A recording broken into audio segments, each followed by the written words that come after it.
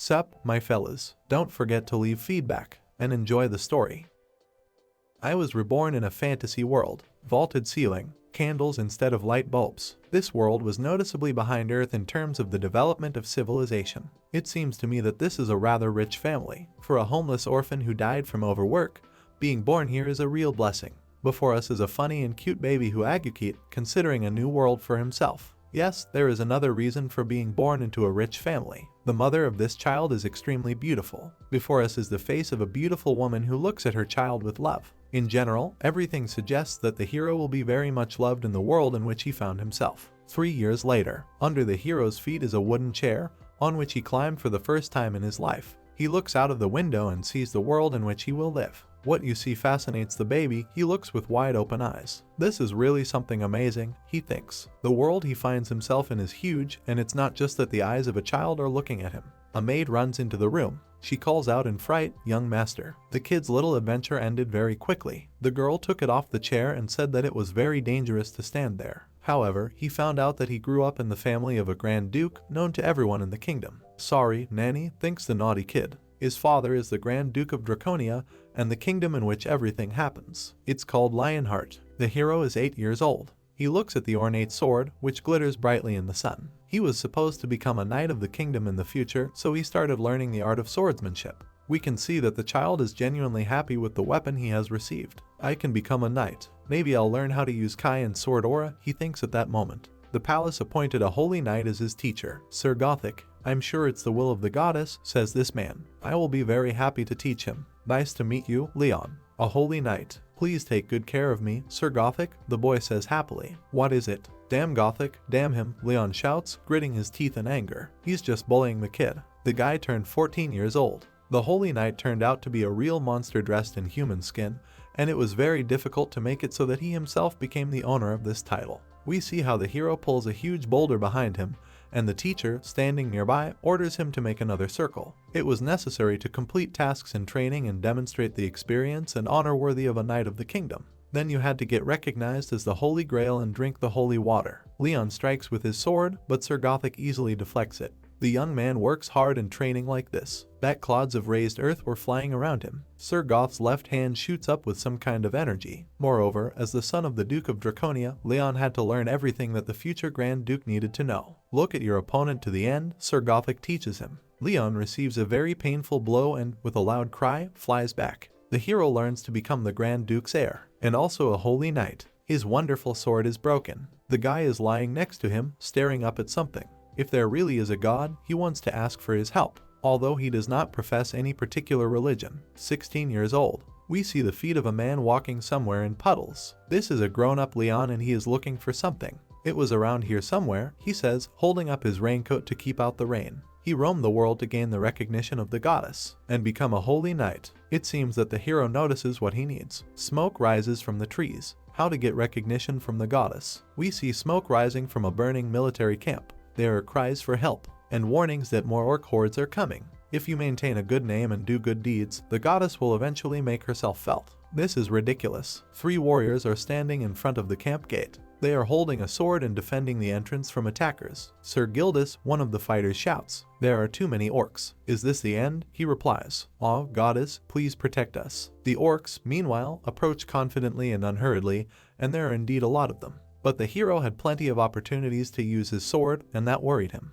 "Hey, freaks," Leon shouts to the orcs, "how dare you defile the territory of this kingdom with your dirty feet?" One of the monsters looks back at the impudent man in bewilderment. The hero strikes, blood splatters in all directions. The kingdom has too many enemies. 20 years. Leon has matured a little more. He met a goddess. We see this beautiful creature. Wulfric Draconia's son, Leon Draconia, she says, "I will give you a mission that will allow you to prove your honor and faith." The hero wasn't deceived, she really was a goddess. "I'll do as you say, Ariana," Leon says, dropping to one knee. The goddess really exists. After serving her for many years, Leon became a holy knight. Now he looks like a sophisticated man.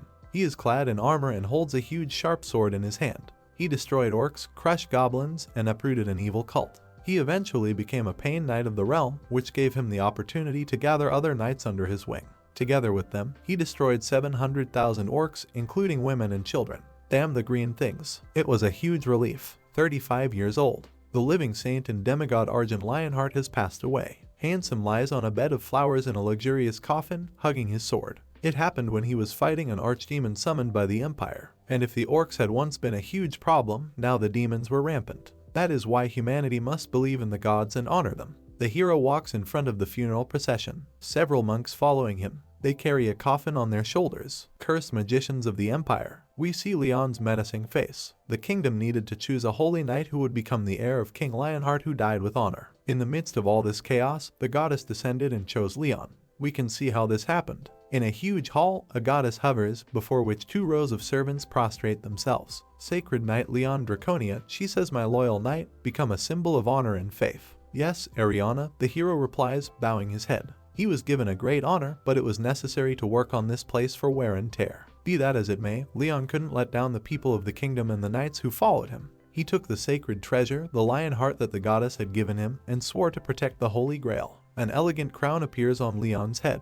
He became the Grand Duke of Draconia, and Lionheart's king. Before us is the monarch in all his glory, with all the proper attributes. 80 years old. A lot of interesting things happened to Leon. He led the kingdom through 3 great wars with the orcs, and he witnessed the bizarre hunchbacked goblin transform into an archdemon. The abominable empire continued to pester him. Your Majesty, an armored knight standing slightly behind him addresses the hero. The Imperial School of Dark Magicians is once again conducting dangerous experiments, he says. This is all because the Empire has adopted the teachings of the blasphemous northern cult. How dare they reject God? Stupid bastards. Leon orders to gather the knights. This is what happens when you give human rights to those who don't even deserve to be slaves. You just need to win them all. 96 years old. The bastards from the Empire finally did what they were aiming for. In front of us is the head of a broken statue, next to which we hear remarks in an incomprehensible language. We are sacrificing 3 million lives. Please grant my request. Some vile one-eyed creature screams madly. The Emperor has crossed the line. The scum that always said it didn't want to die committed suicide and forced 3 million residents of the capital to do the same.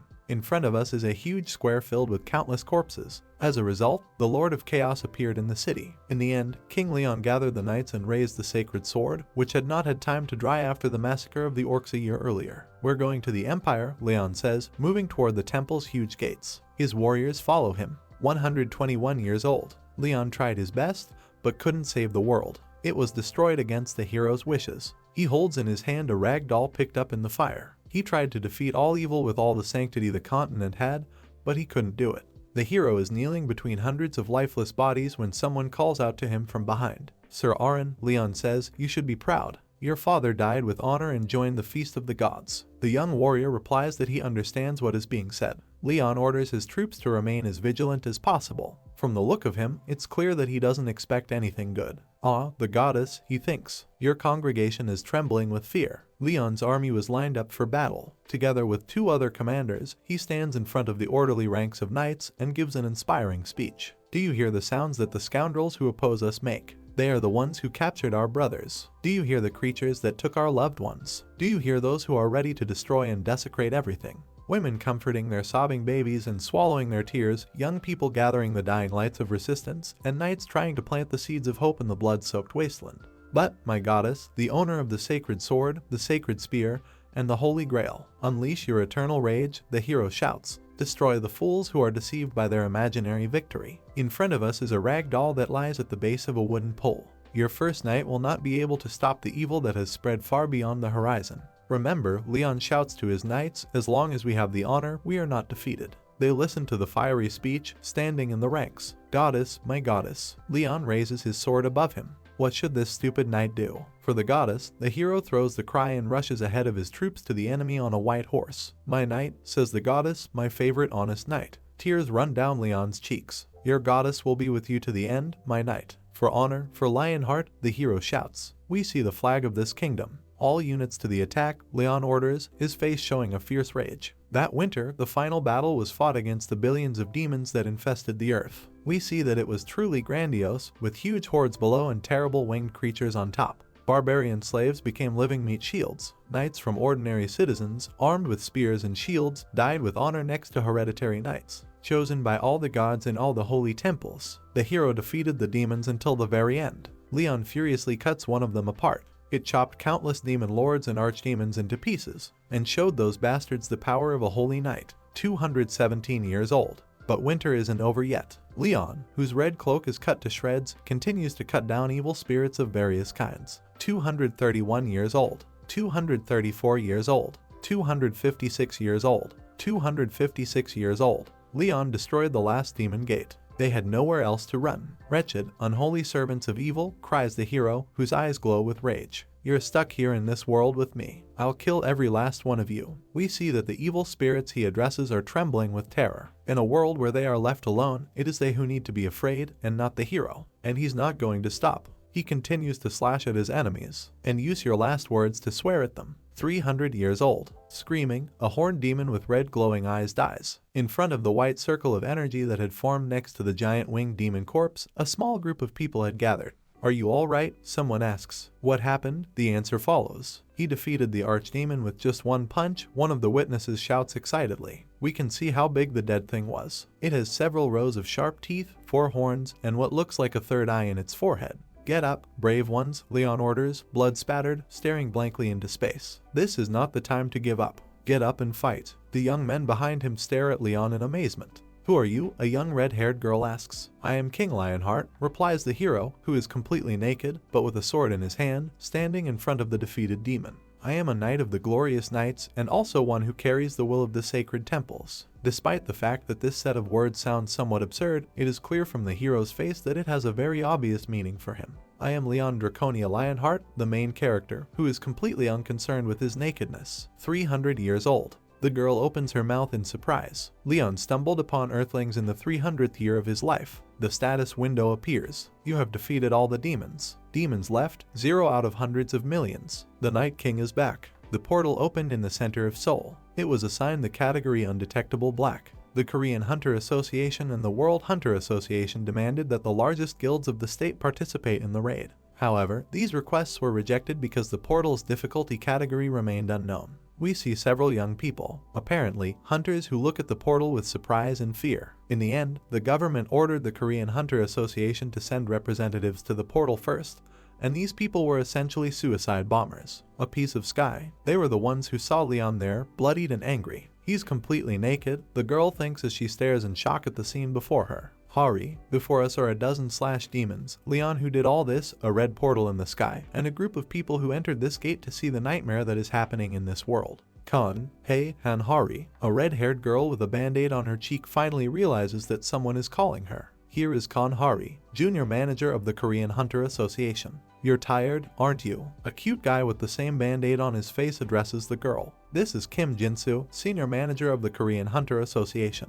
He gives the girl a paper cup of coffee. She thanks him. Now both managers are sitting on chairs in a typical law enforcement office. What's up with you? Asks Jinsu. No one believes me, Hari says. I didn't doubt it. It was a demonic portal of the black category, and inside there was just a giant devil, the guy says. To return from there alive without resorting to the help of other guilds is already a miracle. What can we say about cleaning it? But one person did everything there. We can see who it is. Leon looked like a god, naked and holding a sword. Now he's sitting quietly with his arms folded, already wearing a light sweater. Are you a survivor? Jinsu asks him. From the portal, Hari adds. Yes, a survivor from another world. The senior manager finally clarifies the idea. Leon looks at them carefully. People sometimes manage to survive on worlds where portals lead. Similar gates began to appear on Earth about 30 years ago, and they all had some similar features. Each time, they were left with either destroyed worlds or those that were confidently moving towards destruction. And sometimes the survivors manage to return to Earth. In front of us is a knight who has emerged from a portal and is being led down the street by 2 agents. The survivors had incredible strength, which was acquired in the demon realm. And it is for this reason that governments of different countries have made every effort to meet the needs of survivors. We see 2 typical agents of law enforcement agencies convincing their ward of something. The survivors were closely watched. We have to watch him, says a terrified Hari. This person is incredibly strong. Jeans, propping his head on the palm of his hand, he agrees wearily. He knows perfectly well that this is necessary. Even a class hunter risks death when fighting a high-level demon, he says. And this survivor killed the big devil with a single blow. It's a creature that even the most skilled S-class hunters are afraid of. We see a familiar skull with sharp teeth and 4 horns. And he didn't just kill him, Jinsu says. A sword mark is drawn across the big devil's silhouette. and we once again see how huge this infernal thing was. He was an order of magnitude stronger than the big devil. Jinsu shares his observation. We can see how impressive Leon looked against the background of his horned opponent. He has a very calm face, by the way. But most of all, I am concerned about the difference in cultures, the senior manager continues. By the title that he called himself, it is clear that he was a very influential person there, perhaps even a king. Hari and Jinsu ride in the backseat of the car. I think everything will be fine, says the girl. Why do you think that? Her partner asks. I can hear it in his voice, Hari says rather happily. I think he's a very good person. Nasty brats, Leon shouts in a rage. He has just smashed the armored glass behind which he was standing, and his fragments are flying at the employees of the Hunter Association sitting at the tables. Even monsters couldn't break this glass, Hari shouts in fright. Leon is seething with rage, his fists clenched, and a yellowish glow can be seen behind him. How dare you denigrate Lionheart's glorious name, he says indignantly. A very nice man, isn't he? Jinsu, looking at the two battered agents standing next to Leon, remembers the girl's words. Maybe it's a cultural difference, she says, smiling. 15 minutes before that, we see a surveillance camera. Leon is sitting at a desk in front of an interrogating agent. How strange this place is, he thinks sadly. The hero recalls his previous poor life. It was meant to be, he realizes. I was an orphan who earned hard work and died of exhaustion. After that, I was reborn in another world and became a knight and king there. It lasted for 100 years. Then I conquered the demon world and exterminated them there for 200 years. That's a total of 3 centuries. So I'm still very lucky that I remember something about Earth. We see that the hero remembers how he carried huge baskets of sand on his back. And now a bald agent in black sunglasses wants to tell him something. Hello, Leon Dragonia, he says. Lionheart Nim. The agent smiles, and there are some papers on the table in front of him. But I think I'd better hide the fact that I was once an ordinary Earthman, the hero thinks. He seems to think of something. Isn't being a Night King who has lived for 300 years in another world better than a 20-year-old boy who died of exhaustion? Serf, call me your majesty, he says to the agent, looking him in the eye with a demanding look. He smiles in disbelief, but the sweat rolling down his cheeks shows that he's tensed up a lot. What? Oh, yes, your majesty. The bald man rubs the back of his head. He's faking it now, Leon realizes. Is he so good-natured in his own right? Or does he follow the prescribed rules for survivors like me? The hero really has a lot to think about. The agent hesitates, but still formulates his question. Black Portal, that is your majesty's piece. Made contact with our hunters, and you killed all the demons that were there, right? Leon looks at the other man carefully. Yes, he says. Have you already forgotten? The agent looks up fearfully. I'm sorry, what do you mean? He asks. I killed all the fiends and defended the honor of the knights, Leon says proudly, and I'm ordering you to be my temporary secretary. I grant you the privilege of writing down the story of this glorious battle. The agent mumbles something unintelligible. Ah, yes, the difference of cultures, he says finally. Okay, he says, writing something down in his papers. You don't have any rules of etiquette regarding the treatment of royalty here, Leon asks, which translates into commoner's language to mean that he's hungry. The agent instantly understands everything, pulls out his phone and happily shouts that he will order to prepare something to eat immediately. And tell me about this world, Leon orders him. I need to find out what's happened on Earth since I left, he thinks. Okay, I'll explain, the agent says, pushing his glasses up on his nose. The nightmare started 30 years ago, he says with a serious expression on his face. Portals began to appear all over the world, from which monsters and demons climbed here to Earth. We can see that he is referring to a fairly wide range of monsters. Since then, we have been constantly vigilant. We suffered very serious losses and realized that each portal has its own theme and an obvious mission. And if you leave the portal without attention, a dungeon will definitely appear, through which monsters will pour to the ground. I think the food is ready, he says to Leon, smiling as he stands up from his chair. He reflects on what he's heard. He rubs his chin thoughtfully with his fingers. This is a little different from what happened in my world, Leon realizes. There, demons appeared like mushrooms after a rainstorm. And here you can find portals with themes and missions. The hero looks thoughtfully into the distance. It looks, he thinks, as if someone is training people through various tests. In front of us is an entity with a huge hammer swinging to the ground. The cannon descends on the planet. Your Majesty, a voice says from behind the cracked door. The food is ready, the agent says happily. He's holding a tray of plates. Leon looks at what they've brought him. His eyes are bloodshot. This is sainthood, a dish of ox leg that is cooked for 10 hours, then sprinkled with salt and pepper and seasoned with crunchy kimchi. When he was just a simple hard worker on Earth, he adored sainthood. It seemed that nothing would stop him from enjoying again what pleased him before. But Leon is forced to swallow the saliva that has filled his mouth. He understands that he can't agree to eat this dish. What is it? With the most gloomy look, he asks the agent who brought him food. It's called sainthood, Your Majesty, he says. This dish is famous as a favorite delicacy of the peasants. The hero's eyes are burning with rage. Miserable slaves, he shouts angrily and slams his hand down on the table. How dare you denigrate Lionheart's glorious name? How dare you serve the king a peasant dish? Is this how your kingdom relates to other monarchs? The agent cringes in horror and covers himself with the tray, clearly fearing a beating. Leon Draconia Lionheart, a king from another world, mediator of the gods, guardian of the Holy Grail, wielder of the Holy Sword and the Holy Spear. The agent tries to justify himself, but Leon simply drives him away, calling him a low slave. The deep dish that has been filled with sainthood is lying upside down on the floor. Its contents, of course, spilled. Malice, Lord of Chaos and leader of the 23 Great Devils, sworn enemy of the demons, who destroyed millions of demons, the very embodiment of the history of the 300-year war, and finally, the returned one who was once an Earthman.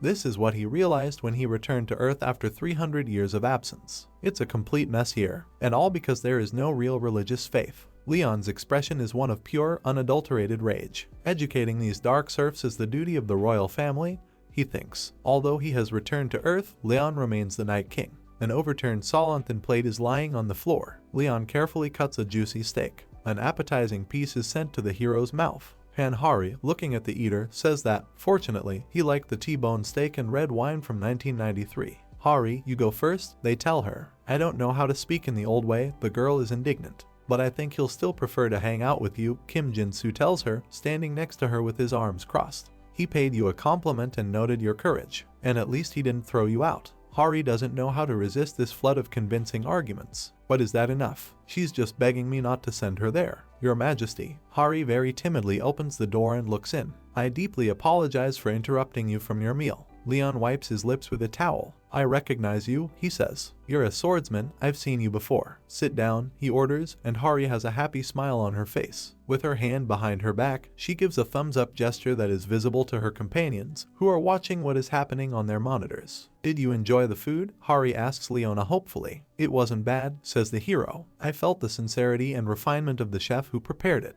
And the reason I was angry with you wasn't because the previous dishes were too modest, he says, folding his arms across his chest. I didn't like the way you treated the king. If you are facing the king of a foreign country, you must give him the proper honors. This will only benefit your power. An apologetic smile appears on Hari's face. Excuse me, she says. Because of my ignorance, I didn't show you the proper amount of respect. Okay, it's okay, Leon tells her. Your name is Han or something, isn't it? Yes, my name is Hanhari. The girl sits down across from Leon and curls into a ball, either out of shyness or fear. I've heard of this world, says the hero. Demons, these unholy creatures have appeared on Earth, haven't they? He gives her a stern look. Yes, it is, Hari replies, hands folded humbly on her hips. She has only one task ahead of her right now. Convince the survivor to join the Hunters Association. We are shown the coat of arms of this organization. I must make him serve our country, Hanhari thinks. Perhaps if your majesty gives your royal consent, the South Korean government will take care of him from now on, the girl says suavely. The main activity of intelligence services in the 21st century has become the search for survivors and attracting them to their side.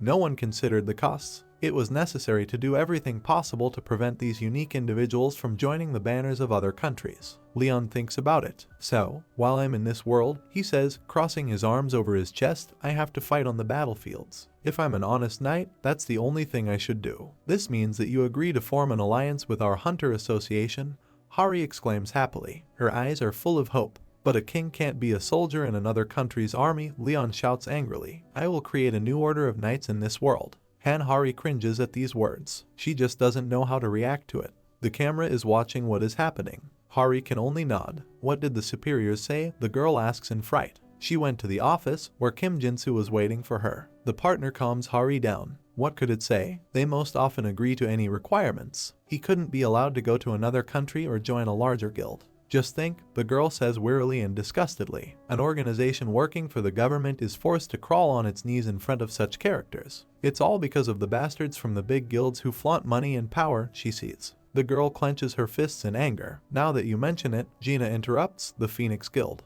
A nasty and sharp alarm sounds in the office. Kim Jin-soo takes out her phone and reads an urgent message on the screen. Attention, break into the Hanam Plains dungeon. If a breakthrough occurs in the granary area, Jinsu says, looking at his mobile device. The demons will stop food production. It seems that S-Class Hunter Lee Yongwing is a member of the Phoenix Guild. Hari asks his partner. It can easily handle the orange portal. We can see who she means. Apparently, this is a notorious villain. I'm sure those bastards have a different plan. Jinsu tells her angrily. We need to go there immediately and deal with the situation. Leon can hear the Phoenix Guild being cursed outside the door. The hero heard everything and made his own conclusions. I think they're in trouble, he thinks, looking at the door. If there is a breakthrough, the land will remain infected and nothing will grow on it for a long time. He raises his hand, which begins to glow with energy. As I thought, this world doesn't have it, he realizes. Jets of energy rise up, swirling around Leon. Are you okay? He asks. We see very bright bluish lights. Demera, Leon says. Before us is a grandiose palace with high spires. And now we see a girl with a green cape covering her head. She smiles. A few ears of wheat. Sparks fall on the field where they grow. An orange-colored portal is visible behind it. Hunter Lee Yongwing, what the hell is going on here? In front of us is a red-haired young man with an impudent expression. This is the same Lee Yongwing, a guild master from Phoenix, an S-Class hunter. What are you? From the association, this person answers. He recognizes his interlocutors. Oh, is that you? Department head Kim. And newbie Hari is also here. What a bastard, Jinsu thinks to himself. He deliberately allowed a breakthrough to happen. They're only doing this because we didn't grant their request. The Phoenix Guild has been asking for an exemption from portal income tax for a long time. She makes good money in the worlds that open up. The guild sells magic crystals obtained therein, for example, weapons that were armed with monsters. And she's asking for a $1 trillion tax deduction. Phoenix is already making money as a major guild, Kim Jinsu thinks with a frown. But who would have imagined that she was able to engage in outright sabotage due to the fact that she was denied preferences? Hunter Lee Yongwing says Hari in a stern voice, we must close this portal immediately. He's been here all week. If we leave it like this. I know, Yongwing replies with a malicious grin. The portal rights we acquired will be transferred to the other party. But what can I do? He asks slyly. Our guild members are badly injured. They can't go on a raid in this state. We will try to close it by tomorrow, but no one knows if we will succeed. Don't you have an ounce of patriotism in you? Hari shouts furiously at the Phoenix Guild hunters. Kim Jinsu puts a hand on her shoulder to calm her down a little. You know exactly what will happen if the Hanam plains are infected, the girl shouts. Don't I know that? Lee Yongwing shouts. His face is a mixture of anger and gloating. What kind of kindergarten is this? Miss Hari, I told you exactly the same thing at last year's draft, didn't I? The girl pauses and looks at Yongwing with wide eyes. In this world, justice is money and power. You do everything rather superficially and old-fashioned, says the hero. Leon, Your Majesty. Hari turns at the sound of the Night King approaching from behind and is surprised to recognize him. Don't mention the king's name without due respect, her hero warns. I only allowed you to call yourself by your title, woman. Who are you? Leona Yongwin asks warily. You look like a Westerner. Shut up. The hero roughly shuts him up. How can such a non-entity say anything at all? He looks at the hunter with rage and contempt. What's wrong with this bastard? Yongwing wonders, not used to being treated like this. He's gritting his teeth with rage, too. He called me a jerk. One of the 20 S-class hunters in the world and a guild master of one of the top 10 guilds in the world. Do you want to die? He asks Leon. Yongwing's hand begins to glow with energy. Hunter Lee Yongwing, please stop, Hari begs him desperately. He's a survivor. A survivor. Yongwing looks at the hero in disbelief. I'm sorry for being rude, he says to Leon, putting his hand to his chest and looking down humbly. I'm Lee Yongwing of the Phoenix Guild. You may have come from the Grey Guild. The king doesn't say it twice, Leon says clearly, glancing sideways at the hunter. Tell me what the problem is, the hero says to Jeans. I don't know anything about the portal, so please tell me briefly. Yongwing, who no one is paying attention to anymore, is shaking with anger. He's going to help us, Jinsu thinks in disbelief. Hari happily claps her hands. This is a breakthrough in the dungeon, she begins to say. When such an event occurs, a large number of demons and monsters end up in a particular territory, and after them, nothing grows on the ground.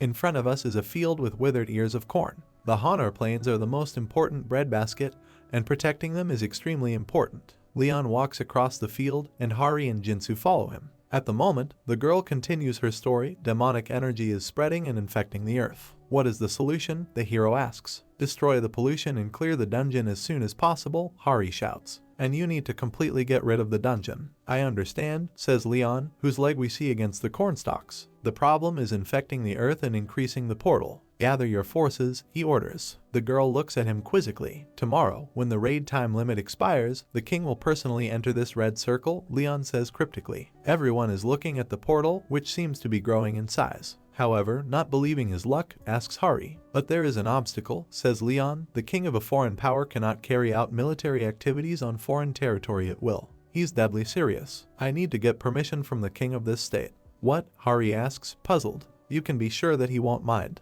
There are rules and legal processes for such matters. Leon is completely adamant. I won't be able to call myself an honest knight if I don't obey your state.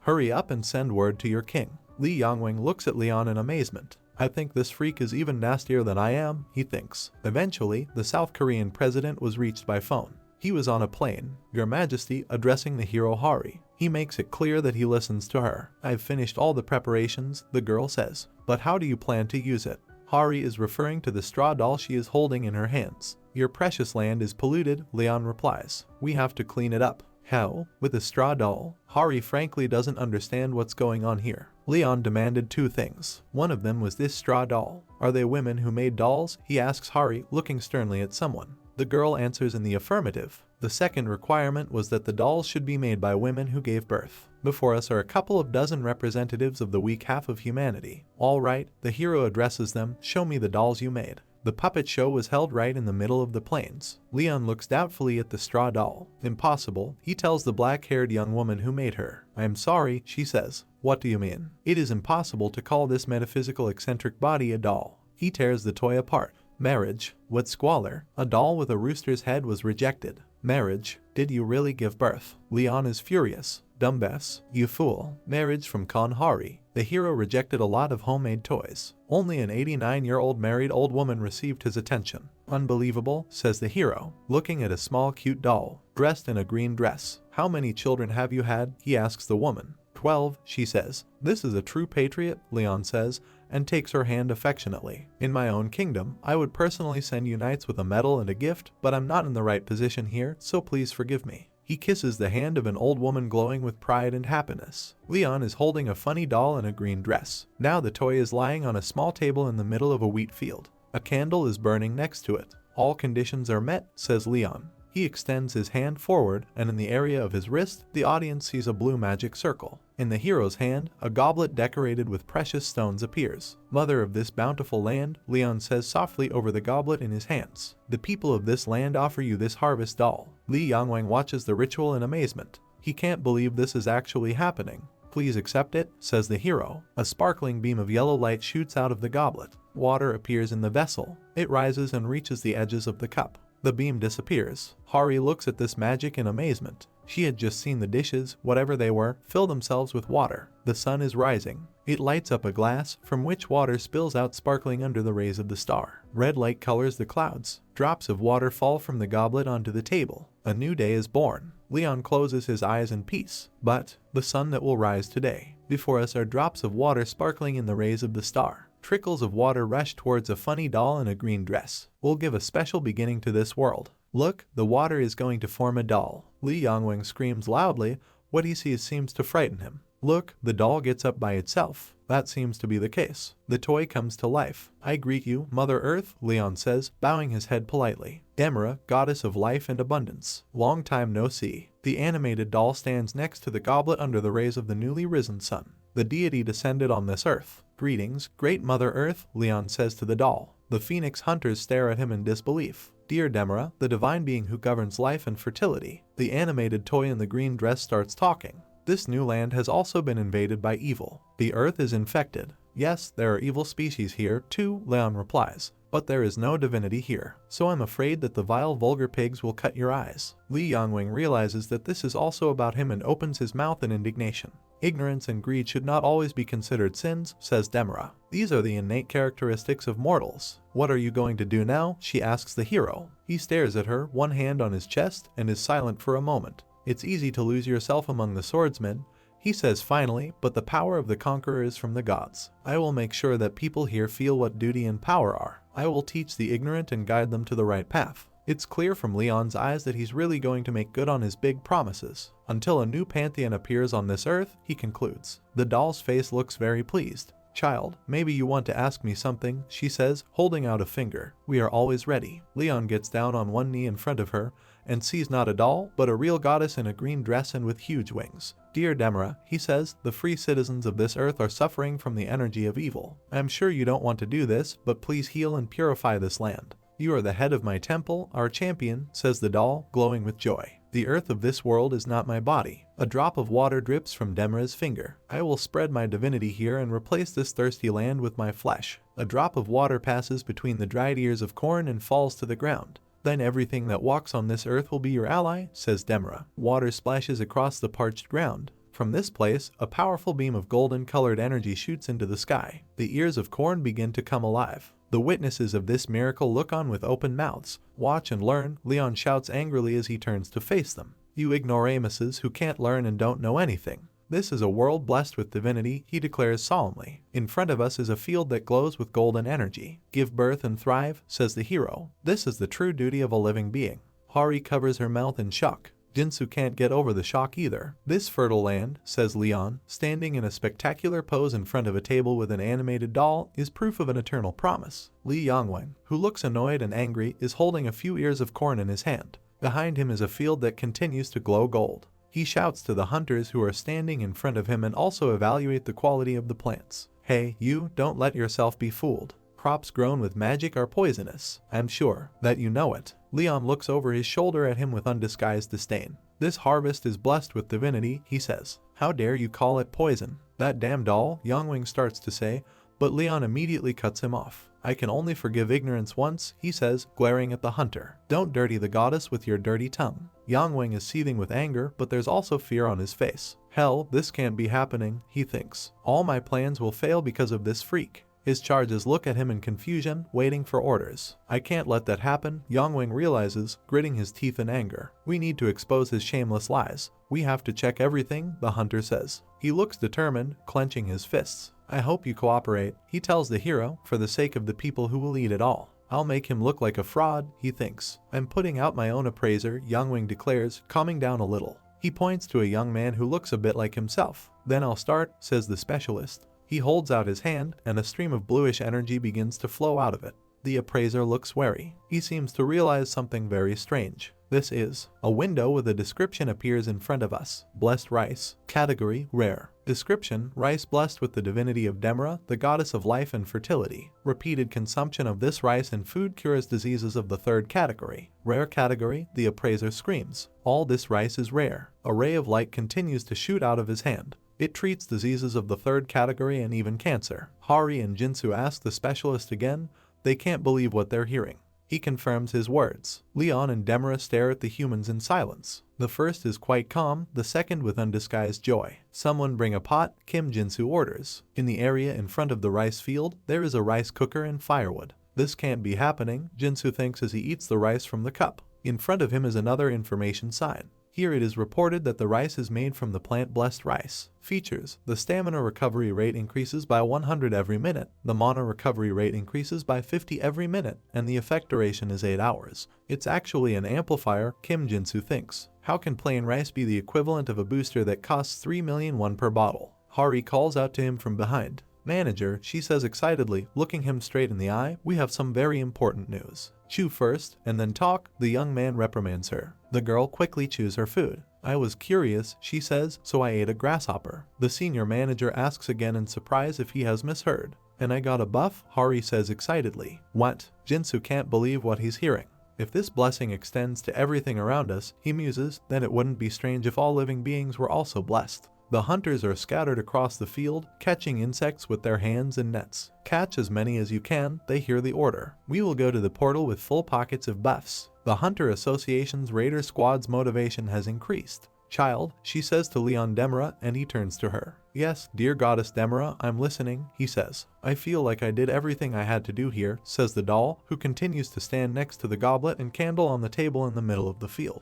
"I have to go back." Leon kneels down on one knee in front of her and puts his hand to his chest. "I will never forget the divine love you gave us," he says. "Child, let me give you one last piece of advice," asks the animated doll. The hero closes his eyes, ready to receive wisdom. "Be sure to feed yourself," she says. Before us is a beautiful goddess who has taken possession of a rag toy, and now she's leaving the doll. A lifeless figure in a green dress lies on the table next to a candle. "Your Majesty," shyly asks Leon Hari, "what was that?" Divine power, he replies. There is no god in this world. It's the hero's turn to ask a question. I do not know, the girl answers uncertainly. The right life in the right world requires divine power, the hero declares. It would be nice if you, the inhabitants of this land, remembered this. Now that the soldiers are full of strength, we'll go to the portal, he says, and we can see exactly where he's going.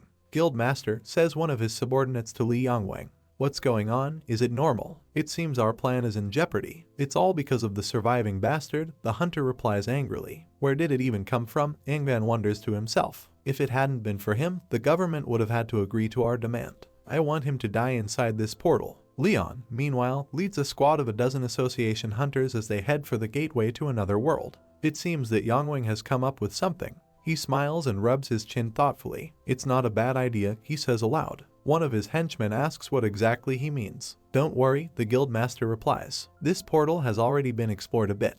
The other person agrees. That's right, he says. It's a bit complicated in the center, but the assistant seems to understand everything.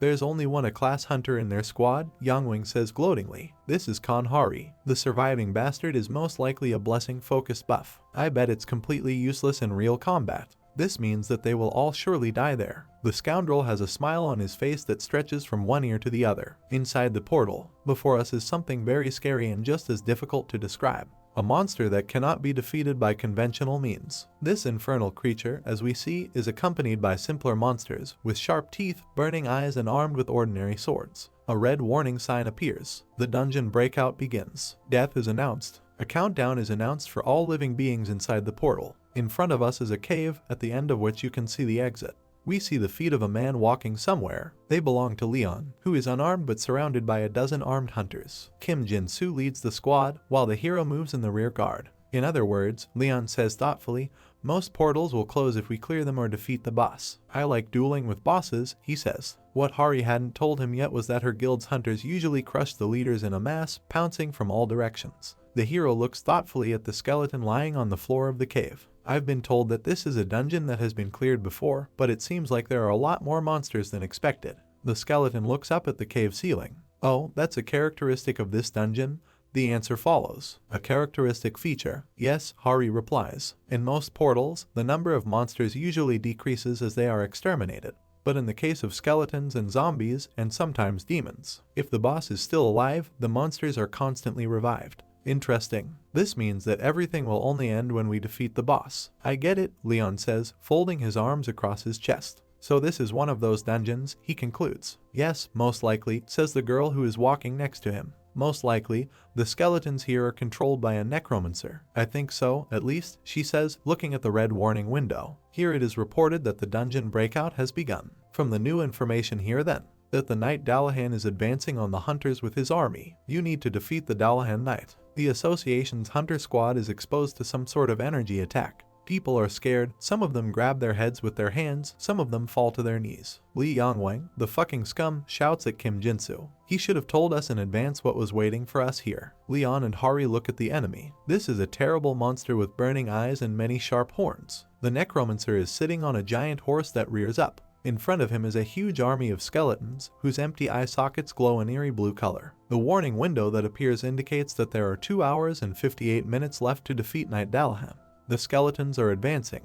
The hunters chatter nervously. Sir, should I distribute the potions? One of them asks Jinsu. Yes, he replies, but give preference to those who fight in the front ranks. Mashik, he calls out to one of the fighters. How many archers and mages do they have? He answers, drawing the bowstring, that he sees 30 archers and 2 magicians. Jinsu orders hunters with sniper skills to eliminate enemies that deal damage from a distance. Those with shields must hold off the advance of the skeleton army. He himself, covered with a shield, stands in front of his squad. Come on, you bastards, attack, he shouts at the skeletons rushing at him. Those, as it turns out, do not have to be invited twice. With their swords raised above their heads, the skeletons descend on the hunting party. Jinsu holds back their attacks with his huge shield. They're stronger than I expected, he thinks. It looks like the orange portals are different from all the others. Opponents, he smashes a huge hammer, very interesting shape. Still, Jinsu thinks, these skeletons aren't too dangerous for the B-class tank that it is. He strikes again, and he realizes that he seems to have jumped to the conclusion.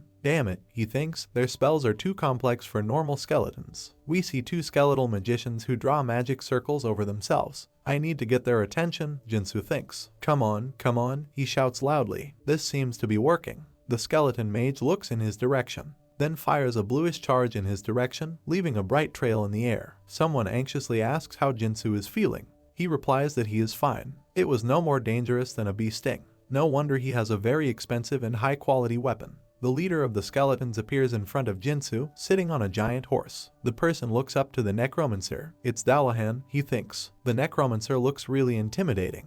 Jinsu knows that this is going to be difficult for him, and almost immediately, Dullahan strikes a powerful blow. Dropping his hammer and shield, Jinsu sits on the ground and tries to recover. This is not so easy to do. Noticing what has happened to Jinsu, Hari tries to call out to him. Leon, meanwhile, as if nothing had happened, stands next to the girl and looks at what is happening like an outsider spectator. One of the young hunters begs Hari to save Jinsu. She asks if it's time to throw in the reserves. Hari knows that the girl is right. Reserves exist just for such situations and must join the battle immediately, especially since the necromancer went out in earnest. He is confident and very fast with his huge sword. Some hunters just don't understand how this is even possible. Hari decides to call for the help of King Lionheart, who in front of her eyes struck down a great demon with one blow. My lord, she says to him, please help us. The girl looks at Leon pleadingly, tears streaming down her cheeks. The hero turns to her, and not a single emotion can be seen on his face. It is completely indifferent to what is happening. It is unworthy of a king to engage in such an insignificant battle,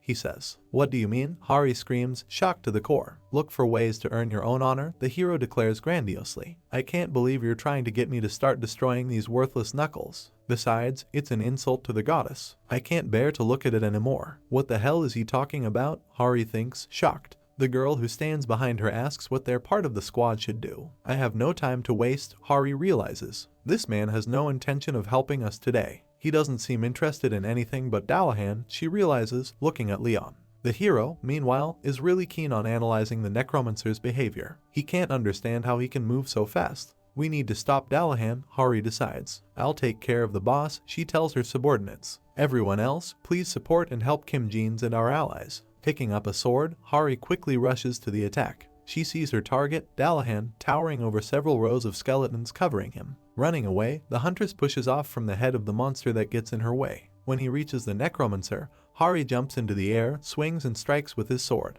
Hunters who are some distance away from Dullahan see a bright orange flash. A close-up view shows Hari's sword sliding across Dullahan's giant sword. He blocked the kick, she realizes. She looks angry and annoyed. I must do everything I can to separate the necromancer from his army, Hari understands. What the hell is this, she thinks, when she sees Dullahan's glowing eyes in front of her. She looks at the boss's torso and realizes that the head is now separated from him and has a life of its own. I don't understand. Did he throw his head down to block my view? What is this trick? It seems that the undead have some tricks of their own.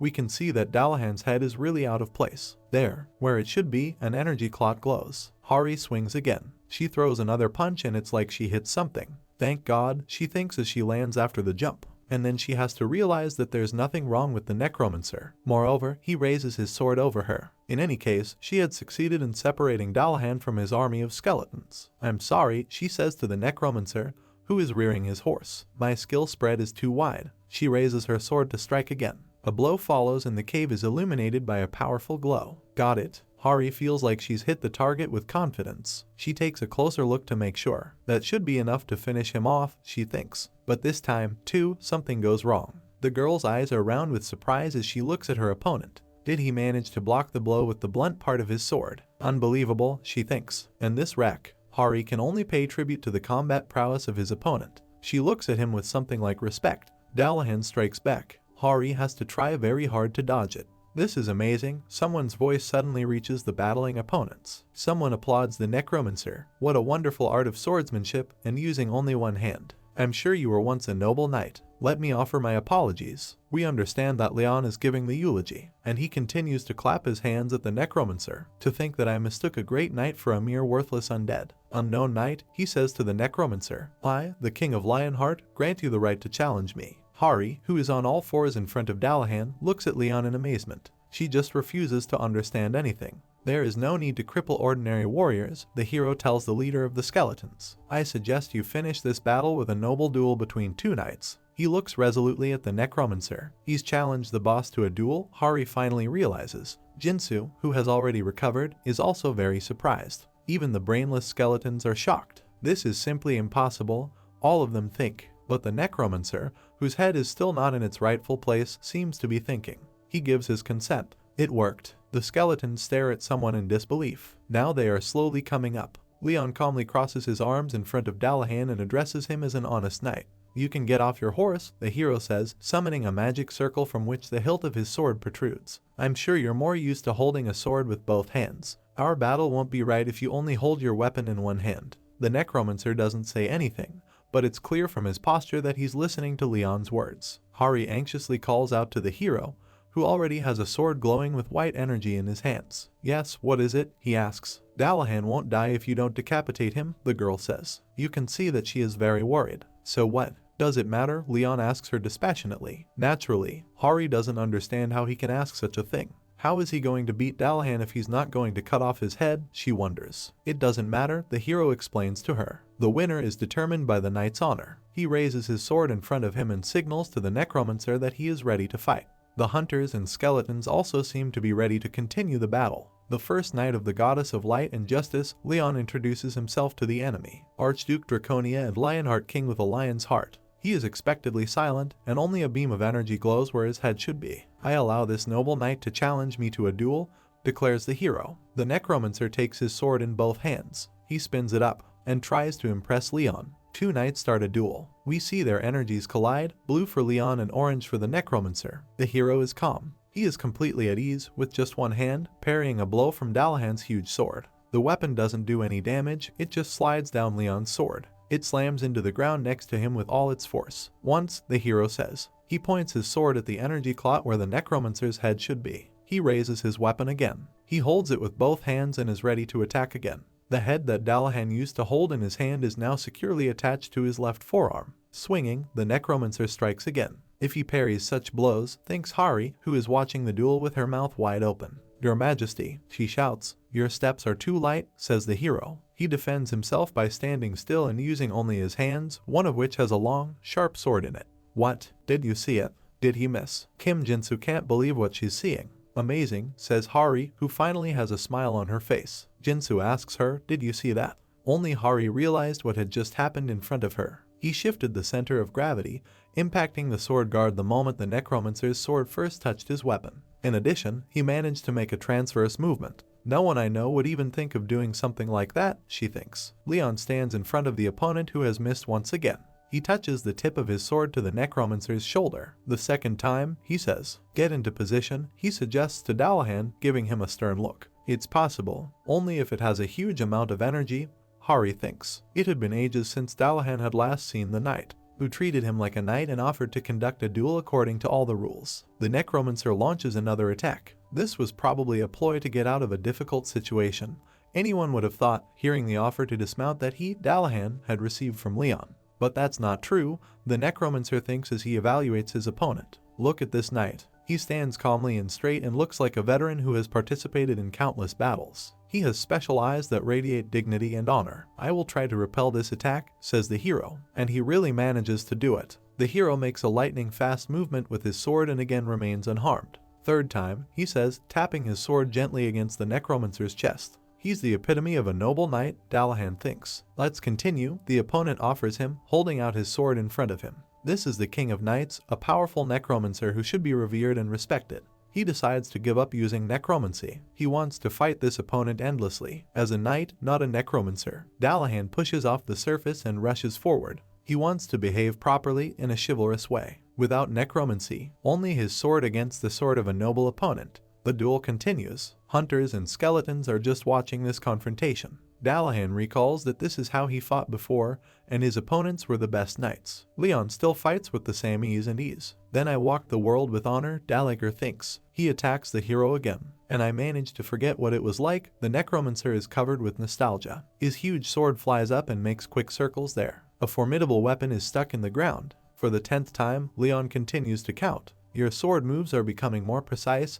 He tells the necromancer, "Do you remember who you were in your previous life?" Dalager just growls. "Ah, what an honest knight," he thinks. "You brought me back to the glory days of my past." "Let's continue, knight," Leon tells him. The necromancer growls again, not saying a word. The skeletons he leads have stopped grinning. They look like ordinary spectators, not ready to devour any enemy monsters. One of them is holding a necromancer's head. Dalager places a gauntleted hand on that head. Now he has it in his hands. "How long have I been doing nothing but slaughter?" he thinks. "How long have I fought without honor?" We see a huge mountain of corpses that Dullahan left behind, leading an army of skeletons. "If I can end my damn trek this way." He gets down on one knee in front of his opponent. "For me, there can be no greater joy." He seems to be holding out his head to Leon. "Amazing," he says. "I am overjoyed that you have regained your honor. I will pray for you." Leon puts his hand on the necromancer's head. "If there is a god that you believe in, I want him to give peace to your soul," the hero continues. "If not, I want the goddess to accompany you to the end of the garden. I want to meet you one day, great knight, in the hall where the gods feast," Leon says. You can see from his face that these are sincere words. "Let there be light," he concludes. The necromancer's head begins to collapse, emitting a huge amount of light. The armor Dullahan was wearing also disappears. A face appears, which was hidden under a menacing horned mask. "Hallowed be Leon Draconia Lionheart," Dullahan thinks. Outside the portal, the hunters who have just come out of it look at the trophies and move away from the experience. He kept his promise, Hari tells Jeans, who is standing next to him. "Yes," he agrees, shocked. "He really finished everything in a duel." "What was that light?" the girl asks. "Well, when did he say let there be light?" "Maybe it's the divine power that he keeps talking about," the young man suggests. "That would explain why the undead just disappeared after all. But then he should have used this skill earlier," says Hari. "If I did," Leon tells her, "this honest knight would end up as a necromancer." Hari turns to the hero. She didn't even know that he could hear her. "A knight lives for honor," the hero continues to explain. "Honor is born of actions,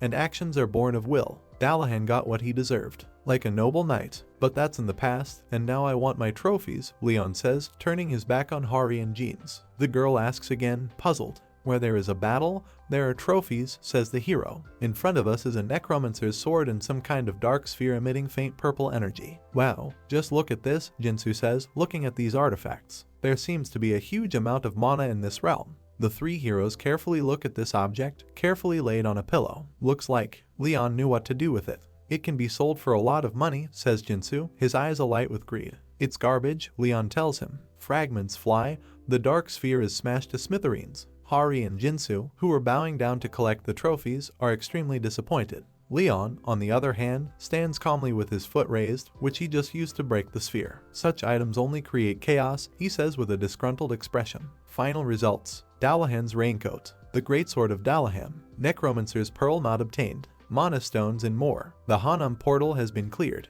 Hari, sighing bitterly, pushes a cart with food and wine in front of him. It had been 4 days since Leon had returned to Earth. It seems to be quite a short time. A lot has happened. Hari, sweat streaming down her face, complains aloud that she is very tired. To begin with, it is worth mentioning a small problem with taxes. "How dare you ask the king of another country to pay taxes?" Leon says angrily. "You can pay with mana stones," Hari offers him timidly. "The king doesn't count his coins." "Why are we discussing issues that should be handled by people below me? I've had enough of talking about money. It's not my job at all." The girl does not know what to say to this and how to react in general. Due to the blessing of the divine power of Earth, the Hunter Association had many new followers. These are ordinary people who came to the organization to learn how to pay tithes. $19 trillion. Pay 90% of your crop as tithes, Leon tells them. Isn't that generous? Now both taxes and the cost of living are very high, the gray-haired old man tells him, and 90% of the crop is. Leon interrupts him. "You are a follower of the goddess," he says, "and do you have to worry about going hungry?" Hari, who is standing nearby, looks at all this with a little crazy eyes. "Social security, communal housing, food and everything else will be paid for by my guild," Leon informs visitors. "This blessed rice," Hari says hesitantly, "has an incredibly high estimated value." She holds up a document confirming this. 80 kilograms of rice is worth 150 million won. The peasants simply cannot comprehend such a figure. "So much for a big bag of rice," they ask. "How much will we have left, even if we give 90% of this amount?" Leon doesn't say anything, but you can tell he's triumphant inside. "Yes, we have faith now," people shout to him. The most serious problem was Leon's living conditions. "What is this all about?" he asks indignantly, standing in the middle of an ordinary modern apartment. "How dare you give me a place where there isn't a single piece of art?"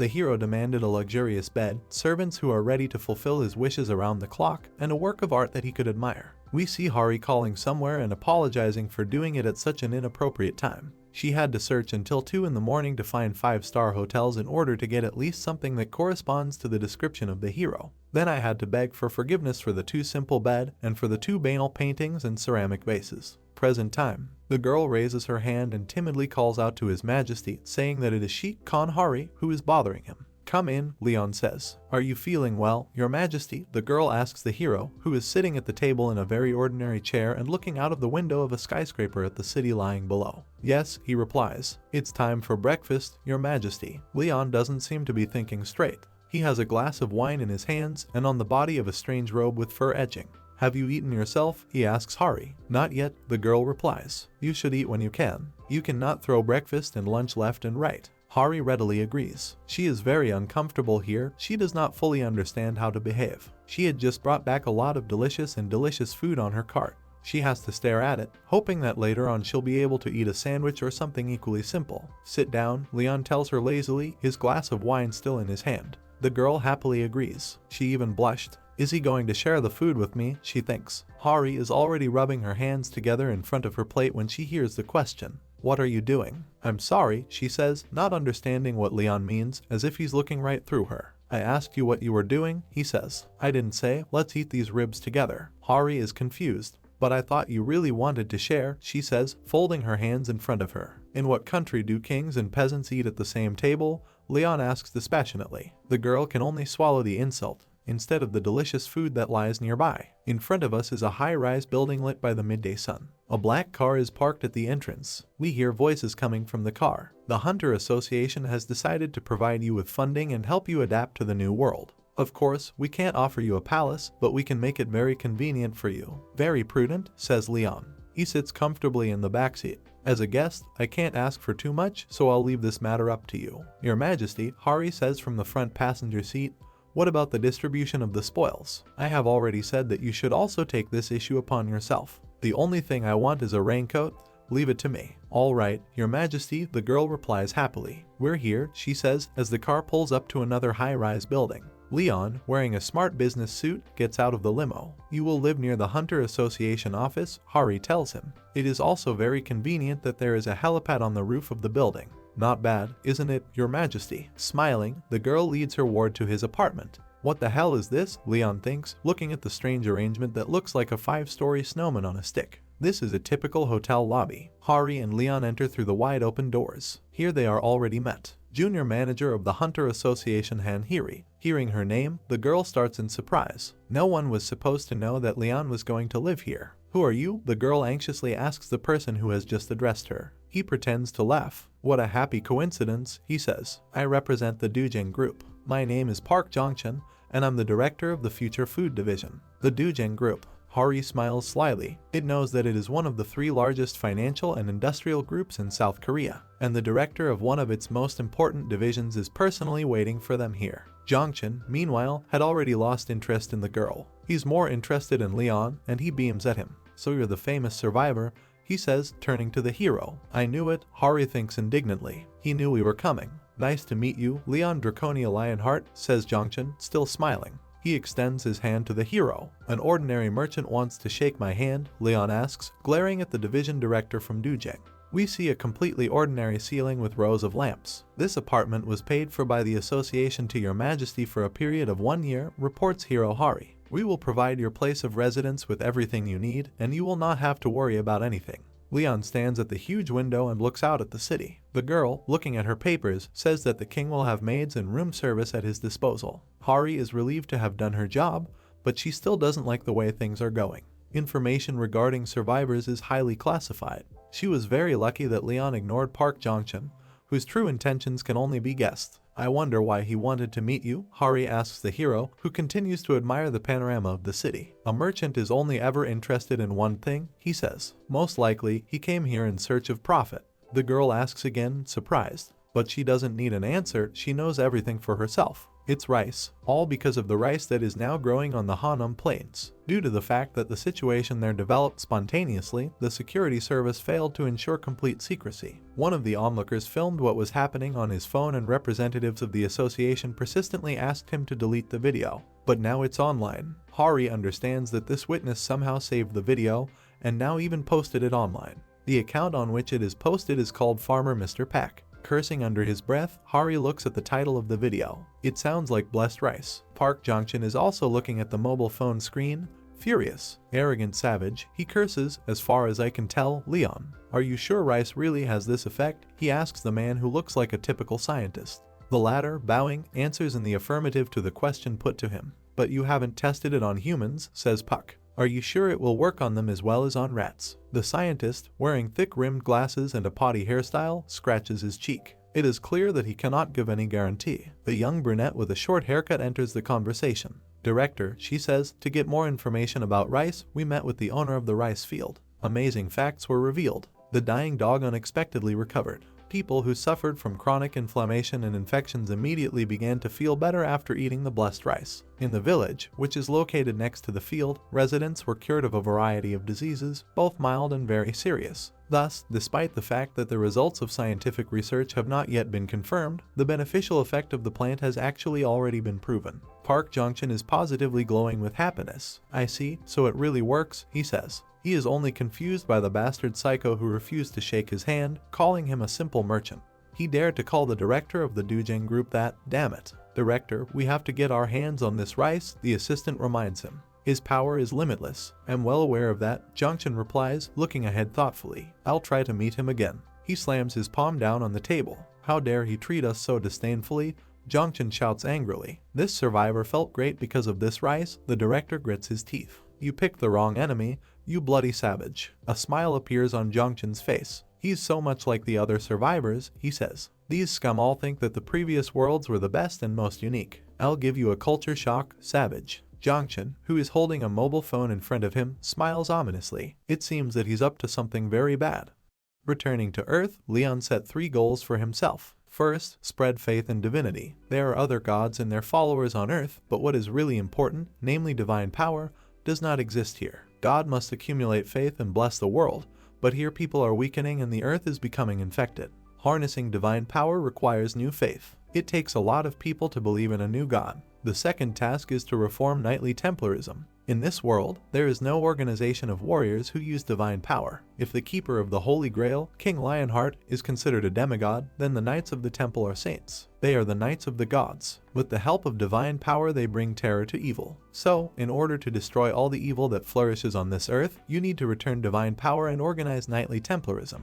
We need to spread the faith, Leon thinks, standing at the window, and maintain balance and order within the pantheon so that the Templars of the Knights can take root here. It may not take root in this world, but that doesn't matter to me at all, he thinks, elegantly wrapping his fingers around a glass of wine. I just have to do my duty. Leona summoned Hari. She reveals that someone has formally requested a meeting with him. The hero thinks for a second and then answers that he sees no reason not to listen to petitioners if they have followed all the necessary procedures. 3 visitors enter Leon's hotel residence. Thank you for giving permission for this meeting, Your Majesty, says Park Jong-chun standing in front. The hero looks at the delegation and says nothing. It looks like he's trying to size up his guests. Park Jong-han, in turn, thinks that for the sake of business he can sacrifice his pride and feign humility in front of this stupid savage. This time I'm with a small gift, smiling broadly, he says. He shows off a container with a handle that looks like a very large suitcase. Please accept it. Continuing to smile, Jong-chun asks. He will be very surprised when he sees what is there, he thinks. There are absolutely stunning, incredibly expensive items that this barbarian could not even dream of, and he will not be able to reject them if he sees them. You will beg me to become your manager. Okay, Leon says quite calmly, since you have made such an effort, I will accept your gift. The hero behaves as befits a king. Will I accept the gift? What is this anyway? Jong-chun thinks to himself. Is he doing me a favor? Inside, Jong-ki is burning with hatred, but outwardly he looks like an exemplary businessman. He portrays indescribable pleasure from communicating with a client. Putting his hand on the container, he invites Leon to see what's inside. I am sure you'll like the content, he says. Hari, I don't want to explain the rules of etiquette to him, the hero says to a girl standing nearby. Open this box. He points his finger at the container. Yes, your majesty, Hari answers. She opens the container and looks in amazement at what is there. Not believing her eyes, she touches the blade of the sword with her finger. The shine that comes from the container makes the girl recoil and take a couple of steps back. She seems to understand what is in front of her. Park Jong-chun is pleased with the impression he made. This is the most elite weapon produced by our group of companies, he proudly declares, standing slightly behind the container. You can choose whatever you like, he tells Leon. Hari is shocked. Are these unique items made by the best craftsmen of the Dujin group? Yes, that's right, Jongin answers her. The best thing that can only be on the planet. I heard, he tells the hero, that from now on you will work as a hunter. I am sure you will find this weapon useful. The donor smiles radiantly. He does not think that Leon will be able to refuse this luxurious splendor. This weapon cannot be bought with money, Hari thinks with amazement. I only saw him in videos on YouTube when I was still a student. Well, where do you suggest I use these low-grade pieces of iron? The hero suddenly asks Jong-chun. Low-grade? He already screams in indignation. Your Majesty, Hari asks in fear, what are you saying? How can one make a good sword without a star aura or a holy blessing? Leon asks them both. Do you only use weapons to hunt animals? What the hell is he even talking about? Jong-chun thinks. He's sweating from nervous tension. Is he hinting that I should dry my swords in the sun and then call the priests to pray over them?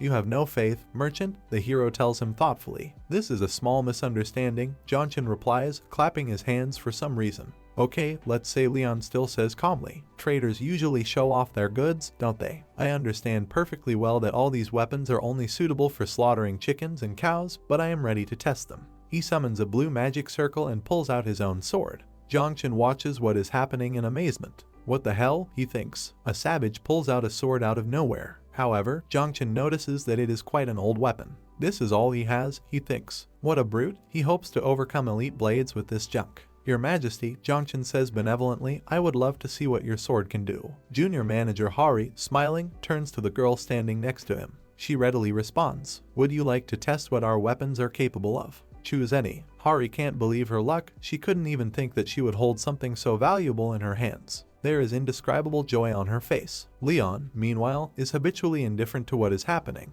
Hari looks at the assortment, preparing to make a choice. Finally, she places her hand on the hilt of the sword that catches her eye. I've admired him for 4 years, she thinks. The girl looks enthusiastically at her weapon, surrounded by a mysterious red haze. This is Dawn, a sword made by Master Park Jin-chul. I feel his power, Hari understands. I have a feeling that he was actually saturated with the dense solar energy of a special portal for 10 days. Can I really use it? The girl asks. Why do you need permission to wave this toy? Leon asks her ironically. What a creature, Jong-chun thinks, hearing this ridicule. Well, then, Hari is ready to show what she can do with this weapon. In the next second, her hope gives way to amazement. Leon, without getting up from the sofa, holding his sword with one hand and not looking at her at all, parries the blow. Hari raises the dawn, emitting red energy, and swings again. That's it, she screams and hits. It seems that her sword should destroy everything in its path. A collision occurs and weapon fragments fly apart. Hari looks at his weapon in amazement. Jong-chun grunts angrily as he looks at what is happening in front of him. A small stump remained in the girl's hands, while the sword substituted by the hero remained safe and sound. It only raises a faint gray smoke. It's even worse than I thought, Leon says disappointedly, hiding his weapon in the very subspace from which he got it a little earlier. Just a waste of time. I will shorten the duration of our meeting, he tells Jong-chun. You have 3 minutes left. He stands there, not understanding what to do. Dawn is broken, he thinks. The most durable weapon of the Dujin group. This can't be true. Desperation appears on his face. His allotted time is quickly running out. I want to patent the rights to rice grains. Ultimately, Jong-chun decides to say what he came for. Both he and his companions bow their heads as a sign of respect for their interlocutor. What? Leon clearly did not appreciate this abrupt transition. Naturally, we will pay, Jong-chun assures him with an obsequious expression on his face. According to our calculations, these rights should be worth 180 billion won. Himself, of course, understands that the miraculous plant is much more expensive. Suffice it to remember that it can treat cancer. But this barbarian cannot understand what 180 billion won is, Jong-chun thinks. He'll go crazy if he finds out how much we're going to make from this rice. Leon looks thoughtfully at his interlocutor. So you want to buy rice with money? He asks. Looks like he's caught, Jong-chun thinks. He's ready to jump out of his pants with joy. That's right, he says out loud. Naturally, we will have to sign a contract stating that the Dujin group has monopoly rights to this plant. And you can raise the price a little if you want. A weak-minded merchant, Leon answers him. Do you dare to insult divinity? We see that the hero was infuriated by Zhangchen's inappropriate proposal. Leon looks at Zhangchen threateningly. He's clearly nervous. His companions also sense something evil, one of whom clutches his throat as if he is having difficulty breathing.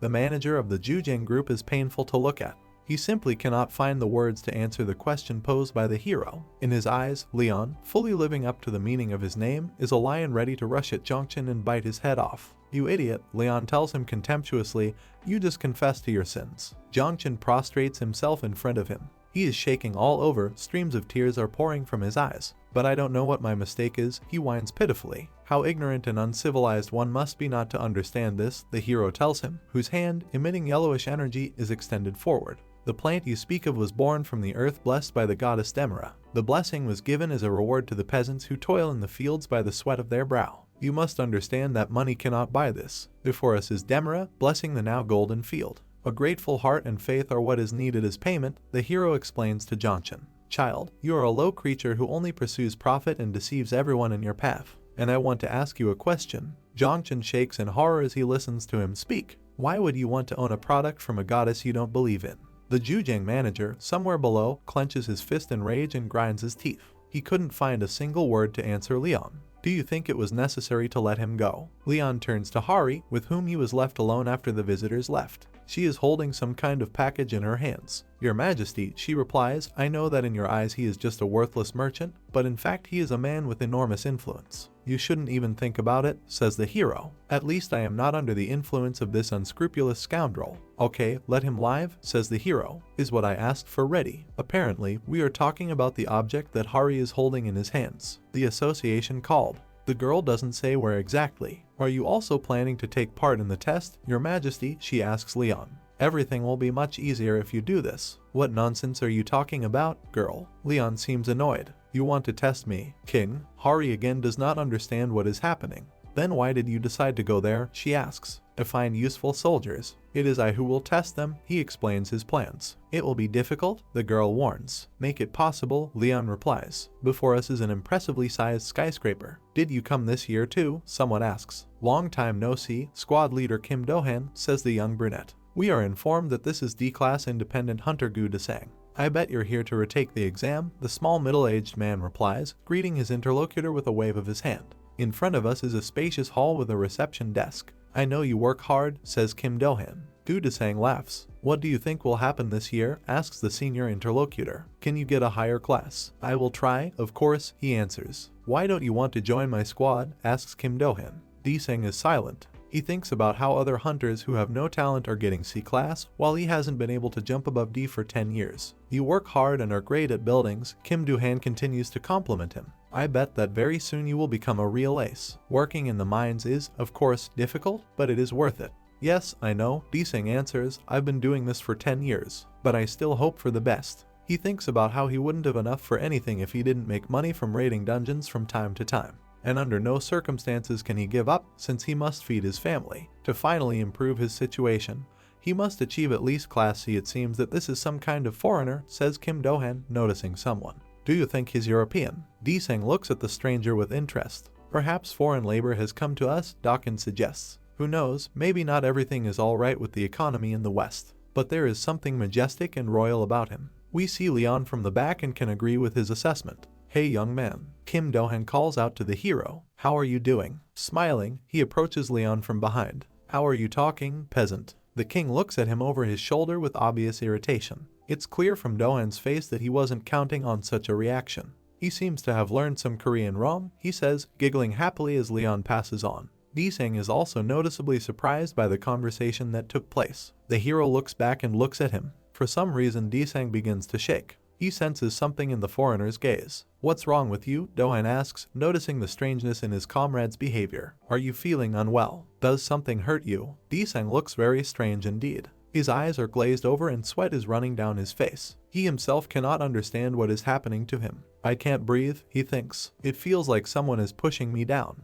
He looks at Leon and feels that this is a very unusual person. Desang gets the feeling that something great is waiting for him. Number 57, Gu Desang calls his girlfriend with a folder in his hand. Please go to interview room number 2. Okay, I'm coming, answers Desang, who still hasn't recovered from the shock. Leon, meanwhile, continues to follow the guy. Just one, right? Are you okay? The girl asks Desing. Yes, I'm just a little nervous, he replies. Meanwhile, Leon thinks that when he came here, he did not expect to find very strong people, but there is no one here who would be worthy of becoming his soldier. This is simply disgusting. Only low-ranking hunters or people who had only recently awakened came here to be tested. An announcement sounds in the hall. Number 77, Leon Draconia Lionheart. Please go to interview room number 9. Okay, it would be stupid to expect everything to go well from the very beginning, the hero thinks. In front of us is room number 9. Leon enters it and sees in front of him 3 people standing near a very strange device. One of them exclaims and gasps in surprise. Number 77, Leon Draconia Lionheart. A middle-aged man reading out the hero's details looks at him with a very strange expression on his face. The other 2 look warily. Call me your majesty, man, the hero answers him. A stupid smile appears on the official's face, but he still addresses the visitor as he ordered. Could you put your hand on this measuring device so we can test it? He asks. Leon looks at the device the man is pointing at. His look expresses misunderstanding. Leon frowns. On the tablet, the official has the applicant's personal card with a photo and many different graphs. Unexpectedly for everyone, the hero calls the official a fool. He asks in bewilderment if he heard correctly. How dare you, man, evaluate the honor of a knight? Leon asks threateningly, folding his arms across his chest. It's not us who are testing, he's trying to justify himself. This device. How dare an ordinary machine measure the strength of a knight? The hero does not stop. Only honest knights and gods can measure the strength of knights. Then why did you come here? The official asks, not understanding anything. I came here to look for useful soldiers, but even the judges here are completely worthless, the hero replies with disgust. Is this a recruiter? And he doesn't hide his intentions at all. Simply amazing, the official thinks to himself. There's no one here I like, Leon says. What's your next challenge? It will take place at the portal, the interlocutor answers. Okay, says the hero. True skills are demonstrated through constant training and realistic situations. I'll probably take a look at this. The official looks at the unusual character in bewilderment. He meant to say, I will participate, he thinks. Green meadow covered with tall grass. The sun shines brightly. Is no one feeling dizzy? The instructor asks the assembled applicants. I warn you that some people have problems with coordination of movements when passing through the portal. We are told that this is a soul portal. Cleared portals tend to remain closed, but some are still left open. In particular, for the situation we are currently experiencing. The soul portal also belongs to this category. Follow me, please, the instructor shouts loudly. This year's strength tests were almost the same as last year's, Gudasang thinks. To improve my result, I must perform better here. So this is what it all looks like from the inside, the guy says, looking around.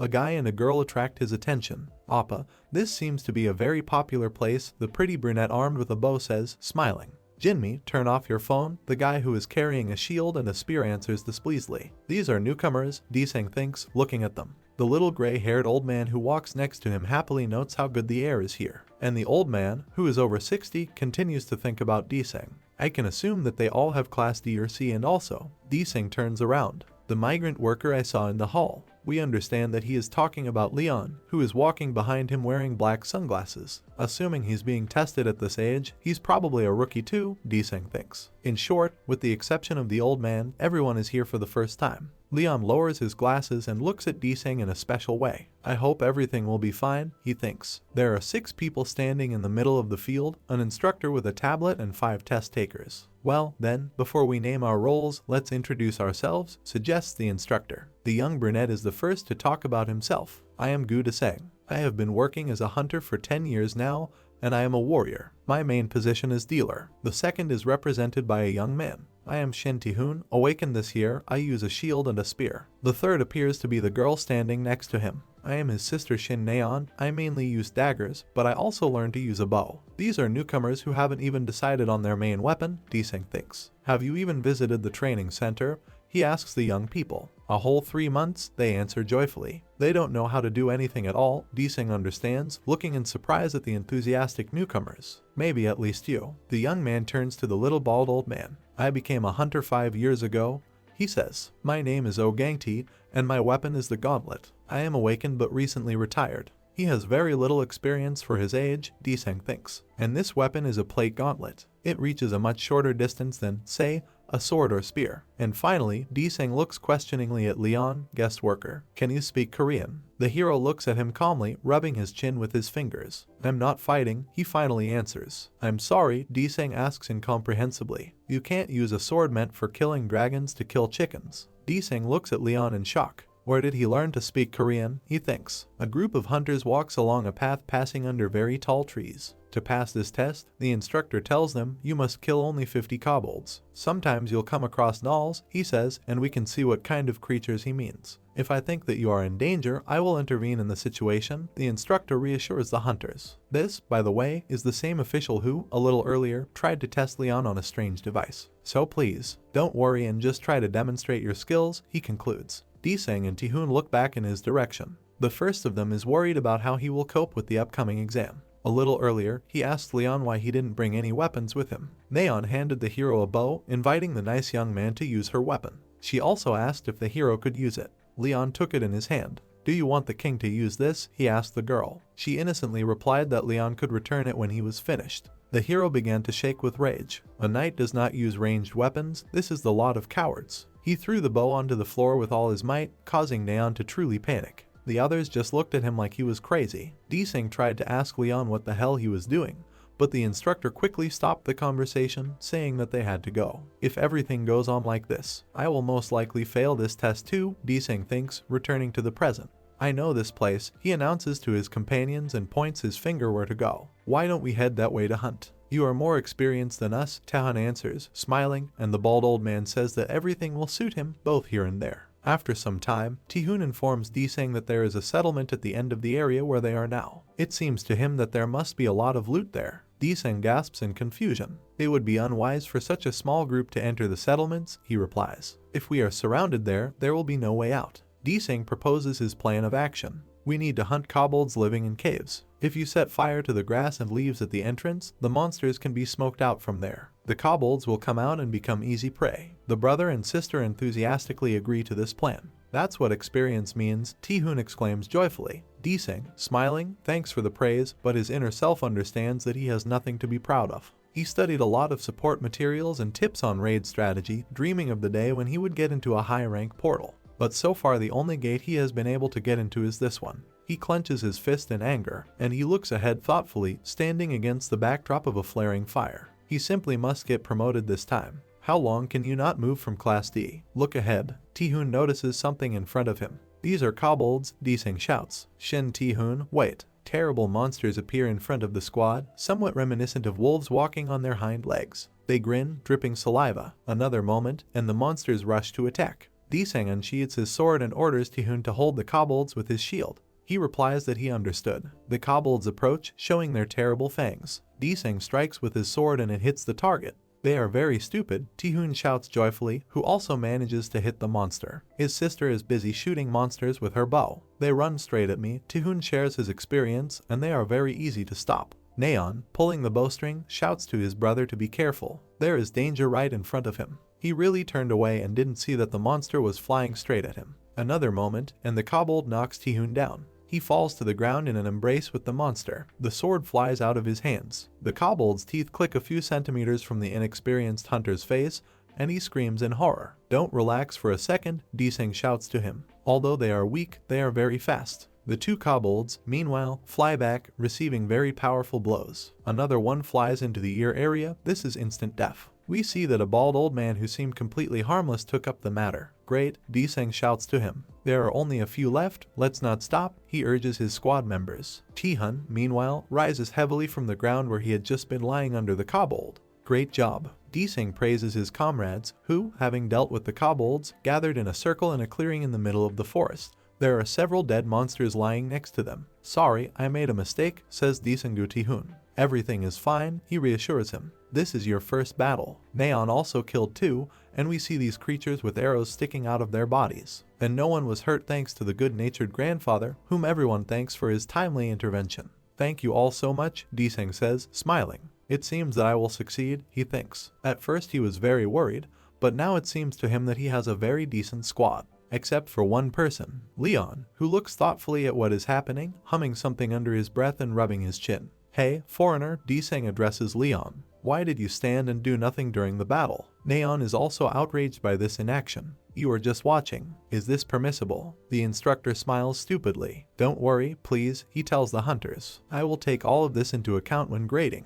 Well, at least something, says Deseng, continuing to look at Leon indignantly. Let's go further. Someone's voice is heard over the clearing where the hunters have gathered. We will soon reach the cave. The detachment approaches the place to which it was heading.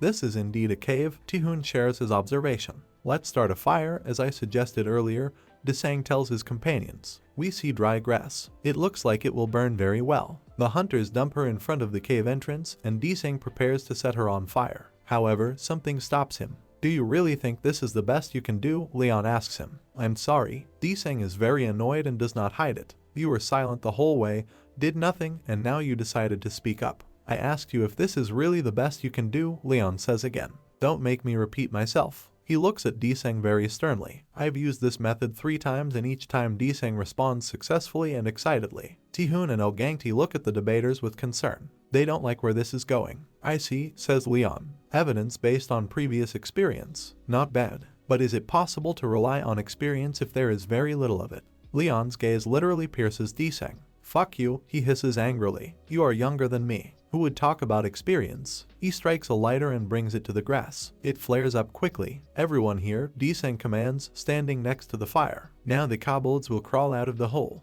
The hunters gather in front of the cave entrance, preparing to meet the monsters with dignity. They are coming, Tihun warns everyone. We see that armed monsters resembling wolves are actually running in their direction. They are already close to the exit of the cave. Attack, Neon shouts, pulling the string of his bow. Bearing their terrible fangs, kobolds rush at their enemies. The girl releases an arrow and hits the target. Tihun prepares to meet them with a shield, and Deseng holds his sword at the ready. I knew it. Thinks the latter, my method works. There is a smile on his face. Great, he shouts to his comrades, let's continue to destroy them. It looks like his tactics are actually working. If we kill the kobolds here, and then destroy a couple of gnolls on the plain, I will succeed, Deseng thinks. Suddenly a terrible roar reaches his ears. Deseng never expected this. What is this? Gnoll Captain. Before us is a terrible and very evil creature with burning eyes and very powerful claws. This can't be, Deseng thinks. The Gnoll Captain is the main boss of the Soul Portal. The monster actually looks very creepy. His class is higher than C. But it is he, the captain of the gnolls, who appears before him, terrible, ready to tear anyone to pieces. Why did he need to appear right now? The mortally frightened Deseng thinks to himself. The Gnoll Captain is ready to tear to pieces the hunters who have invaded his domain.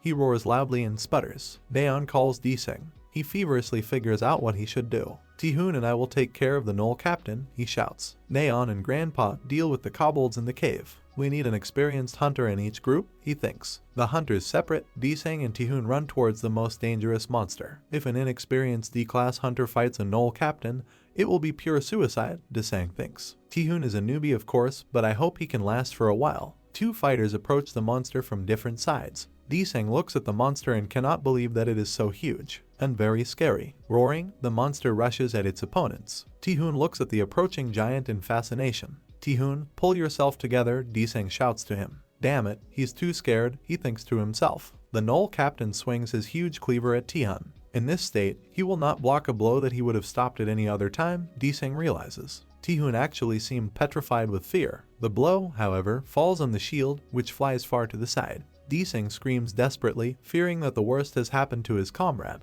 Left unprotected, Tihun lies on the ground and trembles in horror. He extends his hand forward as if it could replace the lost shield. The instructor, meanwhile, looks at what is happening completely calmly. Why doesn't the association representative do anything? Deseng thinks to himself. He said that he would intervene if the situation became too dangerous, and Tian will soon be finished if things continue like this. The Gnoll Captain bends over the prone hunter. To tear me apart, Deseng screams in rage. He takes off, and he runs to the flying shield. Putting it on his hand, he yells at Tihun to crawl somewhere. The monster swings again, and it strikes, the bright trajectory of which we are now seeing. The blade approaches the shield, and it hits him. Luckily, Deseng manages to cover his head securely enough. Tihun, who is lying on the ground, looks in horror at what is happening above him. With great difficulty, Deseng holds back the Gnoll's cleaver. He strikes sparks from the shield. Ultimately, the hunter manages to move the monster's formidable weapon away from him. The monster growls in disappointment. It is, however, does not lose hope of finishing off the enemy and again raises the cleaver above himself. Deseng covers himself with a shield. Will I be able to block this blow too? he thinks. We could have defeated him if Tihun hadn't lost his temper. He looks at the Knoll captain in horror. And now he'll just kill us all, Desang understands. Well, not bad, he hears someone's voice. We see two fingers gripping the blade of a weapon. Try again. Desang realizes with amazement that the last two phrases were addressed to him. The foreigner, who had previously been shamefully inactive, calmly holds the monster's huge cleaver with one finger. What you said? Unable to comprehend what is happening at all, Desang asks Leon again.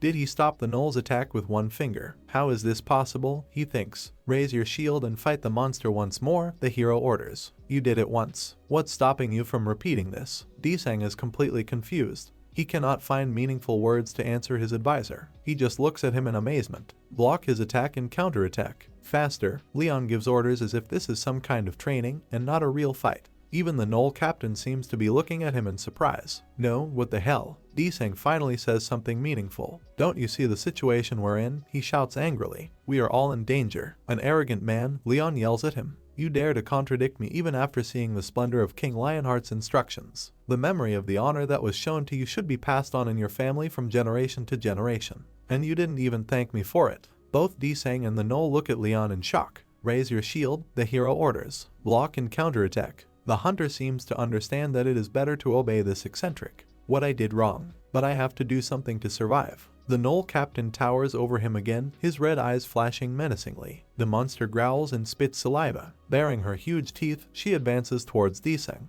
Leon looks at what is happening with his lips pursed. This mad dog made a dying wish, he thinks. The hero is looking up somewhere, most likely at the Knoll. For some reason he sobs pitifully. It may even seem that he is mortally afraid of something. Desang notices that the monster is trembling slightly. What is going on? He thinks. Be that as it may, Desang's fighting spirit returns. The Knoll captain swings his cleaver and the hunter deflects it with both hands on his shield. How strong he is, he thinks. I almost dropped my shield. Stupid, Leon shouts at him. You have a shield, so how can you fight with just strength? Don't meet an opponent who is stronger than you head on. The hero commands with his arms folded on his chest as usual. Deflect his attacks and look for holes in his defense. How will you win a battle if you only defend? Desang, meanwhile, reflects several blows from the Knoll with his shield. Your opponent is not a scarecrow. Leon continues to lead him. This is a living being, a beast that can learn. Use your head, think. Desang, gritting his teeth with anger, he turns to the hero. Damn it, what should I do? He screams heart-rendingly. Leon kicks him in the knee. Don't turn away from your opponent, he instructs the fighting hunter. He would have killed me if I tried to take this blow of his head on, Desang realizes, having reflected another blow from the Knoll. Focus, Leon shouts to him. Don't let your potential go to waste. Use your potential. Rays of bright sun break through the thick leaves of the trees to the surface. You can do better, as a real fan shouts to Desang Leon. I have potential, he thinks in surprise. I'm just a mediocre D-class hunter and I don't have a single unique skill. This is simply impossible. Putting his shield in front of him, he once again meets the advancing Knoll. It's impossible that I suddenly have potential,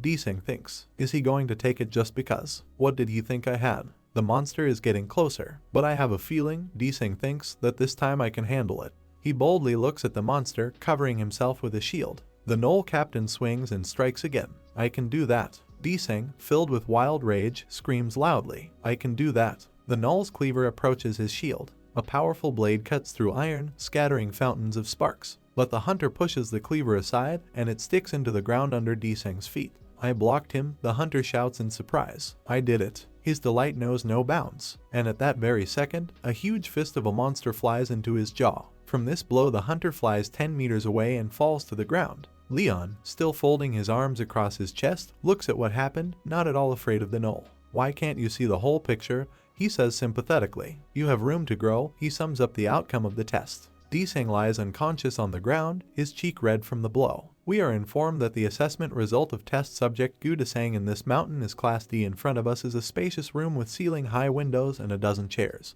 Did you know? Someone asks. From the very beginning? The answer follows. The entrance to the premises is guarded by 2 bald guards in suits and sunglasses. It cannot be that a warrior like you is a mercenary, says Leon. His interlocutor laughs. I have used this mask to transform both my face and body, but it seemed to be of no use. You won't be fooled. Before us is the president of the Korean Hunters Association, Oh Kang-hyuk. You participated in the assessment this time, he turns to Leon. Did you get what you wanted? To some extent, the king answers. At least I have one candidate for the soldier's position. Also, don't be so nervous. I'm not going to move to some other country. Kang Hyuk looks at his interlocutor carefully. He seems happy to hear what he just said. Oh God, he says. You guessed exactly what I was thinking. I think I was a little more nervous than I should have been. But this is because the strength your majesty demonstrated was simply amazing. She surprised me before. Yes, that monster was in a Class D dungeon, but it was at least a Class C boss. We see how Leon dealt with the Knoll captain. He puts his index finger in front of his nose. You're a dirty bastard, he says. You didn't even manage to become human. How long are you going to look at my incomparable face? The same index finger strikes, and the monster flies off somewhere to the side. You treated him like some kind of toy, says O Kang Hyuk, smiling. These creatures are not worthy of being toys, Leon answers. Be that as it may, the head of the association declares, if your majesty wishes to found a guild, I am sure we can assist you. He sits on a chair at the table, and the hero stands in front of the sofa. I'm sure you already understand, he continues, that creating a successful organization requires fame and glory more than anything else. And these days there are only a few ways to earn them. Leon calmly listens to his experienced interlocutor. In Qingju, due to a failed raid, one of the portals turned red. Concern appears on Kang Hyuk's face. No one has been able to clear it for a whole year now. We see a dilapidated city and many skulls on the ground. Apparently, something very terrible is happening there. It must either be destroyed or the gem of wisdom obtained there. In front of us is a robot with a turret on which a red light glows ominously, which is very reminiscent of an eye. Before us is the boss of this portal, Jagged Spinner, the portal of the Jeonju Sports Complex during the raid of the first squad from the KPP Guild.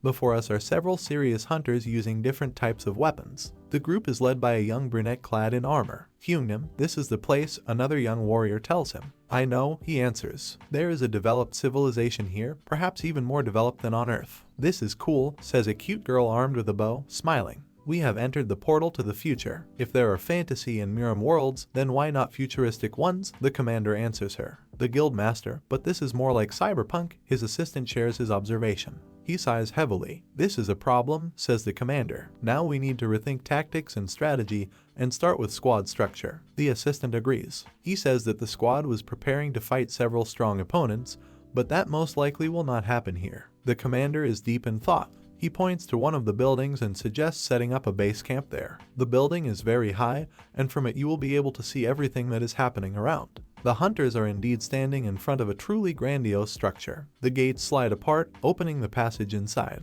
Ho-hyal, do you see anything? The commander asks his assistant, who is looking through the hole in the wall. Nobody here. No people, no monsters. How about Jagged Spinner? This is the boss of the portal. He's not there either, Hoal answers. Strange, says the commander. And in fact, why is there no one in such a big city, neither people nor monsters, he thinks. On the other hand, this is good. At least we won't have to fight either regular troops or any rebels. We see who he means. Attention, the squad leader says to his subordinates, standing at a huge hole in the wall. We have entered the portal, he reports, but still have not received any information about Jagged Spinner. The girl with the bow listens to him carefully. Continue to monitor the surrounding area, commander orders. Besides, we will send a detachment to scout out places. He doesn't have time to finish. A powerful white beam hits the gap, turning the upper body into a bloody mess. Hansu Hyam, the shocked Hoal, who is spattered with blood, tries to understand what happened to his commander. The rest of the squad members are also shocked. They are firing at us, shouts one of the fighters, who realized earlier than the others what was happening.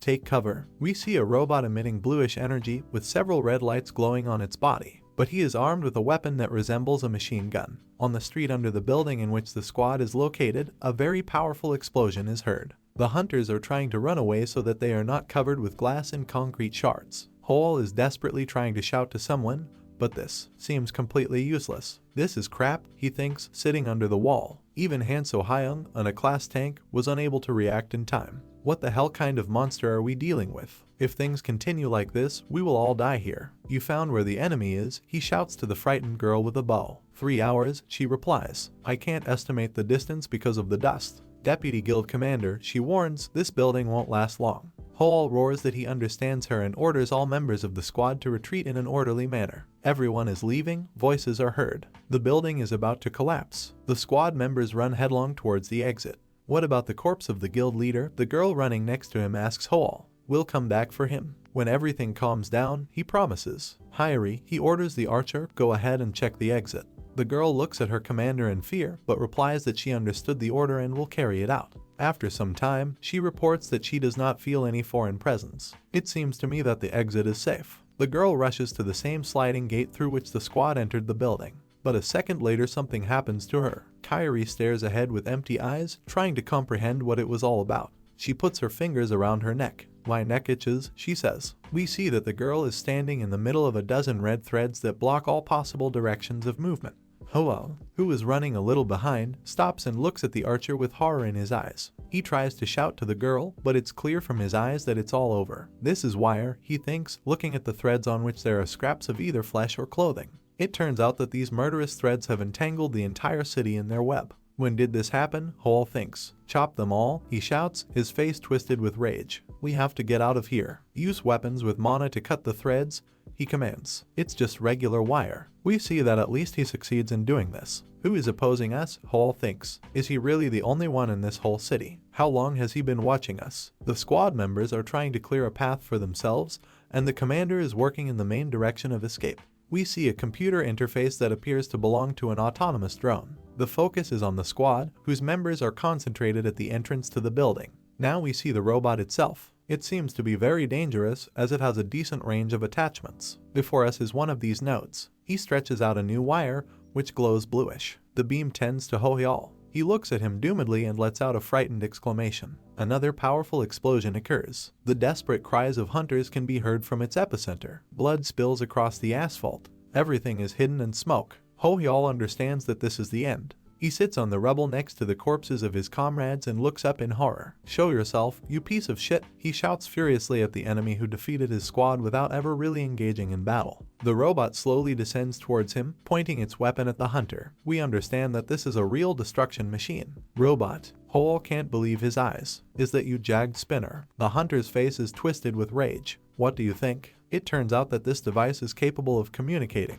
If you have this, then you can fight even without ammunition, right? This probably refers to the very threads that had a decisive influence on the outcome of the battle. Here is the node that generated them. "Monster, bastard, you killed all my." Holu fails to finish. The robot shoots a white beam, which cuts the hunter into many pieces. "The job is done," states the combat vehicle, which is somewhat reminiscent of a spider. "The task is to protect the city," she says. Jeonju Portal. First squad. Number of KKP hunters, 58. No survivors. Second squad. Third squad. Portal boss jagged spinner. Cleaning difficulty increased to red level. Raids into the Jeonju portal have been suspended indefinitely. A huge war hammer is brought down to the ground with force. Its owner whistles some melody. This is a pumped up young man with an original hairstyle. "The weather here is just as shitty as it was in that video I saw," he says, folding his arms. A girl with a half-shaved head invites him not to enter the city. According to her, the likelihood of meeting Jagged Spinner is higher at a distance from the entrance to the portal. "Then, as we agreed, we will take the Gem of Wisdom," says a young blonde man with tiny glasses and an elegant coat with a huge collar. This appears to be the commander, with his subordinates lined up behind him.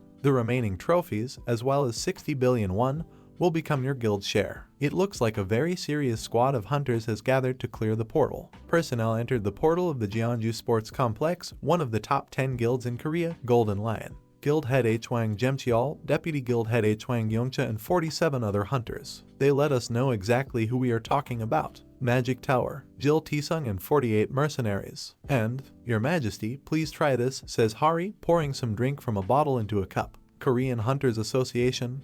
Han Hari. "Very good," Leon answers, taking a sip from his cup. "What do you say this tea is called?" "Barley, Your Majesty." The girl smiles joyfully, holding a thermos in her hands. Additional individual. The fourth raid on the portal of the Jeonju Sports Complex begins. Before us is an already familiar metropolis, where 3 squads of hunters died. Base camp of the 4th raiding party of the Jeonju portal. Here people are walking around boxes of ammunition.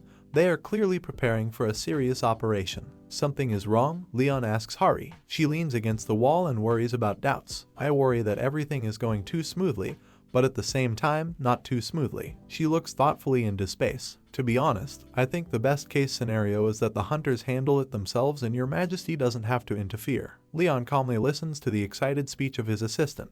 "But in this case," she continues, "Your Majesty will not be able to deserve glory." Yes, this is the best thing that can happen. It seems that she is finally coming to some conclusion. "Listen, girl," the hero tells her. "If the King of Lionheart didn't have to interfere in anything, that would mean the situation wasn't entirely bad.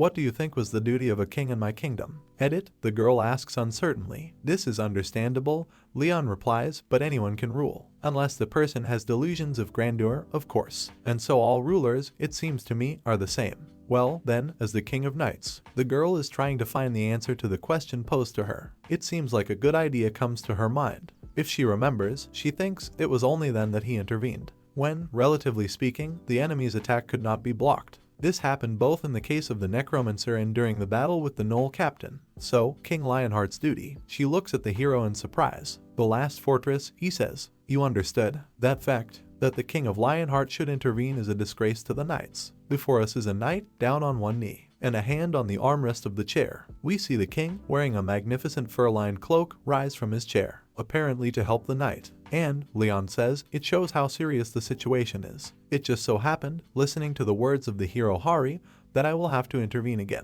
Leon speaks sadly for you, pathetic weaklings. How I miss my sent knights, he thinks. Hari is genuinely perplexed. But in this squad there is H-Wang Gemcall, who is class S and is also a magician, she says. So I think everything will be fine. I think you said, Leon states, that they are called hunters. I admit that they are quite strong for ordinary people. But, Hari is looking forward to the continuation with interest. They don't know what war is. The hero's appearance suddenly becomes very gloomy. The outskirts of the city are safe, Leon asks. We see a killer robot briskly moving along the asphalt. They seem very confident in the reliability of the data you have, despite the fact that they met the enemy only 3 times. The hero continues. The spider robot is coming. You call yourselves raiding parties, Leon says very seriously. Analyze and respond to monster behavior patterns. This seems comical to me. Hari looks at him, eyes wide open. What does he want to say, she thinks. The general knows how to react to this or that emerging situation, the hero continues. There can be no templates here. Before us again is the boss of this portal, whom the squad must defeat. Leon is gloomy. As far as I know, he says. This jagged spinner. A red light lights up brightly on the robot. Suddenly there is a very powerful explosion. The hunters scream loudly, trying to understand what is happening. He is a very talented commander, says Leon. I'm sorry, says the robot. It was badly damaged, there were cracks all over the body, and many of the lights had gone out. This is my end. The hand of a curly, long-haired girl reaches out to him, a trickle of blood flowing from the corner of her mouth. So, will you do one last favor for me? Last order from Jagged Spinner, entity number 10,253. Remove all unidentified creatures that invade the city. The machine gun is firing. The robot, hovering at the level of the top floor of a skyscraper, unleashes a barrage of fire down on the hunters. They are screaming desperately. One of them recognizes Jagged Spinner and yells for everyone to take cover wherever possible. Something clicks inside the robot. He scans the area in front of him and circles 3 groups of enemies gathered near 3 different buildings. He opens fire with a laser cannon. The beam rushes down towards the enemy. Something starts to explode brightly there. The hunters understand that everything is very serious and they are confronted by an incredibly dangerous enemy. We see a huge cloud of blue energy. The hunters look at him in horror. What the hell kind of monster is this? Says one of them. The detachment suffered its first losses. The hands and heads of buried people stick out from under the ruins. The robot sees a notification.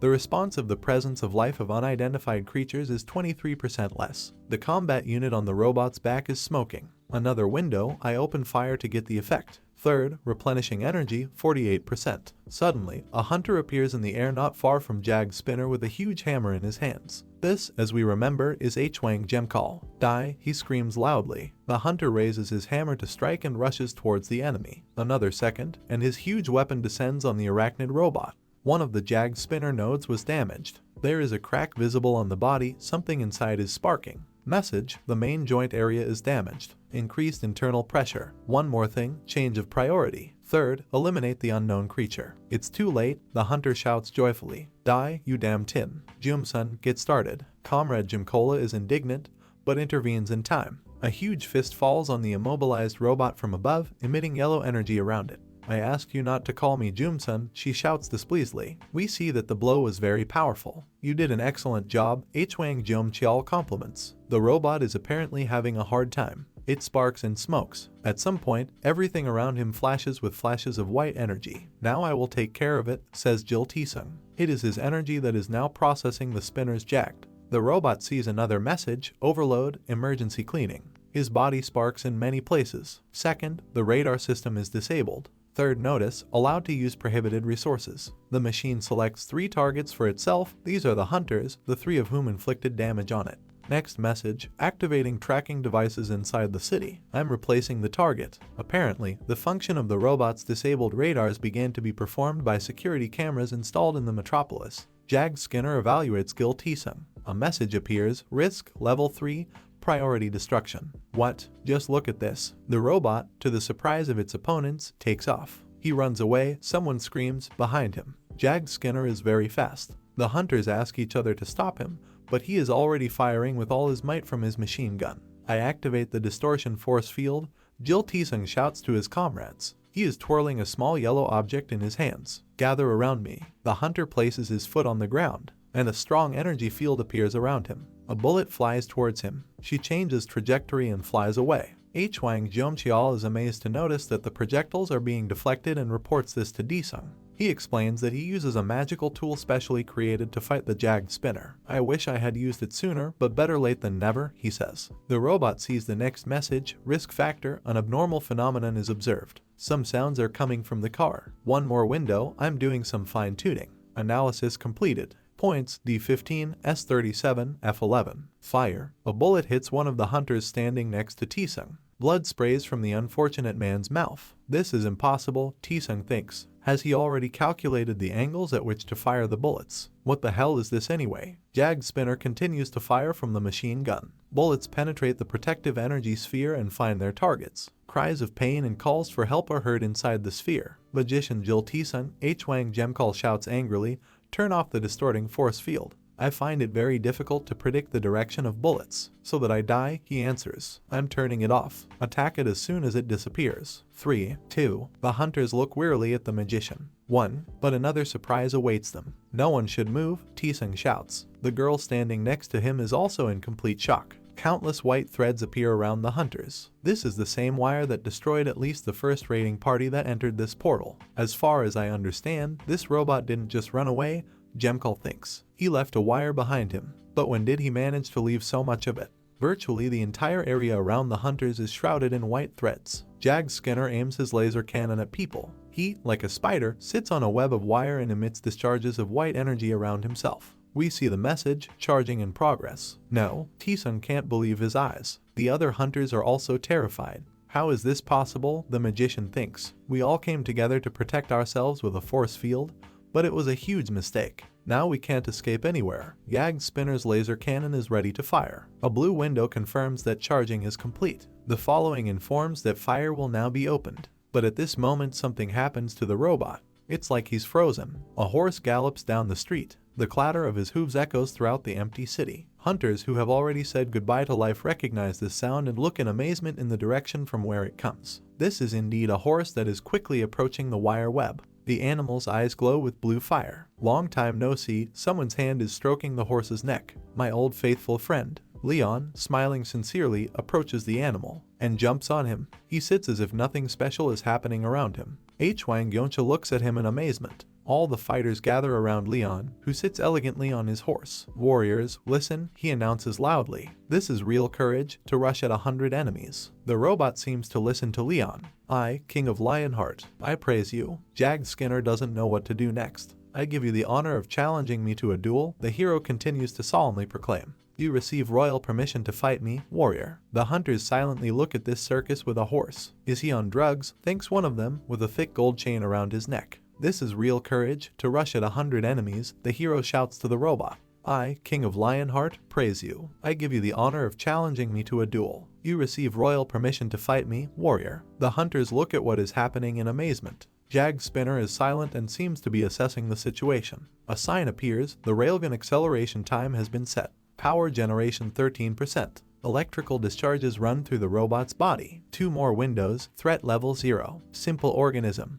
Destroy an unknown creature. Before us is some strange and powerful weapon, reminiscent of a metal mace. Go ahead, my good old friend, says Leon to his horse, who holds the described weapon in his hand. The horse's eyes are burning. He rushes towards the enemy at full speed. Fire. Jag Spinner fires his railgun. Leon, with burning eyes, mouth wide open, rushes to the attack. We have never seen him like this before. The knight, he shouts furiously, is invulnerable to vile long-range weapons. A yellow energetic glow appears around the silhouette of a knight galloping on a horse. We see that a long and very sharp spear appears in front of Leon, aimed at the enemy. The horse quickly rushes towards the goal. Leon's eyes burn with rage. We see a very bright yellow flash. Bolts, washers, springs, and pieces of wires fly up. The tip of the spear slams into the robot. We see that the robot is visually damaged. At this point, Jagged Spinner's high-performance processor stopped working. He could not logically understand the observed phenomenon. And he is quite strong, Leon says, smiling. The machine assessed the situation.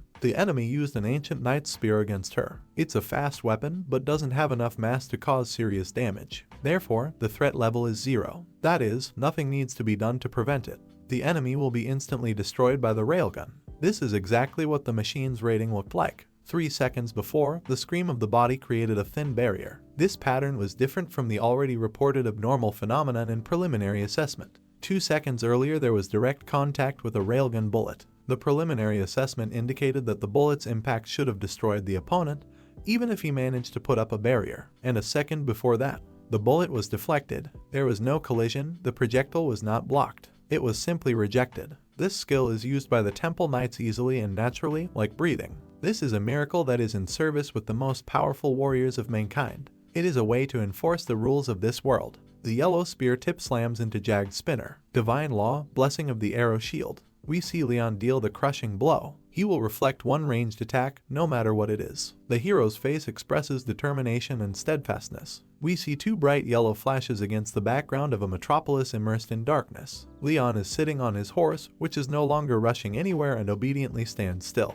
Robot message, unable to parse. It is impossible to understand the phenomenon. One of the Jagged Spinner nodes is cracked and sparking. The robot is generally in a deplorable state. You can see how much he suffered. Robot message, the enemy's threat level has been forcibly increased. Threat level 5. Leave the battlefield. The external components of the Jagged Spinner disappear inside the body. The robot emits either smoke or steam. Leon looks thoughtfully at what is happening to his opponent. He escaped, states the hero sitting on his horse. Yuppie, you have to protect this place, a vaguely familiar girl with long hair tells the robot. Don't let anyone get close to him. A red light glows on the body of the Jagged Spinner. Robot message, unable to use heavy weapons, 5 regular bullets, 36 special bullets, temporary waste recycling. Second point, the 6mm heavy machine gun is ready for use. 657 rounds left. Requires ammunition crafting. Before us is a conveyor belt with bullets for the weapons described above. Third window, equip the wire cutter. The support unit is damaged. The balance is greatly upset.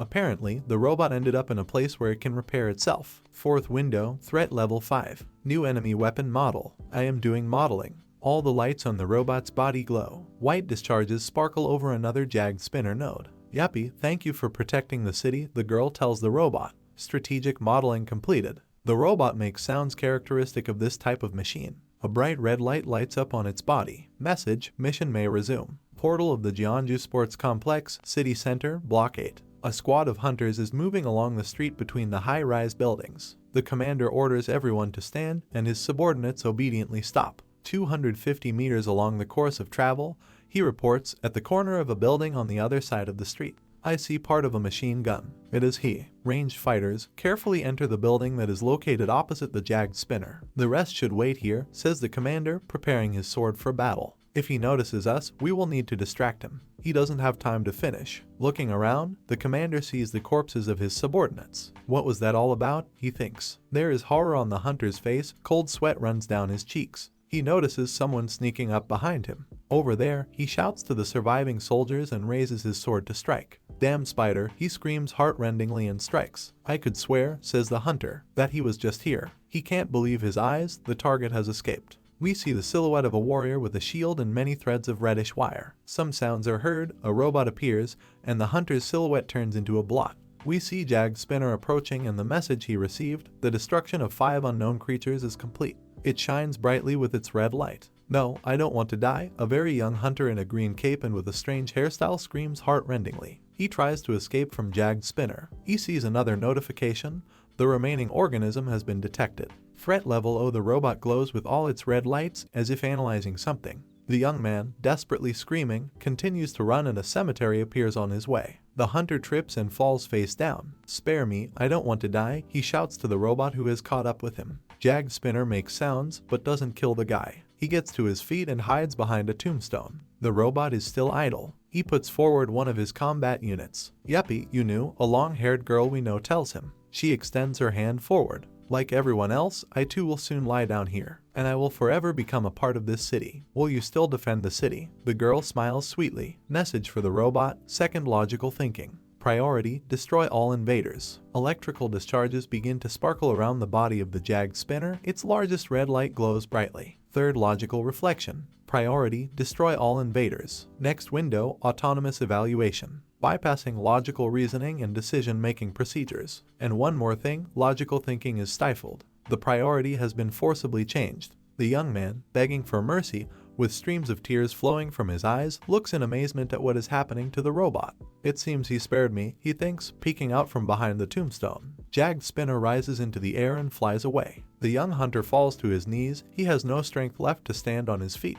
"Are you okay?" He hears someone's voice behind him and turns around. "Jill Tseng," he exclaims joyfully. "I think he's tired." "What do you mean?" The magician who appears on the battlefield, accompanied by other warriors, asks loudly. "He didn't kill me, but simply flew away from here," the young man explains to him, tears continuing to flow from his eyes. "He must have seen you and realized he couldn't win. There seems to be a limit to his capabilities, too," suggests Gil Tseng. "In any case, this place reminds me a lot of a cemetery," he continues. "Don't you think it's much cleaner here than in other parts of the city?" Tseng asks the surviving guy. "It looks like yes," he answers. "I hadn't noticed this before, but it seems to me that the cemetery is being looked after. But the same cannot be said about other areas." Jag Spinner, constantly changing its trajectory, flies over the city. Message, checking the spread of enemy forces. Chance of winning 92%. And one more thing, the final decision is to retreat. Jill Tseng tells his companions that he really does not like this place and suggests leaving here. They happily agree. Robot messages, final decision, absolute priority. Protect citizens, even if they are dead. Before us are orderly rows of tombstones. Jag Spinner, being treated with energy discharges, stands on a repair platform. He sees a message, approximately 49 enemies left. Threat level 5 good health. Threat level 3 good health. The probability of successfully destroying level 1 threats is 35.7%. I resume the battle. Suddenly the robot notices someone in the workshop. "So here you are," says the uninvited guest. "So, we understand that this is Leon. Have you already played enough with commoners?" he asks Jag Spinner. Leon worships chivalry. It is no exaggeration to say that he is the embodiment of chivalry. He hates cowardly ambushes more than anything else and seeks a fair fight. "Are you ready?" the hero asks Jag Spinner. It beeps something and shines with its red lights. Naturally, this does not mean that the enemy will adhere to equally strict rules. Another powerful explosion is heard in the middle of the city, but Leon does not take this as a reason to abandon strict chivalric morality. The hero stands in the middle of the flames with his head held high. The embodiment of chivalry will not allow anything to break his will. The hero holds his sword tightly. It is his will that makes him strong. She makes him the chosen one. "It seems I shouldn't expect the machine to have honor," he tells the robot. He only shines with his red eye. Message, equipment check. 6mm heavy machine gun, 480 bullets left. 4 wire cutters. Fire. Jag Spinner shoots at the hero with his machine gun.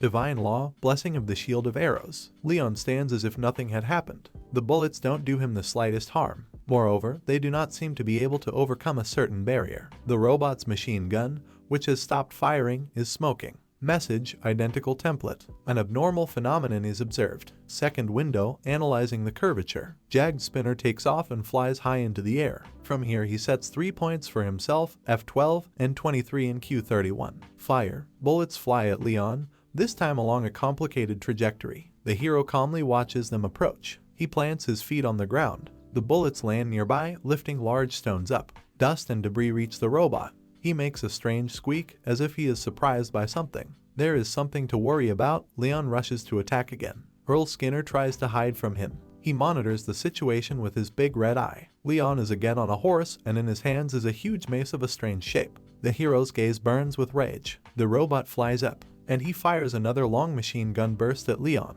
He hits anywhere but his enemy. Message, inexplicable. The machine gun continues to fire. Leon looks calmly at the robot. Stallion, he addresses his horse. The enemy wants to play hide and seek with us. Message inexplicable. The combat vehicle changes its trajectory, trying to hide from the enemy, but he continues to pursue it. The hero's horse begins to resemble a homing missile. The city is shaken by powerful explosions. For the third time, the robot cannot find an explanation for what is happening to it. He seems to be reaching his maximum speed, but Leon is not a meter behind. Another window. How can the body develop such speed? Jag Spinner's attention is drawn to an iron pillar sticking out of the ground. He hooks one of his legs onto it. Next message, launch a massive attack. Stallion, Leon shouts again. He falls to his horse's ear. The hero and the robot are rushing towards each other. The horse sees something and begins to slow down. He stops, albeit with great difficulty. Leon sits on a horse a short distance from Jag Spinner. His silhouette is illuminated by flashes of yellow energy. The hero strokes his horse. Not bad, he says. The robot, shining its red eye, assesses the situation, and he aims his machine gun. The horse begins to accelerate again. A hail of bullets rains down on him, but the animal manages to escape from under it to the side. The cartridges fly off to the side, as expected. Leon, holding his spear forward, rushes forward, not paying attention to the bullets falling around him. Jag Spinner continues to shoot, but the horse, as if under a spell, manages to slip between the shells exploding the asphalt. Quite large pieces of city street pavement fly into the air. Stallion, Leon shouts for the third time. He looks completely insane, his eyes glow with rage. The horse pushes off, and, jumping from one piece of asphalt to another, it rises into the air, until it reaches the height at which the robot is located. We see an absolutely stunning picture. The rider flies high above the ground, and the flying robot hides from him in the shadows of multi-story buildings. Another message for the robot, 68 rounds left. Jag Spinner, whose red eye glows much brighter than usual, decides to shoot everything. The machine gun releases the remainder of its ammunition in an attempt to hit the enemy. This time the bullets seem to be flying straight to the target, and they even seem to hit Leon. But the robot once again sees that something is going wrong. Long live Lionheart, Leon shouts at the top of his voice. He glows with anger and determination. The hero lunges, and mechanical parts fly up around him. Something falls from a great height and hits the ground. After this, exactly half of the robot flies into the air. Message, lethal damage received. Transaction limit exceeded. We are transported back to the past again. Yuppie, says the girl, what is sealed here should never reach the outside world. The brilliance of Jag Spinner's red eye becomes unbearably bright. The window with the robot's messages is now red, carry out self-destruction. It appears there. Looks like it's already running. Second message, detonation of all ground structures. The catastrophe begins. Leon watches what is happening in fear. Against the background of city buildings, a powerful explosion occurs, which is very similar to a nuclear one. When JS 10253 opened his eyes, he was inside a storage container that smelled like machine oil. Jag Spinner, someone says to the robot. Go, defend the city, do your duty, shouts a young man in a cap and a shirt stained with something.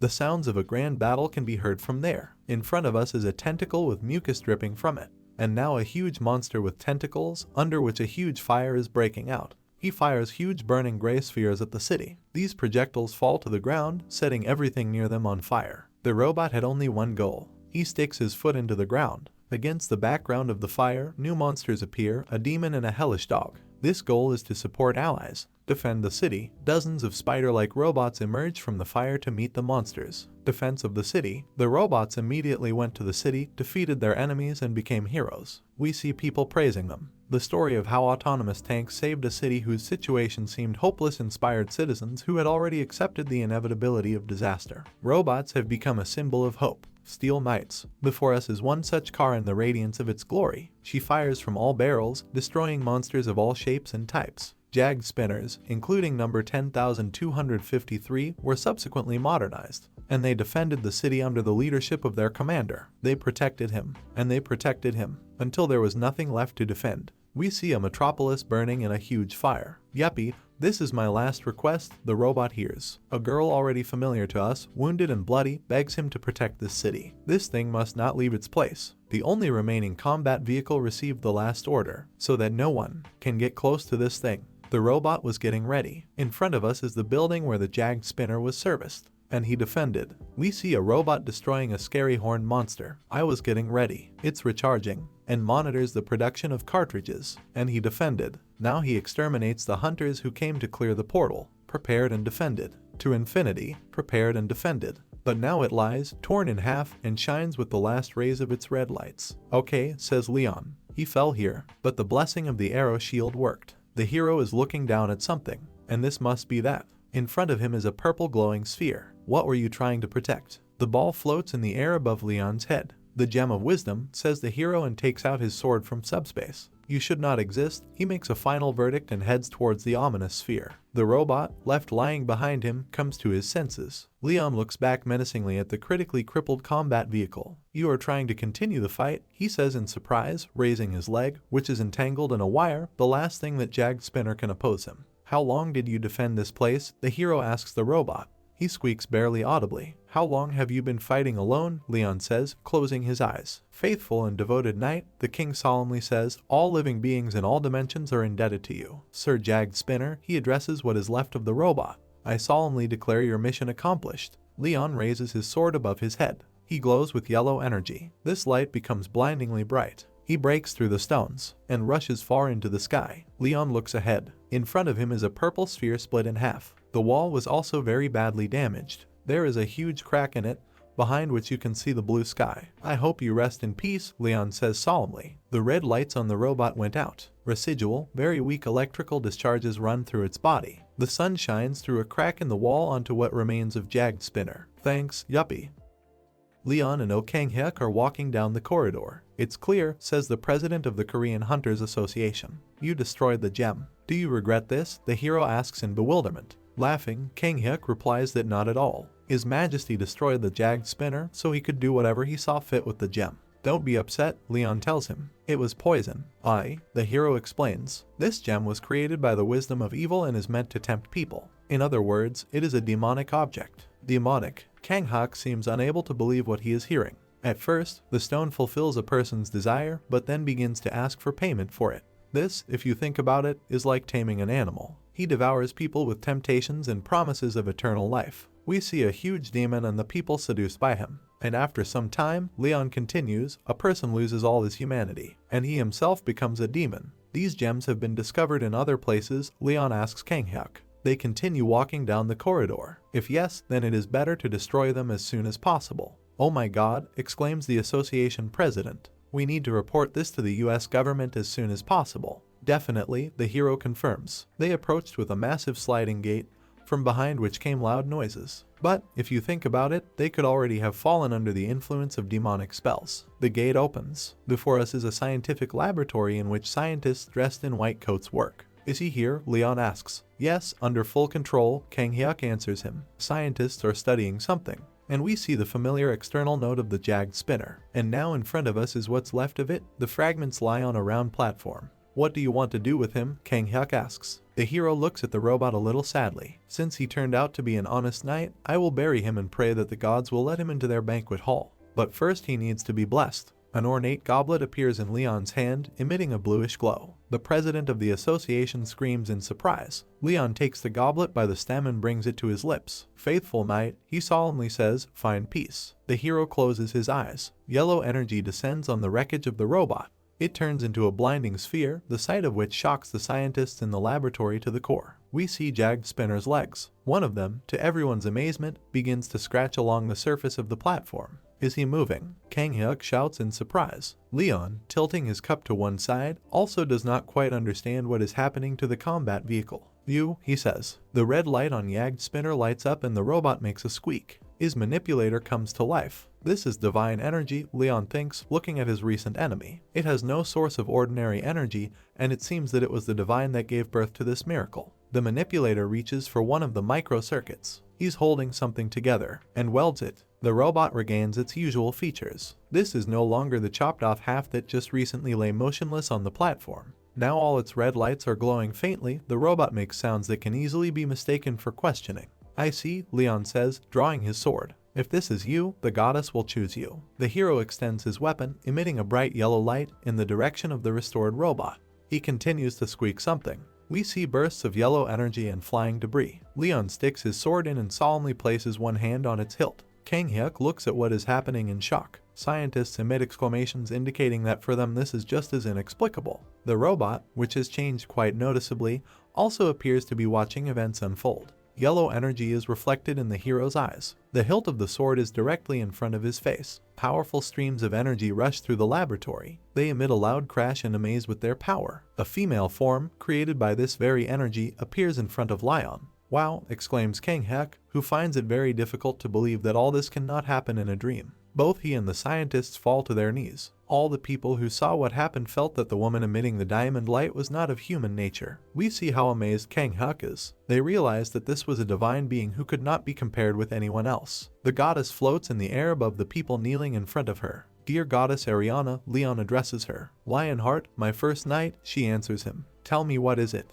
She looks at the hero with her hands folded in front of her face. Leon is silent for a while, and then he reports that before Ariana, Sir Jag Spinner is an honest knight and a role model for all knights. "He deserves your care," Leon says, dropping to one knee and putting his hand to his chest. The goddess looks at the robot, and he seems to be waiting for her decision. "He didn't fulfill my mission," Ariana says. "He did not show his honor and did not glorify me. I, as your first knight," says Leon humbly, "guarantee that if it were not for me, he could have become a king worthy of Lionheart's glory. This is a great knight." Ariana smiles. "If you describe him so highly." The hero listens carefully. "Then I don't need to understand further." The goddess looks at Leon with a very kind look. "But I need to be sure of something." She extends her hand forward. A steel knight from another world, she addresses the robot. "Will you worship the light and bring justice by joining the army of my knights?" Ariana extends both her hands to the combat vehicle. Jag Spinner beeps again. "You are full of honor and knowledge," says the goddess, "but your heart is like that of a child. Help my knight get rid of evil in this world.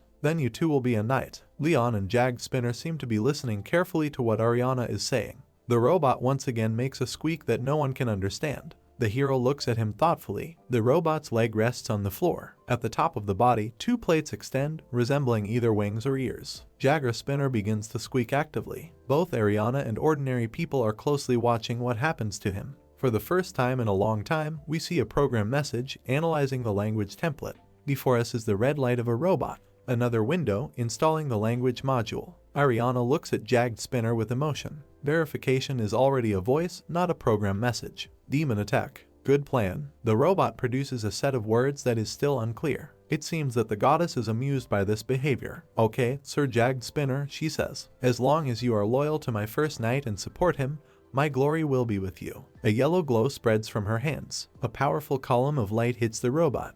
This Knight of the Grail has been granted light and justice. Leon closes his eyes in reverence. Before us, as reported, is the Grail Knight Jag Spinner 10,253. At the same time in the American Magic Tower, we see an imposing structure with a clock, inside of which someone is apologizing to the great being.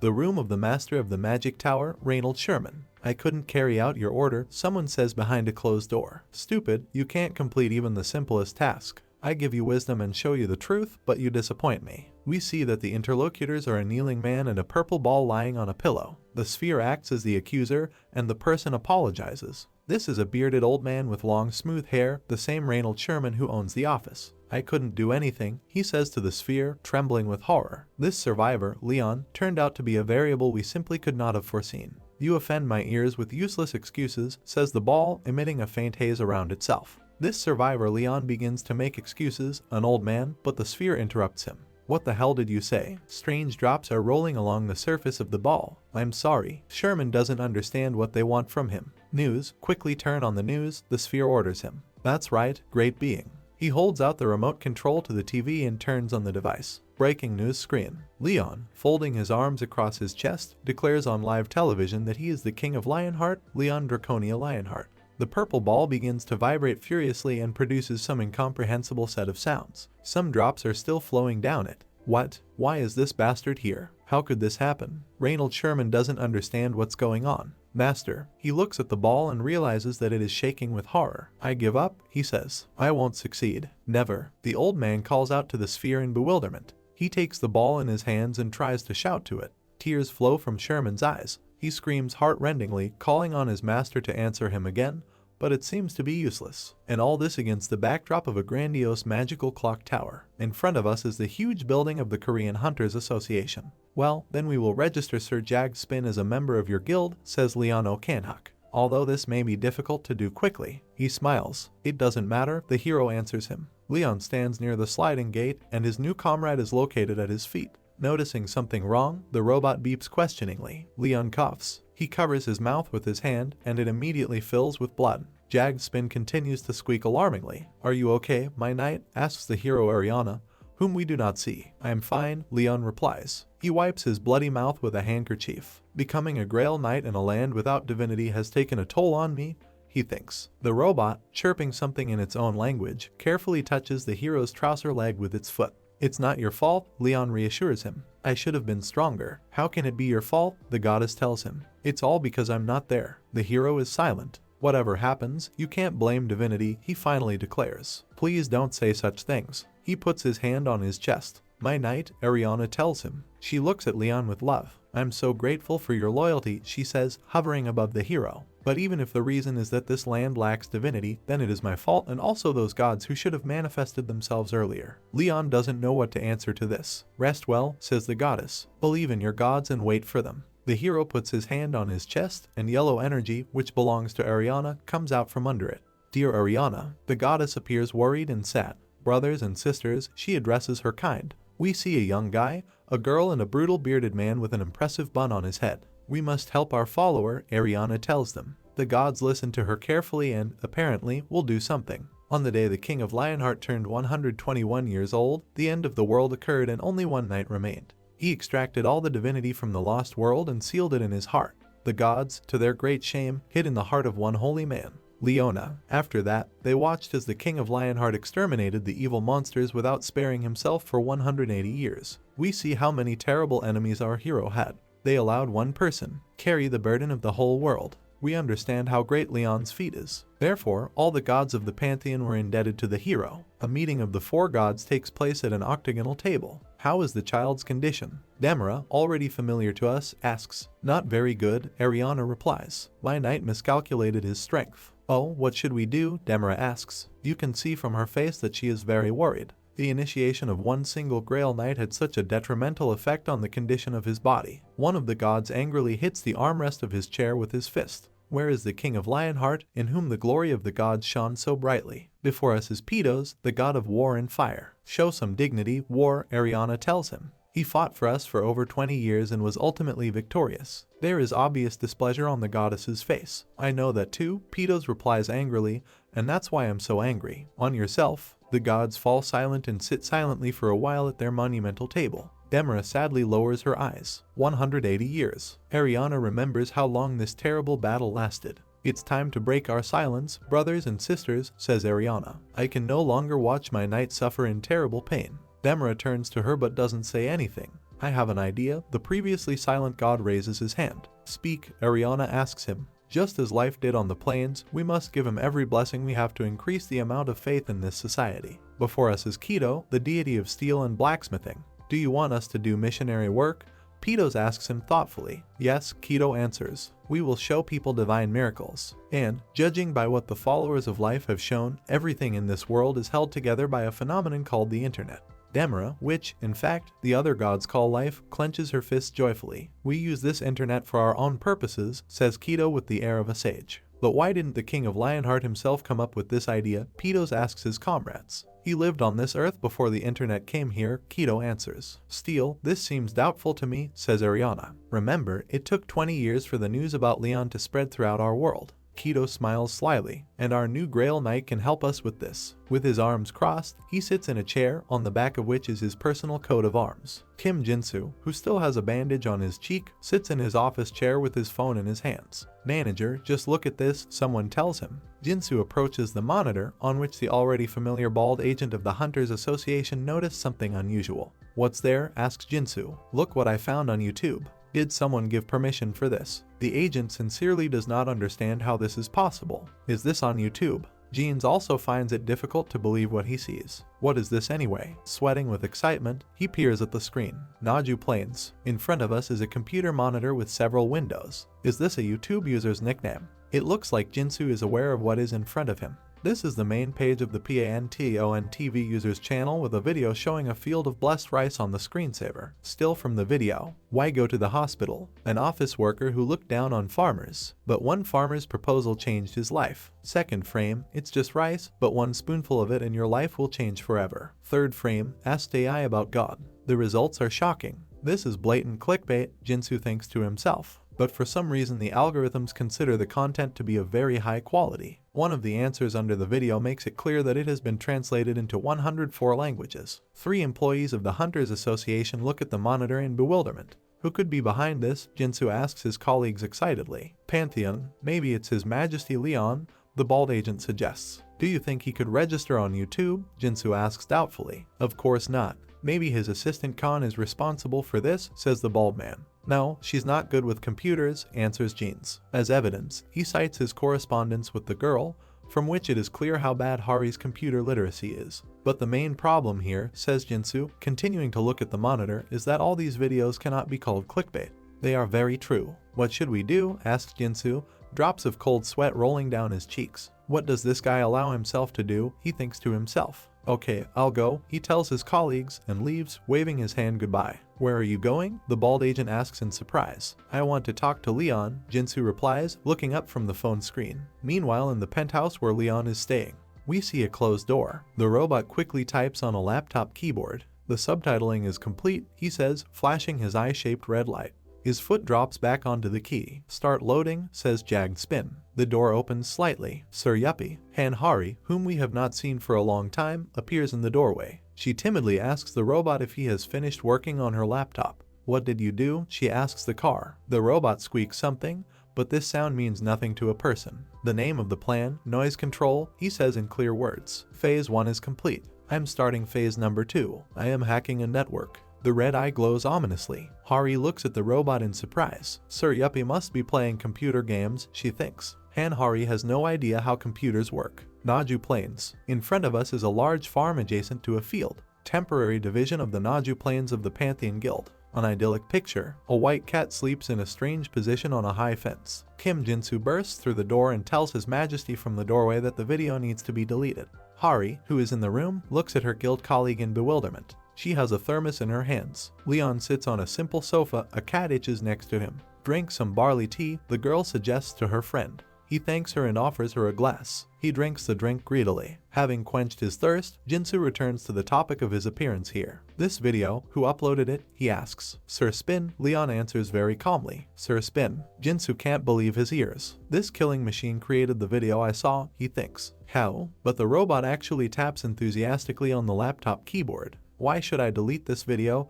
Jinsu hears Leon's voice. As your majesty knows, he replies, the rice that grows here on the plains of Naju is completely different from all the other rice on earth. It is enough to eat a small handful of it, and a person will be cured of diseases. This is a real fairy tale. Before us is a golden rice field. If people find out about him, Jinsu continues, the whole world will rush here to get him. He seems to hint at the possibility of a whole world war. Entire armies of robbers will pour into the plains of Naju, and who knows how dangerous they will turn out to be. Jinsu's imagination depicts terrible disasters, violence, and complete chaos. As soon as the relevant authorities give permission to harvest rice, our association will provide any possible assistance, he promises, bowing politely to Leon. Please wait until then. It's clear, the hero says calmly, raising a mug of tea to his mouth. I'm sure you have your own laws, procedures, and systems here. I got it. But your fears are completely unfounded. I'm sorry. Jinsu looks at Leon in fear and asks him to clarify his words. The goddess's plantation, the hero says, cannot be stolen.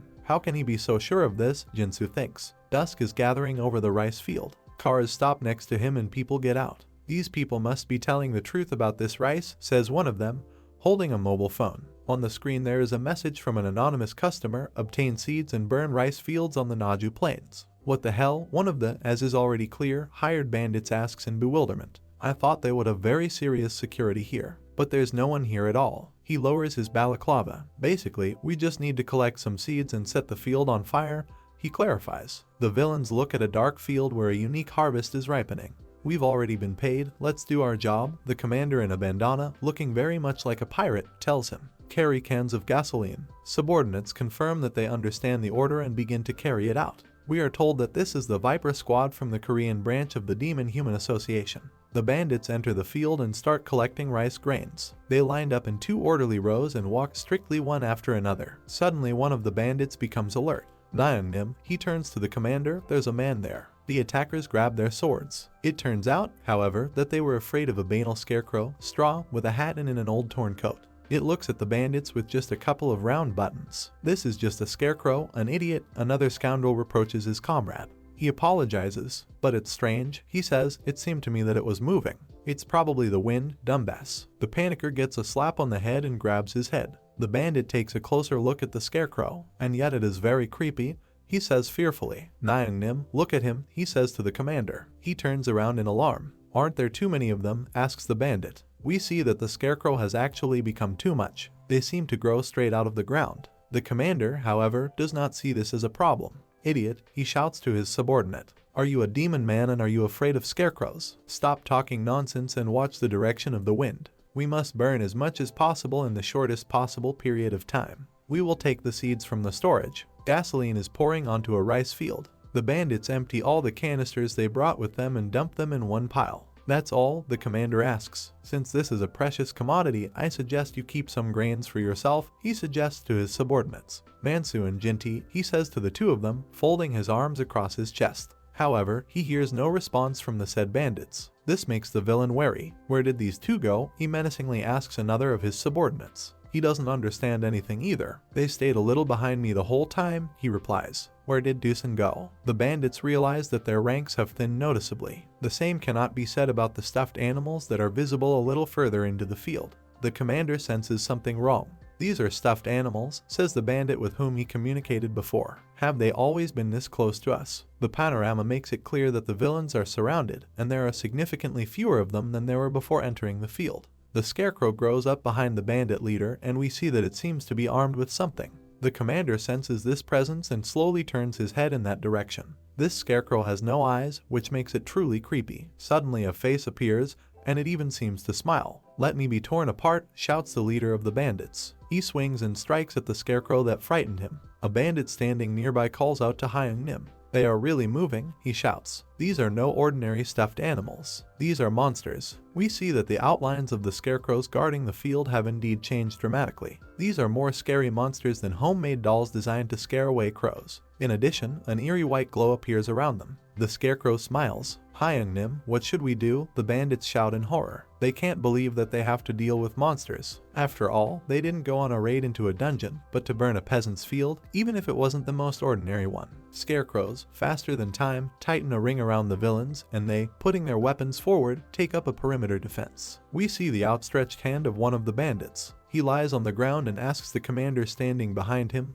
"What was that all about?" He had never seen anything like it even inside the portals. "I don't understand anything either," Hyung-nim shouts excitedly. "Damn it," he thinks, "we left in such a hurry that I couldn't even bring half of my people here." This task seemed very strange to him from the very beginning, and now he is going to deal with those who so brazenly and terribly set him up. Suddenly one of the bandits calls out to him. He points his finger at what he noticed. "This is the storage facility?" he asks his commander. The shape of the building he noticed actually resembles an agricultural warehouse. Next to it there is even a characteristic-looking tank. "We found him," the leader thinks. A joyful smile appears on his scary face. "If what they say about this rice is true, we will become incredibly rich." "Bring as much rice as possible to the cars," he orders his subordinates. Monsters cannot leave the field, so the warehouse must be safe. Ordinary bandits don't seem to share his optimism. "Let's go," the leader orders them, flashing all his teeth. He takes a step towards the vault. The foot lands on the ground. A powerful explosion is heard below her, and the commander flies high into the air. The bandits are completely bewildered by what happened. "Hyung-nim," one of them shouts, seeing in front of him the lifeless body of his commander, which is slightly smoking after the explosion. "Was it a mine?" his comrade asks with a trembling voice. "Who came up with the idea of mining the approaches to the barn?" The bandits hesitantly stomp in front of the body of their leader. Suddenly, one of the villains, wearing a black balaclava, hears a very characteristic squeak. He sees its source, but cannot believe in the reality of what is happening. In front of him is a robot who has gone over to the side of good. "Unauthorized human entry has been confirmed," says Jagged Spin. "What is he doing here?" the frightened bandit thinks. This is the creature from the Jeonju portal. Jagged Spin. A red light glows brightly at the front of the robot.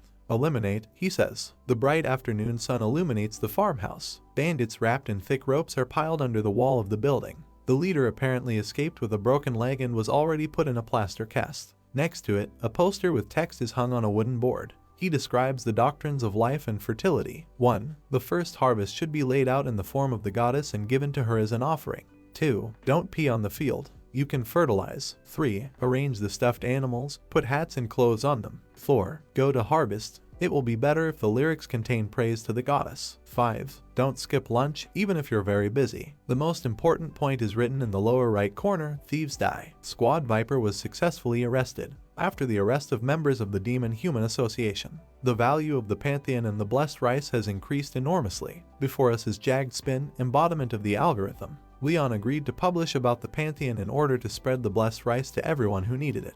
We see the hero posing for reporters. There was a small incident, but it was quickly forgotten. Before us is a newspaper page with the headline, Survivor Insulted Reporter. How long will we tolerate the difference in culture? At this banquet, the survivor Leon Draconia Lionheart said, can a man sit at the same table with a king? After all, the entire internet was talking about the Pantheon. We see the corresponding statistics and the main page of the PANTON TV YouTube channel. Someone's hand takes the newspaper. Is this exactly what the gods planned? Leon asks. They seem to adapt to modern society much faster and better than I do. Important news, Your Majesty, he hears someone's voice. This is Kanhari. She tells him the information printed in the newspaper. Another estimate of the price of rice has been released. One package of it costs 230 million won. Leon clearly doesn't like this. It should be cheaper, the hero tells the girl. But isn't it good that it's so expensive? She asks in bewilderment. Its price, of course, is determined by the market, Leon says thoughtfully, but will ordinary people be able to afford it?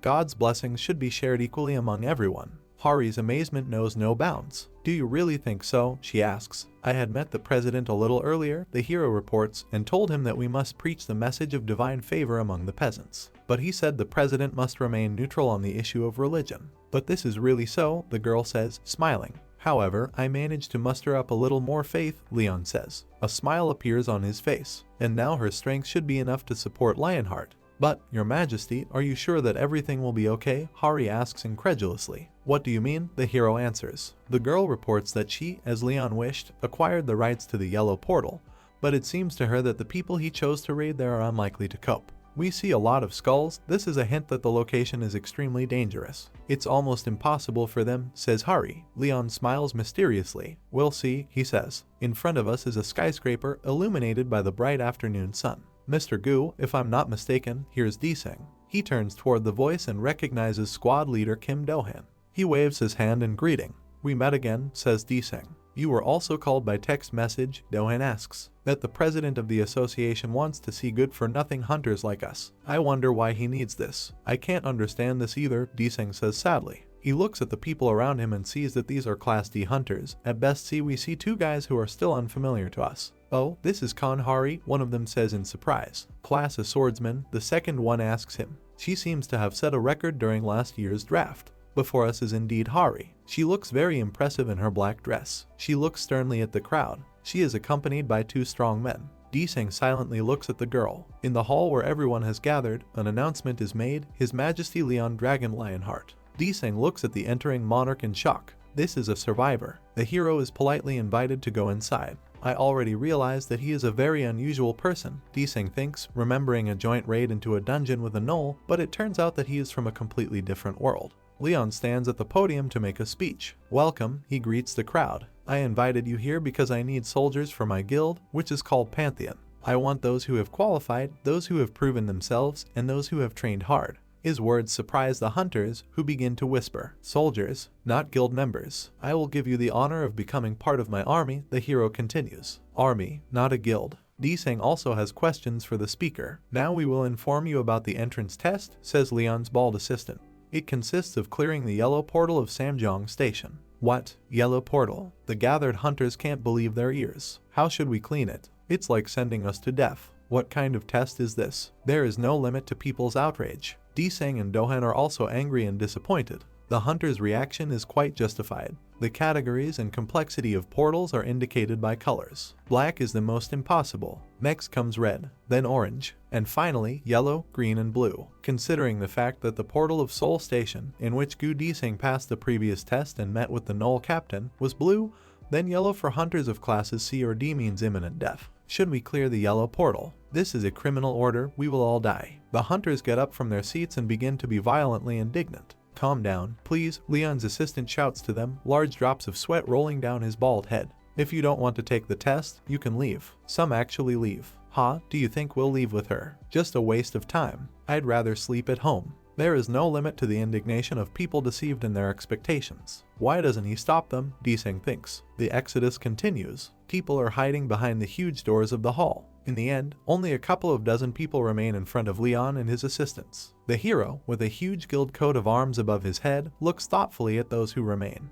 Hey, you, he calls one of them. I, a young guy with a voluminous hairstyle, responds to the call. Yes, you have an afro, the hero confirms, identifying the young man precisely by his hairstyle. Why did you stay? Leon asks. The guy, stuttering, tries to formulate his motivation. Well, I thought that there must be some meaning in all this. It's clear, the hero says in disappointment. He continues to interview the hunters. So what about you? I just stayed, I don't even know why. And you? Because my friend stayed. Leon rubs his chin. And you? He points his finger at Deseng. Why did you stay? The young man is tense. He thinks about what is happening to him now, a guild created by a person who technically belongs to the S-class. But I can't miss this chance, he screams internally. Ultimately, he says that he stayed because he knows that Leon will not let him die. I like this answer, the hero says, smiling. You are very energetic. I told you that I am gathering soldiers, he declares to the remaining hunters, emerging from behind the podium. A soldier's duty is to obey. Deseng and Dullahan try to understand what he's getting at.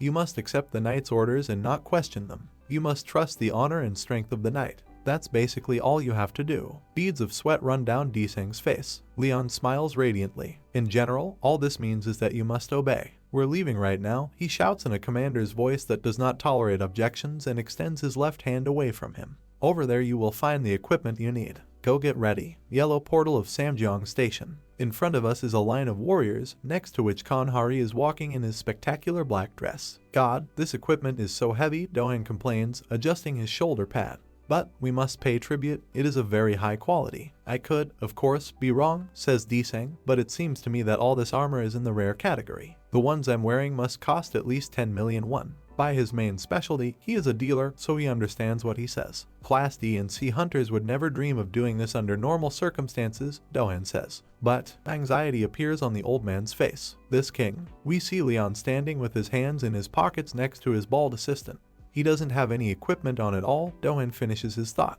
When Hari is next to Deseng, he calls out to the girl. She recognizes him and asks what's the matter. He, stammeringly, asks why His Majesty is not wearing armor. Something like admiration appears on Hari's face. His skin is stronger than any armor, she replies. Deseng looks at the girl in amazement. Well, he thinks, since he is so strong, nothing bad will happen to me. The massacre has begun. We see splashes of blood, severed hair and fangs, and the crazy eyes of some kind of green monster, most likely a goblin. What the hell was that? Think the hunters, clad in armor from head to toe. I can't hear you anymore, Leon addresses the enemies, whose sword has just destroyed another green creature. You guys are not honest warriors at all, Leon shouts furiously. You will crawl like beetles on the ground and find your death there. And this is great justice. He brings his sword down on the heads of the monsters. Hunters, dressed in heavy armor, wearily wander along the night road. Hari walks next to the line. It seems that we will fight in the open air, says Deseng, who, like all other ordinary hunters, wears a heavy knight's helmet on his head. We see the status window. You are mercenaries from external territory. Here on the Great Plain there is a war between two tribes. Support one of the sides and lead it to victory. This is a quest to support NPCs, understands Deseng, who is apparently into computer games. He's checking something in the status window. Mr. Gu, don't you think this is a faction quest? One of the hunters confirms Deseng's guess with his question. Yes, looks like we have to pick a side and help it win, he replies. The problem is to understand where it will be easier to do this. Deseng raises his finger admonishingly, and almost immediately he pulls it forward. Look, he says to his comrades, are there monsters there? A crowd of horsemen approaches the detachment. After a couple of minutes it becomes clear that these are orcs riding evil boars. Orcs grin, showing off their huge fangs. In their hands they have huge axes with sharp blades. Orcs ride up on their boars to a line of armored hunters. The orcs dismount and line up in front of the people. Who are you? Their leader growls menacingly. This is Battleaxe tribe territory. You have invaded our territory. The hunters silently look at the aggressive monster. Hari turns to Leon to say his weighty word, but the hero only frowns in disgust. It is clear that he feels very uncomfortable. Maybe we can try to fulfill the conditions of the quest, his girlfriend asks. Do whatever you want, Leon replies angrily. Thank you, your majesty, says Hari, smiling. For some reason the robot sits on her head and squeaks at the same time. Hari steps forward to answer on behalf of his squad. In front of it is a status window. We are mercenaries, she tells the orcs decisively. We came here because we can get a reward if we help the tribe. Mercenaries. The ferocious orc commander asks the girl again. You must be the aliens the leader was talking about. Come with us. Hari has frankly disgusting premonitions about what is happening. She sees that Leon is very unhappy. In front of the hunters is the fence of the orc camp, made of thick logs. In the middle of it is a rough gate. The leader of the orcs comes out to meet the squad. His charges stand on both sides of the line of hunters. You seem weaker than I expected, the orc leader says contemptuously. But it's okay, it'll do. We are informed that this is the leader of the Battle Axe tribe, Kartakarak. Support the Battle Axe tribe, he growls, throwing his hands up. Large-scale war. Death with great honor. Whoever wins the war will get everything. Leon is shaking all over with rage, the veins on his neck stand out. That's it, I can't hear this anymore, he says loudly. What? Kartakarak roars furiously. Who said that? The monster is ready to attack the offender. Honor. We see that Leon's boot begins to emit streams of white energy. Honor, you say. You, beast, dare to dream of such lofty things. The hero can barely contain himself. You. The orc leader is also furious to the extreme. Do you want to insult me? Leon swings his sword sharply,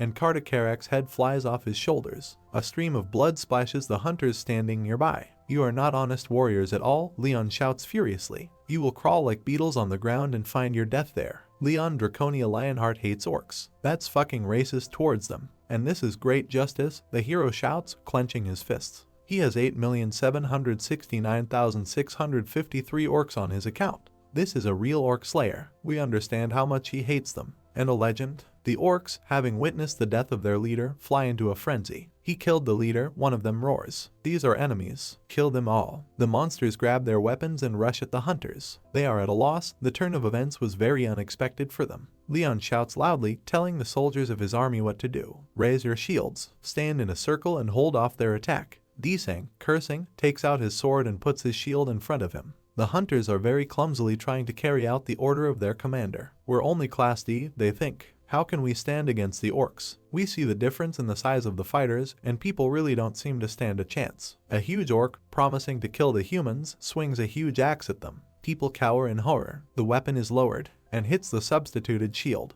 The hunter, who is difficult to recognize under his knight's helmet, does not believe what just happened. I was able to block his blow, he thinks. A system alert appears in front of his face. Lionheart's aura. Effects. Receive protection against attacks. Reinforcement received. Large-scale enhancement was obtained. Courage gained. Light armor received. Thick skin obtained. Received heavy final attack. Received a large magical boost. Gained resistance to ranged attacks. Gained sharp vision. A great massacre of infantry was achieved. Gained resistance to damage. The hunter blinks his eyes in amazement. He sees another message. Effects for the most prolific orc killer among primates. 50% chance to deal a fatal blow to an orc. Orcs fall into a state of horror, panic, and despair. Disgust towards orcs increases. What is this? One of the fighters thinks, looking at the blue window. It contains another piece of data. Living half-body. Blessing of the fighting knight. Guardian of the Grail. Dragon Slayer's honor. The horror of evil species. Demon Lord Slayer. The most prolific demon slayer. Hater of ranged attacks. The strongest attacking fighter. Legion members have too low a level. Most buffs are not applied.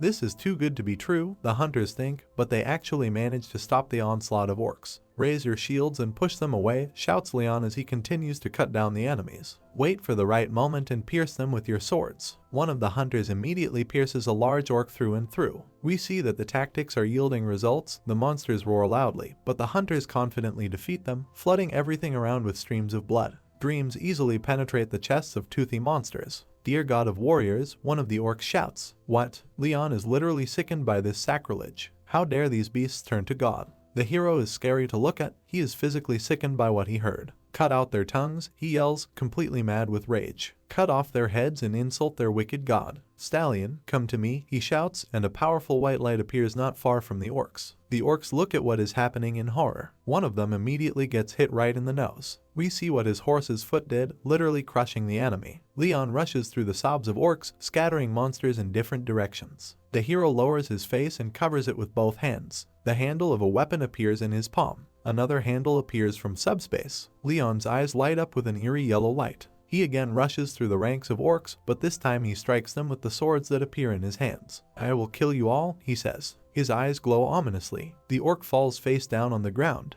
The panorama from above makes it clear that he is not alone. There are many dead monsters lying in front of the gates of the orc camp. Leon raises his sword. Shout with delight, he orders the hunters. We won a fair victory. They try to portray great joy, but it doesn't turn out to be very sincere. Your Majesty, Hari timidly asks Leon, who has again become like himself. What is it, Hari? He says, preparing to listen to the girl. Why did you do this? She asks, pointing to the corpses of the orcs scattered around. For what reason was it necessary to kill the orcs? The hero asks in bewilderment. Remember about the quest? Hari asks him. Help the orcs. Inappropriate hatred appears in Leon's eyes again. What kind of nonsense is this? He growls through his teeth. I would rather jump into a fiery pit than help these green creatures. They don't deserve an ounce of respect. Their very existence is an unacceptable evil, and they do not deserve to live. They may be brave, but how can the aggressiveness of animals compare with the courage of knights? Don't treat them like people, Leon advises the girl. These are vile creatures. This is pure racism, Hari thinks, looking at the hero in amazement.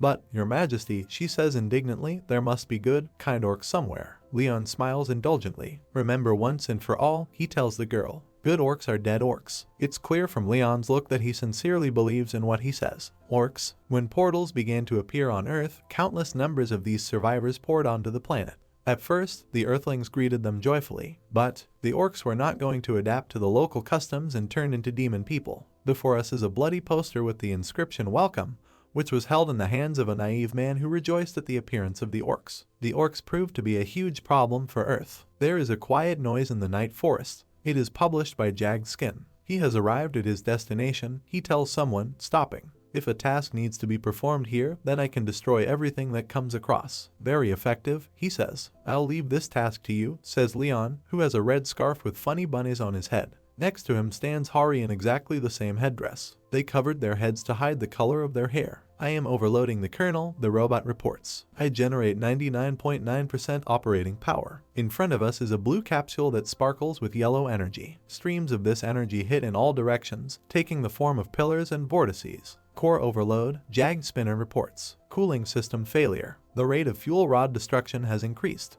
The fusion of the core began. Hari looks in fear at what is happening to the robot. Leon, on the contrary, is extremely calm. Jagged Spin makes a sudden movement, and he throws that same blue capsule into the river flowing just below. She looks like a turd, Hari remarks philosophically. Don't be vulgar, Leon answers her with a wince. Your Majesty, is this generally normal? Asks the girl in a funny headscarf. What are you talking about? The owner of exactly the same handkerchief asks her to clarify. To poison the river with radiation to kill the orcs, explains Hari. Doesn't this contradict the concept of knightly honor? Leon turns his angry face to the girl, but then a smile appears on him. Listen carefully, Hari and Sir Spin, he says, folding his hands on his chest. Fighting these green beasts is neither war nor battle. This is simply the destruction of animals. What a racist he is, Hari thinks. Does a hunter, when killing his prey, care about his honor? A good orc is a dead orc? Leon repeats the thesis sounded earlier. There is a sinister smile on his face. The evil orc roars and delivers a crushing blow. His sword breaks the skull of his opponent, the same orc.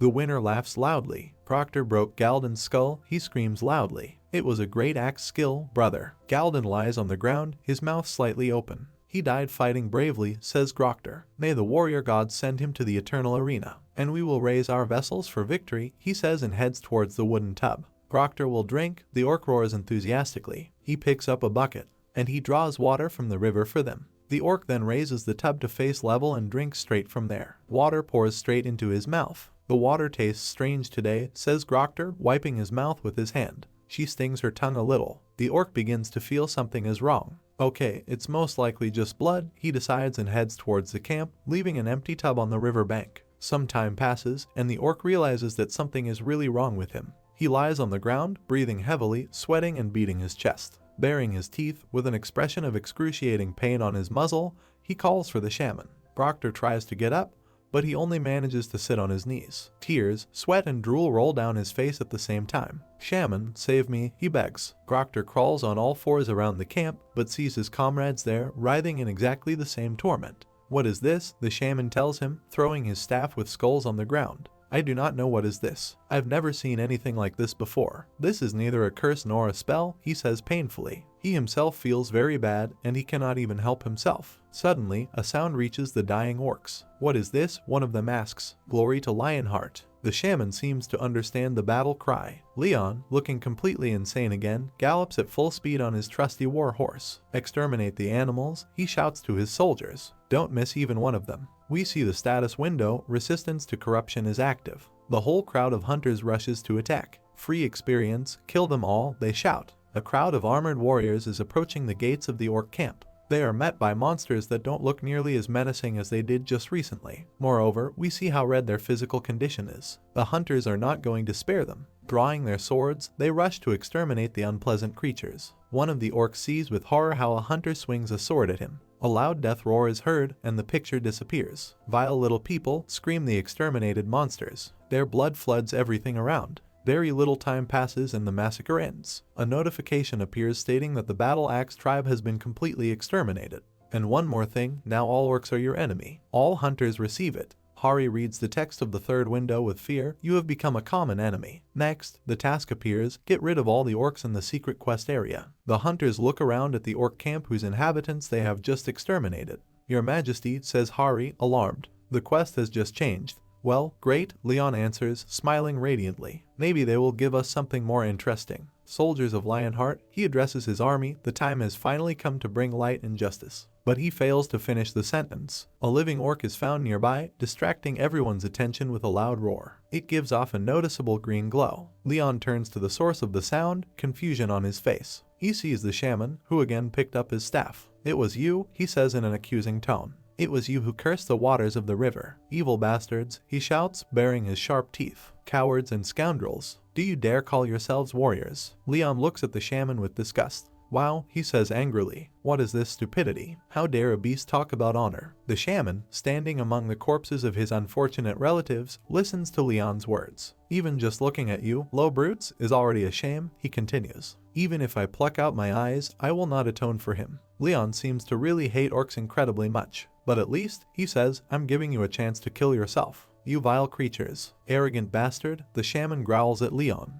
Gokrock will never forgive you. It begins to emit black-green energy. Very interesting, says Leon, swinging his mace at him. A beast that is armed with chains. He strikes, and hits the orc. He was seriously injured and blood was pouring out of his mouth. However, he is happy about something. It's too late, the shaman shouts. And in fact, something very unusual begins to happen around him. Waves of black energy envelop the shaman, who screams furiously, his toothy mouth open wide. Gokrock is coming. Black jets begin to flow over the corpses of the orcs. There is something very strange hanging in the air, a black-green sphere, somewhat reminiscent of an eye. Prominences extend from it towards the surface. Your Majesty, what is this? Asks the frightened Hari. This is a sacrifice, Leon answers. What else can you expect from animals? They have no idea about civilization. The sphere begins to swirl and takes the shape of a dark galaxy. Suddenly a hand with long nails emerges from it. Look, the shaman is shouting. A message appears, secret quest. This is the eye and right hand of the great Gokrock, shouts the raging shaman, emitting jets of green energy around himself. Another window, destroy Gokrock, the god of orc sorcery. Gokrock's eye and right hand float on Leon, who is sitting on a horse. A shaman with a staff in his hand stands nearby. The eye looks through the fingers folded into a ring,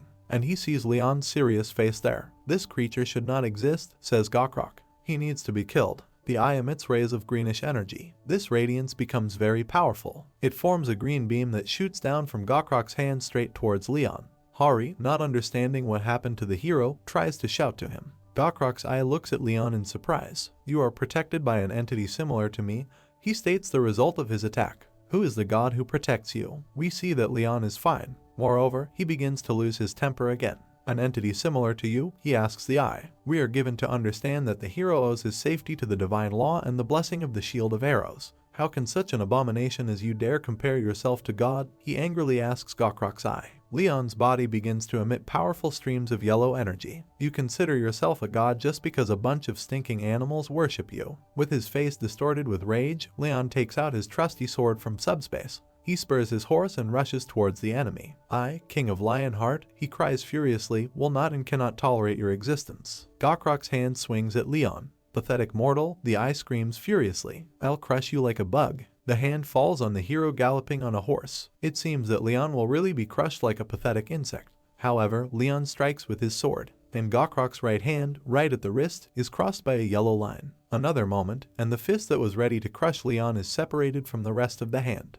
Black and green splashes fly in all directions. The eye seems to blur, either from pain or from amazement. The hunters hear a painful roar and look in amazement at the sky, where a severed hand hangs in a black cloud. It was not my original body that you attacked, Gokrok roars. Then why does it hurt so much? The eye hanging in the air seems to be looking down to get to the bottom of what happened. The shaman, who also watched the battle all this time, does not believe what happened. He tries to shout to Sir Gokpok. The eye finally identifies the cause. Yes, exactly. This sword. This is the sword of sacred radiance. So it was you? Gokrok says to Leon, who continues to ride his horse. Orc executioner and demon slayer. The knight who turned out to be the only survivor in that nightmare world. Leon proudly sits on a horse with a sword in his hand, and we understand that we are talking about him. The eye trembles slightly. It seems that he is very afraid of the hero. I'll retreat for now, says Gokrok and disappears into the sky, leaving behind something like a black star. Sir Gokrok, the shaman cries out in bewilderment. You will pay for your careless courage, says the orc god in parting.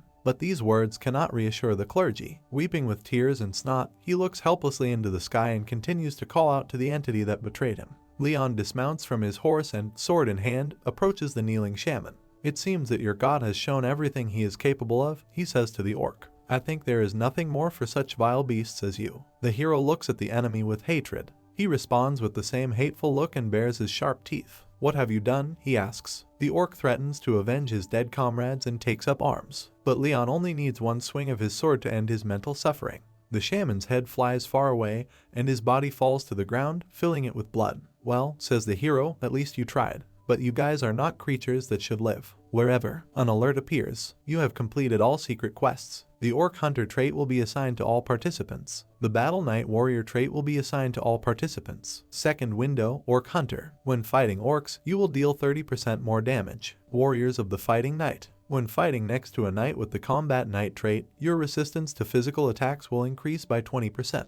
Deesing looks at the text of the blue window in surprise. We've all gained resistance to physical attacks, he thinks, but this trait is usually only found in tanks. His comrades also do not hide their joy. Damn me, this is simply amazing. It's a pity, of course, that it's only against orcs, but 30% more damage. We even gained resistance to physical attacks. Collect all the trophies, Leon orders them. Do everything quickly. Collecting loot is the winner's right. Hunters scatter in different directions to find something useful. We must hurry, they shout excitedly. Let's run, faster. Take items from great and advanced warriors. Don't leave anything with the shamans. Leon watches the behavior of his charges with interest. Hari approaches the hero and calls out to him. He turns his head and asks what's the matter. What are we going to do about this? She points somewhere to the side. Leon understands her concern. You mean the hand of a self-proclaimed god?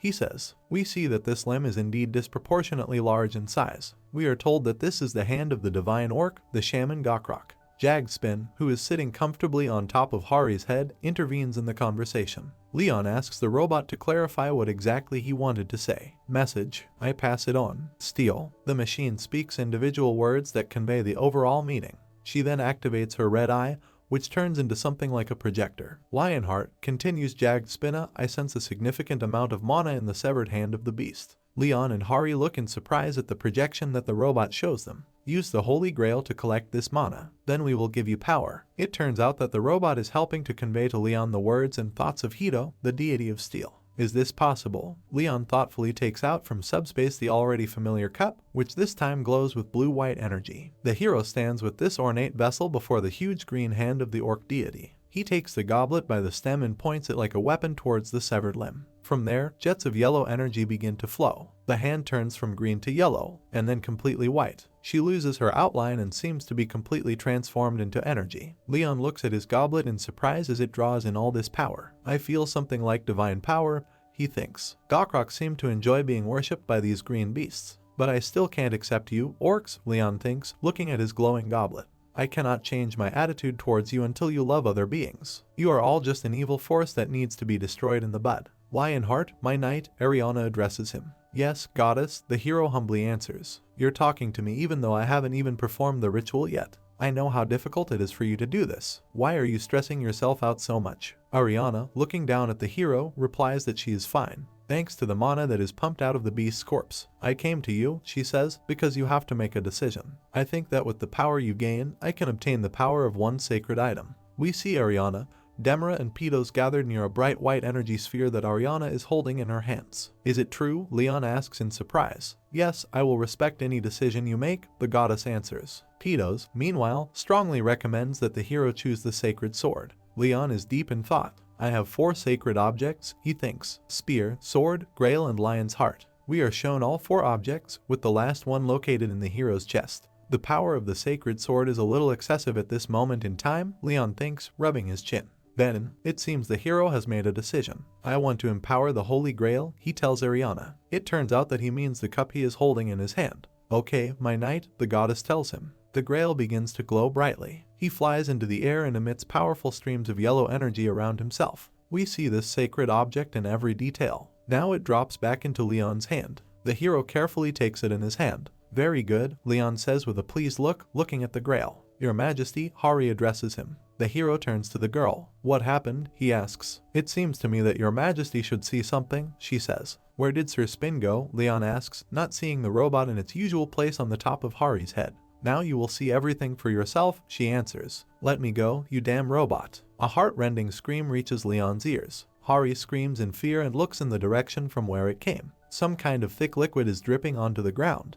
What are you doing? A young man with an unpleasant face yells heart-rendingly. He lies on the ground, and Jagged Spin sits on his chest. The guy desperately calls for help. Another moment, and he is all wrapped up in wire, which, apparently, is the standard weapon of Jagged Spin. The stranger continues to curse the stupid machine that attacked him. The robot's red eye glows brightly, and the machine makes sounds that only she can understand. The hunter, bound by the robot, screams heart-rendingly. His comrades, hunters, approach him. Nearby is a robot, which, in fact, tied up the guy, although it is not yet clear why. Leon quietly approaches the tied-up hunter, and all eyes turn to the squad leader. Standing next to him is Hari, who has a very strange expression on her face. The tied-up guy begins to complain that he was attacked by a cursed robot, but Leon cuts him off mid-sentence. The bound hunter, however, gets the opportunity to rise from the ground. He sits on his knees. Watch your language, the hero tells him. Unless, of course, you want me to cut it off for you. Are you protecting the robot? The tied-up Leon asks in bewilderment. Shut up, the hero orders him. How dare you speak so disrespectfully of a knight?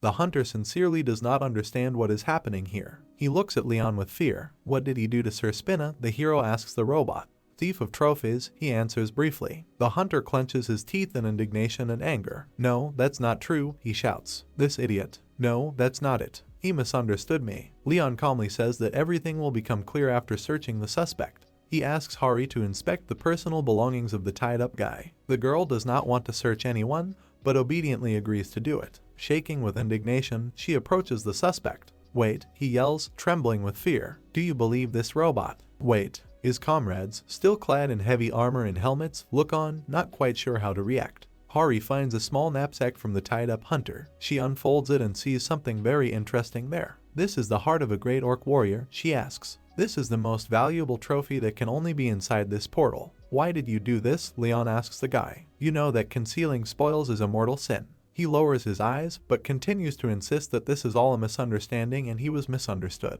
I didn't steal anything, he shouts, gathering his courage. I would never. He fails to finish. The hero once again uses his glowing sword. The bound hunter looks in surprise as his own severed hand flies away from him. Hunters in knights' helmets look at what is happening in horror. Their punished colleague screams heart-rendingly that he has lost his arm. His gloved limb lies on the ground. I know that the laws here and what I consider common sense are different from those in the normal world, Leon says, tucking his weapon back into subspace. But, he turns to the punished hunter, you are part of the army of King Lionheart. This means that you obey not the law that you know from the outside world, but mine. A guy tied with wire cries, holding the stump of his limb. These are my laws and rules, the hero explains to everyone present. If you are not ready to obey them, just raise your hand. A thief's hand is cut off. This is a law that was in effect in the kingdom of Lionheart. Before us is a magnificent palace with many towers, which was probably one of the main symbols of that state. It was difficult for people of the modern world to accept such harsh laws. We see that hunters have a hard time taking them for granted. But, these amazing buffs, one of the soldiers thinks. I feel like I was immediately promoted to Class C. No, I felt even stronger than that. It will be incredibly difficult to give up such benefits. The hunters continue to ponder Leon's words. But this one, whose hand was cut off, is his own fault for committing the theft. We are in a portal where the laws of the ordinary world do not apply. Maybe the stricter the laws, the better they work. Unexpectedly, one of them addresses Leon directly. He didn't seem to expect this. "Tell me, what is your name, soldier?" he sternly asks the daredevil. He comes forward. "I am Gudasang," he says in a confident voice, taking off his helmet. "Why did you come forward, Gudasang?" Leon asks, putting his hands behind his back. Hari, who is standing next to him, looks at the brave soldier in surprise. "Maybe you'll let the thief take your hand?" Desang asks, looking at the crying and pained hunter. "To bring her back?" Leon asks in bewilderment. "Yes," Desang replies, looking him in the eyes boldly. "But this would deprive the punishment of its meaning, the hero objects, and there will be no edification for him or the others." The crippled hunter continues to sob bitterly at his feet.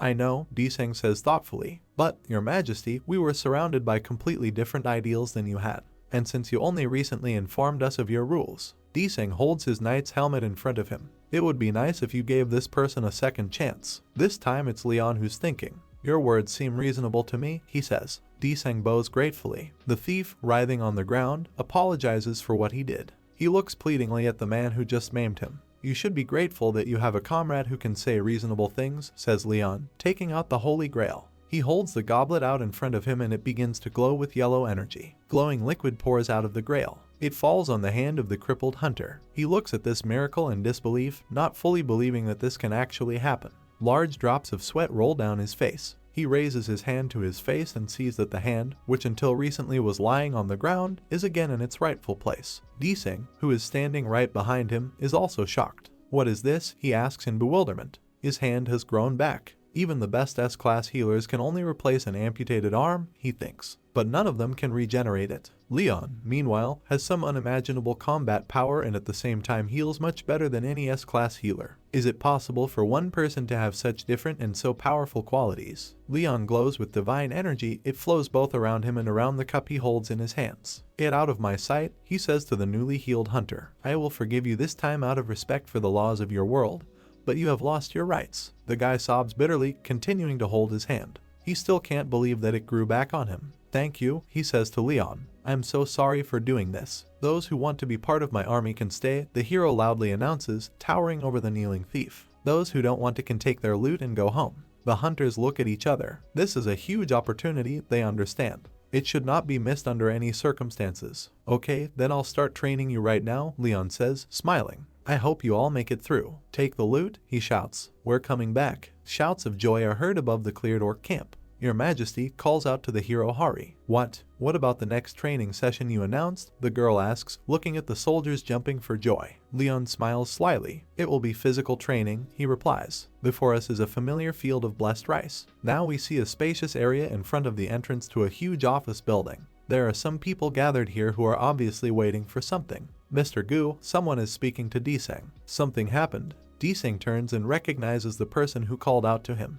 This is Ogangti, the old man he had encountered twice before. "You took part in the raid?" he asks Desang. "Yes," he answers, scratching his head. "My hands were itching to do something." "Be careful not to overwork yourself," the old man advises. "You should rest at least occasionally." The guy laughs, agreeing with his friend. Hari comes out to the gathered hunters. She clears her throat loudly, getting their attention. She then cups her hands over her mouth and, as far as her voice can reach, announces the arrival of His Majesty Leon Dragonius Lionheart and the Grail Knights Sir Jagged Spin. The hunters, wearing tracksuits, lined up in rows. "Congratulations on passing the simple test," Leon tells them from the dais. Standing next to him is Hari, with the robot sitting comfortably on her head. "You all lack something to become part of my army," the hero continues, "but this is quite fixable." He calls the orc portal a simple test. Desang begins to be tormented by vague doubts. "Watching you fight, I noticed some problems," Leon says. "The most important thing is your bodies." The hunters don't quite understand what he wants from them. In the end, they all do not have the highest classes. D or C, therefore, I decided to engage in physical training with you, the commander of this entire army announces.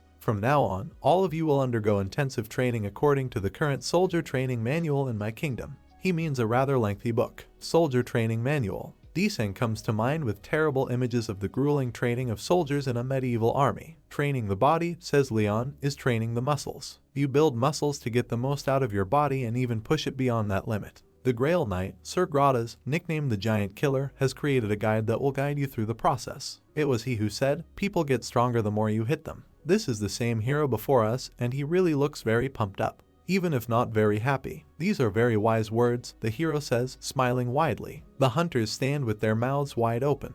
They just can't understand who will beat whom. How should a soldier who defends a kingdom train? Leon goes into a frenzy and starts screaming, gesticulating like a dramatic artist. Naturally, he must work harder than the peasant he is protecting. Listen to the wise words with which Sir Gradas described the recipe for the most effective training for warriors. The hunters look at their commander in fear, flog and beat the bodies of the soldiers, and then heal them. Leon tells them the wisdom of Sir Gradas. Their muscles will become stronger. Their dynamic visual activity will also improve as they make an effort to avoid being beaten. The hunters scream in horror. They could not imagine that such terrible things would be done to them. They are about to run away, but Leon raises his index finger. Now hit each other, the hero orders them. Turn each other into a bloody pulp, Leon says with a predatory expression on his face. Until all the muscles in your bodies are torn to pieces and until you break your fists. It will be better if you break each other's bones. No, I'm changing the condition. Bones must be broken. The hunters are outraged. This is some kind of nonsense. No, he's right, of course, but it's all a bit too much. We will all become disabled if we carry out this order. Why would that be? The hero answers indifferently. The Holy Grail appears in his hand.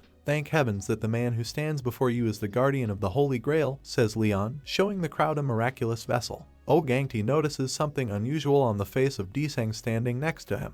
He asks why the old man is pointing his finger at him. Your wounds are healing, Gangti says excitedly. Desang feels himself and cannot believe what is happening to him at this second. All warriors who are near the Holy Grail will be healed, Leon solemnly announces. If you don't drink holy water, all the torn muscles and bones will heal. You have 5 hours to destroy everything you see in front of you, the hero says to dozens of hunters in training suits who wish to become part of his army. You have no allies, he continues. Take all attacks and attack anyone who is in front of you. Desang thinks with horror about the test he has to go through. If someone feels good after 5 hours, I will personally make them feel very bad, Leon says with an unhealthy glint in his eyes. Well, I trust you with further management of the training, Sir Jag Spinna, he tells the robot. Leon turns around and leaves. The robot and Hari remain on the dais. It was all in the training manual, Desang thinks. The hunters nervously glance at each other, assessing each other's strength. Desang and Gangti giggle conspiratorially, casting sly glances at each other. A case of fraud has been discovered. The robot, which has taken its home on the top of Hari's head, informs the hunters. His red eye begins to glow brightly. A powerful energy discharge hits the hacker's legs,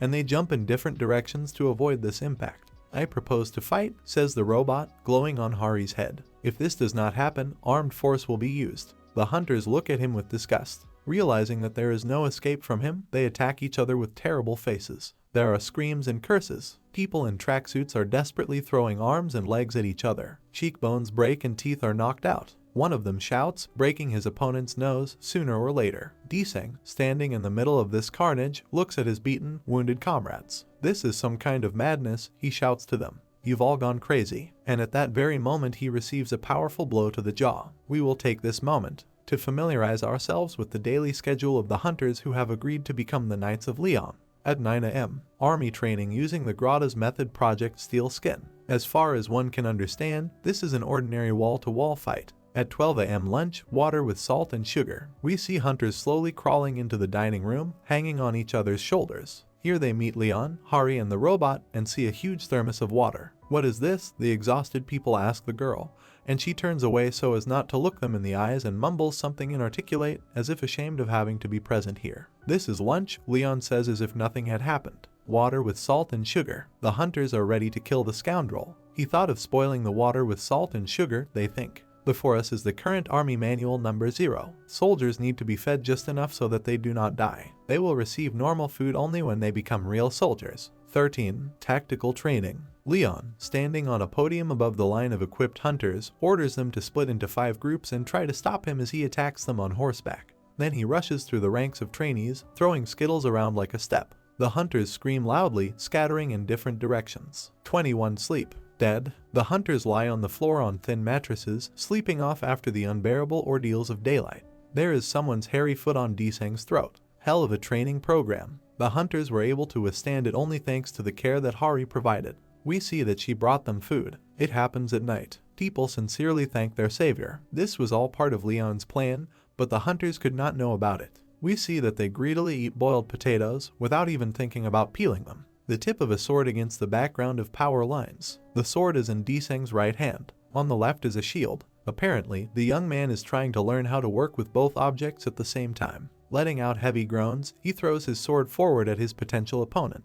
This is very difficult for him. Deseng, breathing heavily, bends under the weight of the iron. He looks at his weapons. The shield is much heavier than I expected, he thinks. It also takes a lot of strength to swing a sword. In a shield formation, movement is too limited. These are actually only occasional stabbing movements. They are the ones Deseng trains. On the screen of the mobile phone, as far as one can understand, there is something like instructions for teaching this technique. Wrong. Deseng hears someone's voice next to him. He turns his head to see the teacher. "Your Majesty," he exclaims, seeing that Leon has come to teach him personally. "Continue," he says. "Take the right pose and try to stab." Deseng tries to do what the hero told him. Breathing heavily, he repeatedly stabs an imaginary enemy with his sword while covering himself with a shield. Leon looks at him with his arms crossed over his chest. The hunter continues to work. His sword flies forward and returns to its original position. Deseng looks at Leon to see his mentor's reaction. "You're doing it wrong," he repeats his first point. Deseng screams in surprise. Leon takes his shield and raises it to the level of the hunter's chin. "You have a bad habit of lowering your shield when you strike," he says. "I am sure that I said earlier that at the moment of impact you need to protect the right shoulder of a comrade standing next to you with a shield. Even if you can't see anything, don't lower your shield." "Why?" Deseng asks in amazement, looking at Leon. "Because a shield in the wrong position creates a hole that is ready to become a breach." We see a monster who is ready to take advantage of the shield owner's mistake. He looks scary. "Your Majesty," addresses Leon Deseng. "Your tactic is to have soldiers armed with shields stop the enemy, after which the enemy should be killed by mounted knights." "Yes," the hero answers. "This is a hammer and anvil tactic. It is correct and I adhere to it. But our opponents are monsters," says the hunter. "I don't think this tactic is effective against them." Leon looks at Deseng thoughtfully. "You dare teach me how to fight creatures from other worlds?" he asks irritably. "No, that's not what I'm trying to do," the young man answers fearfully. The hero calms down. It seems to him that he must explain something to his student. "The monsters you saw in the portals were countless in my world." Deseng listens carefully. "To be honest, the enemies you met are harmless insects compared to those I had to fight. These were giants 20 meters tall, endlessly regenerating trolls, multi-headed snakes, spiders with dozens of goblins riding on them, a dragon that crushed mountains with one paw. You need to know many hunting techniques to counter them, and it is also important to have the ability to adapt to any unexpected situation." Leon calmly tells all this to Deseng, who is standing next to him. But all this can only be learned through personal experience. His gaze becomes thoughtful. "You have decades of combat experience in the service of the goddess," he asks. "Do you have the spirit of triumph to gain glory on any battlefield with any weapon?" Deseng is silent, comprehending the information received from his mentor. "That's why I teach soldiers only one thing," Leon continues, clasping his hands behind his back. "They must do basic things well. This will be useful to any knight. To increase your chances of survival, you must master just one talent." Deseng stands next to the hero, hanging his shield on his back. "But," he says, clenching his fist and raising it to his chest, "I want to achieve more than you outlined." Leon looks at him smiling, approval visible in his eyes. "Do you want to become a knight?" he asks. Deseng jumps in surprise. "How can a commoner like me be a knight? Shouldn't they be aristocrats?" The hero sighs lightly. "Don't paint my kingdom with the colors of the logic of your world. Not only an aristocrat can become a knight." Deseng asks again, as if unable to believe what he heard. "A person who voluntarily chooses a very difficult road and walks along it nobly, feeling a sense of duty. A person who protects people and bravely supports good. A person who takes an oath of eternal allegiance to the goddess and people. Any person who meets these conditions can become a knight. Before us is a field of blessed rice, over which the bright sun rises. If you have the courage and character to take this path." Deseng, overflowing with expectations, listens to every word of the hero. "Then you are capable of earning my respect," Leon finishes his sentence. Still, I was very biased towards him, Deseng thinks. The hero's heartfelt speech inspired him. He straightens his back and, smiling, looks into the distance. His hand is on the hilt of his sword. "I really want to become a knight," he thinks and resolutely clenches his fist. American branch of the Magic Tower. In it, someone utters a mysterious phrase, "Damn it, am I not enough?" The old man who lives in the tower falls into religious ecstasy. "Oh, great being," he cries, "I believe that you would return." "Fool, bow down," says the glowing purple sphere resting on the pad. "Oh, yes, I forgot," the old man exclaims and falls to his knees. "I will teach you wisdom and show you the truth," says the ball. "Naturally, you must worship me and make offerings." His voice has changed. The magician asks himself, staring at the floor. "To begin, use a spell to move into space on the crystal. I'm going to be transported to space if something unexpected and unpleasant happens here." The old man looks up in fear. "What? For what?" I thought the crystal was needed for you to come down to Earth. Are you crazy? Asks the purple sphere. Why should I voluntarily go to heaven? What? The magician asks again. He cannot understand what his strange interlocutor means. Listen carefully, says the ball, emitting a dark glow around itself. I'm not going to set foot on the planet where this monster is. The old man looks blankly at the sphere, but I want to figure out a way to kill him. The surface of the ball trembles due to some disturbances. Now is the time for this, he continues, since he does not have an army. Just find yourself in the same portal with him. I don't ask for anything more. The magician bows and says that he understood the order. The sphere seems to sigh with relief. Please, she says, die this time. We see that she means Leon, who deals with the terrible monster in the most brutal way. Graduation ceremony for soldiers at the Pantheon Guild Academy. In front of us is the entrance to a yellow portal, next to which several people are standing. Are you really going to go on a raid into the yellow portal with only new recruits? One of them asks. Yes, that's the answer. So, Sir Yuppie and I have been crossed off the list, says Hari, who, as usual, has a robot perched on her head, disappointedly. He also makes sounds, but their meaning is unclear to us. Looks like I'll have to do all the work alone, says Kim Jinsu, who is holding a huge hammer. Well, good luck, boss, the girl answers him. She giggles cheerfully. Leon steps in front of the line of hunters. Soldiers, you have shown your worth during the last 4 weeks of training. I'll be brief. It's time to show what you've learned. Now you will go to the raid and enter the portal. The formation of the hunters, it should be noted, looks simply perfect. Just recently, no one would have let you through such gates, says Leon. But now that you are there, you will understand what it means to be a soldier of King Lionheart. The hunters listen carefully to their commander. Into the portal, the hero shouts loudly, theatrically throwing his hand to the side from himself. You will be watched over by the deity you will serve. Pantheon, he shouts. Forward, the line of soldiers barks. 49 intermediate D-class hunters, 1 hunter from the Hunter Association, and Leon Draconia Lionheart entered the portal. The robot tweets after them,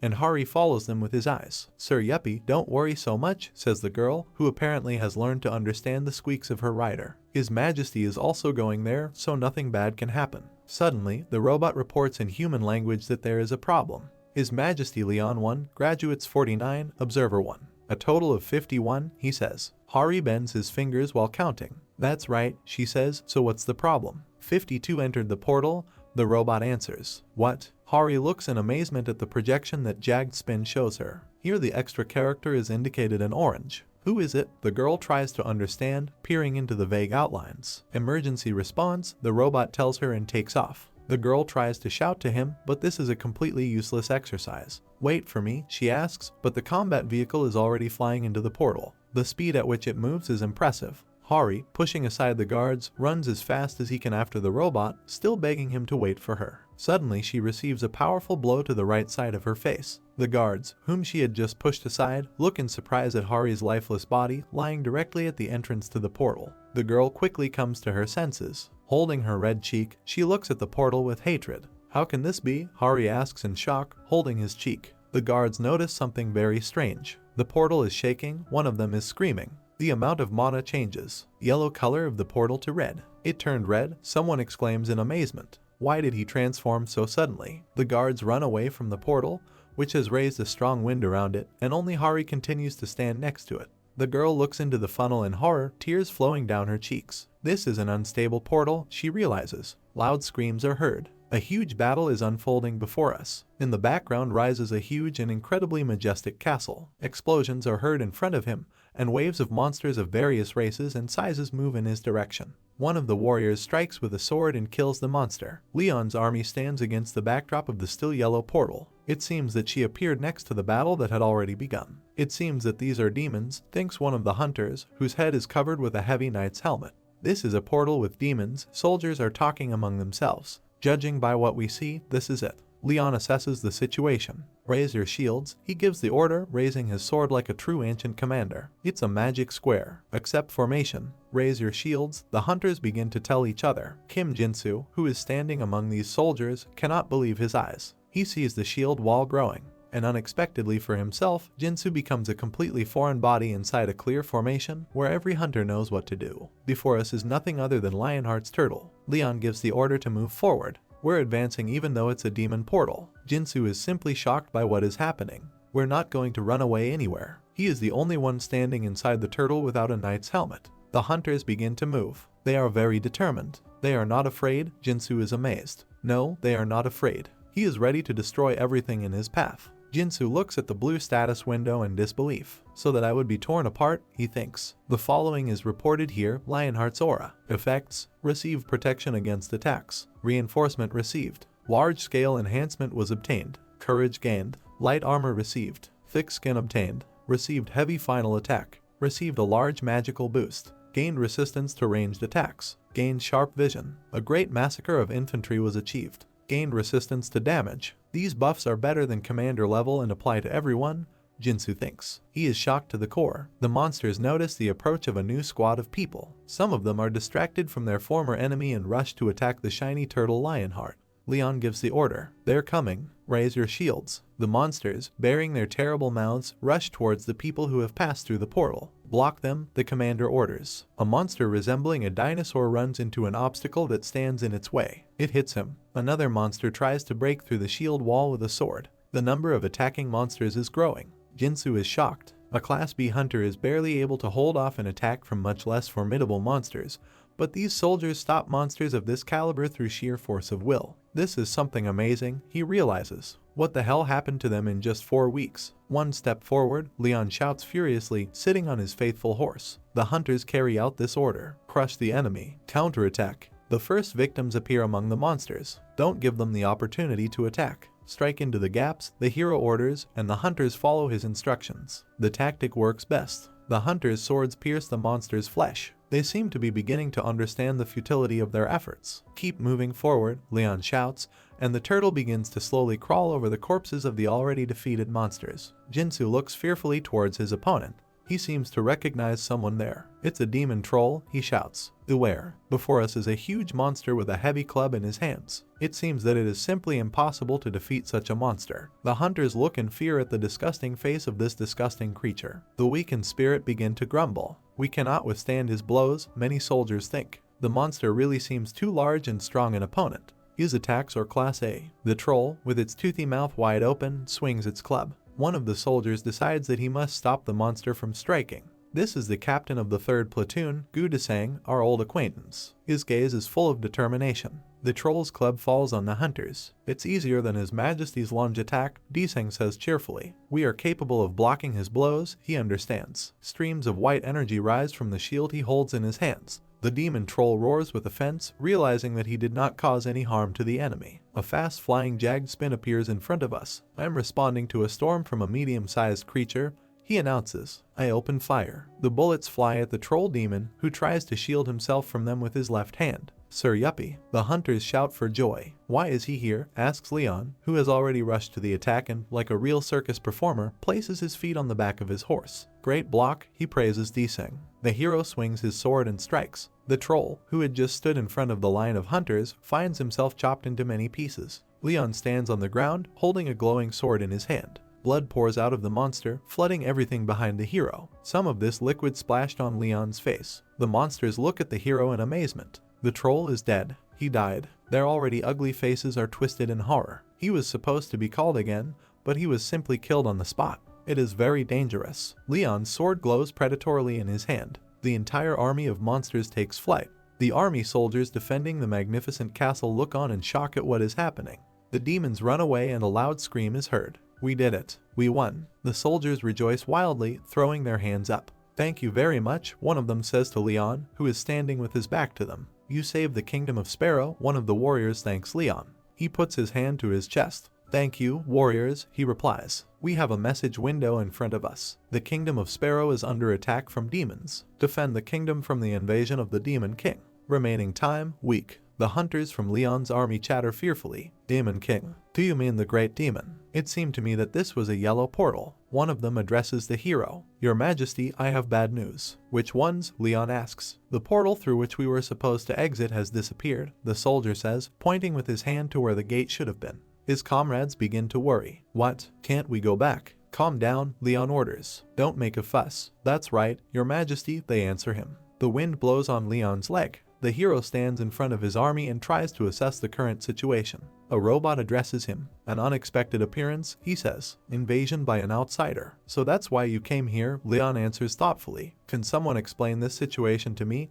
He turns to the line of his soldiers. One of them raises his hand. Yes, your majesty. This is a variable portal, explains Deseng, removing the knight's helmet from his head. In the simplest terms, this is a phenomenon where the complexity of a portal suddenly increases noticeably and you cannot exit it until it is completely cleared. We see an interdimensional transition that cannot be assigned just one color designation. It seems that there is no question of chance here, Leon understands, thoughtful. We will not change the plan, he says. We will clear this portal. Are you sure? Deseng asks him. We may meet demon kings here. I am the king of Lionheart, the hero answers. I killed 2 demon kings and more than 30 great demons. You doubt my abilities? He asks and turns to face Deseng. But for sure, the hunters exclaim. His Majesty has many traits associated with demons. Naturally, Leon thinks, I received them in my world, where I had a huge amount of divine power. But now I cannot be guaranteed to defeat the Demon King, he realizes, but in his gaze there is a determination to test everything in practice. A knight must steadily follow his path and instill hope in those around him, he thinks. We see high rocks with the wind blowing between them. Leon is reflected in the purple sphere held by the magician. He has become weaker, the glowing ball happily reports. After all, he is only human. An old man with long hair, his mouth open, listens to his strange interlocutor. Then maybe I'll perform a ritual so that you come down. No, he is abruptly interrupted by a sphere with energy bursts sweeping across its surface. I'm not out of my mind yet. There is no need for my direct intervention. The old man peers at the ball he holds in his hands. There is a being that the demons of sexual desire have been working on for hundreds of years. When it awakens as a demon king, I will be able to kill Leon. Before us appears the image of a long-haired girl sitting on a throne.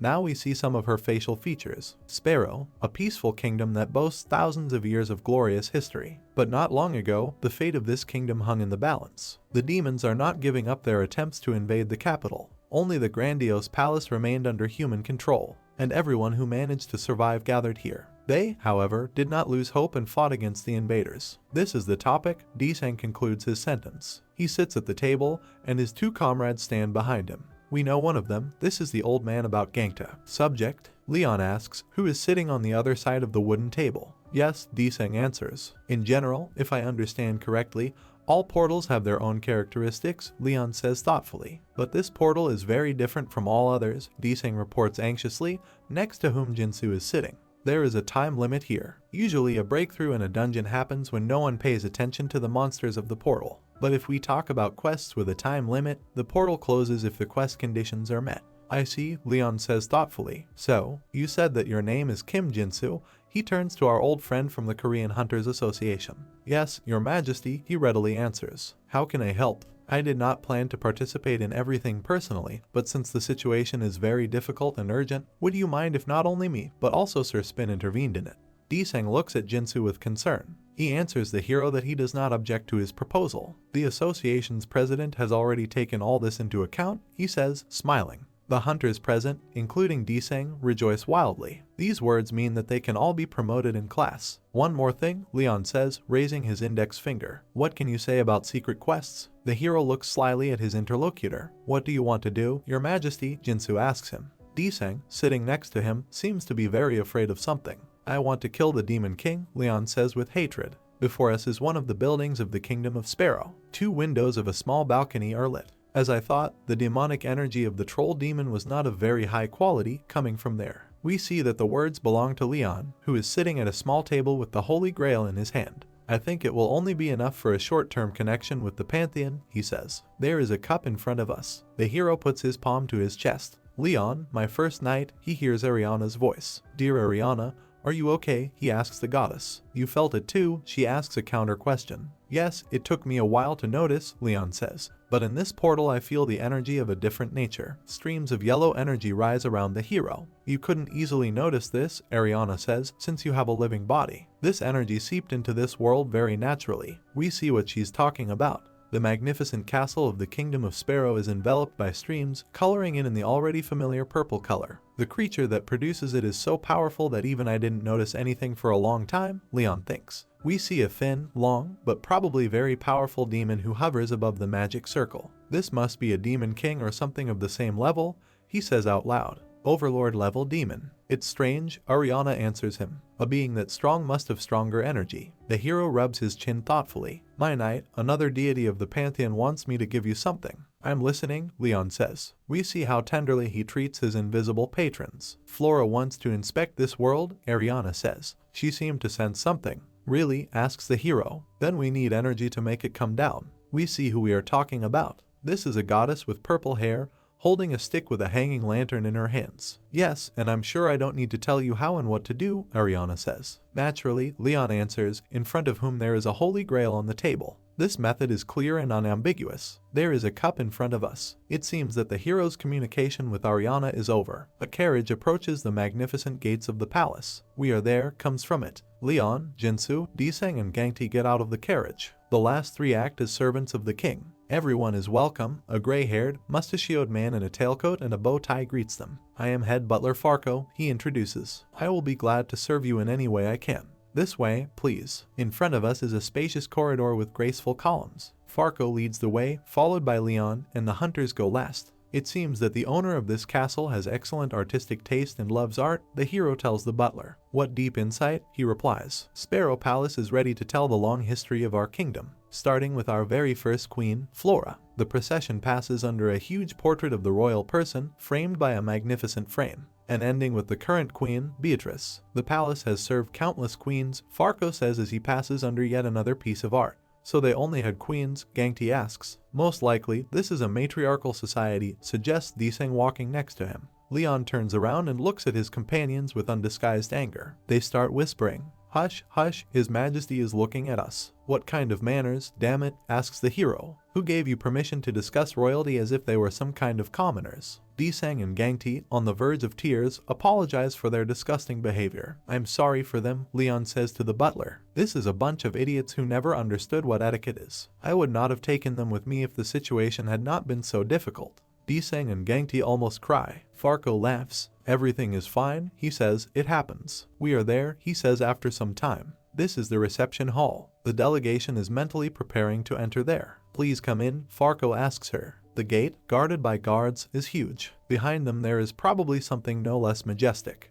Her Majesty the Queen is waiting for you, the butler solemnly announces. The guards are preparing to open the gate. Leon, the light from the hall falls on the hero's tense face. The reception hall turns out to be grandiose. At the far end, the queen sits on a throne, nobles stand in front of her, and even closer to the entrance stand rows of knights. The butler loudly announces Sir Lionheart's arrival. The nobles of the kingdom of Sparrow look at the guest with dissatisfied faces. It seems that two of them have a special role in the upcoming ceremony. One of them comes out to meet Leon. He stands in the way of the hero to the queen and asks if he is seeing Sir Lionheart, who made such an important contribution to the victory in the battle that took place right in front of the palace gates. This brunette with strange facial hair introduces himself as Duke Archeum, the Chancellor of the kingdom. He takes out a scroll and reports that for his outstanding achievements in the last battle, he decided to knight the hero. He looks at the scroll. And now, with the queen's blessing, I want to make a speech, he says. Leon looks at him angrily. He then pushes the chancellor away and walks past him. First, I want to greet the queen, he says. Someone gets in Leon's way, and the hero looks at him with displeasure. Stop, Sir Lionheart, the gray-haired old man says menacingly. He looks like the most honored knight of this kingdom. The chancellor runs up to Leon's side. Even if you have accomplished great feats, says the old man, can you immediately approach the queen? The three accompanying the hero think that the old man is absolutely right. Who knows what he might do? It's not even polite. The chancellor shouts at Leon, and the hero's subordinates understand that something irreparable could happen now. Their commander can easily lose his temper. Leon, who has still not been able to get close enough to see the queen, makes a strange sound. A pained expression appears on his face. I can't contain myself anymore, he says. He straightens his back and in a respectful tone announces that he is the king of Lionheart, Leon Draconia Lionheart. I have to do what I have to do, even though it may seem very rude. The chancellor, completely mad with anger, tries to interrupt Leon's speech. What are you saying? He shouts. He points his finger at the hero. What are you even doing? He asks rudely. Captain, take this man away, he orders the Grey Knight. Leon brazenly grabs Duke Archeum's face. His eyes light up with rage. With his second hand, Leon grabs the chancellor by the back of his hair. Jinsu, Deseng and Gangti try to stop their commander. Your Majesty, what are you doing? They shout. Leon hits the chancellor and his neck seems to snap. Deseng yells as much as he can, trying to reason with the hero. Gangti is silent. He's in shock. Leon's face is scary to look at. He seems to be completely mad. And what the hell is this time? He thinks. Leon grabs Duke Archeum's head and seems to be trying to unscrew it. His eyes have turned into narrow slits that burn with hatred. The knights of the kingdom, who are in the reception hall, try to shout to the duke, but he sits on his knees and looks at the ceiling, not noticing anything around. "What is the meaning of this?" shouts the old Grey Knight, drawing a huge sword from behind his back. Leon looks appraisingly at the Duke, whose neck he just broke. Then he takes his left hand and with a sharp movement tears it off. Deseng tries to shout to the hero, but he doesn't hear anything. Seeing what happened to the Duke, the knights point their swords towards Leon. They are ready to stab him. The Grey Knight repeats his question, to which he did not receive an answer earlier. "How silly. How long do you intend on hiding your identity?" the hero asks Duke Archeum. "Did you really think you could escape the eyes of the King of the Lionheart?"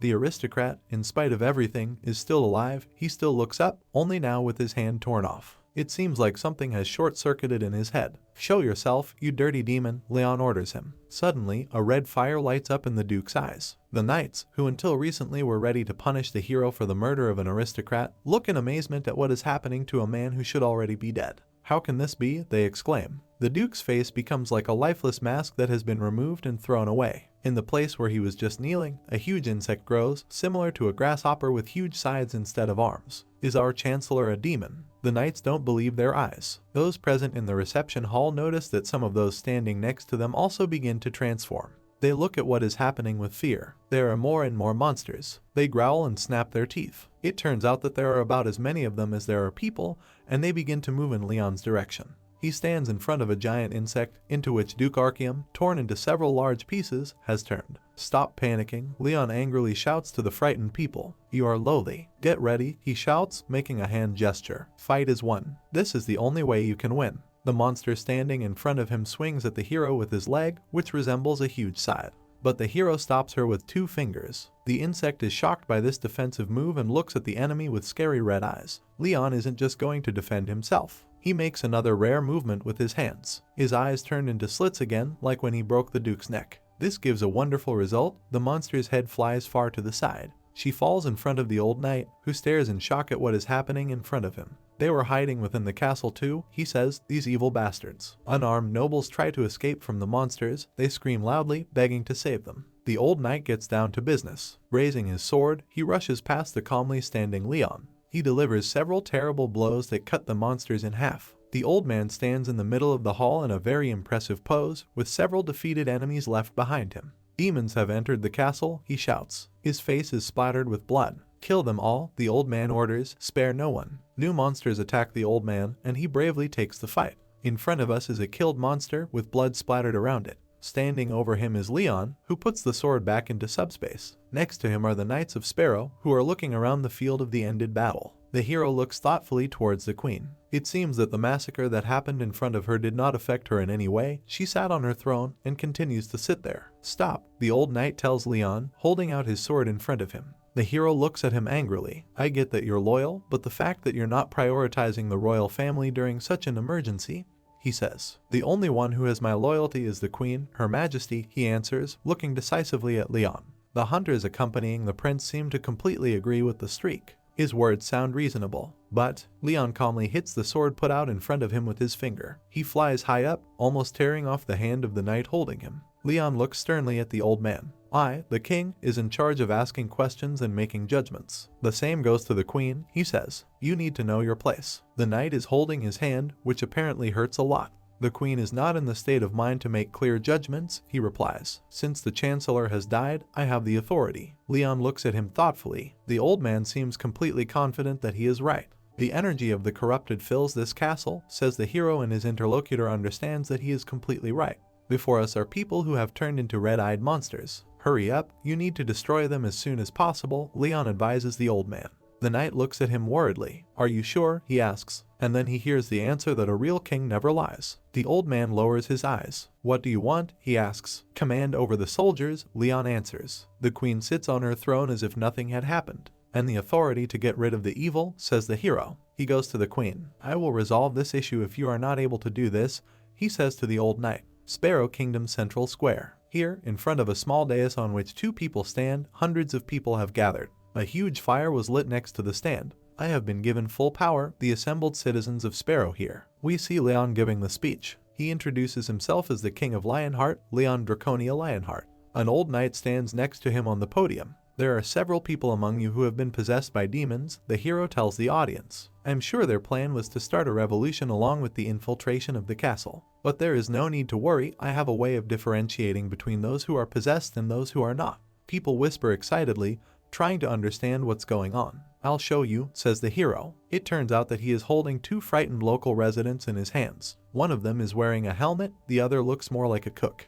The inhabitants of the kingdom scream desperately and clutch their heads. From now on, those who are not evil, those who have not been corrupted, those who are not heathens, Leon announces to them. His gaze seems very determined. People look at a huge fire lit in the square. Toss yourselves into the flame to prove your innocence, the hero orders them. At the same moment, he throws two people he was holding in his hands into the fire. They scream desperately, realizing that this is the end. If you want an example, I'll show it to you, Leon shouts. People are terrified. He actually threw them there. He will kill us all. The soldier, who has a helmet on his head, actually burns. He screams heart-rendingly and writhes in agony. Those gathered see his melting silhouette inside the fire. But literally right there, a completely unharmed leg of a girl cook emerges from the fire. People look at her and cannot believe their eyes. The girl herself is not able to understand why she is still alive. She looks at her hands with wide eyes. She is alive. Then what was that scream? One of those present points his finger towards the fire. Look, he shouts, the body of a soldier. Yes, look, says Leon, who stands calmly next to the fire. There, inside, a monster with red eyes appears. He squeals loudly. These sacred flames, Leon declares, only burn those who are evil. You need to thank Pedos, the divinity of war and fire, and shout his name in glory as you walk through the flames. People look at the hero in shock. He seems to be talking nonsense, but his words are confirmed by what they see with their own eyes. The hero looks at them searchingly in response. What are we going to do? Human voices are heard. Does this fire really only burn demons? Leon takes out his sword and raises it above his head. Hurry and enter, he orders those gathered. Are you all corrupted? Or do you wish to be slain by my sword? People, covering their faces with their hands, run to the fire and throw themselves into it. They also push each other. Leon stands on a low platform built in the city square and looks thoughtfully at the demons standing in front of him. He covers his nose with his hand. Your stench is all over the place, he says. I will punish you. I will rip your souls to pieces. The monsters grin. They clench their fists and show their claws. You human, says one of them. You don't even know your place. Don't think that you will die quietly and calmly, Leon tells them. And then he opens his mouth and starts screaming like a madman. Damn demons. The screech it makes cuts the demons' ears like a knife.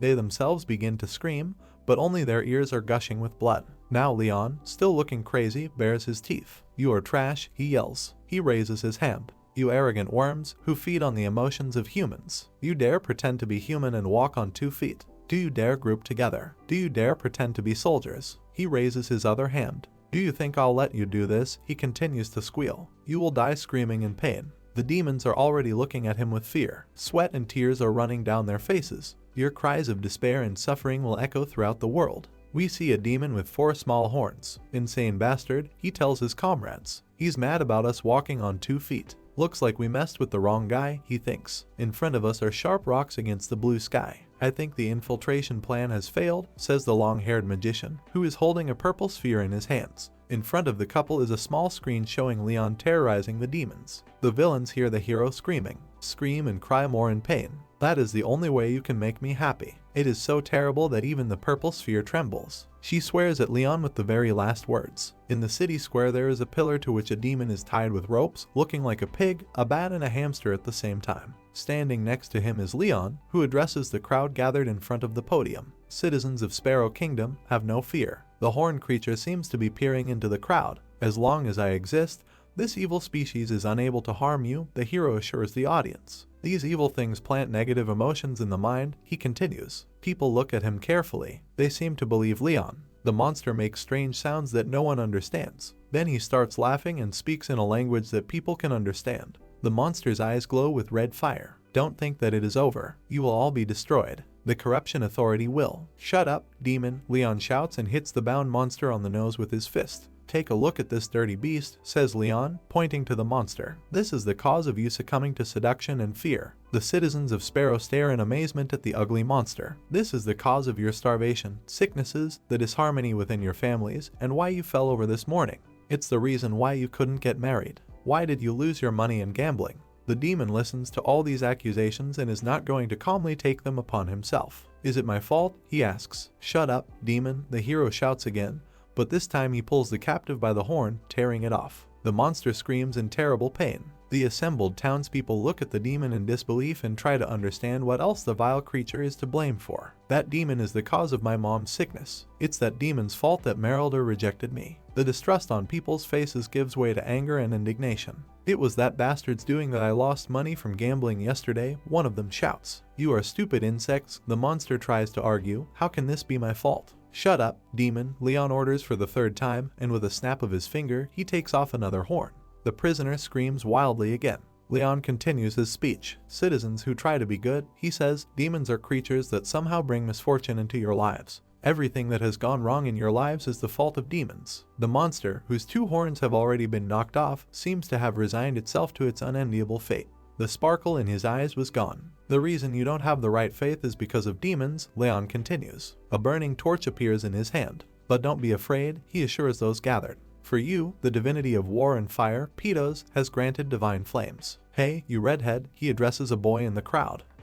He does not believe that the king paid attention to him. Yes, come here and take this. The boy stands with a glowing stick in his hand and it doesn't burn him at all. Punish the demon with these, says Leon, until the demon has made up for its sins. The boy mutters something, but the enthusiasm in his eyes is visible. Do you feel sorry for the demon? Anger or even suspicion appears in the hero's eyes. Not at all, the red-haired guy shouts with rage. Because of these demons, my father died. He approaches the monster, holding the burning stick tightly. The monster realizes that he really can be tortured and goes on the offensive. His eyes turn into 2 white dots, he grins angrily, showing huge fangs. If you even touch me with this thing, he threatens, I will drive you to the very end of hell and kill you in the most painful way. Make a softer expression, Leon interrupts the monster and punches him in the jaw. The monster looks very pathetic. Snot is flowing from his pig nose, his horns are broken off. The boy, who failed to be intimidated, brings the stick down on the monster's head. This is for my father, he shouts furiously. The top of the monster's head, tied up and tied to a post, is burning.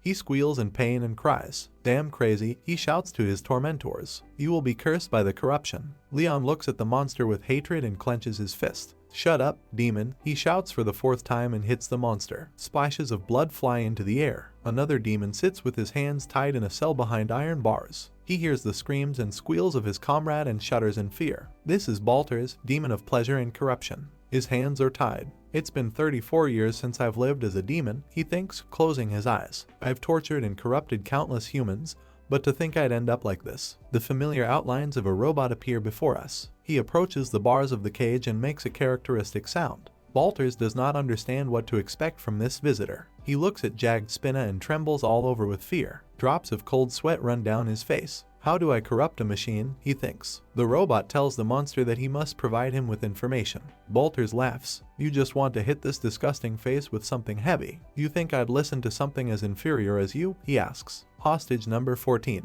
Uncooperative, says Jagged Spin. His behavior and words make the monster tense. 6 legs approach his cage. These are knights dressed in heavy armor. Balters hides under the wall and looks at these visitors with fear. However, with a predatory grin, he tells the soldiers that they can kill him if they want. He promises to return and Balters falls silent, noticing something. Sweat now runs down his face continuously. One of the knights holds in his hands an impressive wooden tub from which steam rises. We are told that this is water with the addition of 15% holy water. The liquid glows and truly seems miraculous. Balters shrinks again in horror. He looks at the tub in fascination. Big data reference, says the robot, climbing onto the edge of the tub. Reasonable conclusion inference. The robot's red eye glows very brightly. Water knows the answer, he says. Balters screams in horror. He can't believe that all this is happening to him. Jagged Spin grabs the monster and pulls it towards the tub. He screams and squeaks heart-rendingly. Both the knights and the robot look at the monster sternly. A completely inadequate expression appears on Balters' face. He continues to scream and sweat.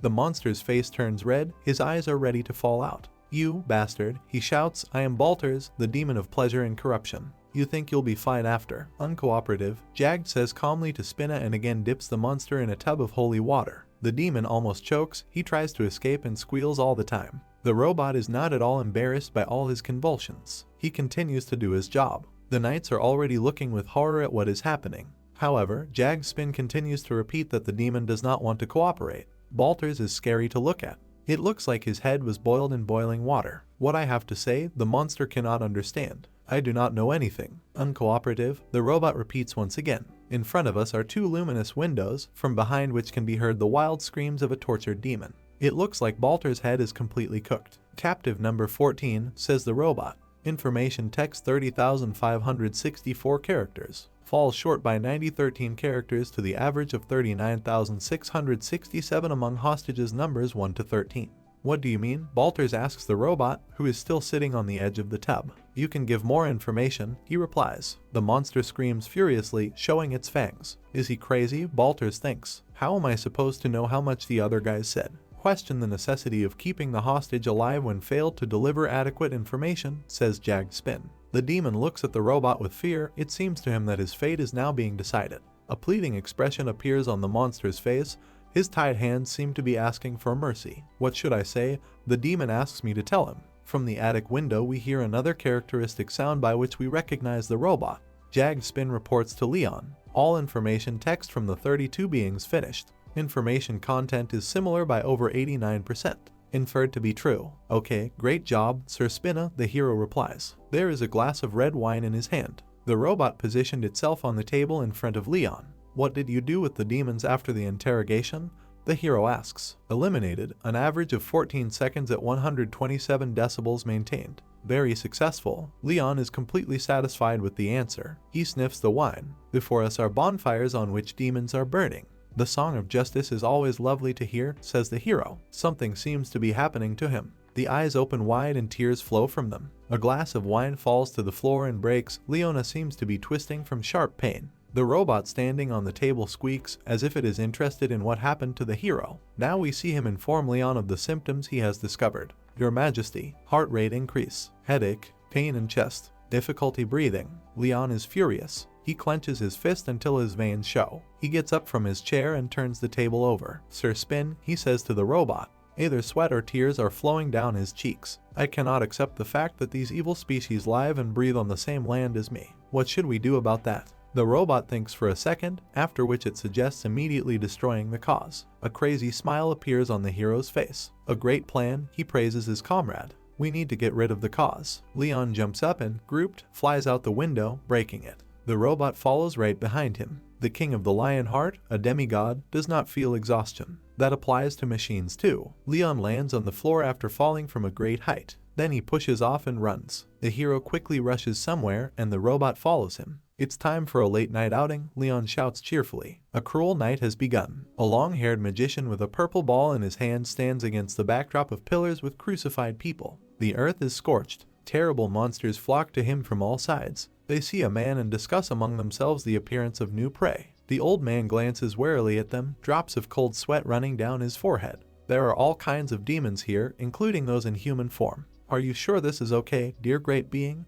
The old man asks the sphere. Don't look those inferior prostitutes for too long, he replies. A mortal is easily corrupted. There are also outright monsters here, the very sight of which evokes animal horror. The old man says that he understood the purple ball's advice. Stop, he hears someone's voice. Someone appears in front of him, and the old man freezes in shock, clutching his purple ball to his chest. In front of him is an 8-armed demon with a crown on his head. He smiles and looks very pumped up. You stupid little. You dare step foot into my venue of entertainment, asks the monster. You must not know what fear is, the demon shouts, showing off his wonderful straight teeth. What is up with this dense evil energy, the magician thinks, looking at the demon with fear in his eyes. Don't look at the crown, the ball advises him. The old man's eyes are round with horror. The great demon of pleasure and corruption, androgen, the sphere tells him. The one without common sense or backbone, the demon says, as if recognizing someone. The goblin who had tasted sudden success, he says. We see that behind the purple sphere there really is a disgusting horned creature holding a human skull in its hands. Androgen, the ball turns to the demon. I have an offer you won't be able to reject. An offer, the demon shouts angrily. An offer, you say. He looms over the old man, with his top pair of arms still showing very large biceps. Know your place, beast, the demon shouts, turning to the goblin.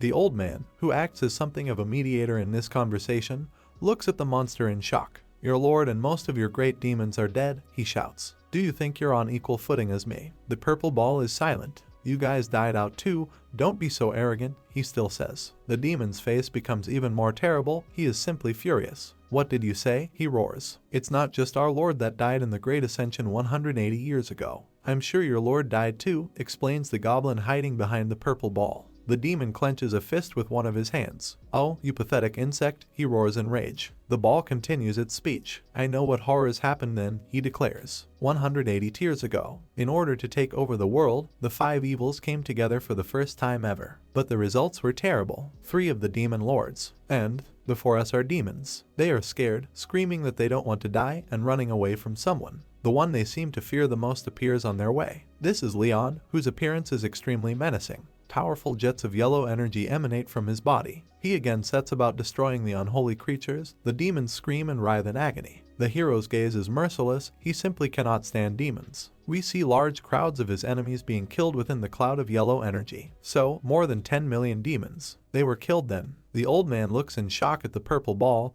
which continues to communicate with the 8-armed monster. "I am a survivor of that heaven-like place," he says. "You know what happened there?" the demon yells in a wild voice, hanging over the sphere. A vile goblin face appears inside the ball. "You beasts who have given in to your instincts," says he. "I thought I said that I have an offer you won't be able to reject. Out with it," the demon roars, looking completely insane. A purple glow appears around his head. "I, Androgen, will push the bastard into the deepest hole there is. I heard you were in the midst of carrying out an order from the most distinguished great demon," says the purple sphere. "It's almost over," the demon answers with the same madness on his face. "Even if she holds on, she is still immortal. The end is near." We see that we are talking about a lovely girl with long white hair. On her lower abdomen she has a rosette made of cloth. The old man stands in the middle of a forest clearing and asks the ball if what he wanted so much is over. "This is the mod effective method we had," the sphere answers. She seems to glow brighter than usual. "The possibility of winning is 7 to 3. 7 to Androgen, 3 to that bastard." The magician objects excitedly. These chances seem unreliable to him. "Wouldn't that mean that if I, an S-rank mage, and you were to step in, we would win for sure?" "I told you I'd go there," the goblin answers. The old man is clearly unhappy. "Damn coward," he thinks about his master. He asks the next question, standing in the middle of a forest clearing and holding the sphere in his hands. "Then where should I go now?" "We'll go to the corpse harvesters near the palace forest," the purple ball answers. "Those insane bastards are known for their attack power." The magician agrees, but suddenly both evil entities hear some sound. "Is this one of them?" the old man asks, seeing a demon with pointy ears in front of him. "Yes, that's a corpse harvester," the emu sphere replies. "Before us is a very unusual monster. In one hand he carries a heavy cleaver, and the other is something like a squid with several tentacles. This monster seems to be feeling something. There is a questioning expression on its face. "Hide," the purple ball tells the old man anxiously. A bright white thread flies through the air, with a red light shining at the end. Another moment, and she is tightly wrapped around the corpse collector. The cleaver flies out of his hand. We see how frightened both the old magician and the ball he holds in his hands are. The old man looks in horror as the monster, who is being pulled by his legs, quickly moves away from him. The corpse collector screams desperately and reaches out with his hand towards the magician. He squeals and clings to the ground with his nails, but this does not help him at all. Only deep scratches remain on the ground. The magician clutches the purple sphere to his chest. Both villainous entities quiet down so as not to be noticed. There is horror on the magician's face. He is covered in cold sweat. "Sir Spin, you are done there," he hears. Then a sound characteristic of a robot is heard. We see Leon and Jagged Spin talking. Above them, dozens of tied-up corpse collectors hang from tree branches. The King of Lionheart's clothes are torn in many places, and one leg is bare. Assumption has made that there are more alive, the robot reports. The last one was looking at something. Leon peers into the forest, his eyes streaming with blue energy. "There are still more remaining after all that?" he asks. The sphere and the magician, meanwhile, also communicate with each other. "Hey, you hide me well, right?" asks the ball. "Is stealth still activated?" "Of course," the old man answers. "I'm afraid, very afraid." "But how? I didn't hear a sound when I walked here." Leon, who stands literally a meter from the magician, listens to the sounds of the forest. He rubs his chin thoughtfully. We see that his shirt is not only torn, but also stained with blood. "It's the Grail Knight's divine law of silence," says the sphere mage. Leon, naturally, does not hear him. "It's some bullshit that even blocks out the noises of horses running. He's used that divine law of silence and killed all of the demons that were in the forest." "This is very strange," says Leon, continuing to peer somewhere. "I sense a very unpleasant energy here." The old man opens his mouth wide. It seems to him that he is about to be discovered. The hero's face is just a few centimeters from his eyes. Leon, emitting thin streams of blue energy, he rubs his chin with his fingers. "It's here somewhere," he says. However, at this moment the hero turns around, hearing a robot that seems to be calling him. "What is it, Sir Spin?" he asks. "Simple Satellite has caught sight of target." Location 4B17, he answers. The magician continues to look in horror at the hero, who is still very close. There are still more, Leon says to his iron assistant. Let's go, he says. It seems that the old man can breathe a sigh of relief. He freezes in place and doesn't move as Leon and the robot slowly walk away. Apparently, the old man today experienced one of the most terrible moments of his life. Realizing that the enemies are far away, he sits down on the ground and loudly releases the air from his lungs. It was very dangerous, he says to his purple ball, which he never let go of. In front of us is an attic window with a broken window through which Leon had recently jumped out. We see a wooden tub of water and a towel hanging from it. The hero thoughtfully wipes his wounded body, standing bare-chested and in torn pants in the middle of the room. The demons of pleasure and corruption, he says thoughtfully, looking ahead. A bunch of perverts who pursue a twisted kind of desire, he thinks. Suddenly he realizes something that he had not paid attention to before. The magnificent castle of the Kingdom of Sparrow, painted purple, pops into his mind. Why have so many of those demons taken up residence in this gate? There were even high-ranked ones and elites. I'm sure a great demon is here too then. But why? Leon stands thoughtfully in the middle of the room with a towel in his hands, trying to logically calculate the answer to his question. Suddenly he realizes that someone is looking at him. The disgusting smell of blood, someone says behind him. I didn't notice how she came, Leon thinks, turning to his guest. This is the queen. You must be tired, she says. Why don't you rest? Putting her hand to her chest and lowering her eyes, the girl approaches the half-naked guest. Smiling, she looks at him with her violet eyes with emotion and tenderness. Hello, knight, says the queen, smiling sweetly. Leon looks at her impassively. Or should I call you your majesty, king of Lionheart? The hero closes his eyes. She is beautiful, he thinks. She's exuding sensuality without even doing anything. He picks up his clothes and begins to dress. The cause of this conflict. A woman of great beauty that is the symbol of downfall. Leon buttons his shirt on his chest. The girl does not take her eyes off him. An ordinary person, he thinks, would not even notice their own downfall, and end up drowning. The girl introduces herself, smiling. I'm Beatrice Aligier Sparrow. I'm the queen of this small kingdom. I'm Leon Dragonia Lionheart, the king of the Lionheart Kingdom, the hero answers with respect, folding his hands on his chest. He looks at his interlocutor. To think that I didn't notice beforehand, he thinks. The queen smiles sweetly. Don't worry so much, she says. I just wanted to salute the man who saved my kingdom. Leon looks at her thoughtfully. Something in Beatrice's behavior confuses him. Frowning, he says that now is not the right time for visits from such a noble lady as the queen. The girl looks down for a second and seems embarrassed. Her face becomes sad. I'm being watched, she explains her situation to Leon. Who can follow the queen? The hero asks incredulously. The girl is silent for a while, rubbing her forearm. The general and his knights are watching me while keeping me incarcerated, she finally says. We see who she means. Leon remembers the general's face and it seems to him that he is incapable of betraying his mistress. Coral firmly grabs the hero's hand with both hands. Looking into his eyes, she says that she doesn't have much time and wants to ask him for a favor. Leon looks at her thoughtfully and replies that he will give his consent only after he hears what it concerns. Please, the queen whispers, kill the general and his knights. She looks at Leon expressively with her violet eyes and promises to give him her kingdom if he does what she asks. Leon doesn't know how to react to this. He stands in front of the girl, straightening up to his full height. Beatrice stands on her tiptoes, and he speaks right into the hero's ear. Inspect the underground floors of the castle. She places her hand on his chest. There's something the general is hiding in there. Before us is the very man whose murder the queen is trying to order. He walks decisively down the corridor. He loudly calls his majesty Lionheart and thereby scares Beatrice. She turns around in alarm upon hearing his voice. The general, accompanied by knights, stands in front of Leon's chambers. I'm sorry to bother you in the middle of the night, but I am opening the door, he announces. The door opens. The general looks sternly inward, and he sees in front of him only Leon, who stands bare-chested in the middle of the room allocated to him in the palace, barging into a king's bedroom at night. What kind of impertinence is this? The hero asks irritably. I'm aware that this was rude, but the situation is urgent, answers the gray-haired veteran. Leon looks at him silently, and the general understands that the king wants to ask him something. I met the queen, says the hero. The general, still with the same stern expression on his face, asks if he misheard. We see what is happening in the room through the window broken by Leon. You're not asking any questions despite the fact that your queen is out in the night, he asks. She has always been like this, the Grey Knight answers. Leon looks sternly at his interlocutor. You left a royal alone when demons are crawling all over the kingdom. Demons do not attack in the night, as if nothing had happened, the general says. Bullshit, the hero declares, looking at his interlocutor still condemningly. Since when have demons cared whether it was day or night, he thinks, imagining the general surrounded by demons. He shouldn't know that.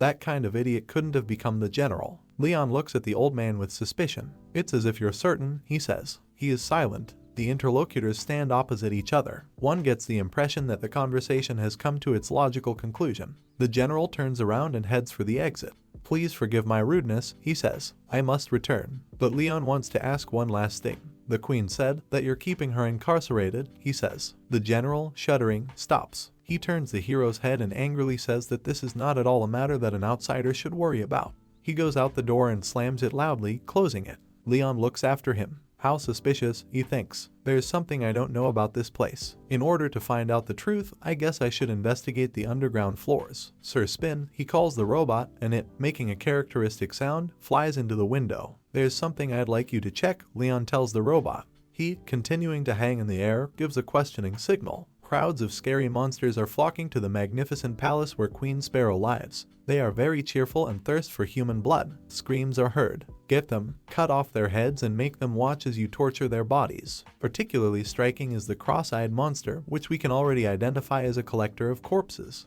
He screams as if he was jammed. Corrupt them, taint them. Pointing his finger at the castle, he reminds the other monsters of what Sir Androgen promised. The one to climb the castle walls first will be granted 100 slaves. The monsters get even more excited. They joyfully throw up their hands, bare their teeth and squeal that they will desecrate everything that falls into their hands. But a sharp spear, glowing with the yellow color already familiar to us, flies into the forehead of one of the defilers. We see a very powerful beam that easily scatters monsters. Those who are still intact, with horror in their eyes, try to understand what is happening. A huge yellow spear slams into the ground, plowing it up. The impact mark glows, as if a fire is flaring up in it. This is a spear. The corpse collector standing at the edge of the trench tries to understand. We see the weapon up close. This is the same spear that we already saw with Leon. Something strange is happening. Souls begin to rise from the corpses of killed monsters. They scream in horror. Souls, without ceasing to scream about how they do not want to leave this world, are carried away. It's as if they are being attracted to something. We see the Holy Grail in Leon's hands, and it seems that the souls of monsters are drawn there. This can be judged by the cry of pain heard from the bluish streams drawn from the goblet. Leon, looking at the monsters with disgust, makes a speech. You false living beings, who do not know death. You wouldn't know. The monsters, with their mouths open, look in amazement at the unexpected enemy. How would you insect-like beasts that only chase after instinctual desires know anything? Leon looks at the army of monsters with hatred and reaches his hand into the blue circle, from which he usually takes out something useful. Listen, he continues, you disgusting insects. He takes out a sword from subspace. This king of the Lionheart, Lionheart, in place of the Pantheon, will teach you. The sword is already in the hero's hand. It glows yellow, a terrible color for enemies. The preciousness of life. Leon looks at the monsters predatorily, and behind him a fire flares up that will consume them. The monsters are terrified. They know for sure that this is their end. Come, you dirty souls, Leon tells them. Before us is a formidable lion roaring at the enemy, and Leon with a sword ready to destroy every monster in this world. Your fear is here, he says. Someone calls out to General Ricardo, an old knight with whom Leon had communicated a little earlier. In front of him are two knights, one of whom asks what brought the general here. It seems that at this very moment he must fight with the monsters who staged another assault on the castle. The outsider will take care of it, the old man answers. The problem is the seal, he says with a concerned expression on his face. It's working fine, right? Yes, one of the knights answers. The robot monitors the general and his two subordinates from the air. Okay, never mind, says the general, walking through a rather narrow tunnel. It's not far. With just a bit of patience, 100 years of resentment will complete. Ricardo and the knights approach the canopy. The general pushes the fabric aside with his hand, and looks behind her. Jagspin, hanging above the general's head, sees exactly the same thing as he does. The red light on its front lights up brightly. The robot makes a puzzled squeak. The field is littered with the corpses of demons. Not far away, powerful plumes of smoke rise into the sky. We see hands tied with rope. Captured demons, including one flying, are led somewhere in the desert. Leading the way as an escort is Desang, who sadly looks around at the line of prisoners. They walk with great difficulty, some fall, stopping the entire column. Desang runs up to the stumbling monster and carefully tells him that he should watch his step. Suddenly his face changes. He sees something completely different from what he expected. A very pretty girl is sitting on the ground in front of him. Mr. Hunter, untie me, she says. She smiles seductively. If you do this, I will do something very good for you, she promises, putting her finger to the corner of her mouth. Desang looks at the girl worriedly, sweat running down his face. He puts his finger to the seductress's cheek. You really want to touch her. A system alert appears. Legion reinforcement, corruption resistance has been activated. Suddenly it turns out that a scary one-eyed monster is sitting in front of Desang, with stars and hearts flashing in front of his face. To tear you apart, Desang shouts and hits the insidious monster with his palm with all his might. A red bruise appears under the monster's disproportionately large eye. The creature looks at the man in amazement and does not understand how he could recognize him. "How did an ordinary human resist my seduction?" asks the monster, whose cheek is smoking. Desang looks at him in horror. He realizes that he almost became a victim of seduction by this disgusting monster. "Who is it?" Someone's voice is heard. Desang and the monster turn their heads towards the speaker. This is a rider who rides up to them on a horse. Naturally, we see Leon. He leads another line of captured monsters. "Who caused the ruckus?" he asks angrily, driving up close. Desang and the monster look up at him silently and fearfully. The hunter comes to his senses, points his finger at the offender and talks about what happened. Leon is furious. "You dare try and seduce my soldier with that disgusting body of yours?" he asks the one-eyed monster. He, sweating profusely, folds his hands in front of him and begs to forgive him. And then he receives a powerful kick right in the eye. The monsters following look at this picture with horror. "How dare a dirty and disgusting creature like you raise your voice?" the hero shouts and once again hits the monster in the face, who continues to apologize. "I don't need your answer." One of the monsters watching the beating cries and trembles all over with horror. He's more demonic than a demon, he thinks. A column of knights is marching along the city street, led by Leon on his white horse. People walk along the sidewalks as if nothing had happened.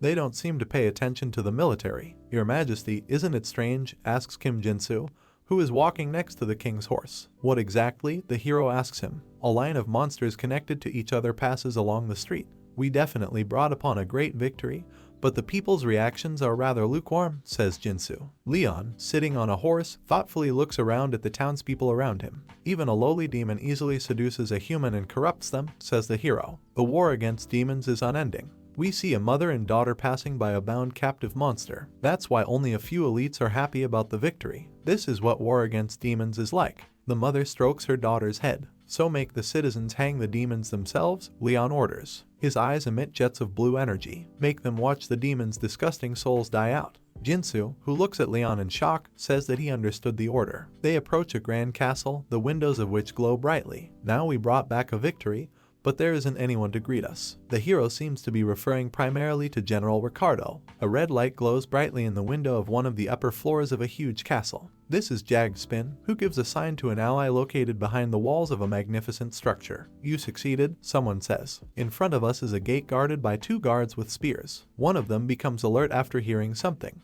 He sees that a very serious delegation is approaching him. These are Leon, Jinsu and Desang, on whose shoulder Jagspin is located. "Wait, stop," the mustachioed guard shouts loudly and tries to block the road with his spear. "You are not allowed to enter here." However, no one is going to listen to him. The hero raises his leg and strikes, causing the gate to swing open with a roar. Moreover, both guards fly into them and fly a very decent distance. Leon looks menacingly at the soldiers who tried to block his path. Jinsu and the robot try to bring the unfortunate people to their senses, but the hero demands that they leave them alone and follow him. There is a burning torch hanging on the dungeon wall. Leon and his retinue go down the stairs, and we see that Ogangti is also among those accompanying him. "Is it okay to just barge in like this?" Jinsu asks the latter. "Give up?" the old man replies. "It's much easier if you give up worrying about that stuff." Desang is very worried about something. He runs up to Leon and asks him to follow him to look at something. The king, Jinsu and Gangti see something unusual. "What the hell?" asks a representative of the Hunters Association. "A place like this in the castle underground." In front of them is a 4-poster bed, which stands in the middle of either a huge basement or a cave. They notice something. "There's something there," says one of the uninvited visitors. "What? Isn't that a bed? Is this the secret the queen mentioned?" Leon thinks. "It's clear that they're hiding something," he says to Jean standing next to him. "But we can just check," he says, and with a decisive step he heads towards the object covered with a canopy. Leon's companions try to stop him. "Wait, your majesty," Jean shouts. The king's hand pushes the curtain aside. Behind her, the hero sees a sleeping girl. This is Queen Beatrice. Something strange begins to happen to Jinsu and Desang. They are flushed and sweat is pouring down their faces. The girl lying behind the canopy is indescribably beautiful. This is the real ideal of beauty. "How beautiful she is," Jinsu says in fascination. Now instead of sweat, tears are rolling down his face. Old man Gangta seems to have completely lost his head. "She's great," he says. He and Jinsu, like some kind of zombies, are drawn to the object of their desires. Leon realizes that something obscene is happening behind his back and turns his face in that direction. Resist, do not be tempted by this dark energy, he shouts. People going crazy are painful to watch. They seem completely inadequate.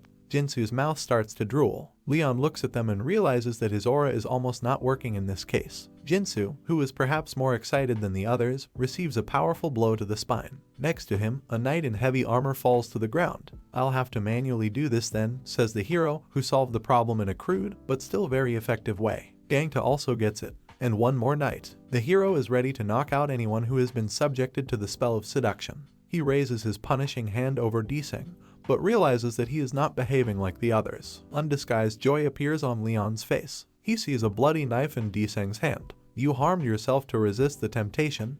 He asks. The hunter looks at the hero with a guilty look. The Holy Grail appears in Leon's hand. Take a deep breath, he says to Desing. Inhale through your mouth and exhale slowly. Clear your mind. Meanwhile, someone approaches Leon and Desing. This is General Ricardo. Amazing, he says. Together with his knights, he approaches Leon. It's simply surprising that Her Majesty did not seduce you.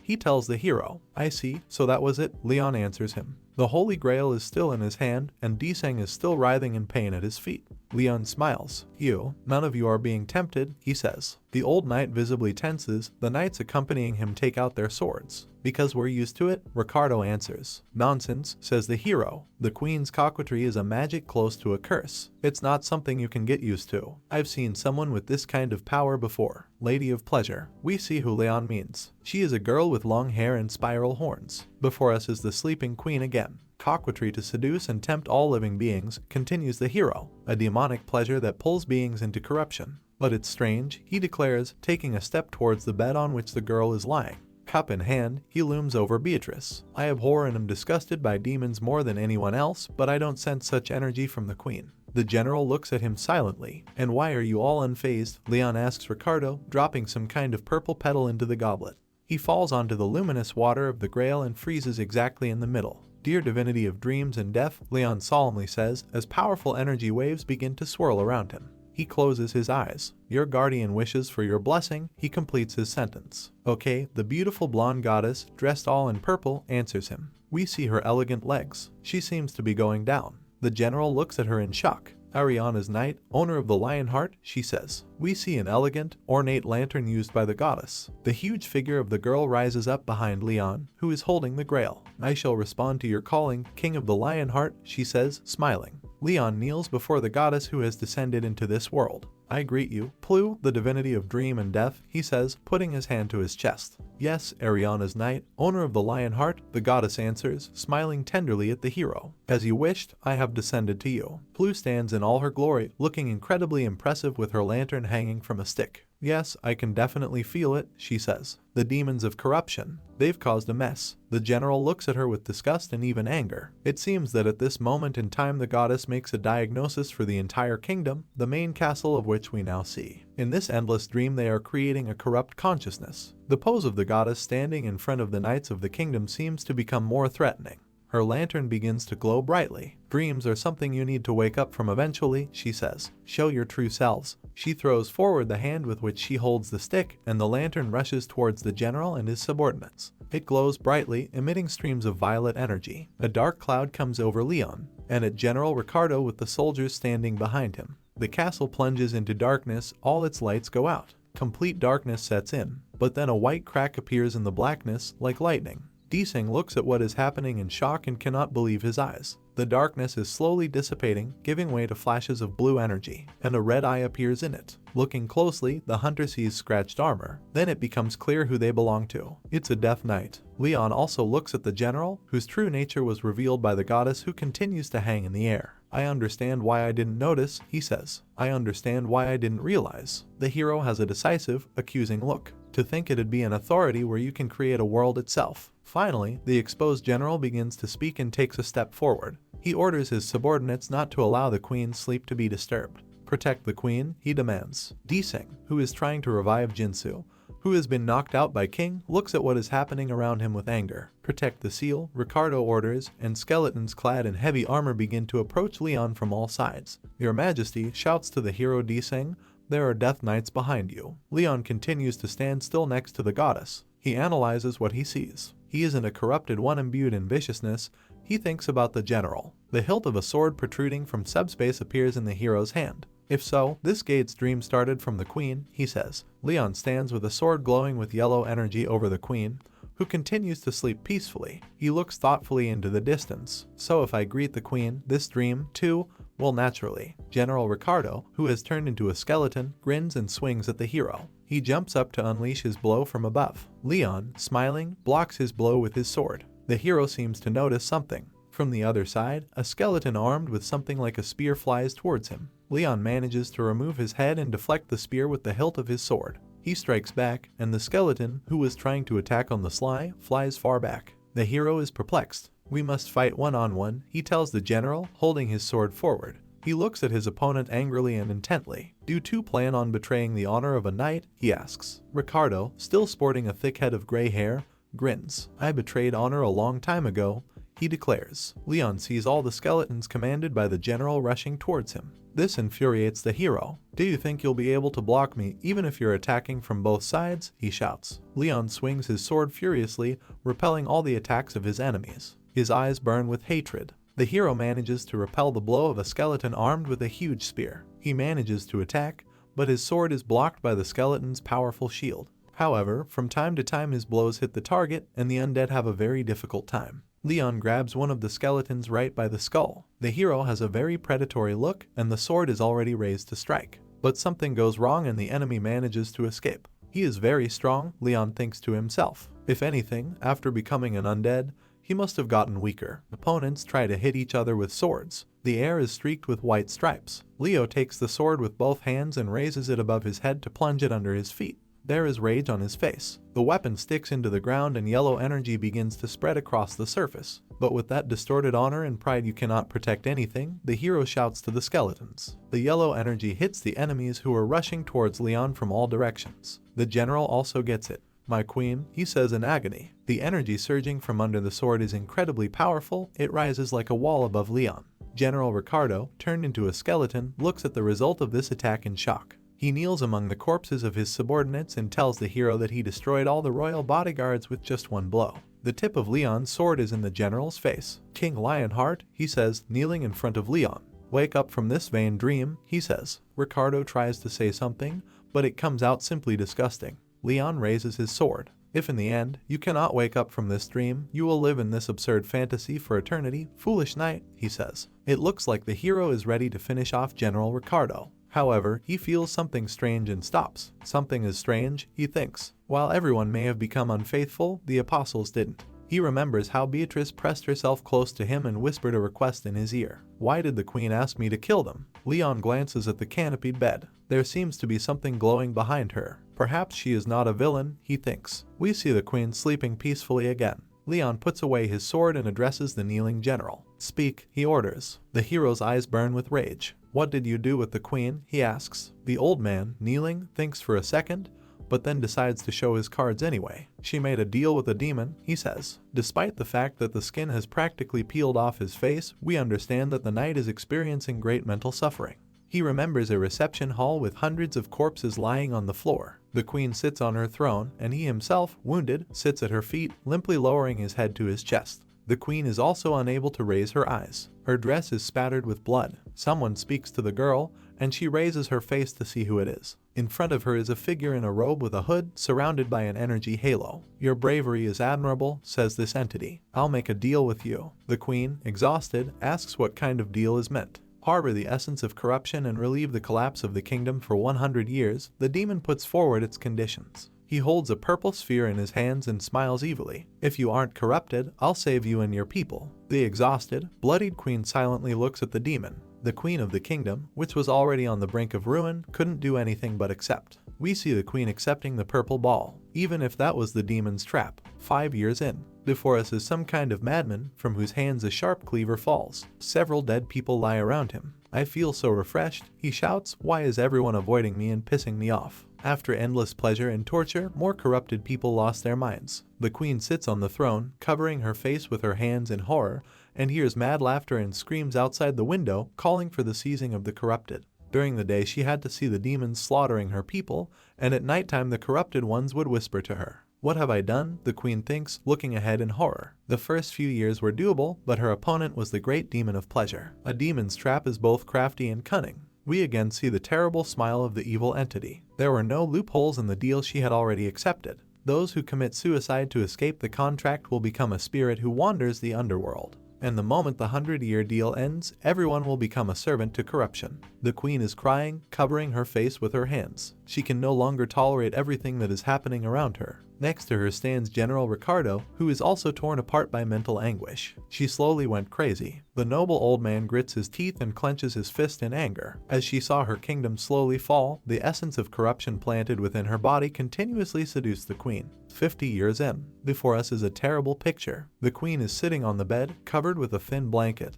and on the edge of the bed lies the corpse of a young man, in whose back there is a huge bloody wound. Her loyal knight could no longer reject his desires and entered the queen's bed. We see who killed the young man, and so General Ricardo Bunce made a decision. The general gathered his knights and announced to them what he had in mind. Those who are alive will not be able to endure the seduction. If so, let's commit suicide. You can see from the general's face that he is very determined to protect the queen and pledge allegiance. The knights draw their swords. They agreed to their commander's proposal. The general watches them commit suicide. They all now lie in front of him in pools of their own blood. Even if they dirtied the fabric, became spirits that wandered the netherworld, and became servants of corruption at the end of the 100-year deal for having gone against the contract with the demon. The general, who has turned into a skeleton, looks at his palm. He continues to protect his queen even in this form.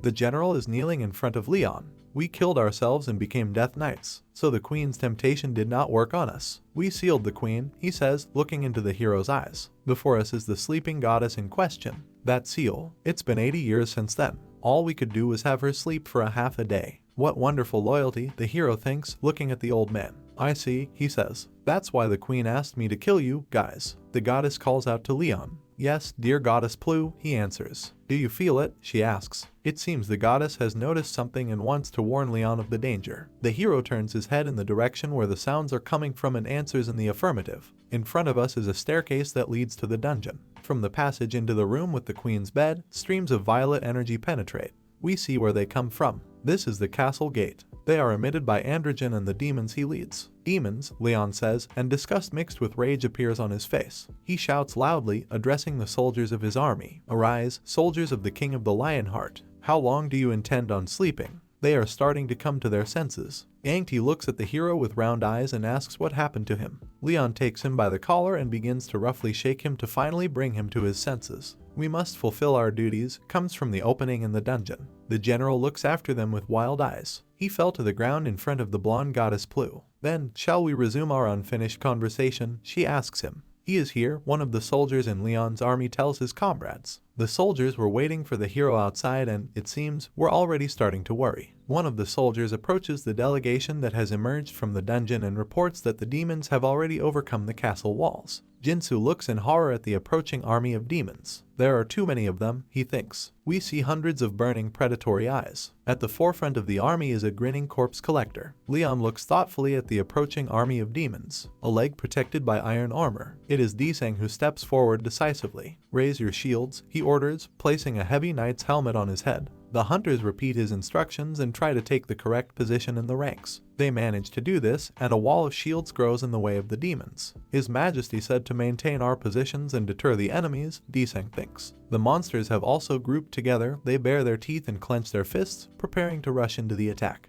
Leon, holding a sword emitting yellow energy, walks in front of the line of his warriors. If we hold on, Diseng thinks. The hero looks thoughtfully at his opponents. The robot has prepared its entire arsenal of weapons for battle. The last two stand on the sides of the turtle, which the hunters have already managed to form. His Majesty will take care of everything, Diseng thinks out his thought. Androgen grins angrily, looking around at the squad opposing his army. Waving several of his arms, he gives orders to his monsters. Work, you slaves. Struggle within the pleasure of pain. A notification appears in front of us. Frenzification. Pain will be turned into pleasure. The monsters, emitting loud excited screams, rush to attack the formation of their enemies covered by a wall of shields. Annihilate all. Weapon free, says Jag to Spinna, whose red eye is glowing brightly. Leon looks at the monsters. Then he sharply throws his hand in their direction and calls his faithful horse to him. we see how disproportionate the balance of power is. A huge stream of monsters flocks to the small turtle. The monsters are enraged, they unleash the full power of their blows on the hunters. One of them clings to Desang's shield with his fingers. The hunter looks into the eyes of the grinning monster,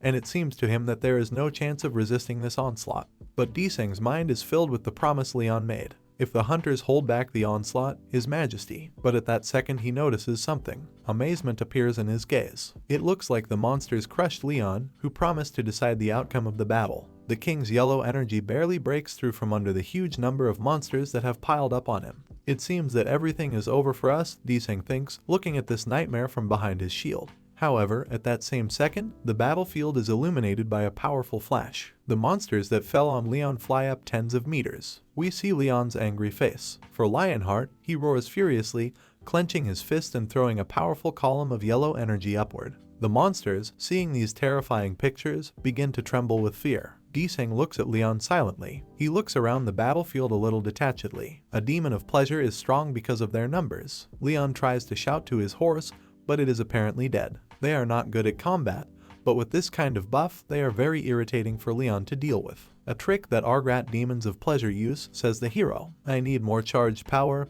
he thinks. Will I be able to do it with the power I have right now? Leon, holding a glowing sword, looks at countless eyes. These are all monsters that must be defeated. The hero closes his eyes. No, he says, opening them. This needs to be done. He again plunges himself into a frenzied state. His body again spews streams of yellow energy. Something is happening inside the palace, in front of which a battle with monsters is taking place. Some sounds are coming from there. Forward, to attack, Leon hears someone's command and turns his head in surprise in the direction where it came from. Desang in his helmet also hears these sounds. From the side of the palace, Death Knights, led by General Ricardo, are galloping towards the battlefield. Mounted warriors from both sides rush past Lionheart's turtle. They attack an army of monsters, and the monsters take flight, trying to save their worthless lives. Skeletons glow with blue-white energy. They gallop forward, literally smearing the demons they get in their way. The general stops next to Leon and calls out to him. The hero turns his face to him and answers the greeting. He looks at the old man slyly. All right, you must have awakened from your dream, he tells him. The general holds his horse, protected by heavy armor, by the bridle. I am still loyal to the queen, he tells Leon. He, smiling, replies that, of course, it should be so. King of foreign lands, says Ricardo,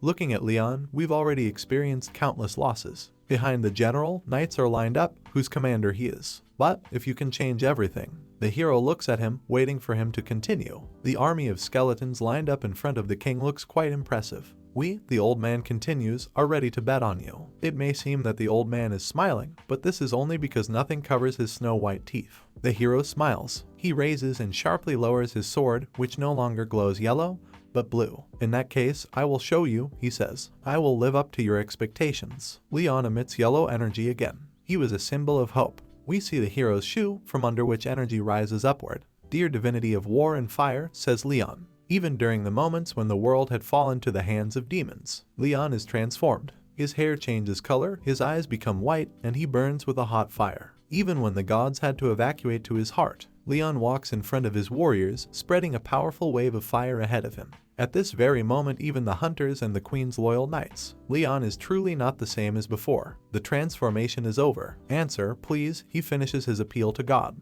A powerful column of red energy rises in front of the monsters. You're still sacrificing yourself? God answers the hero. Desang looks at what is happening in shock through the narrow crack of his helmet. Without you this fire will go out, says the god of war and fire. The transformed Leon looks up. It seems that he is looking at the very god who is speaking to him. Then I will forever stand before all of you, says the hero, smiling. Something he has always done, until you can stand on your own. Smiling, Leon holds his sword in front of him. Through hardships as he works towards the stars, Leon, surrounded by a powerful fiery aura, stands in front of his warriors who have built a shield wall. He looks ahead quite calmly, where the army of demons is. The monsters are shaking with fear. Leon sticks the sword into the ground. Putting his hand forward, he makes a fiery speech. I, the Lionheart, the best horseman of the divinity of war and fire, pedos. The knights of his army, frozen, listen to the commander's speech. War, fire, your rider asks. Death Knights are filled with the power of fire. Flames of fire, Leon completes his sentence. He takes the sword out of the ground.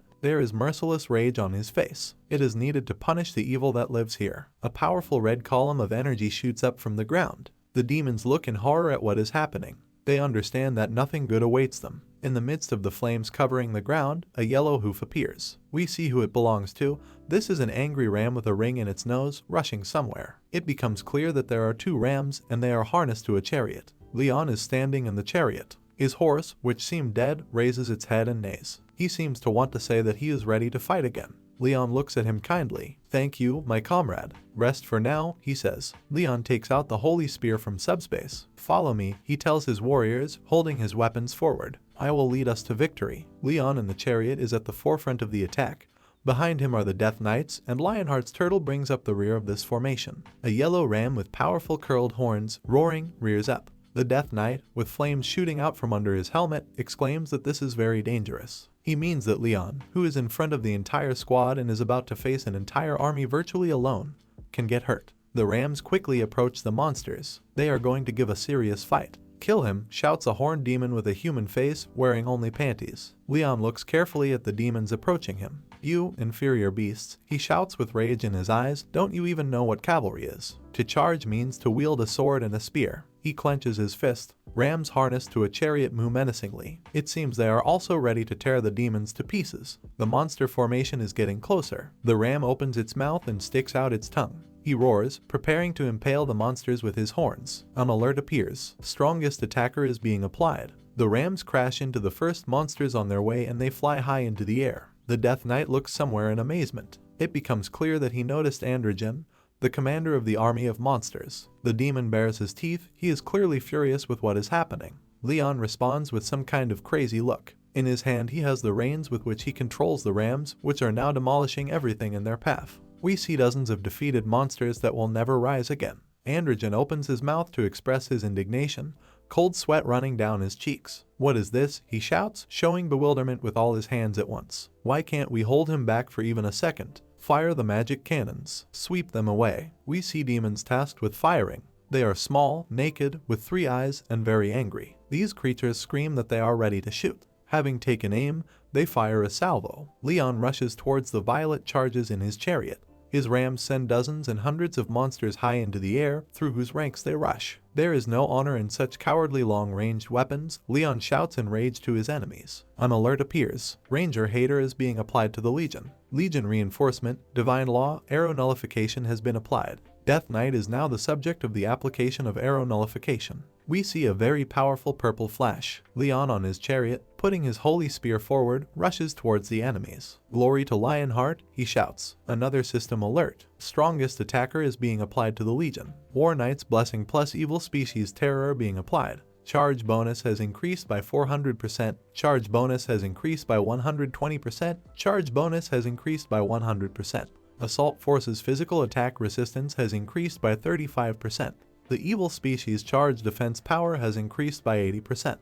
Tito's horsemen are imbuing the allies with elemental reinforcement, Flaming Sword. VJSD Prolific Demon Slayer imbued all demons within a 1 kilometer radius with decreased physical attack resistance, decreased divine law resistance, decreased close range defense, and automatic soul return. Leon's chariot continues to crush demons. The hero peers intensely at the enemy who just called him a bastard. This is Androgen. He jumps high and raises his weapon above his head to hit Leon, who is on the surface of the earth. A blow follows and it looks like the demon manages to hit the chariot. Yellow rams roar with rage. The demon falls to the ground and stands in the way of the chariot. He insults the hero again. However, a puzzled expression appears on his face. "I don't sense him," he thinks. "Where has the king of the Lionheart gone?" It turns out that the chariot, which has lost its rams, is above the demon and falls on him. Leon holds a spear in his hands. Having flown past the demon and almost hitting him, the hero falls to the ground, causing a powerful explosion. "What are you doing?" Androgen shouts in fear. "Kill him," he orders his soldiers. The tip of the sword enters the ground.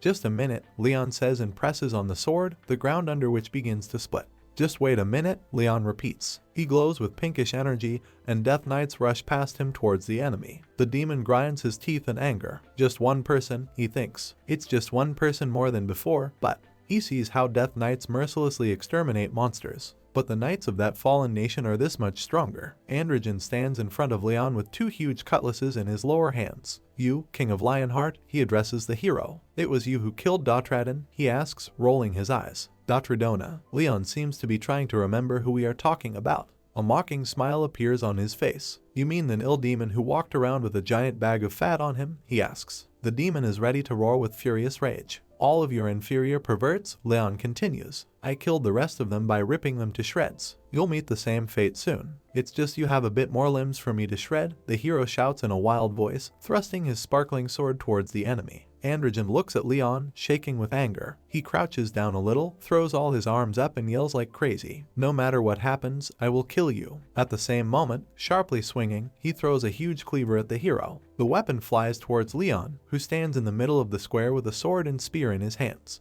The king presses his foot into the ground and prepares a spear for battle. "You're not throwing with your own power," he shouts to the demon. "You're depending on the power of magic. That is why you're all so weak." There is noble anger on Leon's face. A powerful red beam shoots out from his spear. He rushes over the battlefield, deflects a cleaver flying at the hero in the air and hits the demon. Androgen feels like he's been hit. "He deflected all of my attacks, and now my arm," he thinks. A grimace of pain appears on his face. "I told you that I'm going to rip all your limbs to shreds," Leon reminds him. The hero jumps into the air and raises his sword over the stunned enemy. We see the demon's clenched teeth. "Desire," he shouts, clenching his fist. A bright purple light lights up on his crown. We see what he just used. Crown of Desire. Succumb to instinctive and savage desires. No living being can resist this skill. "Damn, how dangerous this is," the Death Knight repeats for the umpteenth time during the battle. A squad of these noble skeletons continues to crush monsters. Leon raises his shining sword over the demon, and he delivers a blow that hits the target.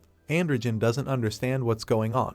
His own blood flows like a fountain before his eyes. "How did you escape the illusion of desire?" he shouts to Leon. He takes a decisive step towards the demon, who is holding the shoulder where the king's previous blow hit. "Even the Lady of Pleasure could not tempt me," he answers his enemy. Leon is glowing with energy overwhelming him. "So, how would something like you be able to tempt me?" he says. Androgen looks at Leon with horror. This can't be true, he thinks. The hero has a very determined and ruthless expression on his face. Something is wrong here, the demon thinks. Any living creature must have desires. In any case, I need to run away. But the frightened demon fails to hide. He asks Leon to stop someone, but he only smiles ominously. It turns out that this referred to the yellow ram. The enraged animal runs up to the demon and hits him in the butt with all his might.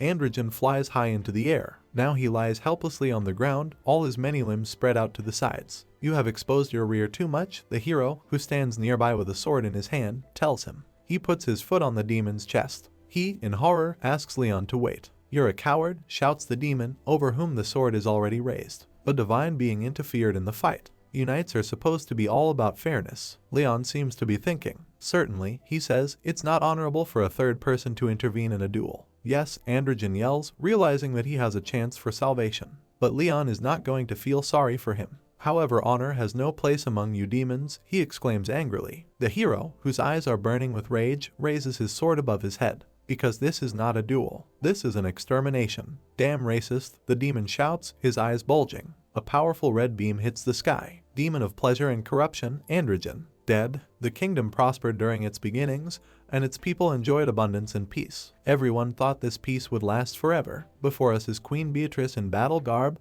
her face serious. "That is what I thought too." There is sadness on the girl's face, until the demon's invasion began. A huge enemy army appears in front of the queen. She lowers her fingers down, which begin to emit a bluish glow. The wise mage queen was aware. Beatrice sits on a throne. Behind her is a giant magic circle with regular geometric shapes. She stands up and sharply moves her hand to the side, that the spirit of those inferior beings would eventually reach her kingdom. In front of the blonde beauty standing on the balcony, a source of very powerful energy appears, which, spreading, covers the entire sky. The queen looks off into the distance, her face a little dirty. At first it was a repetition of victories, giving hope to everyone. Before us is the corpse of a pointy-eared monster, who for some reason smiles joyfully. But that hope did not last long. The queen stands on the battlefield above hundreds of dead monsters. She realized that these beings did not do even after death. "This war was lost from the start," says Beatrice sadly. In front of her lie killed monsters, and the weapons with which they went into battle are scattered. "No matter how many victories we achieve," the girl thinks, "no matter how many demons we kill, in the end they will return."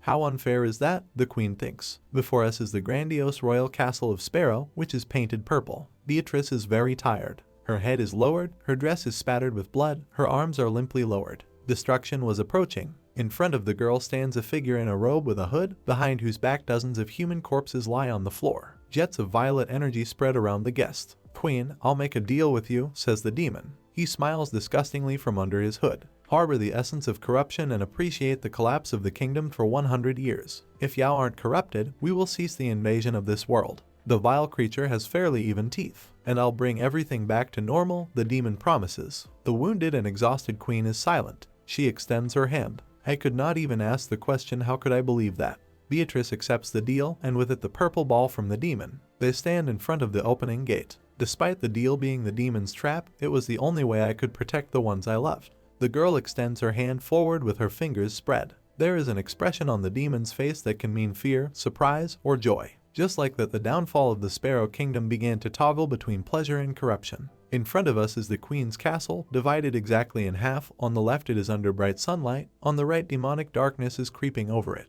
The bright citizens, the loyal knights, and the proud queen, quickly drowned in evil. We see an incomprehensible, amorphous creature covering its face with its hands. Thin streams of violet energy swirl around him. Now it laughs joyfully, apparently having taken the side of evil. Those who fell and sided with evil could never come back. Now we see a dead man with a small beard lying on the edge of the bed. In the end, a knight could not suppress his desires and invaded the queen's bedroom. The queen, at whose feet lies the murdered knight, bashfully covers her nakedness with a blanket. The man who killed the would-be rapist calls out to the girl. "Please, forgive my disloyalty," he says, looking dejectedly at the queen. The general sealed the queen in the underground chambers, and ended his own life to become a ghost. Here are knights who killed themselves to become temptation-free death knights. They all glow with blue energy. We see the beautiful sleeping queen again. "It's my fault," she thinks even in her sleep. A decade of regret and devastation. A fate of downfall that I had no choice but to repeat despite knowing its end. "I made you like this," the girl says in her sleep. Tears flow from her eyes. Streams of purple magical energy are creeping into the magnificent castle of the Kingdom of Sparrow. I wished for this nightmare to hurry up and end. Leon, lost in thought, stands in front of General Ricardo and his Death Knights. Not far from him, the queen sleeps on a four-poster bed. There are some objects on a wooden box in front of the hero. "Is this the crown and the weapon the demon used?" Leon asks Jagged Spin. He squeaks about something of his own, but the hero seems to understand the robot and asks if he really likes these objects. "High-strength metallic material. Useful," his metal knight tells the king. "But it's corrupted by evil," Leon expresses his objection. "I think it traps souls. Elimination is possible," the robot says in his style and immediately entangles the purple cleaver with his wire. "If that's what you think, I will leave it to you," the hero tells him. He looks closely at the crown. It continues to emit violet energy. Suddenly, a goddess in a purple outfit addresses him. Hearing her voice, Leon flinches. "Yes, I'm listening, goddess," the hero says respectfully, putting his hand to his chest. "Show me the crown you got from killing the evil," she says. "I'm afraid it'll dirty your eyes," Leon expresses concern. "Everything is fine," Plu answers him, looking at the crown that we see in the foreground. Having looked closely at the object, the goddess hums thoughtfully. She takes it in her hands. "This crown," she says. "You may not recall, but it's a crown that all great evils of pleasure share." Is it true? Leon remembers some of the creatures the goddess just named. We see a crown above two demons who squeal excitedly. "Those sickening sex demons that lure young ones into a pointless illusion," says Plu. "This crown possesses that power. I might be able to extract something out of it." The crown hangs over Leon's hand, and the goddess looks at him benevolently. "It was a wicked item that I was going to get rid of anyway," says the hero. "If you want it, I shall give it to you." Plu seems very pleased. "Thank you and good work this time too," she says to Leon. "The Pantheon is happy and grateful for your honor and glory." Leon bows, lowering his head. "That's what I had to do," he replies. "Say your greetings at least, Pedos," the goddess addresses her colleague. He is not going to do this, but Leon does not seem to be offended at all. A powerful pink whirlwind appears in the sky. The god of war appears from them, looking sternly at Leon, folding his arms over his chest. "Well, good job," he reluctantly admits. Pedos looks away. "You should learn to be more honest," Plu reproaches him. Now they both tower over Leon. The hero says that he has a request for them. "Which one?" Pedos asks joyfully. "Continue," Plu humbly confirms. Leon turns his head and looks somewhere. "Please take their souls," he asks the gods. It becomes clear that he is referring to General Ricardo and the Death Knights who fell to one knee before the gods. Pedos takes a step forward and looks thoughtfully at the squad of skeletons. He looks at Leon blankly. "You want me to guide these corpses to the paradise of souls?" he asks. "They have been outcasted from the cycle of life and death." "That's rather harsh, War," Plu tells him. "The cycle of life and death is my territory. It's not your business to intervene." "What kind of divinity would grant the undead an entrance to paradise?" the god of war angrily asks. For some time, the two gods look at the army of skeletons and seem to try to work out a joint solution. Eventually, Plu calls out to Leon. He puts his hand to his chest and says that he humbly listens to her. Those who have opposed death warrant punishment, says the goddess. They have escaped the cycle of death. Before us are two graceful female legs. Please forgive them, says the awakened Queen Beatrice, humbly lowering her eyes. Your Majesty, says the general, and turns to face her. Please, take care of yourself. The gods and Leon silently look at the queen and her protector. Dear divinity of the other world, says Beatrice, I risk being rude, but I would like to ask you to reconsider as the lacking queen of the fallen nation. She humbly folds her hands in front of her face. Plu is deep in thought. Dear loyal knights of the queen, she says, having made a decision, no one in the pantheon will accept your souls into paradise. Beatrice and Ricardo, now standing next to each other, ask in disappointment if this is so. But just one word makes the aborigines of the kingdom of Sparrow freeze in anticipation. Your good deeds outweigh your bad, the goddess says, smiling. Your loyalty to each other touched us, and the king of Lionheart asked me to take care of your souls. Plu looks tenderly at Leon, who smiles with his face lowered respectfully. Beatrice and the general, not believing their luck, look at the goddess. There is no greater approval than that to me, says Plu. I will purify your souls and give you a new chance at life. In front of us is a bare foot wrapped in purple ribbon. So, I have a suggestion for you, queen of a foreign nation, says the goddess, standing on the ground in front of the queen and general. This is the only way the souls of your knights can find peace. Become my priestess and help the king of Lionheart spread the faith. The goddess's eyes glow with joy. Once the afterlife, which I have domination over, is once again active, I will give your knights a chance at reincarnation. The queen's emotions are difficult to describe in words. She is ready to cry and laugh with happiness, but for now she just looks around with huge purple eyes. Finally, she finds the strength to say something. I'll do as you say, she says. Before us again is the grandiose royal castle of the Kingdom of Sparrow.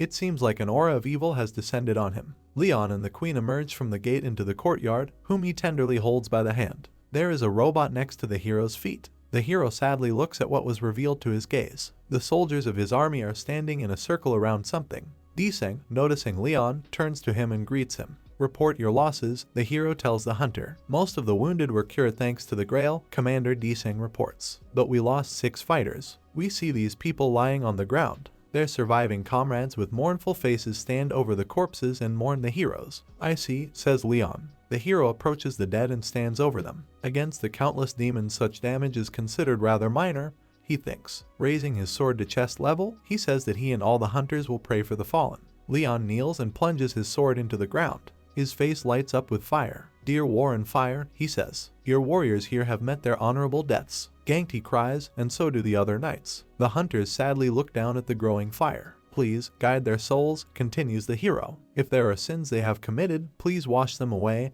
and praise their courage before death. Let them enjoy their feasts with the gods. Diseng looks up in awe. Leon stands in front of the burning warriors next to the mourning comrades of the fallen.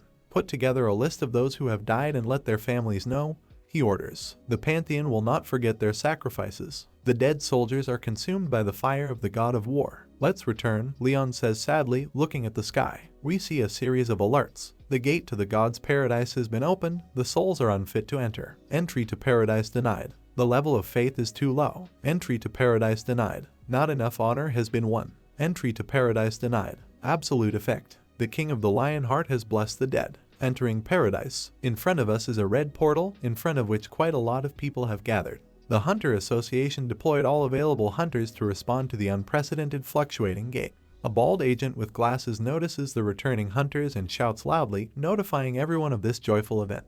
A week after they entered, they returned, having cleared the gate. Before us are members of the squad that went into the portal, and Queen Beatrice, who is politely holding her hand by Leon. People who meet them shout excitedly. They've cleared the portal. Survivors, notify your superiors. Leon has a meeting with O Kanghyuk. The association president, O Kanghyuk, registered Beatrice as a survivor and expressed his grief towards the lost hunters. Kanghyuk is mourning. May the hunters rest in peace, he says. Leon looks away sadly. I'm sure you saw the videos from Sir Spin, he says to the head of the association sitting opposite. Yes, it was a fluctuating red gate with a great demon, says Kanghyuk. It's a miracle that there weren't more losses. Is that so? Leon asks, crossing his arms over his chest. He thinks deeply. I want to meet the families of the victims, he says. Personally, Kang Hyuk asks again incredulously. These were my soldiers, the hero explains. It's the least I can do. You might experience unpleasant things, warns Kang Hyuk, whose face shows concern. I am capable of understanding how the deceased's family might feel, Leon answers. I assume they'll be somewhat assuaged if they hear me out.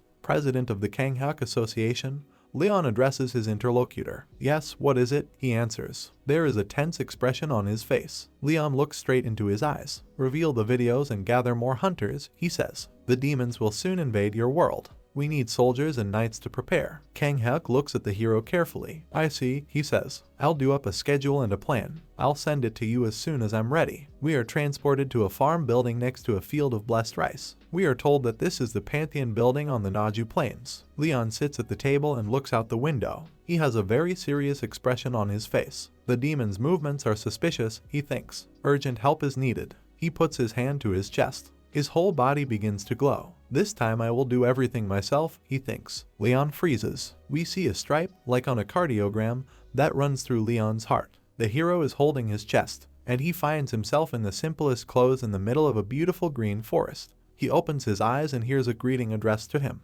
There is a huge crowd of people in front of him. Mostly these are knights in armor, but in front there is a cute red-haired girl in an original cut dress. Your humble servants are delighted to greet you, your majesty, she says. Welcome, greatest keeper of the grail. The other people present here greet Leon. Before us is a magnificent palace with pointed spears. Long time no see, Anjak, Leon says to the girl who enters the city gate next to him. How do you like heaven? Great. This is all thanks to your care, your majesty, the beauty answers. Before us is the great Saint Anjak Prestige. Leon recognizes other personalities as well. He greets Sir Gildas and Sir Antok and says they look great. One of the knights laughs cheerfully. He says he would have tried to get here sooner if he had known how good it was here. Leon smiles back and asks not to joke like that. Another person turns to him. He calls Leon king. The hero recognizes the former king of his kingdom and his interlocutor. Long time no see, he says. We are informed that this is the former king of Lionheart, Arjun Lionheart. I'm sorry if I'm interrupting your rest, says Leon and bows respectfully, placing his hand to his chest. Arjun laughs cheerfully and says that he is just glad to see the hero. Former king, there must have been new souls that came here recently. Have you heard? Leon asks Arjun. Oh, you mean them? He guesses and looks to the side, to where the people in question are. It's been 180 years since we've had new souls, says the former king.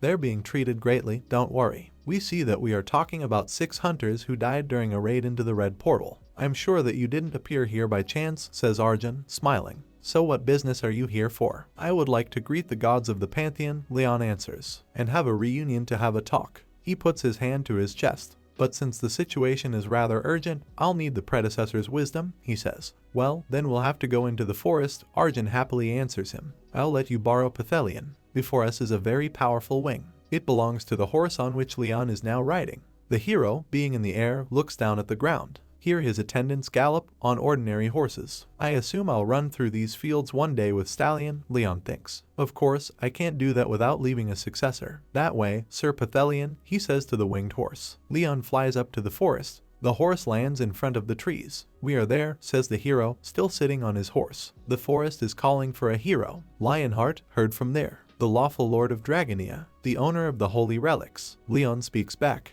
Dear sages of the forest, I apologize for intruding on your territory. King of the Lionheart, the trees are rustling. All living beings are indebted. A face is drawn on one of the trees. With eyes, nose, and mouth as expected. Leon gets off his winged horse and comes closer. Even the gods, say the trees. The forest welcomes you. The hero looks up at the tops of the forest giants. I'm rather flattered by your kindness, he says. The descendant of the glorious dragon slayer, says the forest. The successor of the king of the Lionheart. What brings you to the paradise of the dead? The tree takes on characteristic human features. Leon turns to him. Gunrar, I would like to meet the youngest among the lots of you, whom is also my friend. In front of us is the root of a tree, and Leon, who stands in front of the forest. Gunrar, the youngest sage, says the forest. A flock of birds takes off into the sky above the treetops. The hero, smiling, looks at someone. Leon, my old friend, turns to him. This is one of the trees. What brought you to me? It says to the hero standing in front of him. Gunrar, I need your seedling, corresponds to the plant Leon.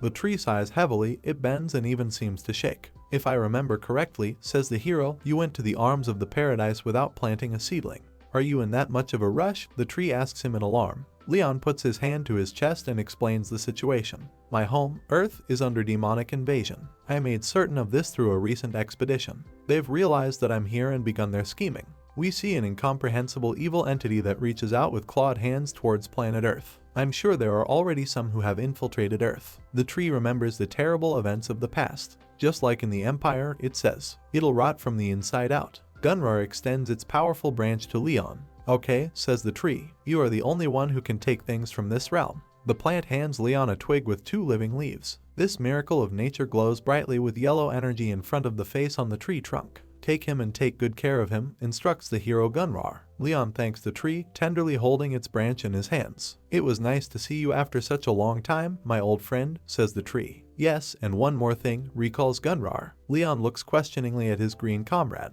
Don't rush to come here forever, he says, smiling. The hero is called from behind, and he turns around. He has a tree branch in his hands. Sir Gratis, Anjek, former king. Leon greets everyone he sees in turn. Are you already returning? Smiling, asks Arjun. Take this, says the former king and hands something to Leon. What is this? He asks. I'm gifting you what I think you need the most right now after some discussion with others, explains Arjun. Leon looks surprised at what he received. I know there is a limit to how much you can take from here, says Arjun. It's the reins of a renowned animal trainer that can tame even monsters. The reins that Leon holds in his hand glow with yellow energy. I left it with you before I died, but you buried it with me, explains the former king. Now says Sir Gratis. He has a book in his hands. Leon takes it and looks at it in amazement. I heard you were training your forces from the very beginning, says the knight. I'm sure it was very frustrating. The hero's amazement knows no bounds. How to use serfs to kill giants. Isn't this the legendary training manual? Did you really teach serfs to kill monsters? Leon asks, reading the text of the book.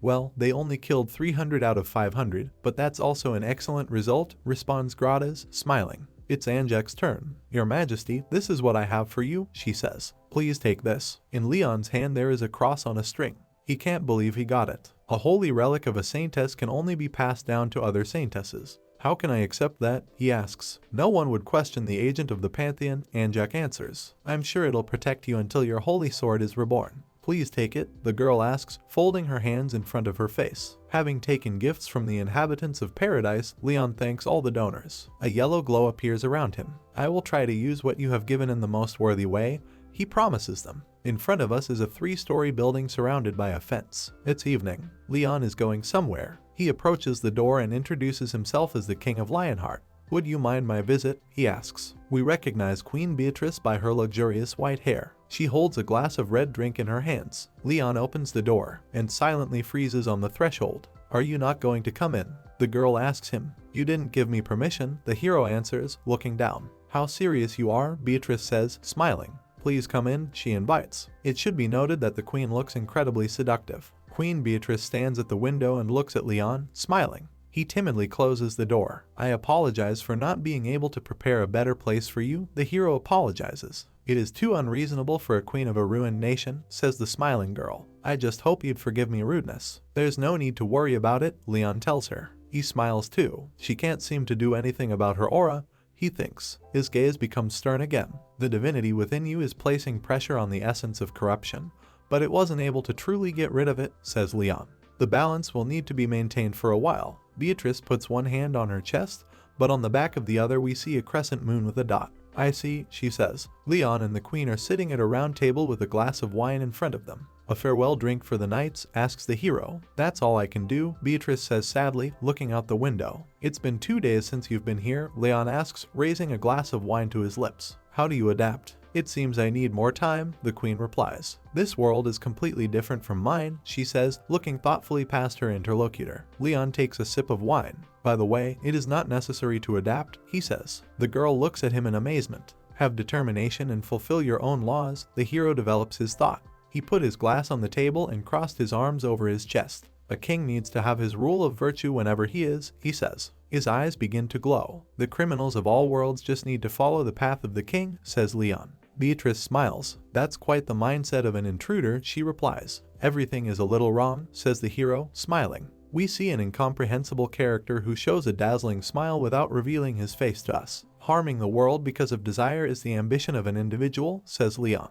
There is a bright light behind him, but to help the people and teach them is the King of the Lionheart's enlightenment. Beatrice smiles, closing her eyes. It's clear, she thinks, I guess that's how you need to think to be able to fight demons for hundreds of years. It seems to me that it's not only demons that are opposing you, says the queen, turning her face far away from her interlocutor. Yes, I have a divine quest from the divinities, he answers. He puts his hand to his chest. That is why I'm offering you, Queen of Sparrow Kingdom. I would like you to join me in my quest. Making this proposal, the hero looks closely and attentively at Beatrice. The queen is silent, but there is a satisfied smile on her face. She puts her hand to her chest and says that she owes Leon a huge debt and, as a queen, cannot help but repay for saving her kingdom. But I have one condition, the girl says. Leon listens carefully. Beatrice's eyes fill with anger. He, the archdemon of pleasure, she says. A purple aura appears around the queen. Teach me such that I can eliminate that thing, she asks Leon. He smiles joyfully. When it comes to killing parasites, I can do anything, he says. It makes my heart race whenever I show them how I eliminate their souls with their feared divine laws. We see Leon, with a crazy gleam in his eyes, dealing with the demon.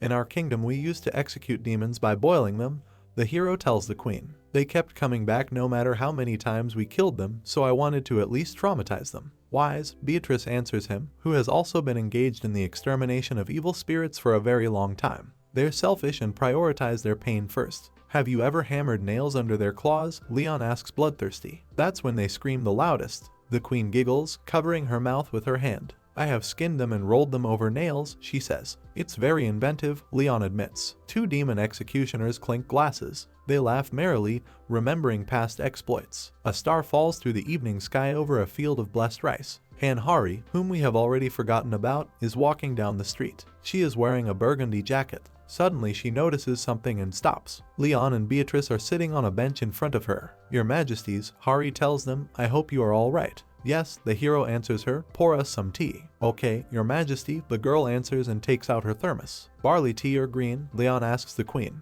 Anything, as long as it's warm, the beauty answers. Leon drinks from a paper cup with undisguised pleasure. For a while, you can work for Queen Beatrice, he says to Hari. The girl does not seem to be delighted with this proposal, but remains silent. I did not care, but you should dress and act accordingly in front of the queen. Hari blushed deeply, she doesn't know what to do. You don't need all this, says Beatrice. No, Leon insists, royalty needs proper service and servants. Well, says Beatrice, smiling. You say your name is Hari, she asks. Yes, Your Majesty, answers a confused Hari. I can sense a strong fiery energy from you, the queen tells her. If it's okay, I'd like to take a look. Hari is stunned, she did not expect to hear anything like this. How did she know about my unique skill, the girl thinks. Try swinging your sword, advises Hari Leon, sitting on the bench next to the queen. You've been serving me for a while now. You deserve to be rewarded. Show your sword technique. I'll take a look. Leon takes out the holy sword from subspace to give it to Hari. It's a great honor, he tells her. The hero hands his weapon to the girl. She takes it in her hand and takes a fighting stance, holding the sword in front of her.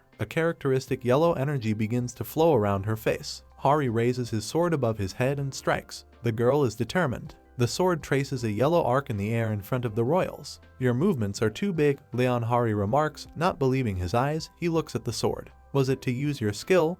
The hero asks the girl. Yes, Your Majesty, she replies, returning the weapon to him. Leon raises his sword over his head. When using a sword, you should be powerful, he explains, but make it short. The blue light lights up in his eyes again. The hero strikes and a stripe of blue energy extends a considerable distance from him. Hari looks in shock at what just happened in front of her. Leon turns to face the girl and says that all this is quite accessible, and she should practice this blow 10,000 times a day. Hari, quite naturally, is shocked. What do you say, Beatrice? Leon turns to the queen sitting on the bench. She has insufficient control over fire, she modestly answers. She gets up and walks over to Leon and Hari. Fire dissipates easily, she says. Instead of just imbuing the sword with the mana of fire, she says, drawing her own sword and swinging as is, you should concentrate on it to use it. Beatrice is holding a very sharp sword that glows with pink energy. Hari looks at this weapon in shock. The queen draws a line in the air. With her foot planted on the ground, she says that concentrated energy does not dissipate as easily as normal energy. To show how it all works, Beatrice does a few demonstrative swings. And when releasing the concentrated flames, she explains as she performs another blow, you should do it for a deadly blow. Like this, as if to stab. Beatrice accelerates and stabs. A large pink energy sphere appears at the end of her sword. Hari enthusiastically watches the colorful show that the queen gave her. You just need to concentrate it enough for it to be this high in heat, Beatrice says at the end of her lesson. It's not difficult, isn't it? She asks, looking at Hari. Very difficult, Hari thinks to himself, opening his mouth wide. That night, an incredibly tired Hari sits in an office chair in front of her laptop and thinks about the incredible amount of work she has to do. I have to report to the section chief as well as the association president. I need to get potatoes and sweet potatoes for the new soldiers in training. Her head is spinning from all these tasks. I have to get new weapons and equipment too, but where will I get a blacksmith? Taxes too. What do I do about that? Hari grabs his head and screams as if trying to achieve the mercy of the gods. The academy didn't teach me things like this. Suddenly a familiar voice is heard next to her. Accounting work processing not possible. This is jagged spin. Hari jumps in surprise and screams in fear. Sir Yuppie, she asks, looking up. There, on the head, the robot took its usual place, requesting division of accounting work for maximized efficiency, he says. But everything is true, Hari thinks. Sir Yuppie is a real supercomputer. It will all be very easy for him. She describes to the robot the entire scope of the tasks facing it, referring to big data, application of hunter administration laws, hunter's meal costs covered, equipment and armor production registration complete. A red light glows brightly on the front panel of the robot. Naju Plains crop price increase, Agricultural Act special support application, purchase tax benefits application available, company division, Pantheon farm available for Agricultural Act benefits. Hari looks at his metal assistant in shock. Extra tax benefits applied. Sir Yuppie continues to work, accompanying his activities with voice alerts. Wow, Hari exclaims happily. She claps her hands. It was really helpful. It should be noted that the girl did not understand anything that was voiced by the robot. Report in the case of further trouble, he tells her. Hari remembers something. Sir Yuppie, she says, I need to get clothes for when I'm working as a servant. Do you need a maid uniform? The robot asks her. Literally right there he gives her all the necessary information. Lionheart Kingdom, similar to middle-aged European kingdoms. Servant clothing, maid uniform. Reasonable theory. Hari is delighted. It's great, she says. I was afraid I was going to get scolded for it looking like cosplay. Order reasonable maid uniform with reference to big data, the robot asks the girl. It would be just wonderful. Glowing with happiness, she replies. Hari didn't know. The big data Yuppie was referring to the compiled data of online brands. Here is a page of an online store where you can order costumes for sexual games. Sir Yuppie bought the best-selling item. We see a blurry image with a censored stamp and 2 user reviews. My boyfriend really liked everything. I need to wear this more often. An evil influence of big data. A passenger bus arrives at the city bus station. A young man comes out of it. This is a class of student at the Hunter Academy named Hansuo. The blonde guy who came out after him says that many more people came than he expected to see here. It is reported that this is a class of student of the Hunter Academy named Kim Yi-hyuk. Actually, after what we saw, this could be expected, Suho answers, laughing cheerfully. A few days earlier, Leon visited the Hunter Academy. In front of us is the building of an educational institution. Leon, folding his arms across his chest, makes a speech. Rather than soldiers, I have come to find seedlings of knights, he says. I will teach you swordsmanship, spearmanship, horse riding, and theology. The students listening to him are clearly perplexed. What kind of theology, thinks Kim Yi-hyuk. One of the students raises his hand, stands up, and loudly declares that those gathered here specialize in archery. The hero points his finger at him. I'm failing you, he says. That sort of attitude fits a soldier. The young man sits down, complaining that it was too rude. At first all of the students complained about Leon's audacious and arrogant attitude. The hero continues his speech and declares that if those present here study theology, he can teach them simple divine laws. The students don't understand what he wants from them. Theology, divine law, is he going to make priests out of us? But Leon shows them something. He extends his hand forward, which glows with yellow energy. Look, he says. Young people who have been processed by this energy understand that it is something very powerful and effective. But they were soon convinced by his overwhelming power. We return to the bus in front of which Han Suho and Kim Yi-hyuk are standing.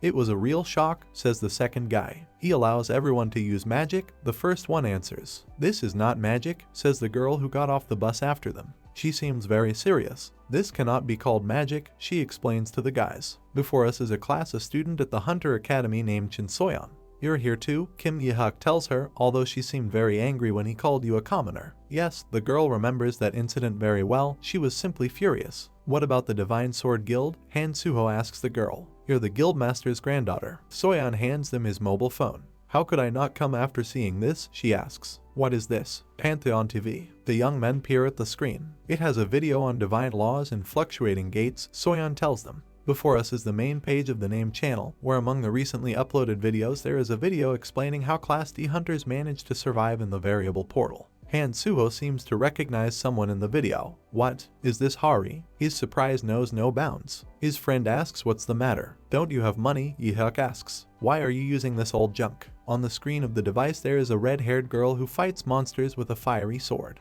I donated everything to the orphanage, explains Suho's choice of phone. Both you and Hari are working hard. She's on dispatch at the Pantheon right now, right? Yihuk also looks at how heroically the girl fights. Suho confirms his words. I'm sure she's doing a great job right now, he says to his friend. Here we see Hari in an overly sexy outfit. The information plate states the following: sexy cutie made uniform 5-piece full set. Use special event for your partner. Satisfaction rate 9.98 stars. But the girl doesn't look very happy. She blushed and, trying to cover her charms with her hands, asked the robot if he really thought everything was okay. I referred to the big data, the machine replies. Numbers don't lie. Information dependability rate 99.999%. Do you doubt big data? Hari and the robot are animatedly discussing whether they can trust the source of information that the machine used, but a whole delegation is already approaching the door to the room where they are located. Suho hears Hari's voice and recognizes it. He knocks on the door, hoping for a surprise. Hari, who is clinging to the robot, waits in horror for someone to come through the door. Jagspin remembers that guests are supposed to come to them today. He tells the girl that he will meet them if she is busy. Hari desperately shouts for the robot to wait and not open the door. But it's too late, Sir Yuppie is doing his dirty deed. Suho's beaming face appears in the doorway. But then the guy sees Hari, who doesn't know how to twist her body to cover the juiciest of her charms with her hands. The girl still finds the strength to muster her will and greet the guests. Hi, guys, you must have had a tough journey here, she says. Suho doesn't know what to say or how to even react to what he sees. Hari, what are you wearing? He asks indignantly, trying to cover his comrade's eyes. No, I didn't put it on because I decided so myself. The girl is trying to justify herself. A robot inappropriately intrudes into the conversation. Question, he says, are you distrusting my big data and with the judgment level of an organic matter? Dryly looks at the robot in bewilderment. Hari, meanwhile, shouts at him not to pull her skirt. Leon appears. What are you wearing? He asks Hari indignantly. Your Majesty, asks the girl, red with shame and crying. The hero is shaking with anger. Change your clothes immediately, he shouts. Looks like Leon is ready to kill her. Hari, who is holding Jagdaspin in her hands, says that she understands and will do everything. Her feelings cannot be described in words. She is ready to fall into the ground from shame. Second term trainee food time, says the robot. Must give out salt water. At the same instant, he takes off, leaving the girl's arms, and flies away, supposedly on urgent business. Hari can only sigh, either in disappointment or indignation. Suho watches as the hero scolds Hari. The reunion with his respected sister was the worst. Jeju Island. Red portal. In the end, we ended up here, says the owner of a rather interesting shoe with a well-protected toe. You got on the flight at dawn when money was mentioned. You really are greedy, the girl with her head shaved on one side tells him. Oh, dear sister, our guild's financial situation is not that pretty right now, as you know, answers the thug standing next to the bus. This man has a thick gold chain around his neck. We got everything taken away from us at the Chenju gate, he says. We have to make up for it somehow. We are reminded that this is the head of the Golden Lion Guild, Hwang Jemkal. Together with him there are 40 subordinates. Long time no see, someone greets him. Jemkal and his sister look at their interlocutor not very friendly. Who is this? Says the head of the Golden Lion, smiling ominously. You disappeared after the government blackmailing incident. Were you chosen for this mission? Lee Yongwon Sunbi, the man who was just named, frowns at Jemkal. At least I didn't have to witness any of my guild members' death, he says. His interlocutor responds with an angry look. Now the guild heads stand opposite each other and try to intimidate each other with stupid laughter. The payment will be divided in half, Jemkal asks, grinning. What is this bullshit? Yongwon wonders. It's obvious that you won't be doing as much work. But who else would come to your aid? You, a traitor? Jemkal wonders. Don't cross the line, Yongwon threatens him. They stand opposite each other and argue. 60 to 40, I won't give it anymore. Okay, then you will feed us. Buy your own food. Sister Jimkola looks at the disputants with a sad expression on her face. How lame, she says. What are they? Children. What's the point of making such a fuss? True, someone asks behind her back, and the girl jumps in surprise. May you be torn apart, she screams, turning around. Unni, please make at least a little noise when you walk. You'll give me a heart attack, she reproaches the cute brunette. We are told that this is an S-class hunter from the Phoenix Guild named Ha Yuri. Well, we're all here, Yuri says to his colleague with a strange hairstyle. At least before going into the dungeon. Before us is a huge red portal. 3 S-rank hunters and 1 almost S-rank, says the bald representative of the Hunters Association. This much should be enough to clear a lower black S-rank gate. Yes, that should be enough, says Ha-Yuri, smiling. Yongwon looks at something with fear and cannot say a word. There are dead people in front of him, many of whom are in heavy armor. He is at the head of the squad, all the other hunters stand behind him.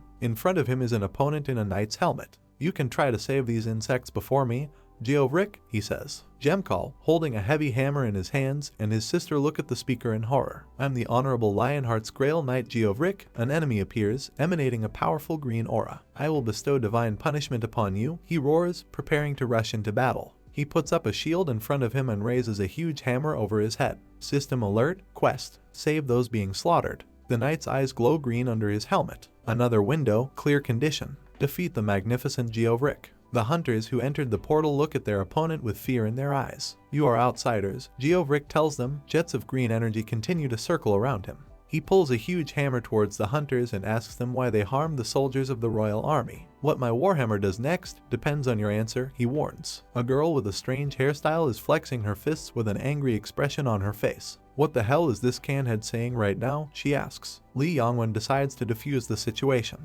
He raises his hand and, smiling, says that there was a misunderstanding. The knights of the royal army attacked us first, and we had to defend ourselves, he explains. A young brunette stands next to Geovric. What? You are a pathetic mercenary, he begins to be indignant. Dalian Imchain, the warlord exclaims loudly, interrupting his subordinate. He suddenly brings his huge hammer down to the ground. I warned you that your ardor will not lead to anything good, he tells the guy. How dare you defame the name of the goddess with your rash actions? Imchain apologizes, lowering his eyes in fear. Outsiders, I apologize on Delian's behalf, says Geovric. Yongwon, smiling, puts his hand to his chest and replies that the misunderstanding has been resolved. Dealing with him is easier than I thought at first, he thinks. Everything will go like clockwork here. However, literally immediately the mercenary realizes that things are bad. He looks at Geovric in surprise. For an inferior mercenary to kill 6 soldiers of the kingdom, the sin is severe, says the knight, sparkling with a green aura from under his helmet. Let's do the math, he says ominously. The mercenaries tense up and grab their weapons. 6 of our people died, continues Geovric.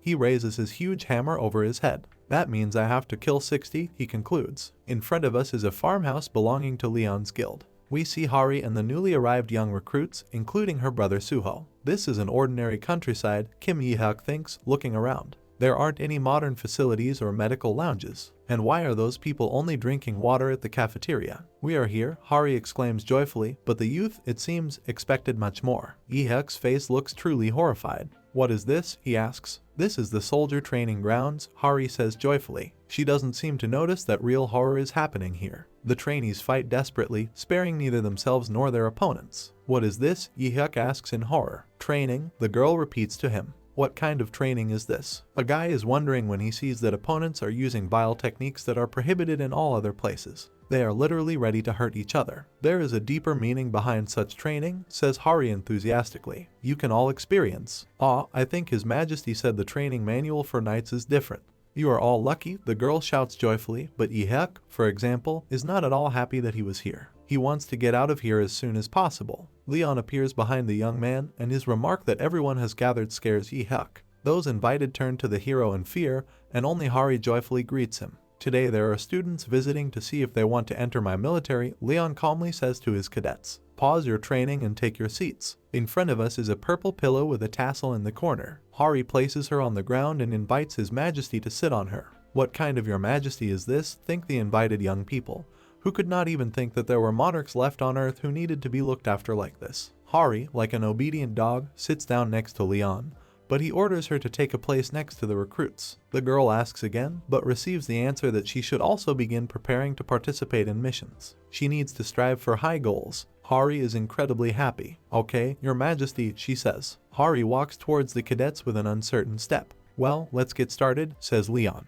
The crowd looks at him carefully. I will choose the most talented among the lots of you to take in as my disciples, says the hero. Those who are chosen will be taught by me. It's an honor. Hari hits his brother standing next to him in the chest with his finger. He calls out to her, not understanding what she needs. Try, never be rude to His Majesty. You understand me, she whispers to him, covering her mouth with her hand. I'm telling you this because I'm very worried about you. Dryly looks at the girl with bewilderment. But first, I want to take a look at your skills, Leon says, looking sternly at the potential students. Raise your swords and attack me, he says. For some reason, Hari is crying, Suho is completely perplexed. Time limit. Well, okay, says Leon. Let it be until the last one falls. Shinsoyan grabs the sword while the others don't seem to be too keen on fighting here and now. I have the Holy Grail, the hero tells them, so don't be afraid to get hurt. Leon stands calmly in the middle of the training ground as the young men, including Hari and Suho, prepare to attack him. You are about 40, says Leon, smiling. I will be very pleased if at least one of you manages to deliver a blow to me. Go ahead, shouts Hari. The hero smiles ominously. One of the young men looks at something in horror. These are the approaching fingers of Leon, who seems to have decided to give him a snap.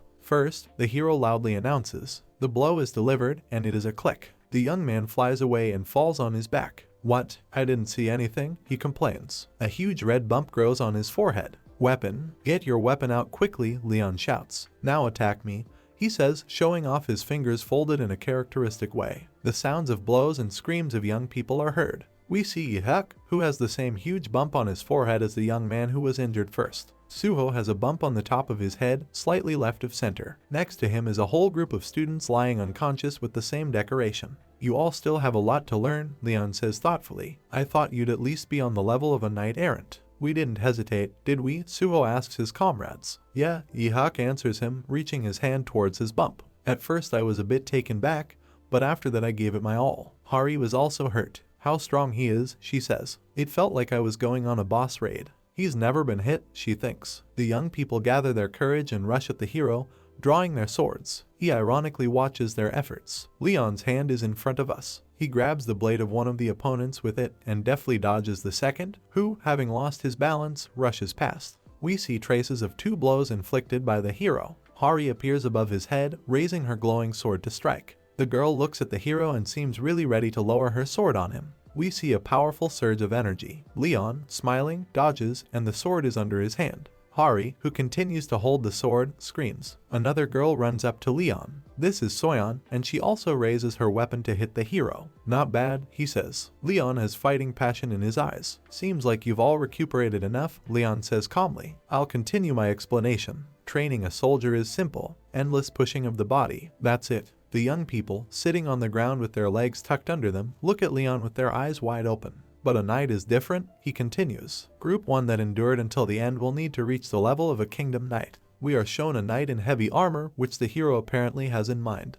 The rest of you will need to improve by at least a level 2. I don't understand your standards a little, your majesty, Soyeon says. She raised her hand to attract the hero's attention. In my kingdom, knights are categorized into 5 levels, he explains. First, a knight-errant who is yet to be appointed. We are shown what a warrior of this class looks like. Kingdom knights who prove themselves and get appointed. Another sample is shown. War knights who command these knights. Next are the mission knights. Mission knights, Leon asks dryly in amazement. Those who wander in the search of God's quest and leave behind everything, explains the hero. Before us is a young man without armor, in ordinary clothes and chewing something unknown in the rain. You need to be prepared to wander for decades, says Leon. I too have embarked on such a journey, received and accomplished a quest from goddess Ariana. The hero's face expresses reverence. So I became a knight of the Grail, he says. Your Majesty, Suho asks him. Does this mean that the Grail Knight is the highest level? Leon thinks about it. I guess I have to explain something, he says. There is a slight smile on the hero's face. A Grail Guardian, he reports, it is a title given to a single Grail Knight who has succeeded the King of the Lionheart.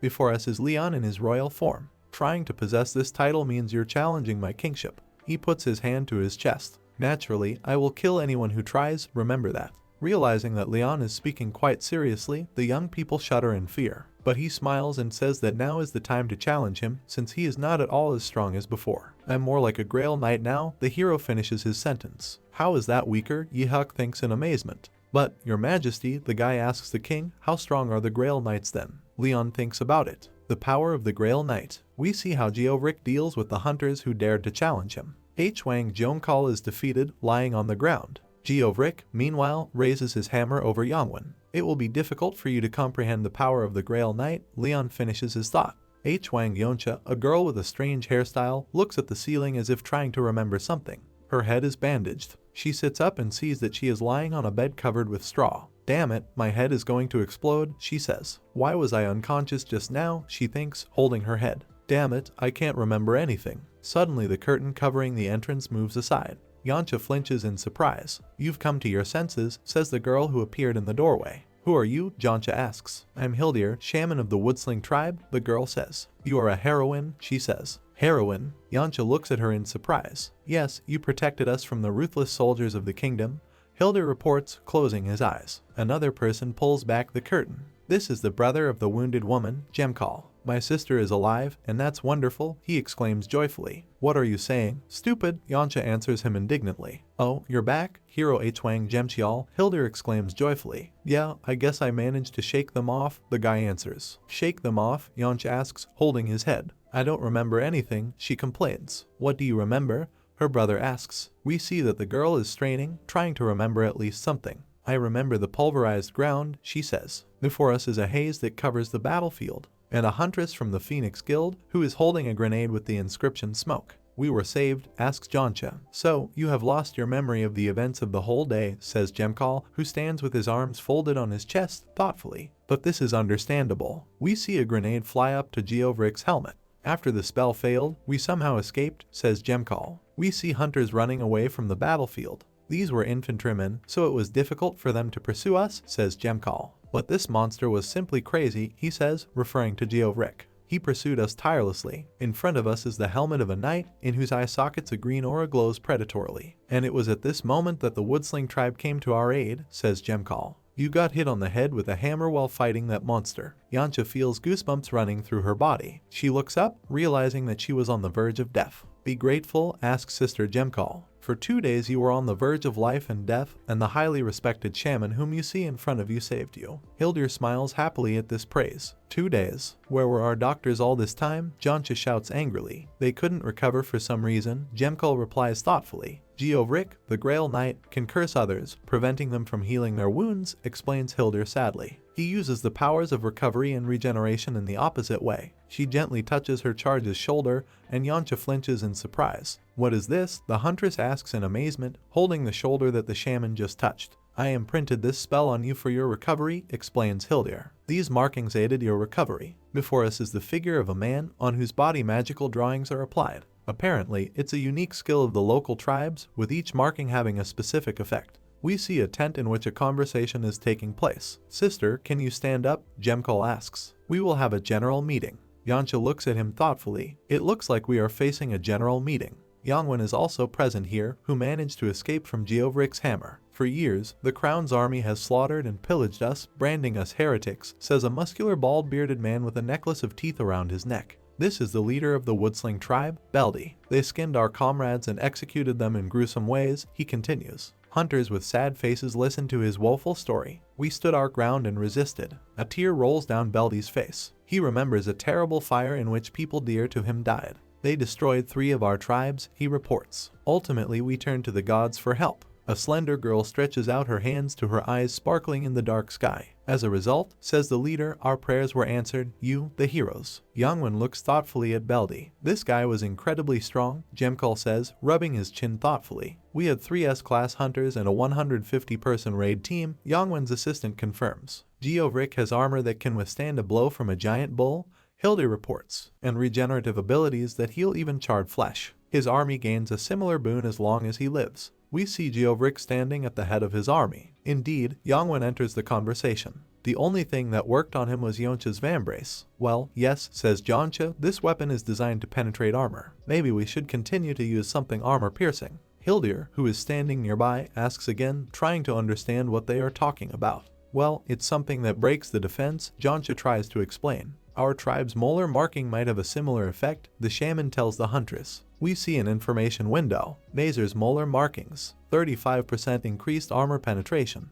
20% increase in strength and endurance. "This is amazing," Yangwen exclaims joyfully. "With this we will have a chance against this monster." "It seems that the preparations are over," Beldi says with a serious look. "Heroes, save us?" he asks. The hunters he just addressed look at him sadly. "We will help everyone in our power," the leader promises. The white horse neighs loudly. "Wow, a real horse," someone says. June Ranch, Jeju Island. Leon's potential students stand next to a fence with horses grazing behind them. After basic tests and training the academy cadets, Leon took them to a ranch on Jeju Island. "This is the first time I've seen a live horse," Kim Yi-hyuk shouts excitedly. "Your Majesty, you have arrived." Leon hears someone's voice behind him and turns around. "You have excellent horses here," he says, recognizing the one who called him. "Thank you for being able to accommodate us on such short notice. You must have heard, I'm here for a warhorse." "Oh, what an honor," the enthusiastic old man answers Leon. "Oyer breeding stock is top-notch, featuring renowned racehorse lineages. A horse is only as good as its sire," says the hero, smiling, and puts his hand on the old man's shoulder. "I'll take a good look," he replies. "Now listen," Leon says with a stern look to Suho and Yi-hyuk. The young people flinch in surprise when they hear his voice. "For a knight, a horse is a lifelong companion," explains the hero, pointing to the grazing animals. "It's crucial that you bond with your horse and move as one." We see Leon's sincere face. Young people are inspired by his words. "Now approach a horse you like, try to connect with it, and then ride," the hero tells them. The cadets happily run behind the fence. "I'm counting on your support today," Leon says to the old horse breeder. "I will do everything in my power," he replies. "Oh my god, there are so many horses here," says Beatrice. She's gorgeous as always. Behind her stands Hari, who holds an umbrella over the queen's head. "Thank you, queen, for agreeing to meet with me," says Leon. He approaches Beatrice and kisses her hand. "Your Majesty invited me," says the girl. "How could I refuse? May I have the honor of assisting a noble lady like yourself?" the hero asks politely. "With pleasure," Beatrice replies. Hari, who is standing nearby, looks at the queen with envy. She is silent, but she is a little offended. Center of the ranch. There are 3 horses in front of us. One of them is nibbling grass. Leon and Beatrice admit that this is a pretty good horse, and maybe even a good one.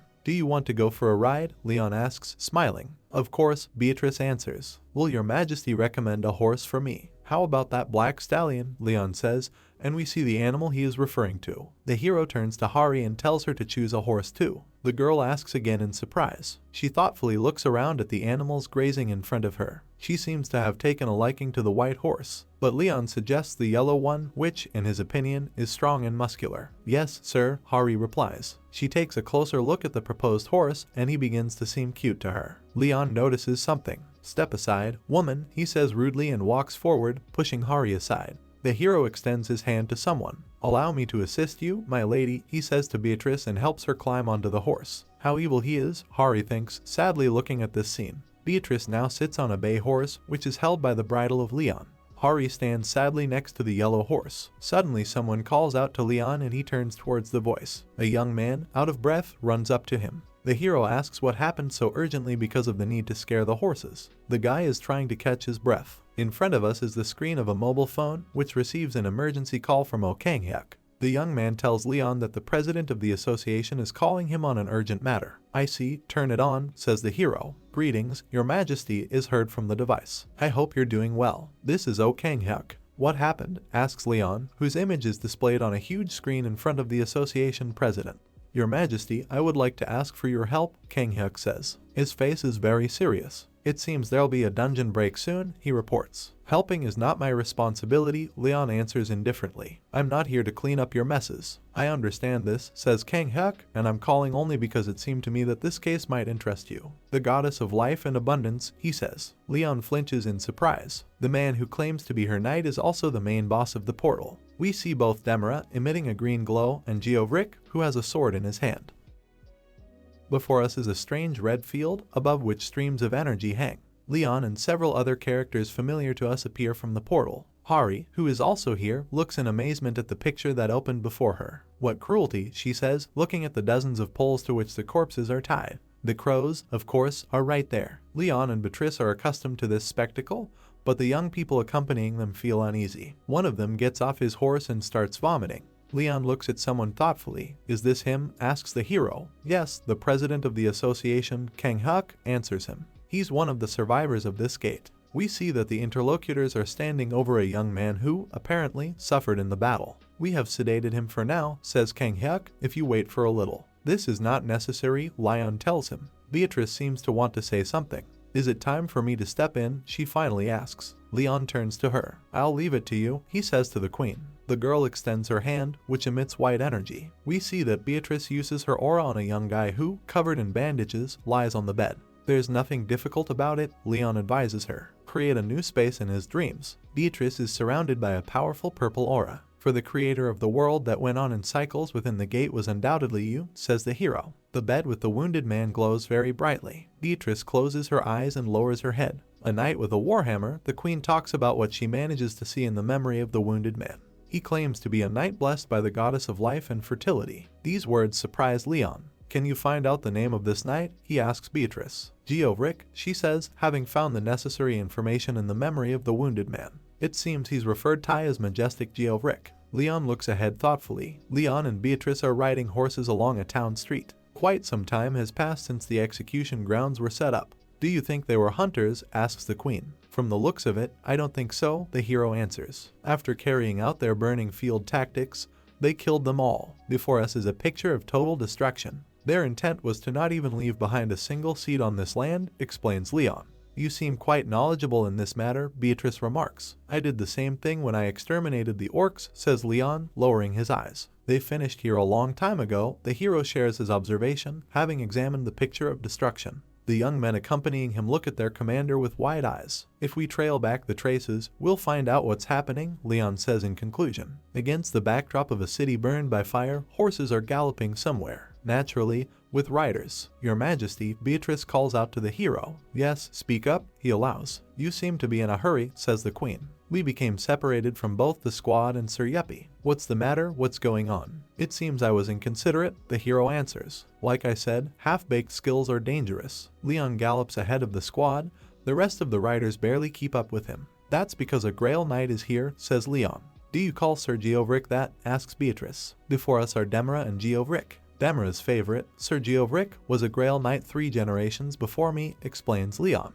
His martial arts were passed down to my generation. 800 years ago, Leon continues his story. Sir Geovric was said to have ascended to heaven when he set out to hunt a savage tribe. Ascended to heaven. Hari bewilderedly imagines how the knight flies into the skies like some kind of Superman. This means he died, Suho explains to her. We see a majestic white palace. But Sir Geovric did not go to heaven, says Leon. A Grail Knight is a saint who naturally receives God's love, but his soul wasn't accepted. How is this possible? Asks Beatrice, who is jumping next to the hero. I even tracked down the sacred item's energy, but I couldn't find him or the hunting troops anywhere, Leon answers. His gaze is intense. I have 3 theories, he continues. Firstly, Sir Geovric may be alive. Ihyek and Soyen also jump along with everyone else. Secondly, the hero continues, his soul could have gotten lost. And finally, Leon's gaze becomes very gloomy. No need to talk, Beatrice asks him. He crossed to the other side, the hero completes his thought. Jets of yellow energy appear around his figure. This is a matter involving a Grail Knight with superpowers, Leon reports. If there is a battle, it will not be in the realm of mortals. Determination and anger appear on his face. Whatever the case, says the hero, as we raid this gate, we'll be able to get to the bottom of it.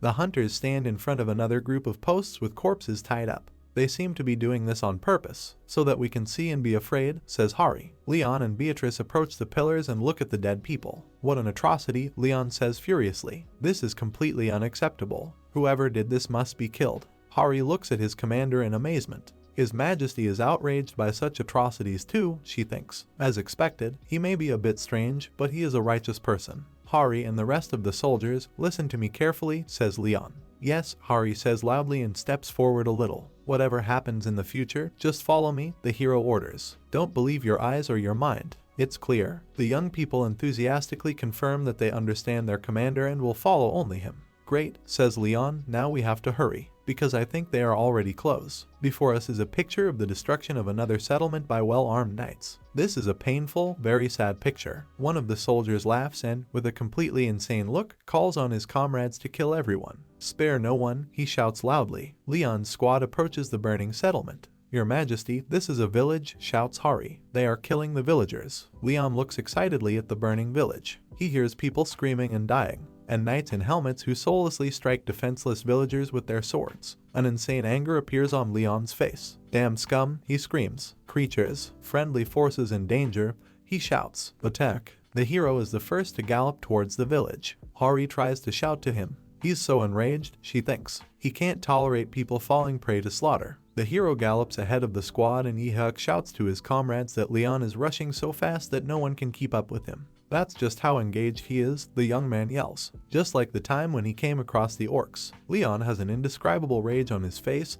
his eyes and sword emitting jets of yellow energy. Just a minute, Hari says to herself. Orcs. Leon rushes forward, holding the holy spear in front of him. He has a completely crazy face. This can't be, Hari thinks. A battle takes place in front of a burning village. Knights in heavy armor fight against villagers whose protective equipment is noticeably inferior in mass and quality. The bald chief, who is leading an army of villagers, hears something unusual and turns to the source of the sound. He is perplexed to discover that Leon is quickly approaching him on a white horse. Glory. The hero screams furiously. Lionheart. The air is cut with streaks of yellow energy. Hari is desperate. She tries to shout to Leon. He roars that he will kill all enemies. He is jumping in the wrong direction, Hari realizes with horror. We see a strange burst of yellow energy, which indicates that Leon struck with his weapon. Hari is amazed. She doesn't believe her eyes and tries to shout to his majesty. The hero's spear kills a man who is not wearing armor. You are ordinary insects, Leon shouts in rage. I don't even want to listen to you. He raises his spear and strikes again.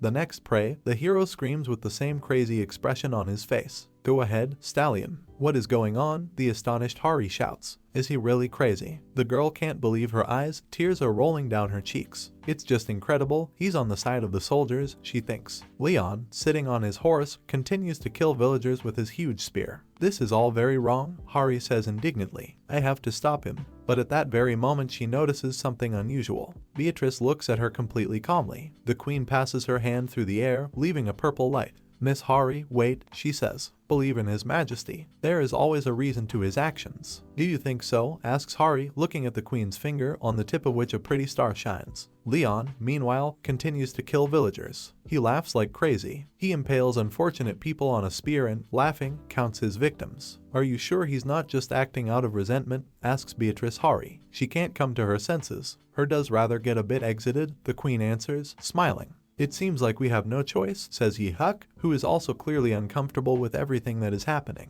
We still won't be able to stop him, says Soyeon. But, all the same, Hari can't come to terms with the fact that Leon seems to her like an insane villain. The reason they did not step up despite witnessing the cruel scene was not because they lacked a sense of justice. Well, those people are fake, Suho thinks, although he is very unpleasant to look at the carnage. The NPCs within the gate are all fakes created from past memories. Excluding the very few who are survivors, the monsters and NPSs within gates are nothing more than remnants of memories of some incident that happened in the past. Leon continues to destroy the bot villagers. Therefore, whether they are massacred or hung for execution, that is not considered a sin. Yihyuk looks in horror at what is happening. He seems really angry at them, he thinks. I will kill every single one of them, screams a completely distraught Leon. Die in misery and pain. The streets of the burning village are littered with the corpses of the villagers killed by Leon. The knights who started the massacre here before the hero appear before us. They approach Leon's squad. The knights take off their helmets and look gloomily at the man who did the work for them. The red-haired young man standing in front kneels as a sign of respect. His comrades follow his example. I greet the Grail Knight, the living saint, says the Red Knight. Stand up, Leon tells them, looking like himself again. We are still on the battlefield. I am Tiscata Wendelik, brother of Lord Wendelik, says the Red Knight, and affiliated with the Labanine Dawn Knights. Wendelik, Leon says thoughtfully, that's the city by Lankwil. Your brother is the Lord. I was the only one whose talent as a nine was acknowledged, Tiscata answers. Seems like you have yet to embark on your pilgrimage, Leon says thoughtfully. Yes, I was going to do this, admits the red-haired knight, stretched out to his full height in front of the hero. It's clear, says Leon, but he thinks to himself that he doesn't remember any Tiscata Wendelik. If he had become a Knight of the Grail, they would have already met in paradise, the palace of which we see again. This would mean that Tiscata failed his mission or died during the raid. Leon peers at the knight standing in front of him. I don't recognize a single face, he thinks. It seems that these honest knights failed to write their names in history. I am Leon Draconia Lionheart, hero introduces himself. Tiscata looks at him with respect. I am the Lord of Dragonia and the owner of the Lionheart, as appointed by the goddess of light and justice, Ariana. The hero glows with his characteristic energy. Tiscata and his comrades look at Leon in shock. You are one enveloped in the presence of glorious holy light, says Lord Wendelik's brother. Should I take that as a joke? A joke. Leon turns away from the Red Knight with displeasure. What kind of knight would pretend to be the king of the Lionheart? He asks. Hari looks at his interlocutors with round, surprised eyes. I see, she thinks, in their era the king of the Lionheart must have been a different person. However, at this very moment, Tiscata declares that he will believe Leon. Hari doesn't understand how this can be. Leon, looking sternly at the knights, says that, according to his information, they came here to conduct a raid against the barbarians. Is this so? He asks, and Tiscata replies that the king's data is absolutely correct. And am I correct in saying that the war knight here, says Leon. A familiar ominous light appears in his eyes. Is the Grail Knight of Life and Fertility Sir Geovric? Tiscata, a little surprised, says that everything is so. Beatrice looks at Leon sadly. I need to meet him immediately, says the hero Toscate. Where is he? The knights look a little scared at Leon. This group hunts for the remnants, he thinks. We see that above the conversing punishers, crows are chiseling the skull of a crucified barbarian. Considering the reason for the skinning, the hero thinks the thing's happening here. In the end, Leon gets the answer. Sir Geovric is currently on his way to fight the barbarians, says the knight standing next to Tiscata. He will soon massacre all of the dirty savages. It's clear, thinks Leon, who seems to have regained calm. The Grail Knight Geovric goes through a mishap in this war. In front of us is a military camp with tents surrounded by a high wooden palisade. It looks like they prepared for defense here in the best possible way. There are even towers on which there are sentries with spears. Here are the hunters who entered the portal to fight back against Geovric. This is a very formidable army. They are here, Jemkal says with a predatory tone. The enemy's leader is here himself. Before us is a knight sitting on a winged horse. This is exactly what is meant. We see a line of knights armed with spears and shields. Are you sure this is a red portal? Asks Yancha gloomily, who is rubbing her fists, preparing for battle. In my opinion, it looks more like black. We can cope if we try, says Hayuri from the Phoenix Guild. All of the tribes in this area united together because we went around attacking all of them. We see barbarians ready to defend their families and homes, but there are still a lot more of us than them, says Yuri. And one more thing, she thinks, looking at the bright mark on her hand. We see a status window describing its properties. Mazer's molar marking has been engraved. Defense penetration has increased by 35%. Stamina and concentration have increased by 20%. White Tiger's tribe seal has been engraved. Trait, pace has been imbued. Agility has been increased by 15%. Iron Bear's fur skin seal has been engraved. Trait, monstrous strength has been imbued. You now have sturdy skin. Black Eagle's claw seal has been engraved. Reduce the resistance of enemies by 30%. Trait, air resistance has been imbued. Yuri continues to study the seal on his hand. This seal is something you can receive if you worship the beast gods the tribes here worship, she thinks. We see that the hunters are ready for battle and even full of enthusiasm. It should be doable with this, Yuri thinks. Geovric looks at his opponents. They seem to be mercenaries who escaped from the last battle, he says. They may be inferior, but I let them go out of mercy. What are you doing here? Geovric asks the hunters, sitting on his winged horse. What are we doing here? Yongwon answers, smiling. Of course, we are preparing to defeat you. The guild leader draws his bow. The condition for closing this portal is defeating Geovric, he thinks, so it will have to be done one way or another. The knight looks sternly at the enemy through the slit of his helmet. I'll give you just one chance, he says. Put down all your weapons and get out of here. There is no great sin on you. Yongwon looks at Georic bravely. Sin, you say? You are not in a position to talk about sins, he replies. You skin living people and execute them. You do not spare either the elderly or children. Is this fair? In front of us are pillars with executed barbarians. Geovric, judging by his look, is furious. He raises his huge hammer over his head. Geovric, he growls. There's nothing to blame me for, and I have nothing to be ashamed of. It looks like this monster actually believes what he says. All my actions are justice, he shouts. Both he and his weapon begin to emit powerful green energy. You have crossed the line, yells Geovric, and received divine punishment. Hildir calls some warrior. She's very excited. Yongwon, who is standing nearby, asks to use protective magic, because what Geovric is currently using cannot be used often. If we block this even once, he shouts. We see what frightened the defenders of the fortified camp so much. Somewhere above them, at a high altitude, a powerful green energy vortex appears. In front of us is a hand that raised the sword upward to where the source of energy is visible. Those who have sworn to protect the kingdom and left their fates to the gods. That rigid faith is being concentrated into just one. We see that 3 knights are already raising their swords. One of them frantically makes a fiery speech. We, knights of the kingdom who obey the honorable Grail Knights, we give our power in order to erase all evil. Directly below the source of green energy in the sky we see Geovric on a winged horse. He also has religious ecstasy. In the face of the glory of the real gods, he screams like crazy. Neo. The moment that miracle is manifested into reality, the earth fell. A powerful green beam rushes into the sky. A powerful explosion is heard at its base, under which a knight flies on his winged horse. We again see Geovric sitting on a winged horse. Those who are chosen by gods. Power is given to the knights, who have transcended as saints, by the goddess of light and justice. The knight's eyes glow with green flame, who looks over every knight. Divine punishment. In front of us is a huge hole in the ground. Its edges are smoking. Yangwen looks at this hole in shock, not believing his eyes. A divine law used by a knight order. It depends on which god the Grail Knight serves, but for the Grail Knight of life and fertility, it destroys the earth. This can't be happening, exclaims Yangwen, who seems to have almost fallen into the hole that has formed in front of him. What the hell was that? Asks a shocked Soyeon. Yuri, standing next to her, was also stunned. That one attack, says Jemcall, evaporated 3,000 tribal warriors. I guess it was a good thing that it wasn't us. The hole is really huge, and it's a miracle that the hunters didn't fall into it.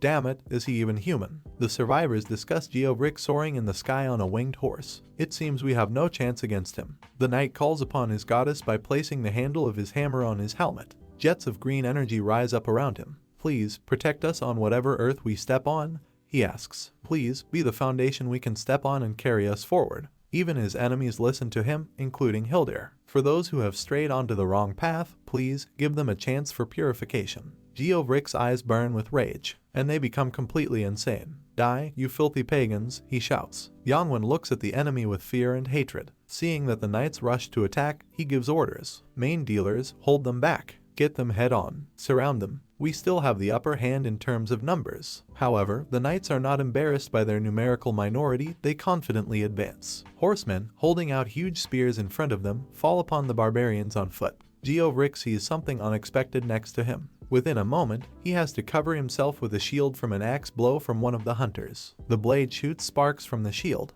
You're too strong for an ordinary mercenary, says Geovric. Is it because of the pagan design that is applied to you? He asks. The hunter realizes that his blow has been stopped. The hunters had overlooked one thing. Despair appears on the face of the hunter who struck Geovric. They might not have warred the honorable path toward the quest of gods. The hunter's axe has already lost its power, the knight pushes him back. The blade shines. An arc is described in the air, and a powerful blue flash appears under the watchtower. But they were still honorable heroes who had traveled all over the continent in an attempt to prove themselves worthy. We see a warrior with a sword over his shoulders, walking under the scorching desert sun. Against such garbage, says the knight, covering one of the slits of his helmet with a gauntlet. Dismount your horses. Get into formation. The orders are given by a young warrior with blonde hair. In his right hand he holds his helmet, in his left, a shield. This is the Knight of the Kingdom. Now this man stands next to his horse and is preparing to take on the same barbarians that Geovric and his army had exterminated a little earlier. For decades they have wielded their swords. A knight who could take pride in his experiences likely had around 100 years of experience. The Knights of the Kingdom line up in battle formation.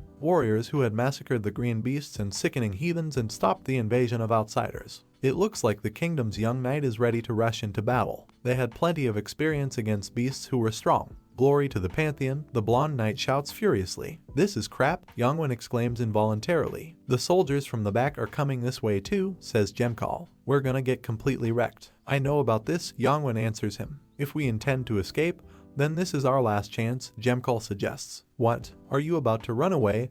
Jancha asks him indignantly. We can't even do anything about a group of knights, let alone the field boss, her brother answers. Just us isn't going to cut it. Yangwen comes up with an idea. If only it were possible to get support from other guilds in the top 10, he says. But before we get it, there will be a dungeon breach, he realizes. We see Geovric with a huge shield heading towards the exit of the portal. Well, there is a way to end this more smoothly, says Jemcall, who has a huge hammer on his shoulder. What do you mean? Yangwen asks him. Ariana, the goddess of light and justice. Demra of life and fertility. Have you ever heard those names? Asks Yangwen Jemchial. No, I'm actually not a very religious person, he answers. How can a portal even be connected with religion? King of the Lionheart, says Jemcall. Have you never seen his YouTube? Yangwen is shocked to remember the corresponding Pantheon TV page. It seems to me that this king is from the kingdom of the portal in which we are now, says Jemcall. I did feel that something was off when I heard them talking about God's knights or whatever. If that king of knights is from the same place as these knights, then it'd be better to retreat, Yangwen thinks. Suddenly Hildir calls out to him. The head of the guild turns his head to her and also calls the girl by name. Are you leaving? She asks with horror in her eyes. Are you really going to leave us? We will bring help, Youngwon answers, trying to hide his eyes. At the moment, we must retreat, he says, still finding the strength to look into Hildir's eyes. There's nothing more pointless than chit-chatting with an NPC, he thinks. The girl falls to her knees, exhausted. She understands that everything is over for her and her tribe. Tell all guild members that we are retreating. She hears the voices of the hunters. We need to get out of this portal quickly. The shaman folds his hands in front of his face and speaks quietly. This means that the monsters will not be defeated this time either. Youngwon looks at the girl. Miss Hildir, he calls her. She bites her fingers. You have never been able to close this portal, she says. Her face is so distorted with anger that it is difficult to recognize her as the sweet girl she was just a minute ago. What disgusting creatures you are, she screams in anger. What's wrong with you? Youngwon tries to bring her back to her senses. I'll just have to use an expedient once again, Hildir says doomedly, although he would be displeased. The girl transforms again and folds her fingers in a certain way. It's all your fault, she screams. You weren't good enough. Hildir snaps his fingers, and then a pink glow appears around her. The commander of the Royal Knights looks at what is happening with fear. They are using dark magic, he screams in horror. One of the soldiers rolls his eyes and opens his mouth,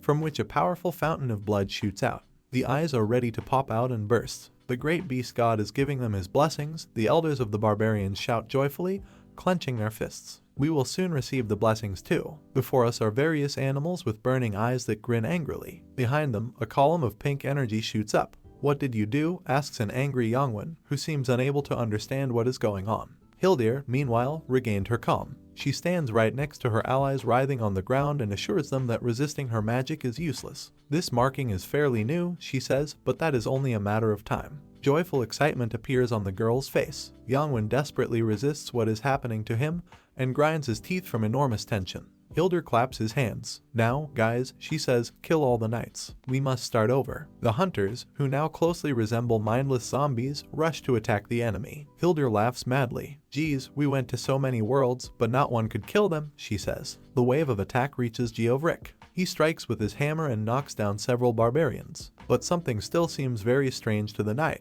He puts his shield under another blow and with difficulty withstands it. These are the bastards, says Geovric, feeling that the opponents are very strong and may well achieve their goal. You have taken on the heathen's marking, he shouts. Jemkal, whose eyes are completely empty, growls like an animal. He seems ready to tear the knight into small pieces. Skin where the marking is, shouts the knight. That is their weakness. Meanwhile, Jemkal attacks, using his huge hammer. The earth begins to swell under the feet of those beating under the pressure of powerful pink energy. Soyeon and Yancha, with an unhealthy gleam in their eyes, rush towards Geovricum, and he seems to be running away from them. But this cannot be done. Yancha strikes with his fist, and the knight, along with all his weapons, flies tens of meters away. He flies, feeling the pink energy of the local god. His green aura had disappeared somewhere. Something explodes very powerfully high above Youngwon's head. He has a scary face. He is furious and ready to tear the knights with his bare hands. Geovric has to defend himself, and from his posture it is clear that this is being done with great difficulty. He calls the hunters pathetic parasites,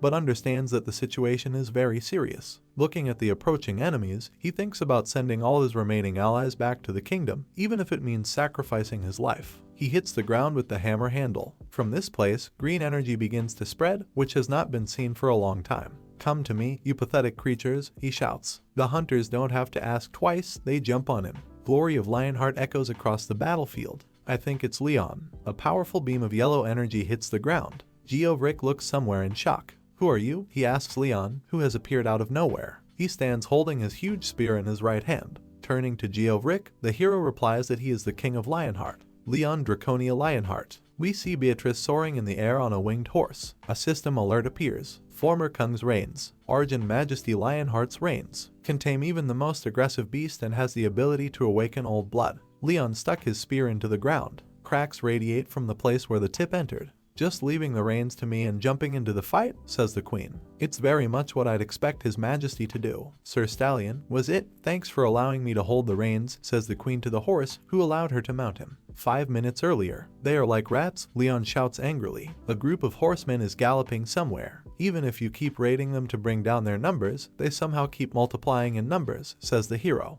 But skinning even small children is too cruel, the indignant Hari, who is jumping behind Leon's back, objects to him. The kingdom and knights are not idiots, he answers irritably. They are skinned because of the designs. Drawings, the shocked girl asks. This is a symbol of their loyalty to the animal god, says the hero, in whose eyes an evil fire lights up. They receive the marking, and when they use the power, their souls start to slowly erase. Hari imagines a scary purple monster. He seems no different from demons, she says. It is clear that Leon is very angry. Remember, he says, your pacifism and naive ideas about human rights are completely useless in this merciless fight. Both Hari and other representatives of modern civilization look at the hero in shock. We need truth and absolute justice, he yells with a crazy look. Before us is Beatrice again, sitting on a winged horse. Then I also need to fulfill my duties, she says, looking at the strange flying creatures that appeared on the horizon. She extends her hand forward with her fingers spread. It turns out that her opponents were huge eagles, each of which now has a blue magic circle around it.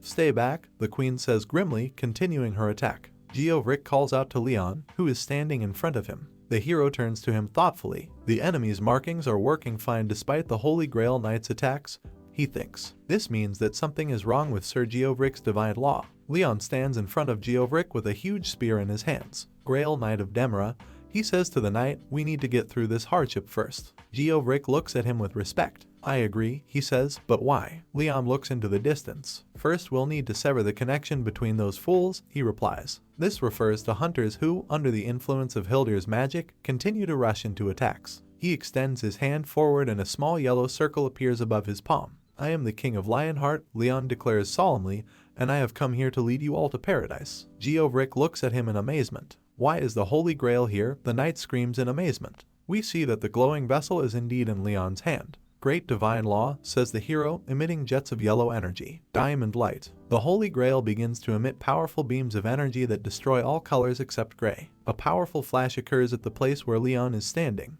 Geovric looks at what is happening and once again cannot believe his eyes. The light begins to weaken, and we again see Leon with a sniffle in his hand. Knights who were wounded find themselves completely healed. Someone even grew back a severed hand. Pink energy is defeated. We see how she leaves the hunters who are under her influence. Yancha, lying on the ground, moans that she is in great pain. This is a real divine miracle. How could I have not realized all along, thinks Geovric, looking at Leon standing in front of him. That is what I had been oblivious to. The knight looks into the sky. Divine power, he says. Demra's voice can be heard from there. My child, my lost knight, she says. Geovric recognizes this voice and calls Demra. We see that the goddess is bending over him, folding her hands in front of her. She has huge white wings. Go help the king of knights, she says to Geovric. His eyes, almost hidden by a heavy knight's helmet, light up with determination. I have no more questions or doubts, he says. I will carry out your orders, he says, getting to his feet. Only obedience remains. Leon, behind whose back we see Geovric's shield, is thinking about something.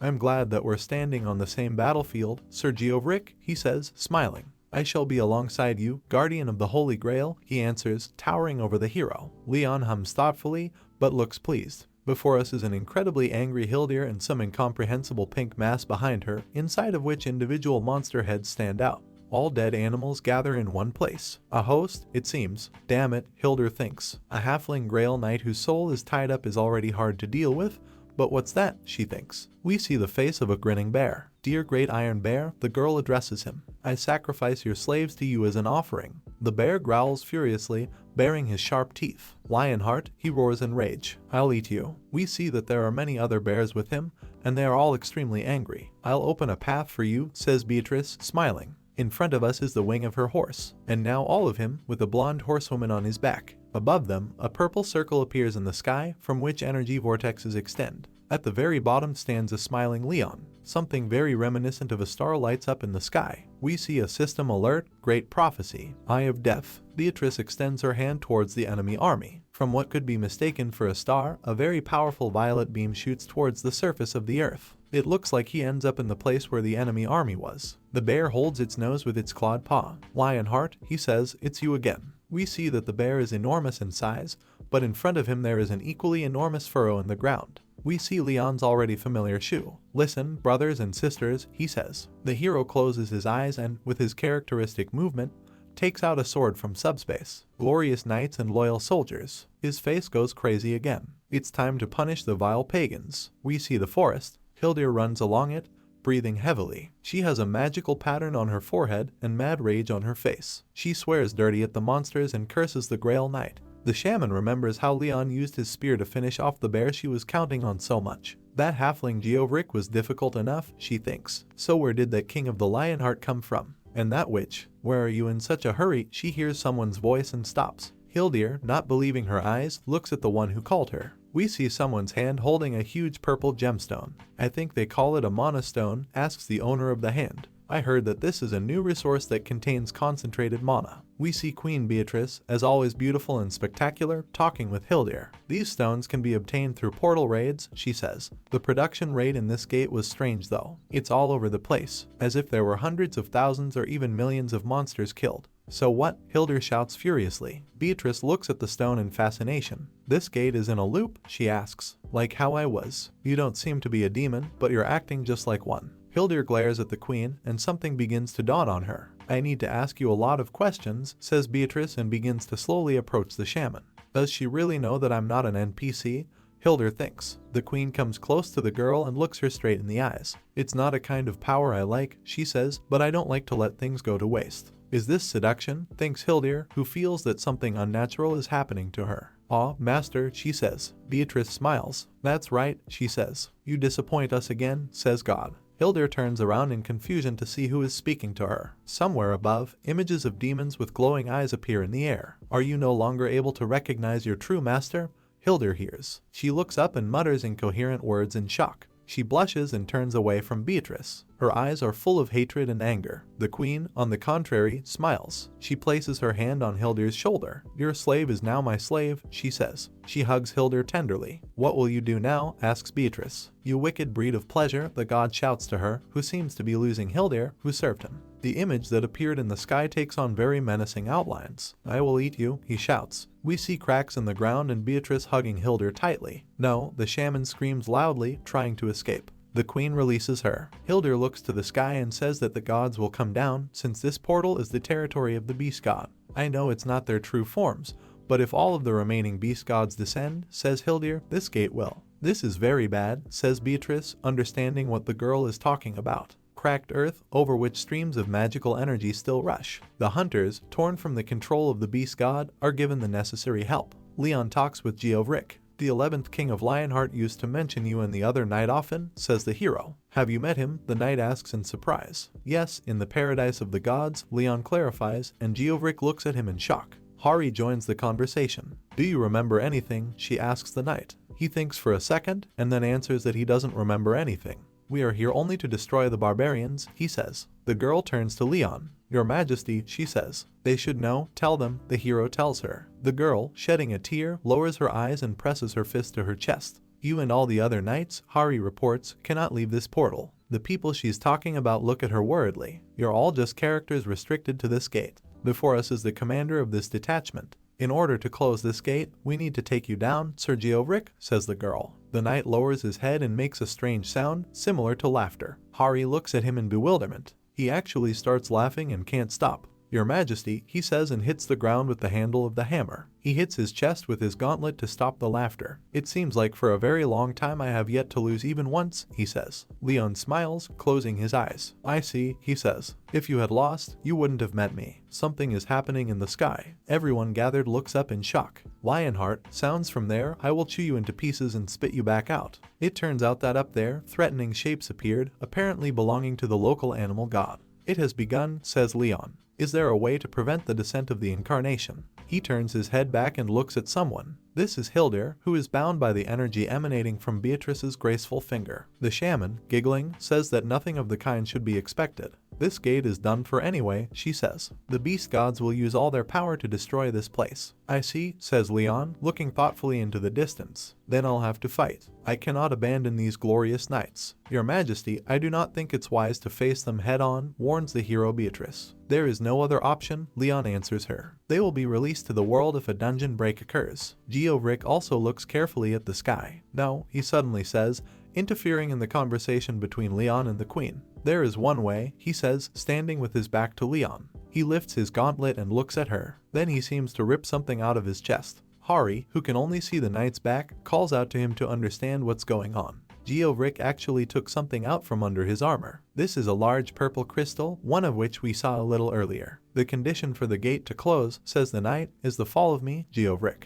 Thin streams of energy begin to rise from the gem he holds in his hand. Please, fall back and use your power for living, he tells Leon. There's no point in fighting in a gate that will disappear soon, your majesty. Leon grinds his teeth in anger, and Hari covers his mouth with his hand. Geovric addresses his knights. My brothers and sisters, this is our last battle. His comrades look at him with serious expressions. The king of the Lionheart who represents the glory of the gods is here with us, says Geovric. Leon and Hari look at the knight with sadness. So we, the dead, shall sacrifice ourselves for the sake of the future of the living, Geovric solemnly concludes his address. Are you with me? He asks his squad. The hunters who came to the portal from Earth look at it with surprise and sadness. Dullahan looks at his commander with the air of a true hero. He raises his hand. Leon, eyes wide open, looks at what is happening in front of him. There are knights there, each of whom has large purple crystals in their hands. Your loyalty is putting me to shame, says the hero, putting his hand to his chest as a sign of respect. You left me with a great task.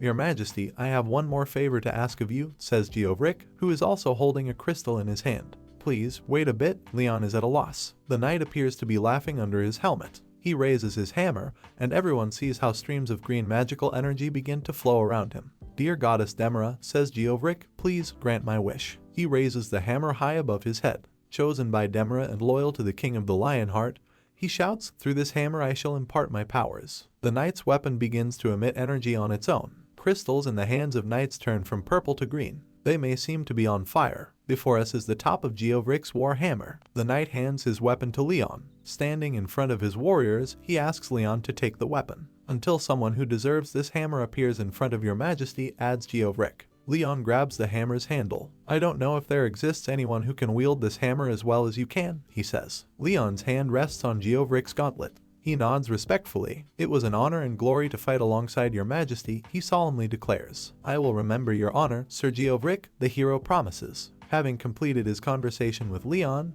the knight turns to the soldiers of his squad. The soldiers listen to him carefully. My cavalry, says Geovric, this is my last order. Protect the king until the last one falls. Leon, turning away and holding a hammer in his hand, hears the knight's answer, yes, sir. They even rejoice that they received such an honorable task. We retreat, Leon says sadly when he finds himself next to Hari. The hunters begin to gather in one part of the destroyed settlement, while Geovric and his squad prepare to go in the other direction. The knight holds his head proudly. He takes the sword in his right hand and holds it with the blade down. Dullahan kneels in front of Geovric and grasps the blade with both hands. Then the tip of the sword flies up. I, Geovric, the knight solemnly declares, killed more than 10,000 enemies. I've defeated more than 5 million enemies as a war knight. I've protected the motherland against 300,000 orcs and took victory's hand at the battle against the ogre chief. Goddess Demira has protected us, and Goddess Arians has looked after us. He walks through the ranks of his knights. We've brought joy to God Pedos. I am the all-powerful knight of Montreal. From above, from the sky, a huge animal paw,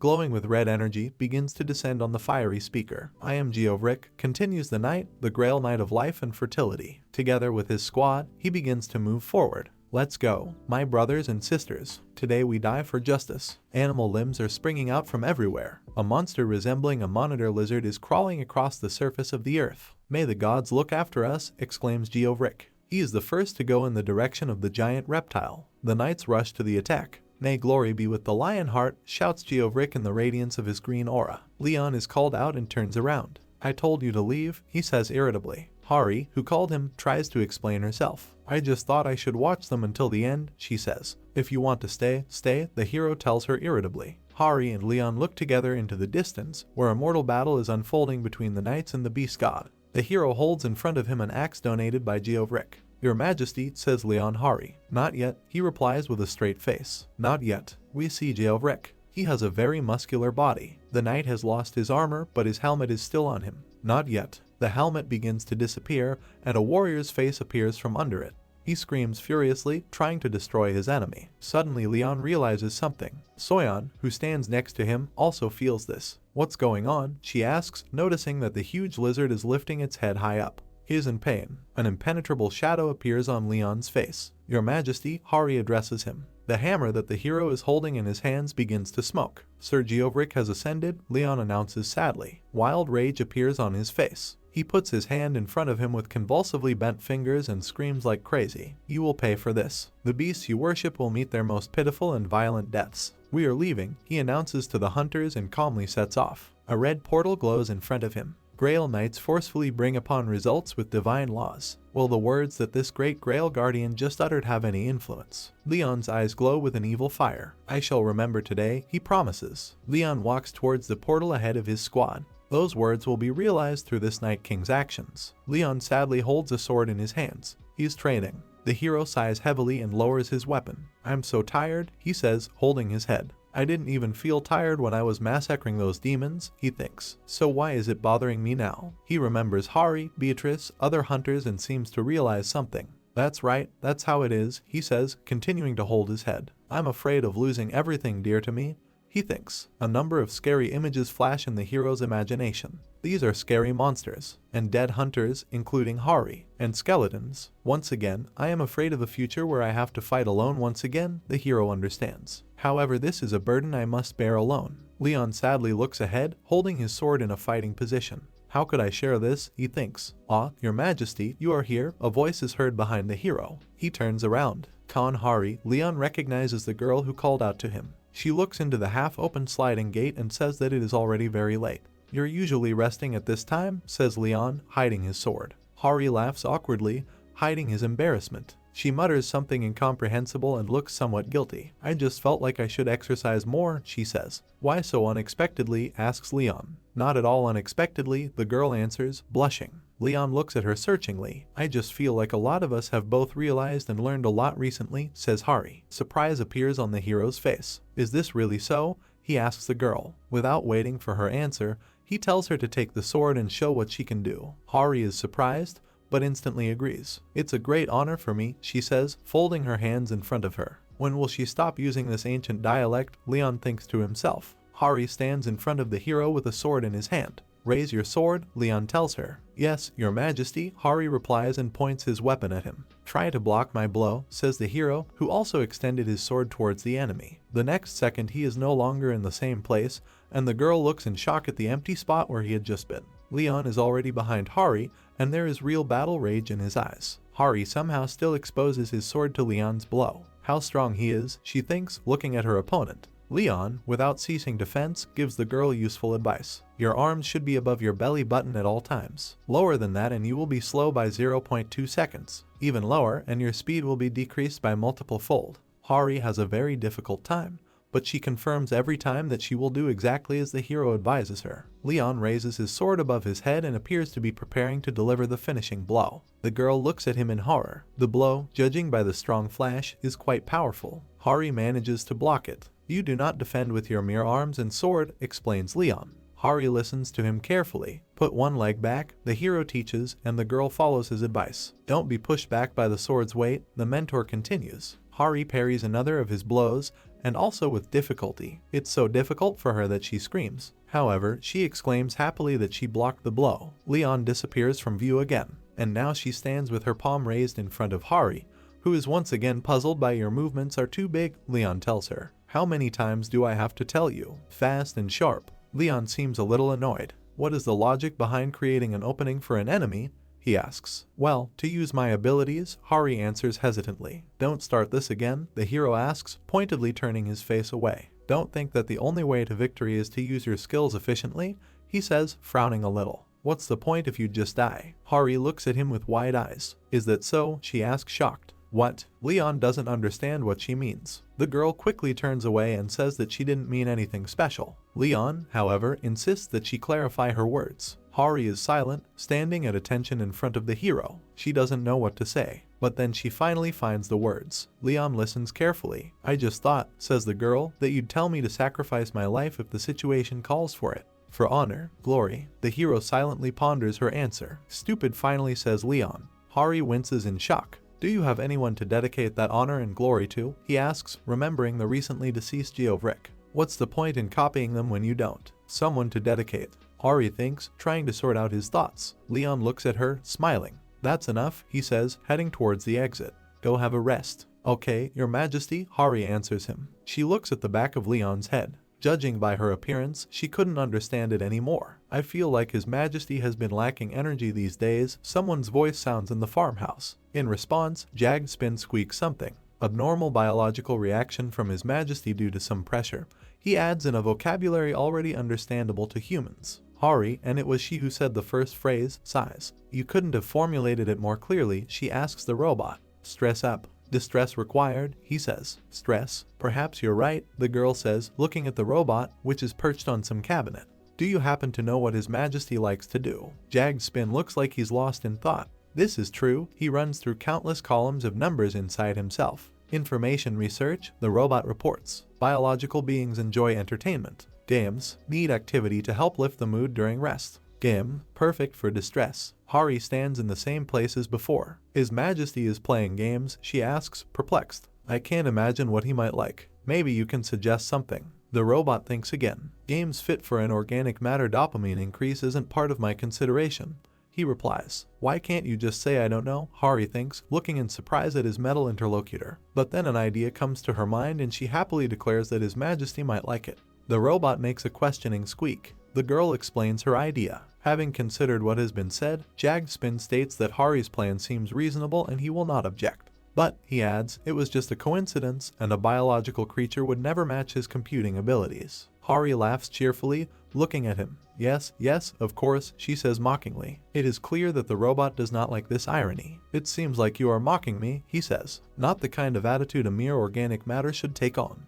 "But I won," Hari answers him. We see the same farmhouse in which this wonderful conversation takes place. Before us is the goddess Ariana, in whose hands are scales with 2 bowls. "My dear knight, your volunteering makes the gods happy," she says to Leon, who is down on one knee. "However, I do worry." The hero puts his hand to his chest and apologizes to Ariana. "You have fought so hard for 200 years without rest," she continues. "You should enjoy some entertainment. It's about time you took a break." The goddess looks at the hero with tenderness. "Entertainment," he repeats. "I haven't heard that word in a long time." "Yes, think about it," Ariana asks him. "There seem to be many different forms of entertainment in the area you find yourself in. Although, of course, I'm not sure that among them there will be anything that my knight will like. However, I recognize universal entertainment that is relevant at all times." "And what is this?" asks the hero in surprise, who still respectfully holds his hand to his chest. "Sleep with a woman," Ariana answers him, who herself is sitting in a very erotic position. "It seems to me that the queen would be a good partner for you. And also pay attention to the red-haired girl who is always next to you." The goddess yawns. "But she is a very young woman," Leon objects, referring to Hari. We understand that he perceives her as an unreasonable girl. "How can you suggest such a thing?"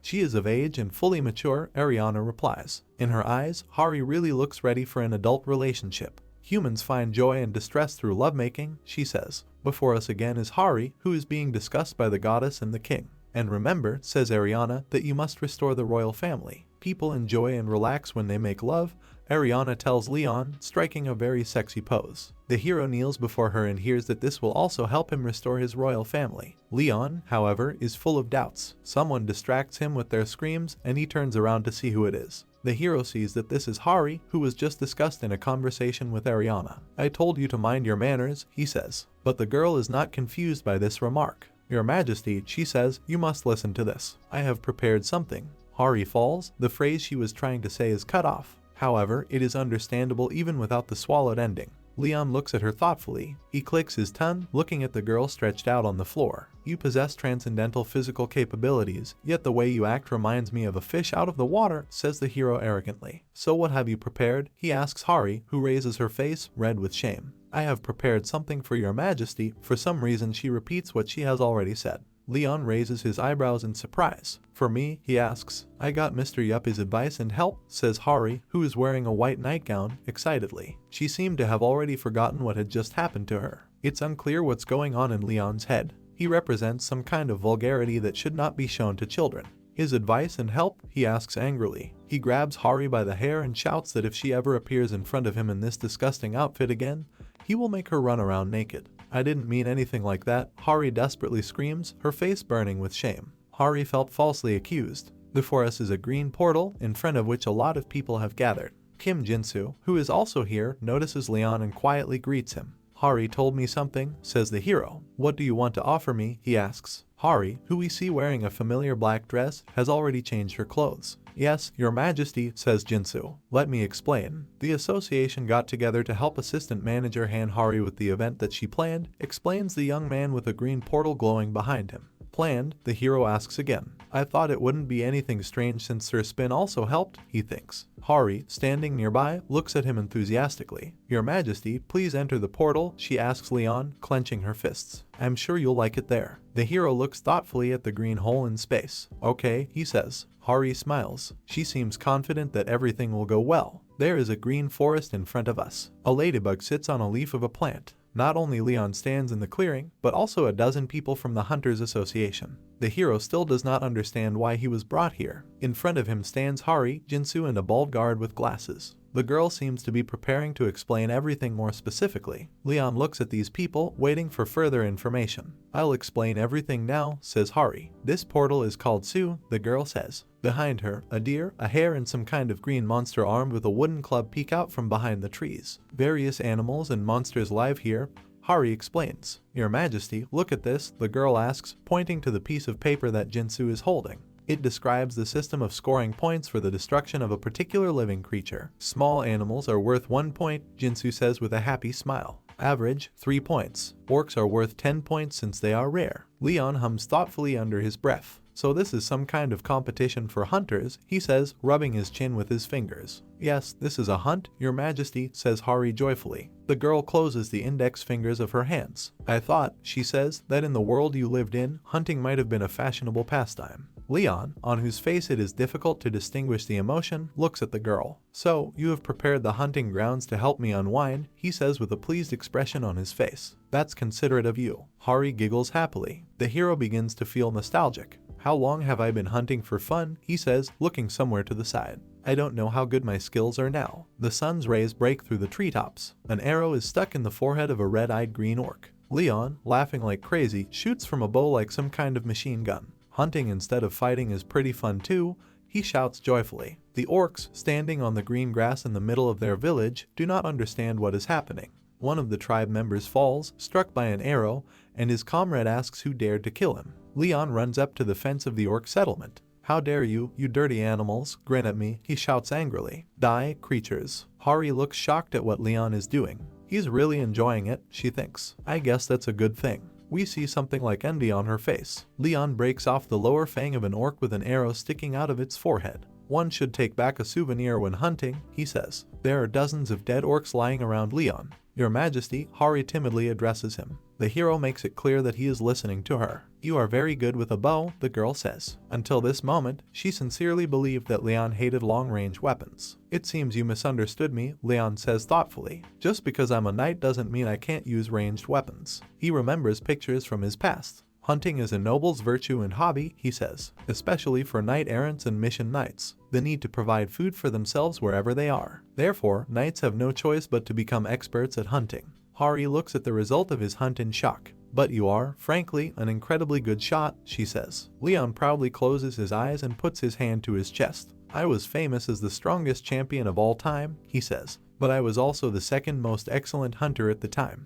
You're the second most excellent? Asks Hari, whose surprise knows no bounds. Then was the first another Grail Knight. I don't think we can call her a Grail Knight, Leon answers, smiling. The goddess of the moon and hunting watched over her, but she was more of a hunter than a knight. He takes out the arrow that was stuck in the orc. Leon remembers some girl, looking at the arrow he holds in his hand. She was the head of the Temple of the Moon and hunting. She was a priestess. Her arrows were like meteors. If she had used her full strength, the arrow could have easily gone over a mountain. Doubt appears on Hari's face. Perhaps this could happen in his world, she thinks, but in ours. But why did you kill only orcs? The girl asks. I didn't need to prepare people to herd the animals after all. Leon, who stands over the dead orc with a bunch of arrows in his hand, apologizes to Hari. Sorry, but to win the competition you need to score as many points as possible, right? Hari looks at him in amazement. That's right, she thinks. It seems that he truly saw the orcs as nothing more than prey. But I found something strange here, says Leon, showing the girl some strange object. I think he's cursed.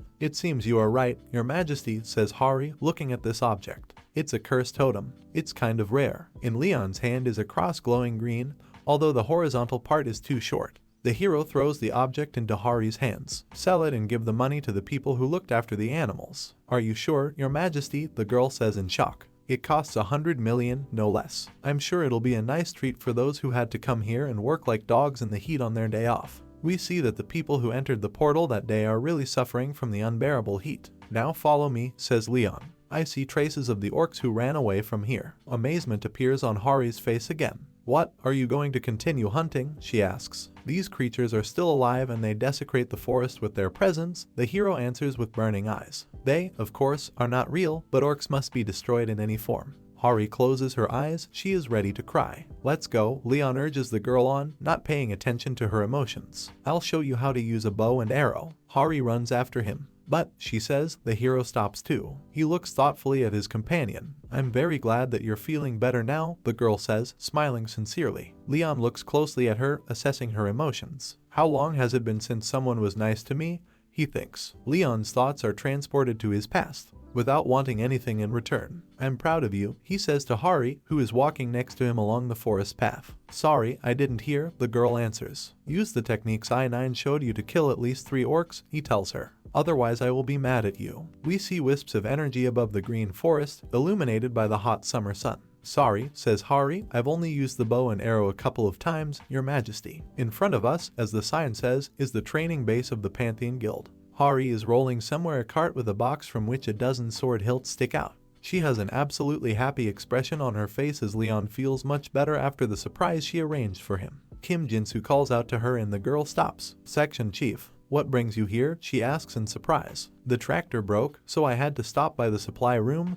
answers Jeans. No one's ever used it ever since the Naju incident. Hari happily tells him that then she will go with him. Pantheon Guild warehouse. In front of the sliding gate of the premises, Jinsu stands with a tablet in his hands and Hari with a cart. So, this is where Sergio Rick's hammer is kept? The guy asks. Yes, the girl answers excitedly. She folds her palms in front of her and asks someone so that the knight can achieve nirvana. Don't you think you're going somewhere wrong? Asks Hari Jinsu. You just combined Buddhism with Christianity and even crossed yourself. The door opens. The hammer was here all along? Jinsu asks. Yes, because no one can use it now, Hari answers. We're going to keep it here for now, the girl says. The warehouse gate is completely open. However, after a moment she notices something strange, or rather, she does not notice what should be there. Namely, the hammer of Geovric, the outlines of which we see. She can't believe her eyes, drops of cold sweat are rolling down her cheeks. A luxurious limousine stops on the street, next to which passers-by immediately start taking selfies. The door opens and someone gets out of the car. Kyukuk, this is the same place, asks a man in a jacket and his companion, who somewhat resembles a bandit.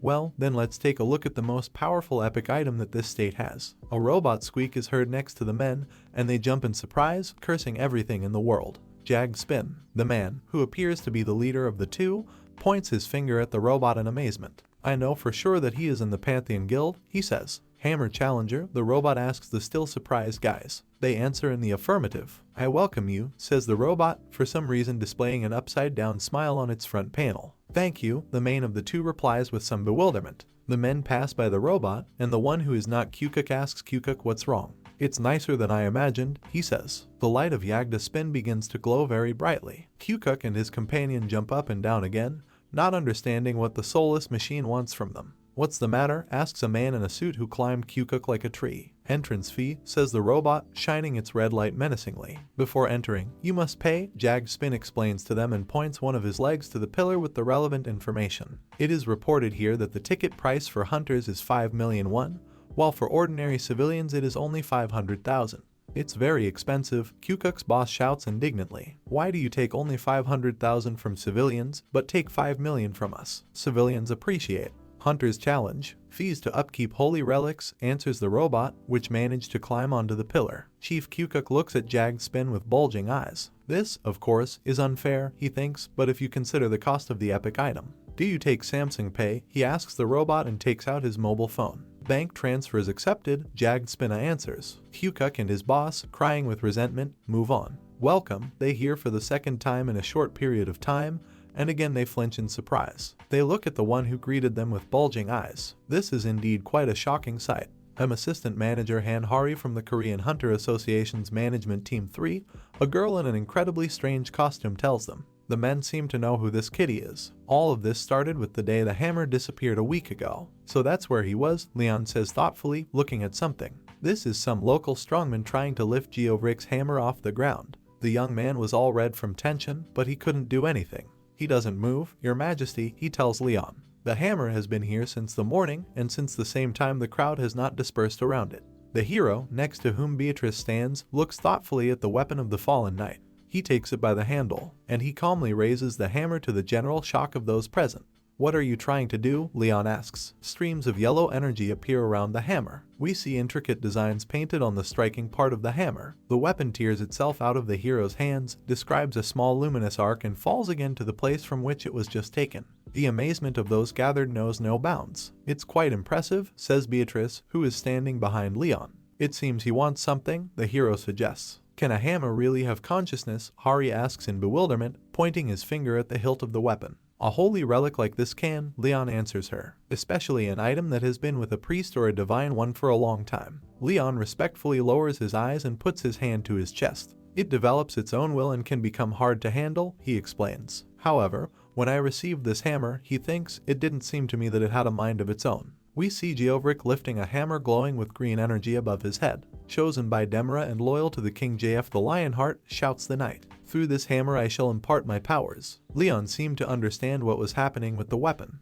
Do you want me to find you a new owner? The hero asks the hammer. It glows yellow, as if indicating agreement. Hari, inform the association, Leon says, smiling. And what should I tell them? The girl asks in bewilderment. Leon thinks about it, and then says that the hammer will go to the one who can lift it. Hari, who is already typing something on her mobile phone, asks again in surprise. She can't believe that the terms of the transfer sound so primitive. Having received the answer, the girl reports that the association will send someone to estimate the cost of the hammer. Leon closes his eyes and hums thoughtfully. Later, we see an elderly man with glasses who starts yelling like crazy when he sees the contents of the blue system message. What is it? Hari asks him. She also screams, her eyes bulging. It's epic, explains the appraiser, who seems to have never seen anything like it in his life. The girl asks again, as if she also doesn't believe that this is possible. The information is repeated specifically for Leon, but he only thoughtfully asks if this is really so. Hunters used special equipment in order to fight monsters. For convenience's sake, their ranks were classified as such: normal, rare, unique, legendary. The starting end of the luxury equipment are made by regular blacksmiths and are unique. Equipments that are made with endless effort and financial as well as labor support are called legendary. And there existed only a handful of items in the last 30 years of history called epic, which were said to surpass the legendary rank. The Shiwan Mountain's Master, the Heavenly Demon's Heaven Destruction Sword. The 12-Ring Kakara, which is a great mage staff that's said to cause world-changing disasters. The Frost Queen's Heart, which is supposedly still expanding the snowy fields of Siberia. The Wandering Demon's Sword, which is still lost in the world after the Black Gate disaster in London. They are items with tremendous influence and power, and can pull off victories even in the most impossible situations. We see Geovrick's hammer glowing with green energy, and right in front of them was a said epic item. Are you really going to give this hammer to someone who can lift it? Unable to believe his ears, the appraiser shouts indignantly. Hari, who is also uneasy, hesitantly informs the old man that everything is exactly as it is. He falls to his knees and begins to examine the incredible rarity up close. Yes, anyone who can lift this hammer will become its owner, the hero calmly confirms. The appraiser protests violently. Your Majesty, he says, the value of this hammer is incredible. Take a look at this, please. An information window appears telling you the following. Geovrick's one-handed hammer. Rank, epic. Description: a divine hammer blessed with the soul of Geovrick, the Grail Knight of Demra, the goddess of life and fertility. Key of faith: receive divine power from the goddess Demra herself. Perfect vitality: you will not get tired. Goddess blessing: defense rower will be increased by 400% while you're standing on earth. Healing power will be decreased by 300%. Defense power of all subordinates will be increased by 200% and healing power by 150%. Sans painting, ability to use a divine law depending on the faith and divine power possessed. Unable to evaluate, Geovrick's unable to evaluate, beings. Damn it, Hari involuntarily says, who is shocked and trying to comprehend this information. Leon thinks about it. My decision remains unchanged, he says. The appraiser can't shut his mouth. Please report this to the association. The old man looks around at Geovrick's hammer and asks Leon if he can leave for a second to call someone. We see the phone screen displaying the caller's name, appraiser Lee Changsu. The president of the Hunters Association, Oh Kang-hyuk, picks up the phone. He introduces himself. "Yes, Mr. Lee," he replies, having heard something. The information that is given to him over the phone shocks the president. "What an epic thing," he shouts in wild excitement. Here is an editorial from the Goryeo Daily newspaper, where it is reported that those who wish can pick up an epic item, the first for Korea and only the third for all of Asia. That is why so many applicants gathered in the territory belonging to the Pantheon Guild. Let's return to the present. Before us is Hari in a stupid suit. "Where is Geovrick's hammer?" Kyukuk's companion addresses her. "I want to see him." The girl is outraged. "Watch your words," she demands. "This is Sir Geovrick's hammer. Here, when you address someone respectable, you must address them like you would a knight. But this is just an object," the man in the suit thinks. Kyukuk also doesn't quite understand Hari's claims. "I'd like to challenge Sir Geovrick's hammer," the eldest of this pair says, correcting him, adding, as the girl requested, the word Sir to the knight's name. Hari, giggling joyfully, shows where to go. She leads the hunters to the object for which they, in fact, came here in their limousine. "Wow, what an aura," says the man in the suit, approaching the hammer. "It's coming from the hammer," he says in shock, looking at the weapon. "Jesus, it's not even doing anything, yet it's emitting such an aura." "Well," he says, rubbing his hands. "Then I'll try." The hunter reaches out his hand to the hammer's handle, and then it was as if he was struck by lightning. Having received a powerful energy discharge, the hunter falls on his back next to Geovrick's hammer. A moment later this man jumps up, but he is completely different from his former self. Instead of straight hair, a typical afro appeared on his head, dramatically transforming the hunter. "What? The hammer can do such things?" he shouts in rage. "He does this to people he deems unworthy," Hari tells the victim in his stupid suit. "I should have said this right away." The owner of a long outdated hairstyle is indignant. "The hammer decides for itself," Hari tells him, and the visitors look at her in surprise. "So we ourselves do not know its conditions." Spin takes the stage again. He squeaks demandingly. "What is it?" The hunter shouts irritably at him, clearly not happy to talk to the robot again. "Will you pay the tithe?" Spin brazenly asks him. "What? What other tithe? We already paid for the entrance," thinks the unfortunate Kyukuk, "and now they want us to donate money." "Tithe? Goddess holy relic," says, meanwhile, his comrade. "Yes, I will cry," he shouts joyfully and hits his palm with his fist. Kyukuk looks at him in bewilderment. A telephone appears in front of the robot. "Makes payment." "Here, I transferred 10 million, says the kneeling hunter. "Are you crazy?" The enraged Kyukuk shouts at him. "Thank you for the tithe," says Spin. 10 million won. "Okay," the hunter shouts irritably. He reaches out and grabs the hammer's handle. "Look, he grabbed her," screams from those present can be heard. It's impossible to look at the hunter's face.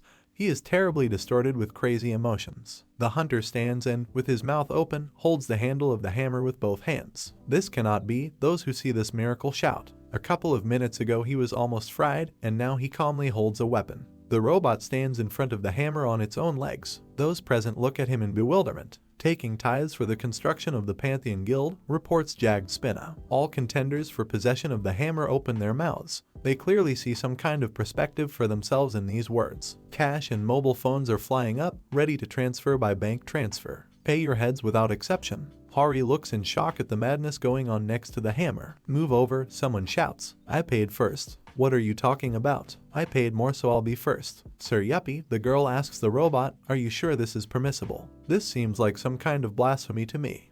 Spin, meanwhile, is trying to get out from under the feet of excited people. "Do you question my efficient method of funding?" he asks, finding himself next to Hari, dressed as a cat. "You just need to follow my plan." But this, Hari, looking at this madness, understands that all this is abnormal. People continue to shout excitedly, "More, pay more." This is not enough. The hunter's eyes glow. They are very reminiscent of monsters. "This is pure evil," the girl says quietly. The robot next to her beeps again. "The hammer is money," says Spinna. A dollar sign glows brightly on its front panel. Yappy, the financial officer of the Pantheon Guild, had just begun his plans.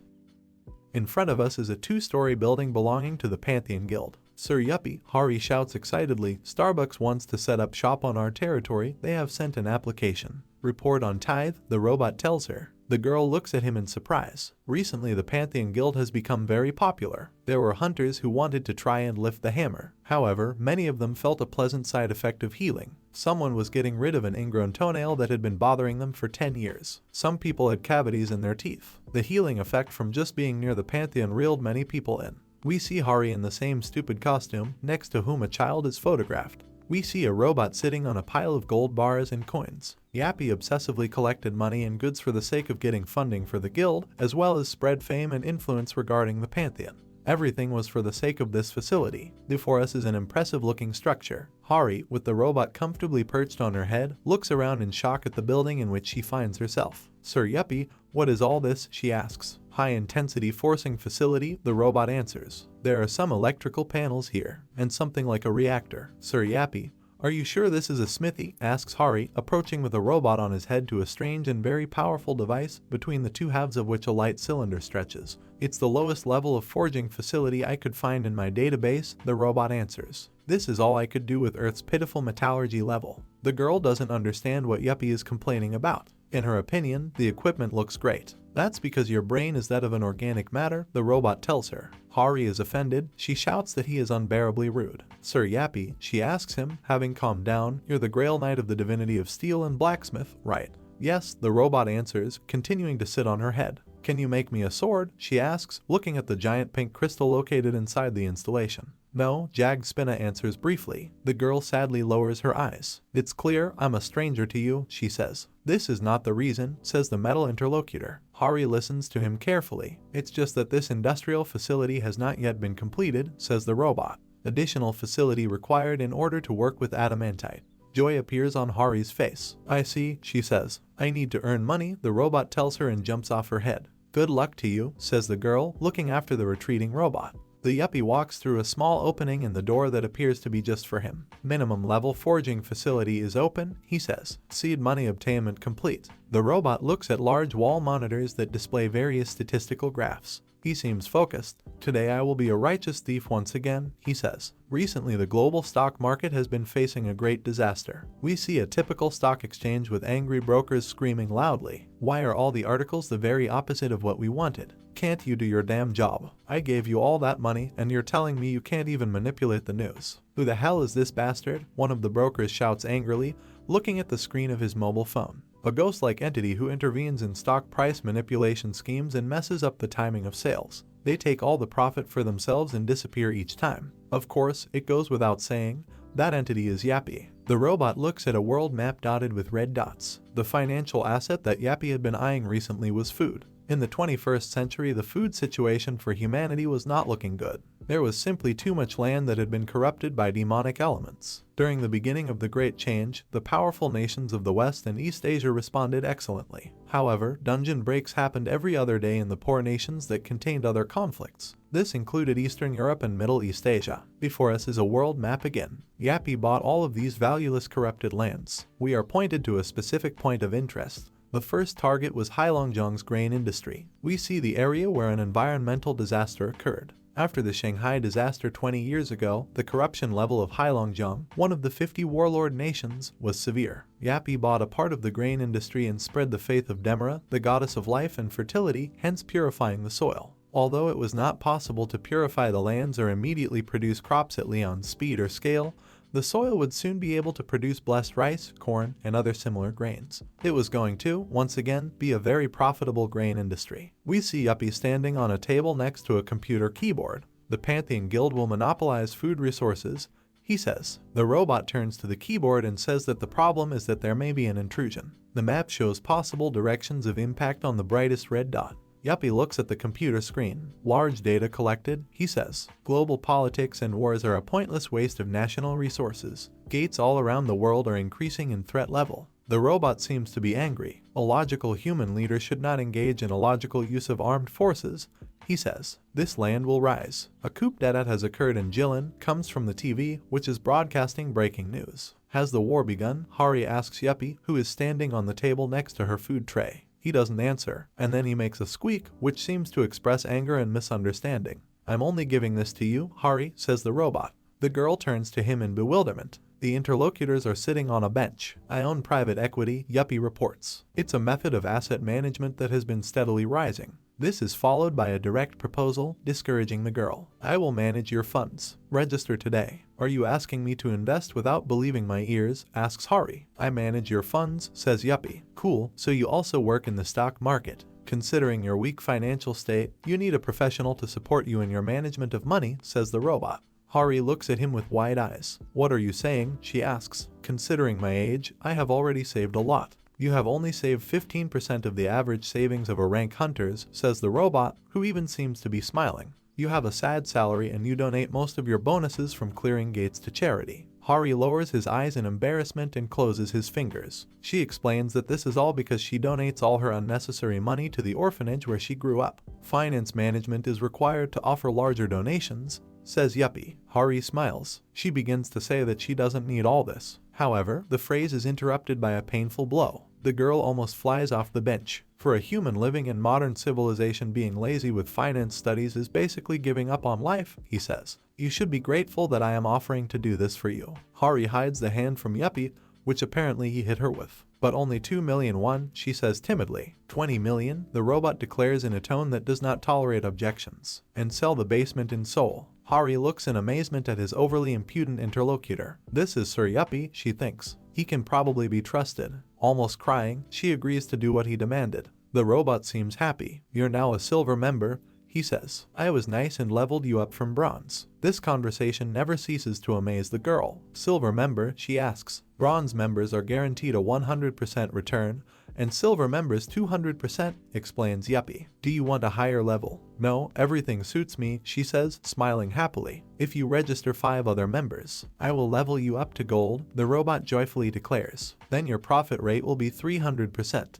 Hari looks at his benefactor in shock. What's true? She asks, clenching her fists. It seems that she does not believe the happiness that has fallen on her. Han Hari, 20 years old. Fresh into society, she was naive enough to not know that this was a classic multi-level marketing scheme. The problem was that the others were trusting of her goodwill. Hari is talking on the phone. Boundless enthusiasm is visible on her face. Yes, Suho, it's me, she says. In front of her is a piece of paper with 8 names on it.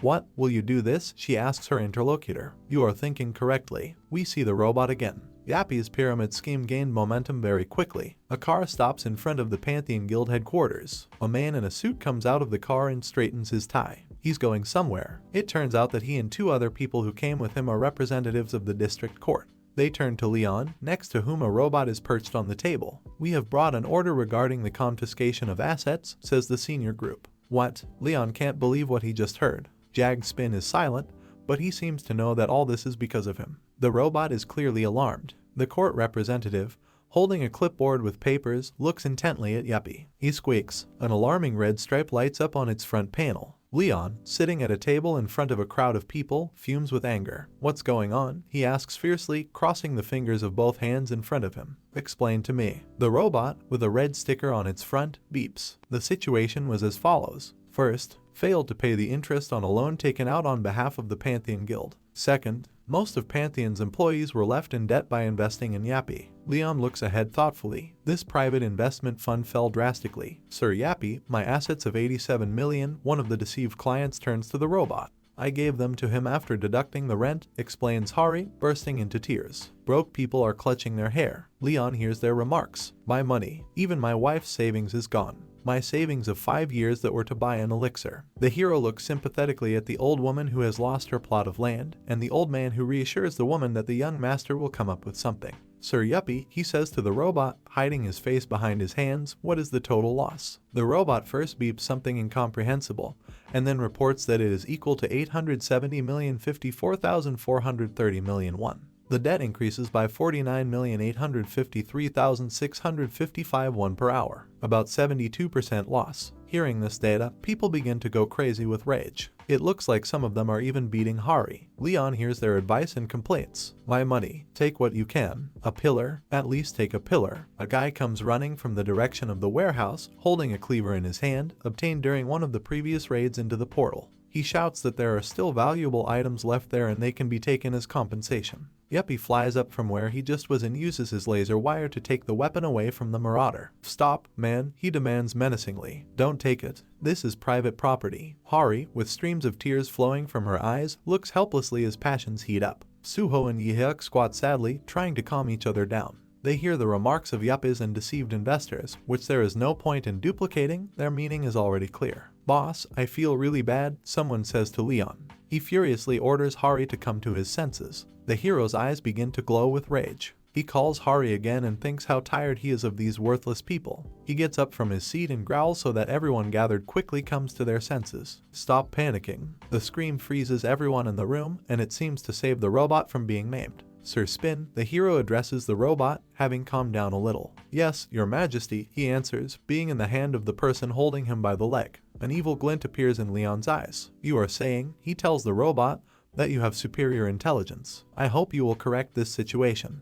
How soon can you do this? Leon asks in a stern voice. The robot, which is already being held by 2 legs, is silent. Finally, he replies that the problem will be resolved within the next day. Hearing this bold statement, the man who was holding Yuppie releases him. Great, get to work, says Leon. Also, in the name of King Lionheart, I will guarantee your debt, he announces to the crowd. You two go and mind your own business, he orders Hari and Jeans, who look at him in surprise. Okay, Jinsu says. He was going to fix everything in a day, the girl thinks. Is it possible? Jagged Spin is running somewhere. He's incredibly angry. Before us is the already familiar industrial complex of the Pantheon Guild. It glows pink. Emergency detected, the robot reports. Ignoring security tests. Activation of exoskeleton with integrated weapons platform MK1. We understand what we are talking about. This is an anthropomorphic robot, apparently with very serious combat capabilities. The front of his helmet has a red light glowing, almost identical to the angry yuppies. Operation code. Background recovery. North end of East Asia Hylong.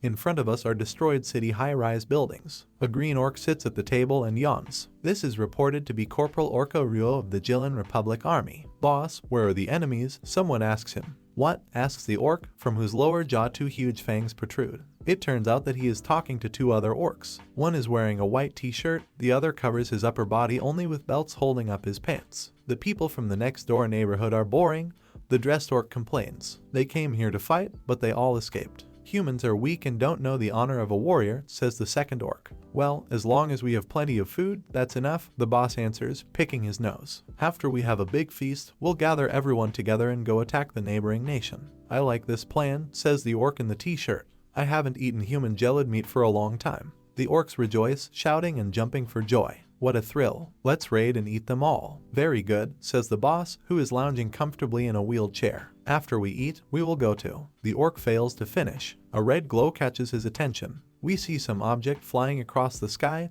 with a red glow spreading around it. Upon closer inspection, it looks like a very long sharpened pencil, and it looks like it's feeding right into the city. The orc's face contorts in horror. It's a meteor, he thinks. An incredibly powerful explosion is heard in a city occupied by orcs. Everything that was not destroyed before collapses here. What? The Rod of God has been hacked? U.S. Secretary of Defense Julius is screaming with his eyes bulging. We are told that he is referring to American weapons based on an orbiting satellite. The official is in a control center with a huge monitor and many computers. Who turned it on? He asks loudly. Only 3 people know its activation code. The White House and the Special Hunter Command say they know nothing about it, one of the engineers tells him. It really was a break-in, Julius shouts excitedly. An engineer wearing rectangular glasses reports that the encryption key changes every minute.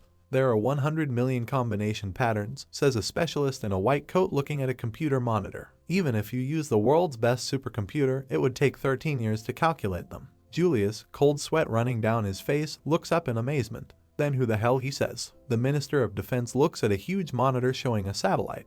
Damn it, stop it somehow, he demands from his subordinates. Is there any way to stop it during the operation stage? It's impossible, they answer him. The key patterns have strengthened. I estimate that there are more than 10 billion patterns. Before us are endless columns of numbers. That's ridiculous, says the Minister of Defense, drooling with anger. Secretary, Russia's strategic weapon, the Grizzly, has also been activated. Another control center engineer reports with alarm in his voice. The lens is moving. It is beginning its countdown. In front of us is a satellite in orbit, in the lower part of which a powerful energy sphere glows. It is preparing to activate simultaneously with Grizzly. Amazement appears on the face of the engineer we met first. He sees that the target of both combat spacecraft is the Jilin Republic. Why this particular place? The Minister of Defense asks in bewilderment. The assistant standing next to him looks at the phone and tells the boss that he needs to look at something. What is it this time? Julius shouts and looks at the screen of his mobile device. Negotiation. Before us is the Minister of Defense, who, against the background of the coat of arms of his department, declares that the United States will violate peaceful relations with the Jilin Republic.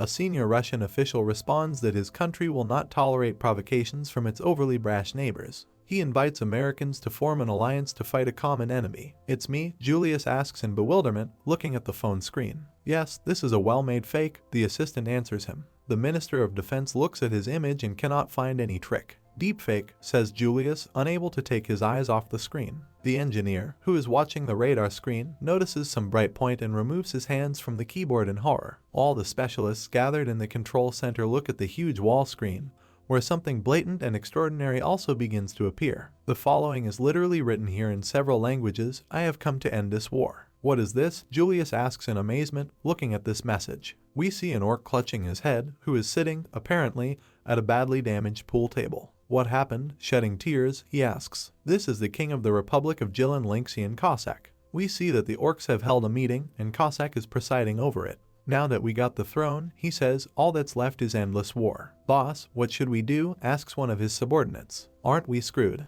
The Cossack looks sadly in front of him, holding his head. I suggest you take the remaining money and leave here, he says. Let's go to the meadow, increase the number of children, and start all over again. The orc sitting at the right hand of the king says that this is a great idea. Now we just need to organize a hunt for human women. A bloodthirsty fire lights up in the eyes of this creature. Suddenly the meeting is interrupted by the appearance of the very robot that was manufactured at the Pantheon Guild Enterprise. A blow follows, which lands in the back of the head of one of the orcs. The monster crashes face first into the table he was sitting at. What is this? Shouts his comrade, who looks at the iron hand pressing the head of the prostrate man to the surface of the billiard table. Target detected, says the robot, interrupting an important orc meeting. Non-human species, orc, he tells himself, trampling under his feet one of the defeated enemies. A bright red light lights up on his face. The robot stands in front of King Cossack and extends his left hand to him. Give me a break, he says, pointing his finger this time at a red light flaring up somewhere in the area of the bridge of his nose. My background.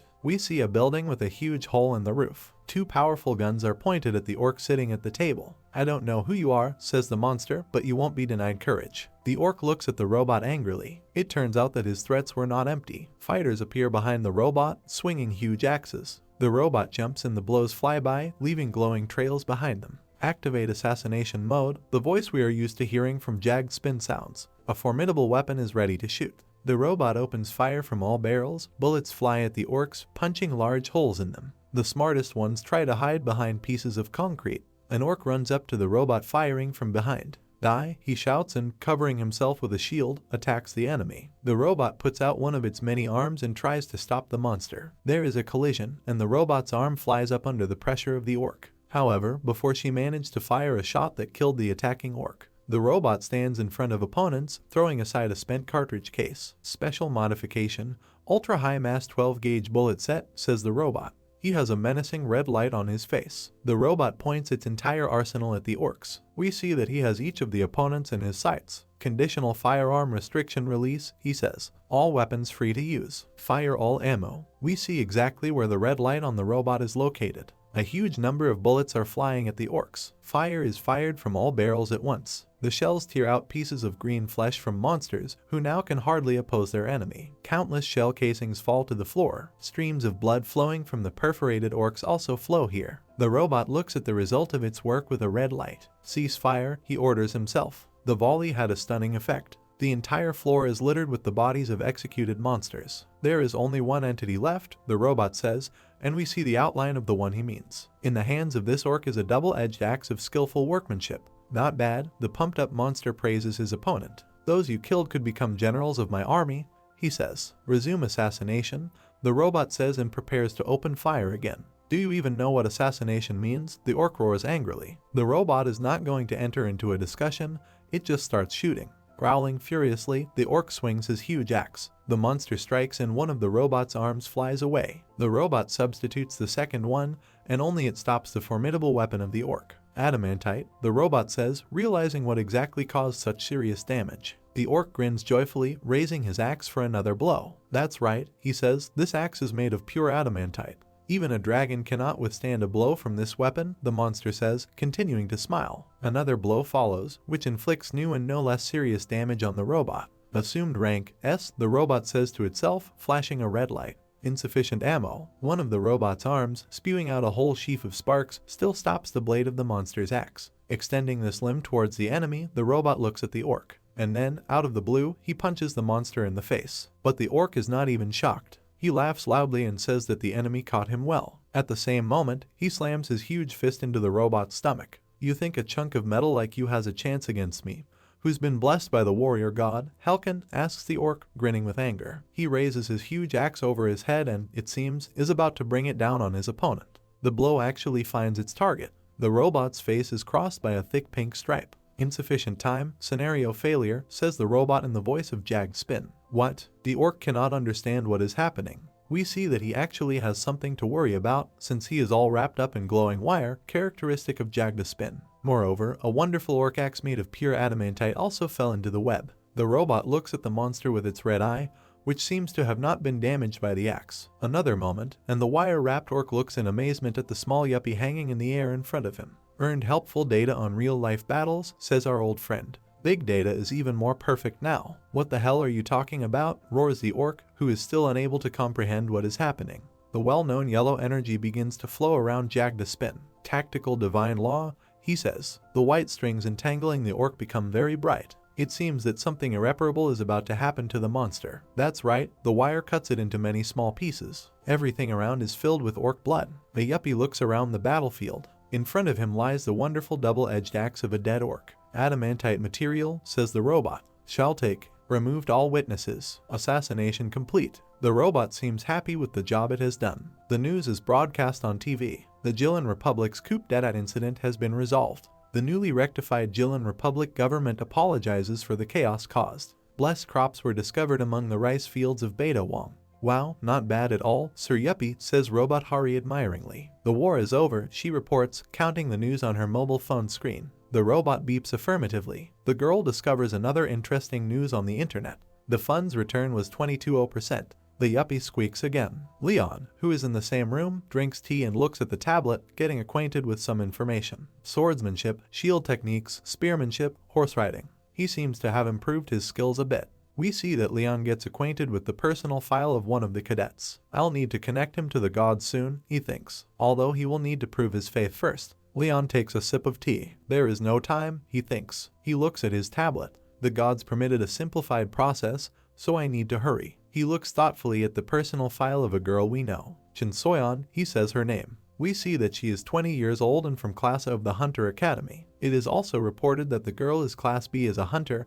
and her main weapon is a sword. Note, granddaughter of the Guildmaster Divine Sword. A knight should adhere to the rule of virtue, Leon thinks. The hero seems to realize something. He peers at the text of his personal file. Breed, he thinks. I assume the reason this affluent child signed up is because of the divine laws. Leon remembers a scene from his past. You killed him, the girl with dark hair accuses him. You, the greatest king of Lionheart history. Soyeon reminds me of someone, the hero thinks sadly. Some event forces him to be distracted from the personal affairs of the cadets. He realizes that Geovrick's hammer has just moved. Who could have done this? Leon thinks. He takes off and, almost knocking Hari off his feet, runs to the door. The girl tries to ask His Majesty what happened, but she is unlikely to get an answer. This is also very interesting for the robot. In front of us is a training field, where a little earlier Geovrick's hammer moved of its own free will. We see these weapons, and Leon approaching him. A satisfied smile shines on the hero's face. This is unexpected, he says. Before us is a guy who managed to lift Geovrick's hammer. It's very difficult for him,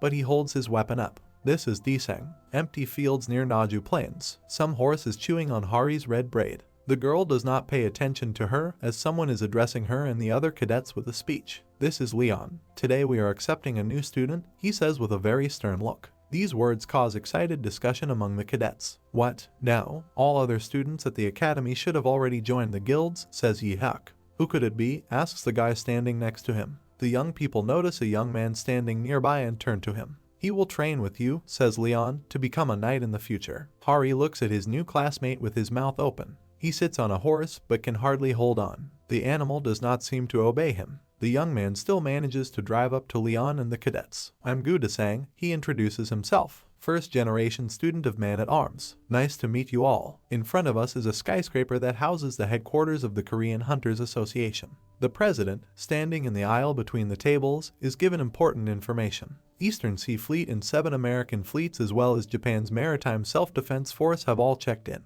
Dragon Palace, says Oh Kang-hyuk thoughtfully. It seems we can no longer doubt that it is real. A portal in the middle of the ocean called the Dragon Palace. A gate was discovered amidst the ocean at Tokyo Bay 25 years ago. At the time, people believed that gates only appeared on land and there were no satellites set up to observe and search for gates. So humanity did not look at the oceans for gates. The Tokyo Bay Gate was neglected until a dungeon break occurred. It ended with the destruction of Tokyo, looks like he means Godzilla, and the nearby beaches all got corrupted. The ocean creatures turned into monsters. This incident became one of the worst gate disasters in history, and this began the cooperation between nations to raid gates.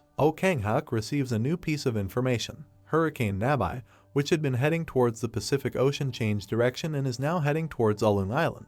It's expected to be the worst hurricane this year. It had to be now, Kang-huk asks anxiously. Before us is a correspondent reporting from the seashore in the pouring rain. It's calculated to be moving at 64.5 meters per second, which is approximately the same as Hurricane Mimi during the year 2003, he reports. Serious damages are to be expected in Ulun Island. The president of the association turns his face to one of his subordinates. Contact His Majesty Leon of the Pantheon Guild, he orders. Immediately, in front of us is a wall-mounted monitor with many smaller information screens. Half an hour later, the already familiar red-haired hunter appears behind the president of the association. There's no one else here, he asks Kang-huk. He carefully examines the newcomer and notices that Lee Yongwon has noticeably changed. You used to even ignore the draft, he says. Ha Yuri, standing next to the boss, laughs into her fist. Yeah, why is our guild the priority draft candidate, asks Yongwon. There are better guilds out there. It's hard to find a guild as great as the Phoenix Guild. Kang-huk disagrees with him.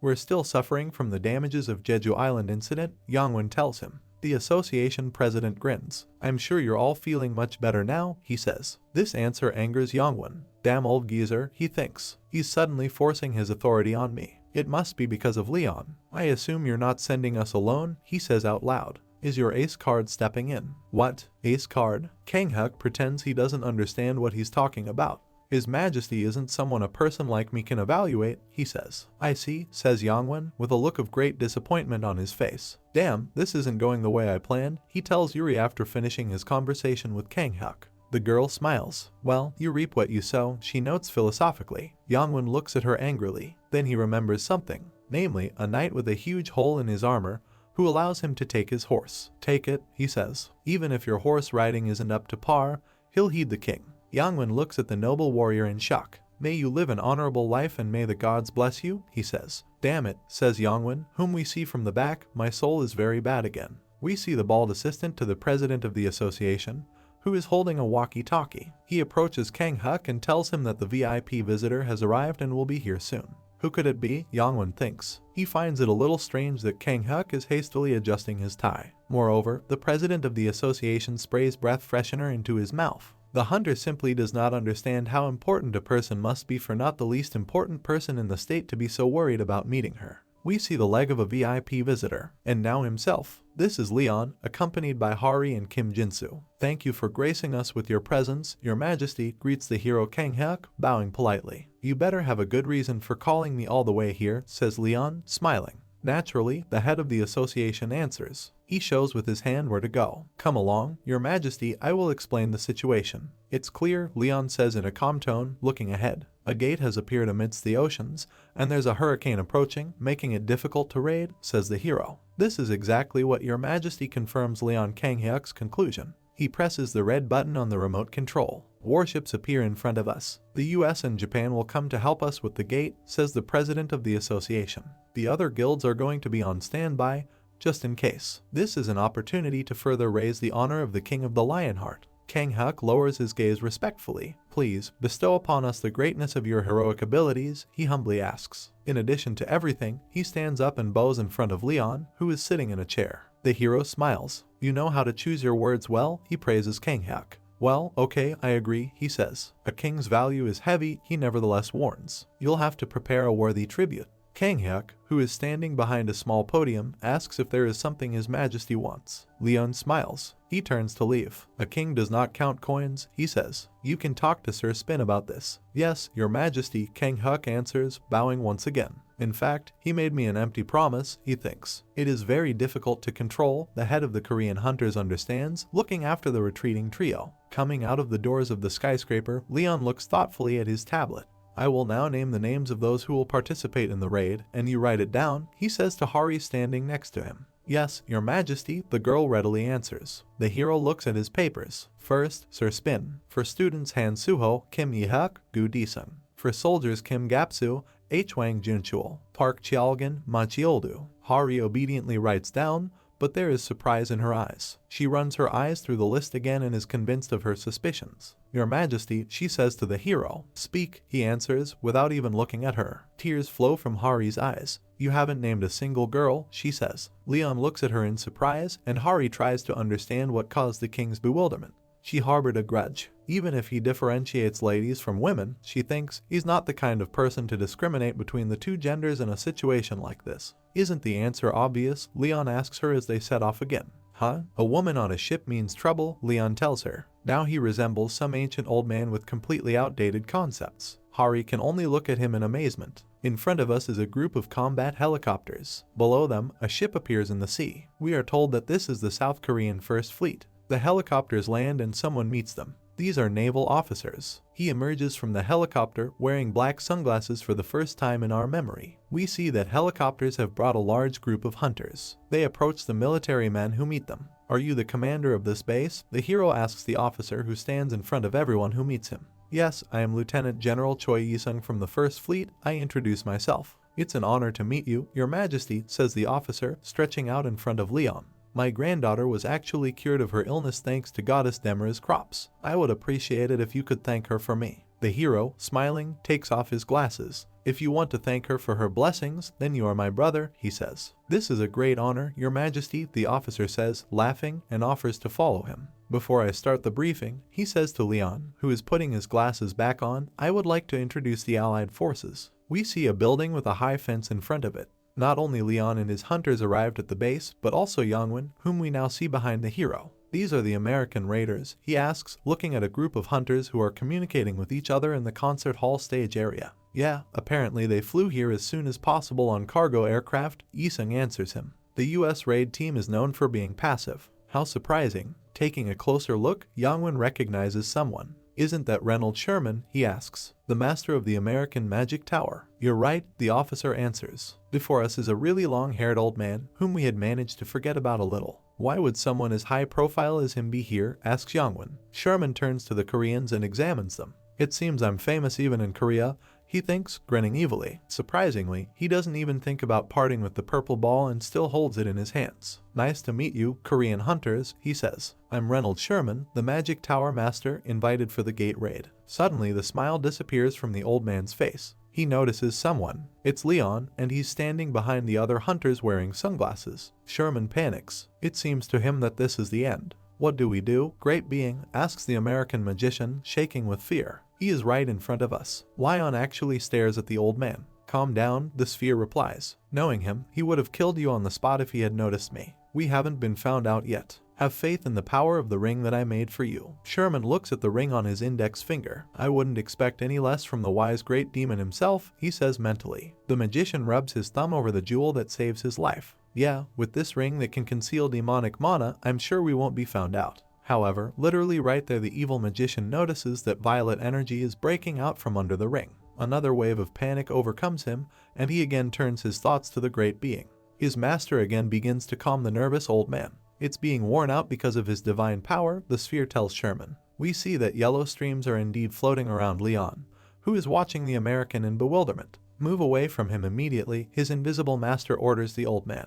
But Sherman is standing right in front of Leon, and he mentally tells the sphere that he will look suspicious if he makes too little movement now. Crazy bastard, the ball answers him. Having gained mental strength, the old man tries to extricate himself from the situation. He speaks to Leon. Nice to meet you, Your Majesty. You are widely known even in the distant lands. I really wanted to meet you. Sherman looks at his hand and realizes that he cannot allow a handshake with Leon, since he will immediately be exposed. The hero smiles mysteriously. It seems you know your place very well, he says to the old man with some malice. Leon turns around and leaves. He's satisfied. Sherman wonders. What was satisfying about my behavior? We must leave here, the old magician mentally says to the purple sphere. I'm sure you'll agree that this is the best solution. Sherman, sweating, looks at the ball, but it replies that the old man must stay. Doing what they set out to do is incredibly important. We have no other choice, we must enter this portal. Sherman looks with despair at what is in his hands. Damn it, he thinks, why did I even get involved with this damn demon? Hari is going somewhere. She's incredibly upset. God, she thinks, His Majesty doesn't want to take women on the ship. Suddenly she notices something and opens her mouth in surprise. Hunter Gu Desang, she asks, recognizing a guy she knows among the movers unloading the truck. She approaches the guy and calls out to him. Desang recognizes Hari and greets her in bewilderment. He buys a can of cola from the machine. Why are you doing all this labor? The girl asks. The association is supposed to handle this sort of work. Desang opens a jar to quench his thirst. No, he answers. I think I should help. A couple is standing near a drinks vending machine. But you're a knight trainee now too, says Hari. I'm sure His Majesty wouldn't have made you carry out menial tasks like these either. Desang rubs the back of his head, smiling. I'm not all that, he says. I think I'm being treated too highly for merely lifting that hammer. It's a big deal, Hari tells him irritably. Personally, I couldn't move it an inch. More than 1,000 people tried to lift this hammer, and only you managed to do it. You have been chosen by the goddess. Desang looks at the girl in disbelief and surprise. This can't be true. The girl wants to be indignant,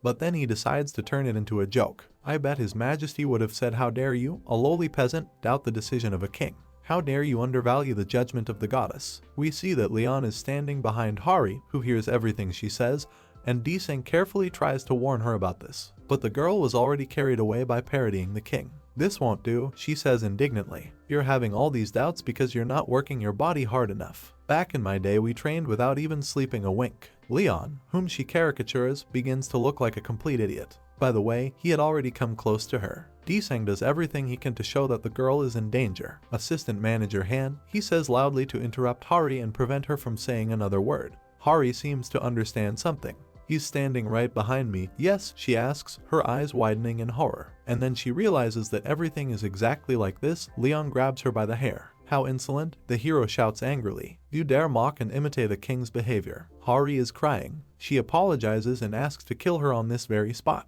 Suddenly Leon calms down. He lets go of Hari's hair and, sighing, folds his arms over his chest. It's ridiculous that you're the one being blessed, Leon says with disgust. Hari, not believing his ears, asks again. By the divinity of sea and waves, the hero clarifies disapprovingly. Poma has decided to take you in as a saintess. Desang and Hari look at Leon in shock. You're going to join us for this raid, Leon says, looking askance at Hari. The girl seems to be supposed to be happy, but she senses some kind of catch. There's something wrong here, she thinks. Why does he have such a face? We understand that Hari's premonitions did not deceive him. She is tightly wrapped in rope. Something's wrong, she screams in despair. You said I'm a saintess. She is carried past Yangwen, who is standing on one of the warship's superstructures. Hari continues to shout loudly that it is completely unacceptable to treat a saint in such a shameful manner. Yangwen recognizes Hari, although only her head is visible from under the rope. She asks the hunter to help her, but Leon is not going to make the girl's fate easier. Smiling, he repeats his thought that a woman on a ship is unlucky. However, there is a way to deceive this sign, he tells Yangwen. He seems to guess what Leon is up to and is horrified. A figurehead, the hero says with a pleased look. Hari screams loudly in fear and despair. This is wrong, she complains, raising her head above the wooden post to which she is tied. I agreed to this, but this wasn't what I was expecting. The girl notices that one of those carrying her is her brother. It's dry, she screams. My little brother Suho. Sorry, he says, not knowing where to hide his eyes from shame. Traitor, shouts Hari. People, hunters. The girl is not going to give up and desperately calls for help. Anyone with any sense left, please stop them. However, these screams only lead to the fact that the young people who are carrying Hari change from walking to running. It is very strange that one of those who carries the pillar with Hari is Hayuri. She naturally hears cries for help, but says nothing. The pillar is placed on the deck with a crash. We see that only Hari's feet are sticking out from under the rope at the bottom. The huntress screams desperately at the very bow of the ship. She is horrified and does not believe that all this is happening to her. In front of Hari there are only iron railings, and immediately behind them is the endless blue sea. The boatswain blows his whistle. The order is given to release the mooring lines. The sailors, lined up at the bow of the ship behind Hari, salute those who remain on the shore. The warship, in the bow of which there is a pillar with a red-haired girl tied to it, is gaining momentum. Hari cries and begs for help. Two warships are sailing on a stormy sea. The waves crash against their sides. Hurricane Nabai is approaching. Someone on deck is shouting. Wind 64.5 meters per second. Hari, tied with a rope to a wooden pole mounted on the bow of the ship, screams loudly in horror. Her cries for help echo over the warships battling the hurricane. Leon stands at the side with a fishing rod in his hands and orders the girl to shut up. Hari asks in bewilderment if she misheard. Shut up, you'll scare away all the fish for me, says the hero, lifting his sunglasses. Fish? Are you fishing right now, while I'm all the way here? The girl is outraged to the core. Shut up, Leon hisses, reeling in the fishing line. Seems like they've all ran away, he complains. There's no way fish would be around a military ship like this one, Hari tells him. However, the line of the hero's fishing rod unexpectedly tightens. The girl can't believe her eyes. Leon pulls a huge red fish out of the sea. A wonderful catch, he says, holding his catch by the tail. Lieutenant General, please prepare whatever I told you about earlier, he asks. Yes, Your Majesty, the officer answers, perplexedly adjusting his cap on his head. The caught fish lies on the table. Leon kneels in front of her and presses his hand to his chest. Behind him stand hunters, sailors, and even knights in full battle garb. The hero closes his eyes. Dear Master of Graceful Sea, he says, please appear in front of us who dared to set foot into your territory. The fish begins to glow, bright rays shoot out of it. A column of light rushes from the deck of the ship into the stormy sky. The officers in the command room cannot believe their eyes. What it is. Have you ever seen anything like this? Is this even a wave? One of the sailors, looking through the window at the sea, widens his eyes and breaks out in a cold sweat. We see that the wave he is talking about is several times higher than the warships it hangs over. It seems that this wave is ready to engulf and crush warships. However, her crest turns into a cute blue whirlwind from where someone's voice comes. Ah, Lionheart, my beloved watchtower, protector of my temple. Poma, divinity of sea and waves, Leon says, smiling. He sought a conversation with this deity. The ghost of a huge shark appears above the ships. Naval officers, mouths wide open, look at the sky. This sea is quite senseless coming from there. As Plu mentioned, I don't sense the presence of a divinity on this land. This boat doesn't even have sails, says the huge shark hanging over the warships of the 21st century. None of you understand the grace of the sea. It can't be helped, Leon answers the deity, humbly placing his hand on his chest. This world has yet to receive the teachings of the sea. Please take pity on them and look over them. The shark laughs loudly, showing its sharp teeth. There's no reason for me to look over those who do not have faith in me, she says. Only through fear and respect will you receive grace. Leon closes his eyes and raises his head a little. By the way, why have you chosen that child to be your saintess? He asks. Hari, shedding tears, looks from his pillar at the shark. There is a smile on the girl's face. The shark laughs loudly again. I barely managed to convince pedos, she replies, glowing in the stormy sky, but it was definitely worth it. She is a great vessel. Hari does not understand what the sea animal means. Leon also thinks about it. Without letting go of his chest, he looks at the sky.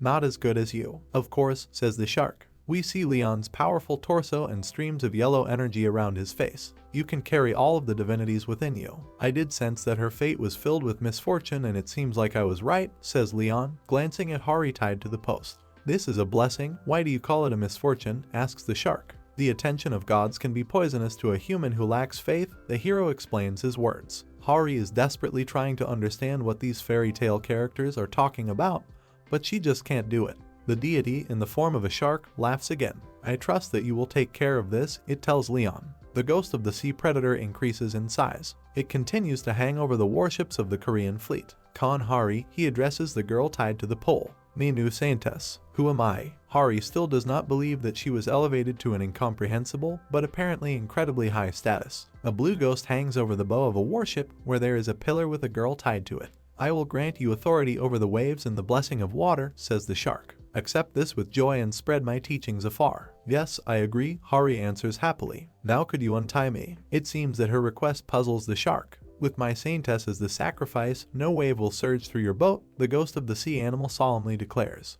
Hari cannot understand what this is all about. I'm sorry, she says. A powerful bolt of lightning cuts through the sky above the ship. That's all? The girl asks in bewilderment. Her brother looks at her admiringly from behind the pole to which she is tied. A hurricane is approaching, people on deck are screaming. Wave height is 10 meters. Everyone inside, those running away screaming. We're going to be swept over. Hari, who has not been untied, looks with horror at the approaching waves. She cries and screams loudly, begging for help. You don't have enough faith, says Leon, who appears next to the girl. He stands calmly, leaning against the iron fence. He still has his sunglasses on, although the sun is not visible in the sky. Your Majesty, asks Hari in surprise. However, Poma likes you, the hero declares, his mouth twisted. I guess he is willing to overlook your lack of faith. I don't need forgiveness, Hari shouts angrily. Just set me free. Calm down, says Leon, smiling. He turns towards the sea and appears to be admiring the waves. Leave yourself in the hands of great nature. Then the endless nature will embrace you.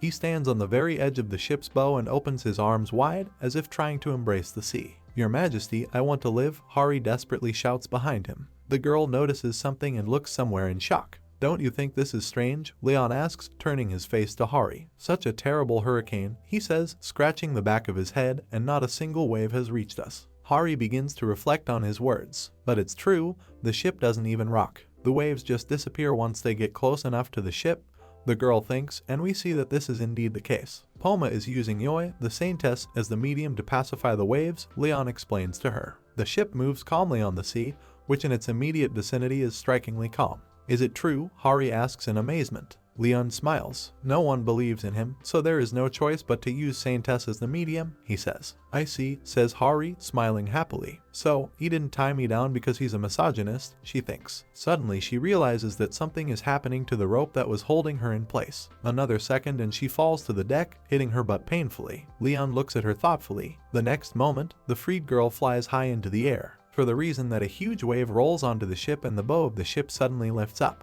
Hari squeals in horror, having lost the solid surface under his feet. "Excuse me," she shouts to the prince, who is holding securely with one foot on the metal deck railing. "Tie me back. I hate all this." Her cry comes from aboard a combat ship caught in the epicenter of a hurricane. She was tied back up by Leon. A while later, before us is a formidable warship sailing on a calm sea. It is reported to be an American Arleigh Burke-class ship. Sherman stands on the deck, holding a purple sphere. "I thought the ship was going to be flipped over just until now," he says. "But it's okay now that we are following that ship." The ball, glowing, answers him. "The bastard used the authority of the sea and waves. The ship is blessed by that divinity, will always witness a rich harvest and will never get sunk by storms." "It's clear," says Sherman, but he himself thinks that his patron is completely useless in this regard.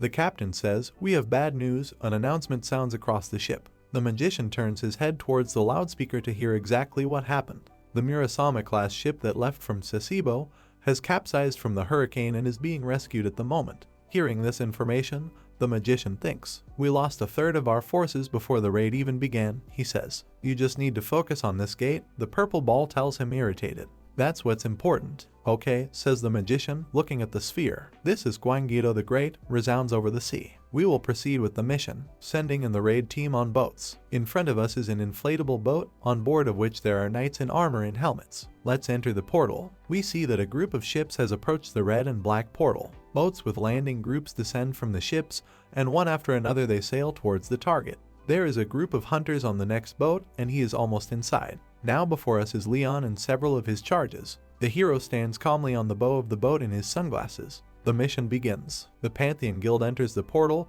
Deseng shouts with his hand to his mouth. There are several knights in the boat next to him. Hari continues to cry. The boat is illuminated by the red light of the portal. Alarming cries and screams of horror are heard. Hari, with jagged spin sitting on her head, looks at something in shock. Before her eyes is a tornado of incredible size, which has sucked in the people who had already entered the portal, and is now spinning them furiously. "What is this?" screams the girl in horror, who, still tied to her post, is also being sucked into the whirlwind. Hari lies unconscious on a tropical shore where she was apparently washed up by the sea. "I told you the kimchi is here," she says, tasting the seawater that floods her nose and mouth. "It is too salty." She completes the sentence and comes to her senses, realizing that something wrong is happening to her. Hari gets down on all fours and starts spitting out the water she swallowed. "How salty it is," the girl screams displeasedly. Having more or less completed this task, Hari tries to remember what happened to her. "We were all swept up into that tornado," she thinks. "Where is everyone?" Hari turns his head and notices many of his comrades. Most of them lie unconscious on the sand, just like she was a minute ago. She tries to shout to them,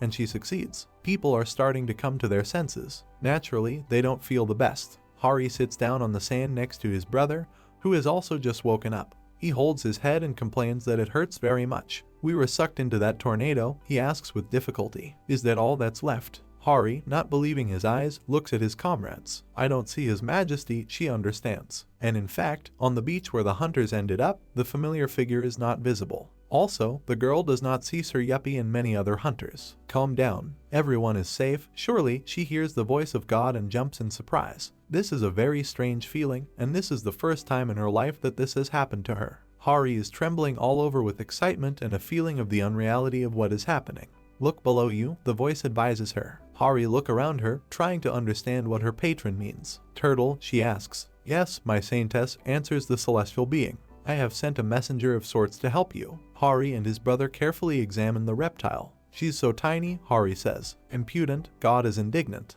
You should respect a divine creature. Taking a closer look, the girl notices something unusual. A red light glows on the turtle's head, emitting a trickle of energy. You said everyone's sure to be safe, right? Do you know what happened? The girl asks. God hums mysteriously. I carried them to a safe land with the authority of the waves, he then says. I couldn't stop you from being separated from them though. We see the hunters and bubbles in the air and flying around the ghost shark. You're amazing. That's great, says Hari admiringly. This body is rather inconvenient for movement, says the turtle, and it becomes clear that it was the god Poma who protects Hari who moved into it. Lend me your shoulder. The girl sadly agrees, although she seems tired of being someone's support. What now, she thinks, straightening the reptile that had climbed into its place. Hari senses something and becomes wary. We see something like claws or paws. Hunters on the shore also sense the approach of some danger and grab their weapons, looking in the direction from which the sounds are coming.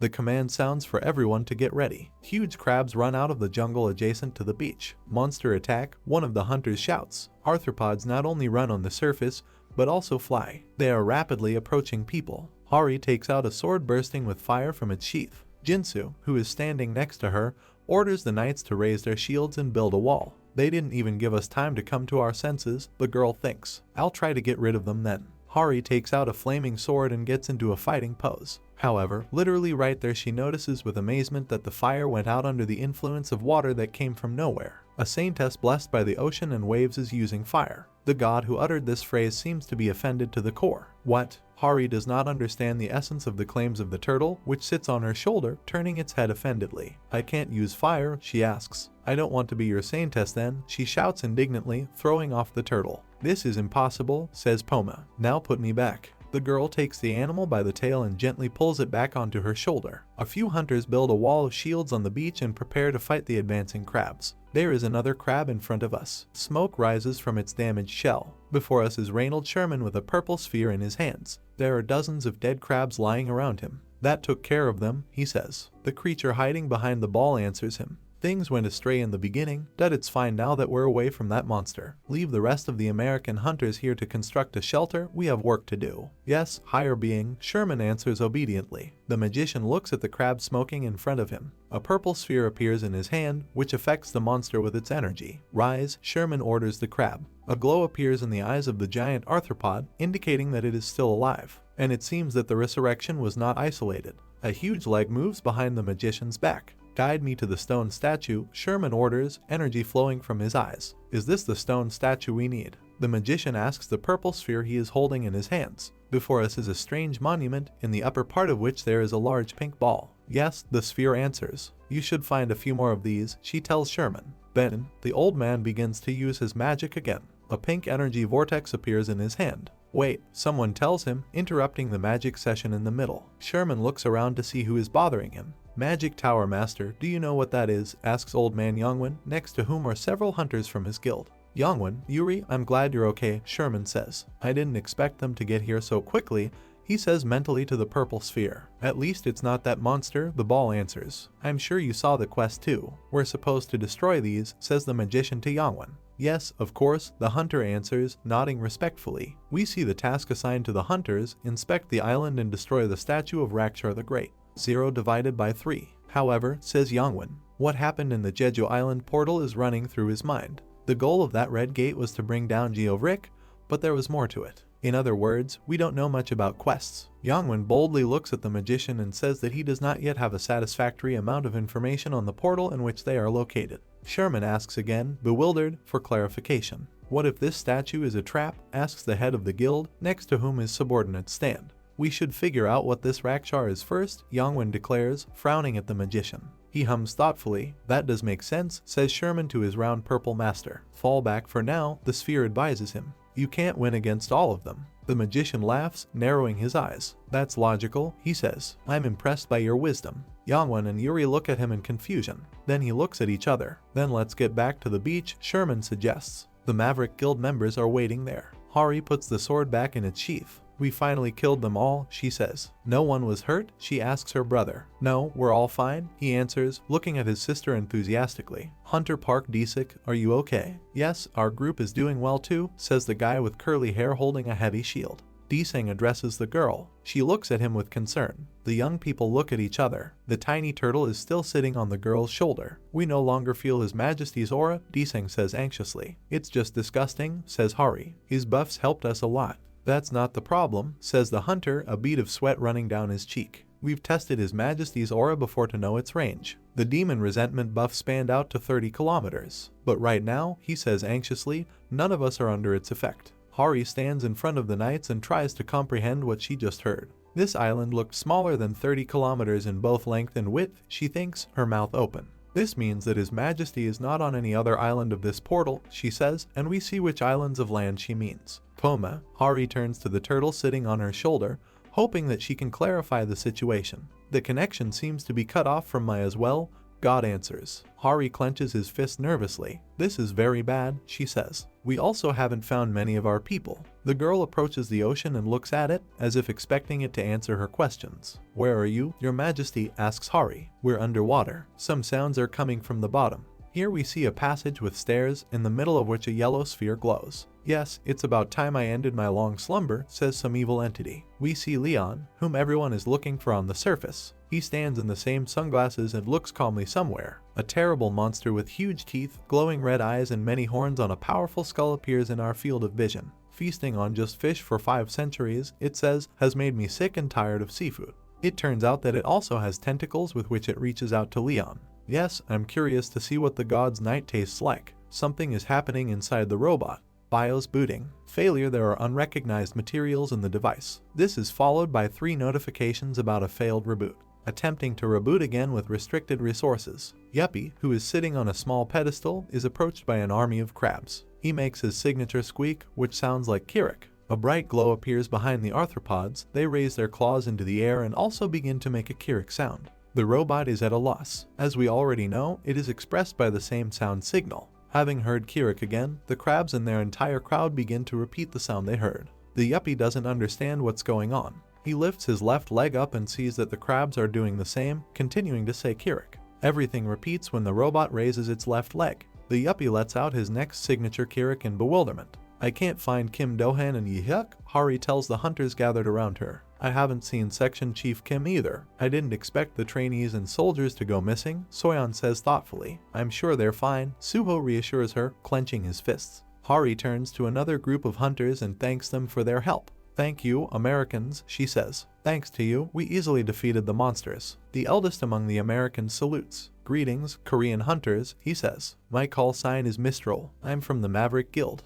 And I'm Khan Hari, the girl answers him joyfully. However, then she remembers something and her face becomes concerned. Wait a minute, Mistral, a familiar name, she says. Hari remembers seeing this face on the cover of a magazine. Ah, Alan Taylor, she exclaims joyfully. You're the S-rank hunter ranked 6th in the Maverick Guild. The American coughs to interrupt these delights. What's the point of a call sign if you call me by my real name? He asks. Hari asks for forgiveness and promises to call his colleague by his call sign. He laughs, and the girl responds in kind. One of the Korean hunters says with admiration that he saw the American on YouTube, and that the S-class hunter will not interfere with them inside this portal. I didn't know you were a part of the raid team, says Hari, clenching his fist. Were you not notified? Well, I guess we did leave in a hurry, Alan answers, for some reason turning away from the girl. He then turns to her again and says that the head of the Pantheon, apparently, is not with his hunters right now. He offers to organize a search for the missing. Hari says with a happy expression that there is nothing to worry about.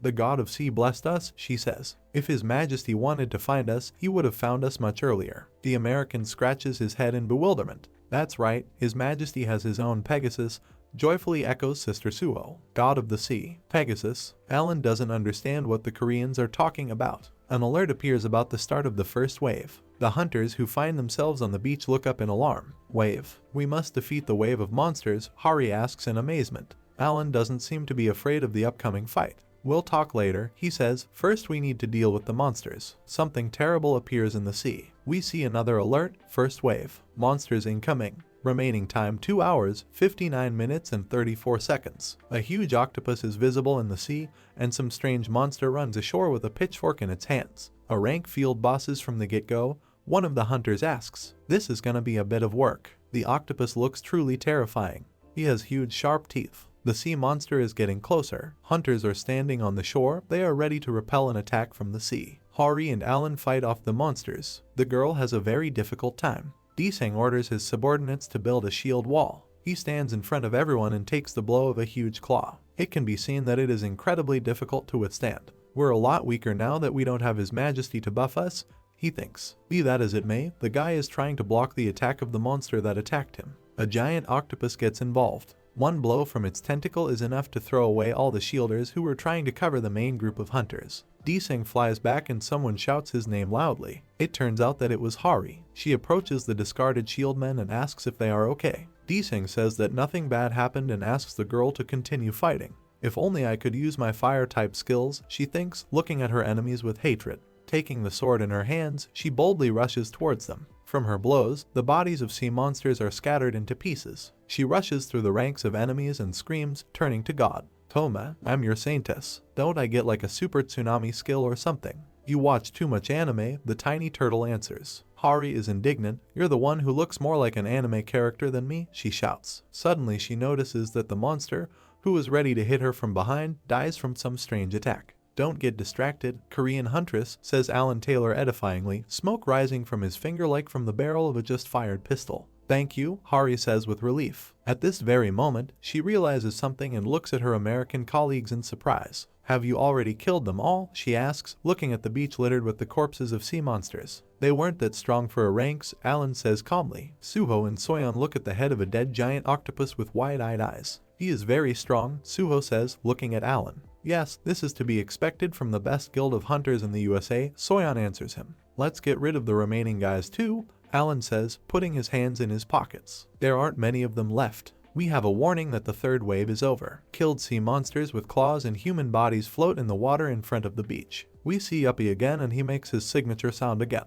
36 hours have passed since Yappy was rescued by the crab monsters. Yappy managed to stop the waves of monsters with the crab monsters that suspiciously obeyed him very willingly. We see crabs, one of which is sitting on a robot. They all repeat the sound Kirik. The waves come at 12-hour intervals, says Yuppie, analyzing the situation in which he finds himself. These crustacean monsters grow and multiply at abnormal speeds. Here is a crab being studied by a robot. Living things need time to obtain nutrients and expand their skeletal structure, but these monsters are different. Suddenly, Yuppie hears someone calling out to him and once again lets out his characteristic squeak. What is Kim Yi-hyuk? He asks our old friend. The red-haired cadet, smiling, replies that a new system window has appeared. None of Rakshar's statues have yet been destroyed, he says. The Yuppie immediately checks this information. We are told that the guy was rescued from the beach on the first day. Anyway, I didn't know that the survivors can't see the system windows, says Yi-hyuk, who is looking at his blue window. It is true, Yuppie answers him. Information sharing of the system is necessary in this situation.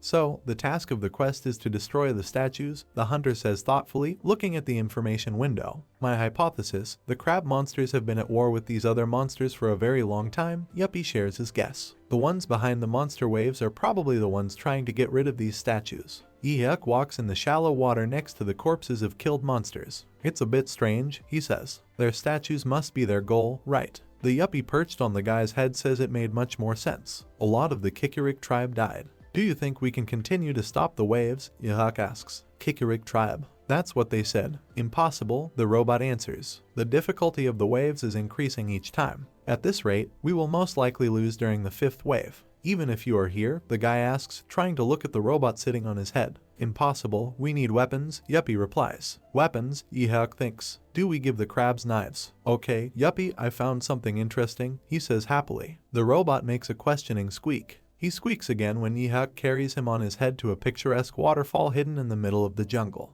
Behind this waterfall there is a cave, the guy says, and immediately looks into it. This is a fairly spacious cavity in the mountain, the bottom of which is covered with water. Yi-hyuk moves deeper into the cave. Yuppie lights his way by turning into a mobile flashlight. The hunters finally reach their goal. Look, Yi-hyuk says happily to the robot. The Kikirik tribe might have been a much more developed civilization than I imagined, the guy exclaims joyfully. We see brick buildings, traffic lights, and huge skyscrapers with luminous windows. We are on the seabed where anglerfish swim. It's surprisingly light here. That's a pain, Leon says wearily, taking off his sunglasses. This isn't just the bottom of the ocean, he thinks. There are traces of a civilization here. A fallen world. Being inside a bubble glowing with yellow energy, the hero walks towards a monumental structure with majestic columns. Leon looks around him. The moment the boat flipped over, Poma's authority was cut off, he thinks. I assume Poma's powers were decreased because we intruded on the territory of another being. That must mean it's either a deity or an evil god.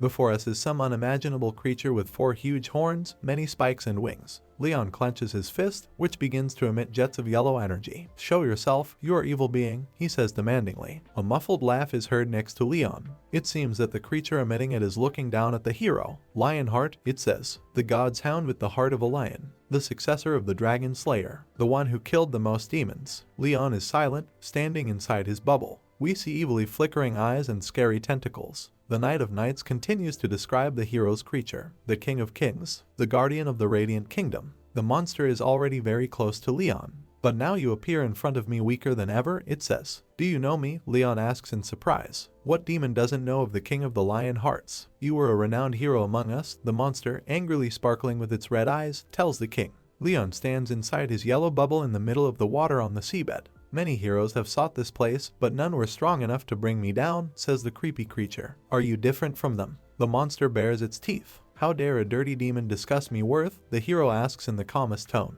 Hearing these words, the creature begins to laugh loudly. We see how much larger it is, standing somewhere far below Leon. Glowing chains appear in front of us, fettering the creature's tentacles. Lionheart, it says, I am grateful to you. Because you took down Malice, I was given a chance. We see who the monster is referring to. Malice, the hero asks in surprise. A huge creature looms over tiny Leon with all its gigantic mass. Now it is time to end the 5 centuries of waiting, it says. 4th wave raid. Hari rushes through the shallow water and for some reason kicks the water. The turtle that sits on her head looks down in amazement. The girl hits the water with her palms and seems to expect to get practical results from this strange activity. The reptile sighs tiredly. If you want to play in the water, it says, you should do so naked. It'll be better for me to watch. These words hurt Hari. Don't tell me such things, she screams angrily. I'm working my ass off to try and awaken. All you're doing is playing, says the turtle, hanging on the girl's forehead. No matter how much you do this, you won't awaken anything. Sighing heavily, Hari raises his hands from the water. I heard that with Goddess Ariana, she says, you have to uphold justice multiple times, or act honorably in order to get closer to her. I wouldn't expect any different from her, says Poma, although she's a bit too narrow-viewed.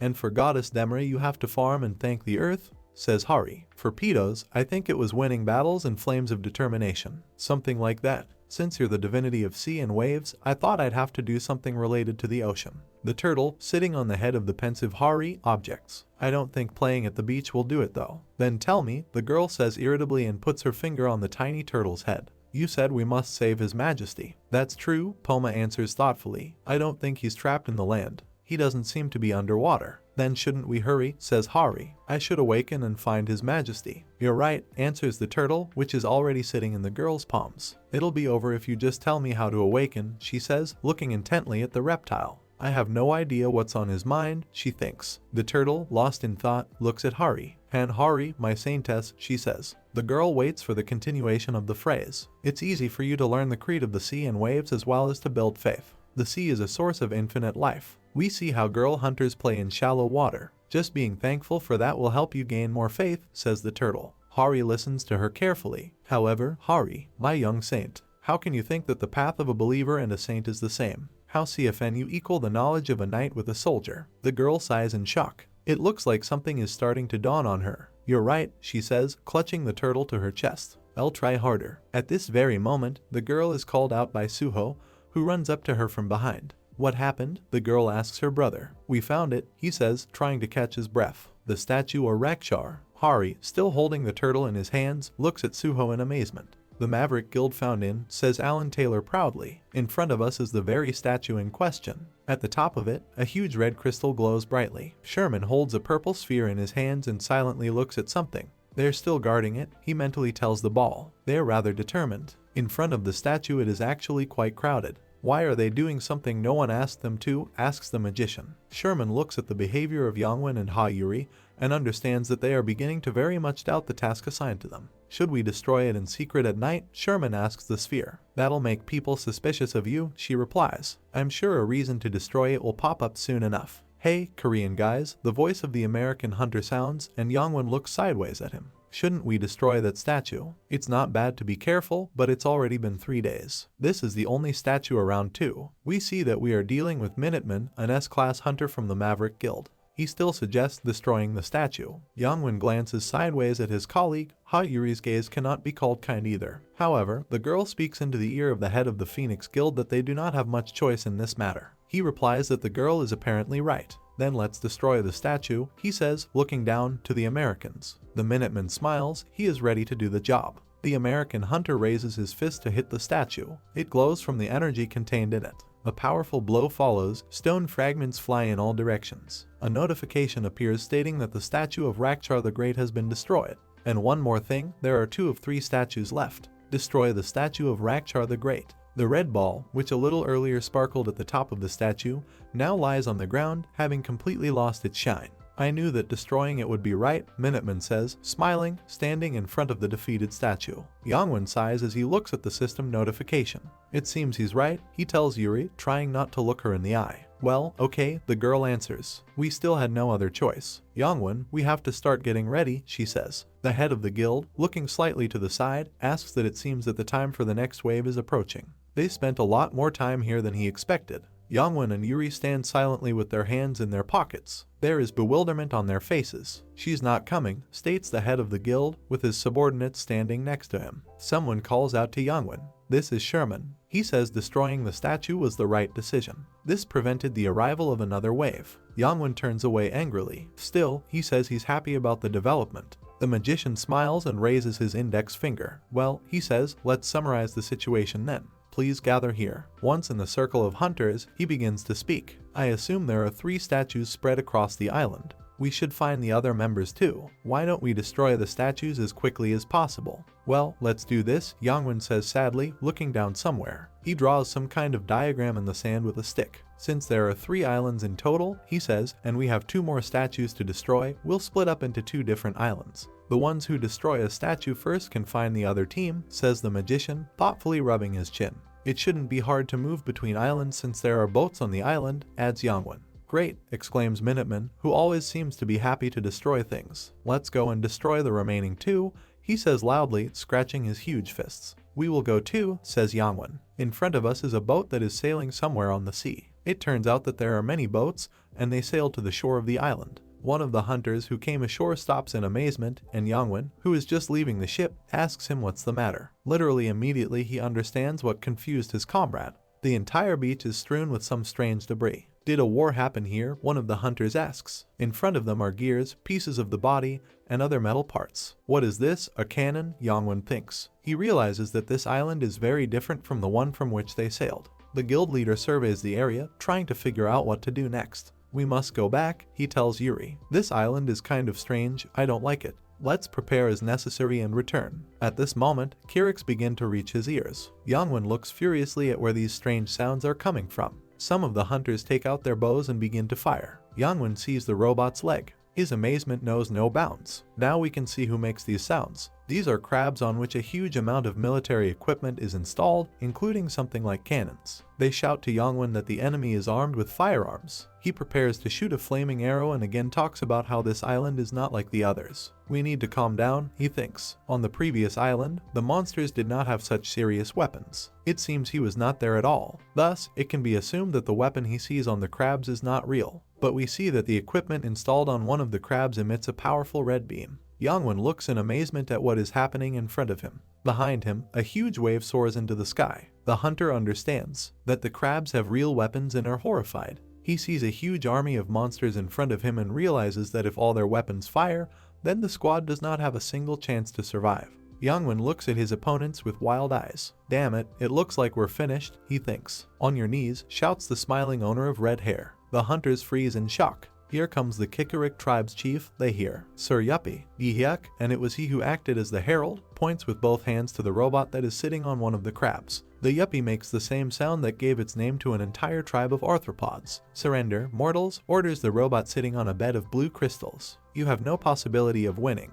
The hunters, having stopped firing, look at the army approaching them closely. Jagged spin, Yongwon says in bewilderment. I recognize this guy, Ha-Yuri tells him. He is also from the Pantheon. The Phoenix Guild is defeated.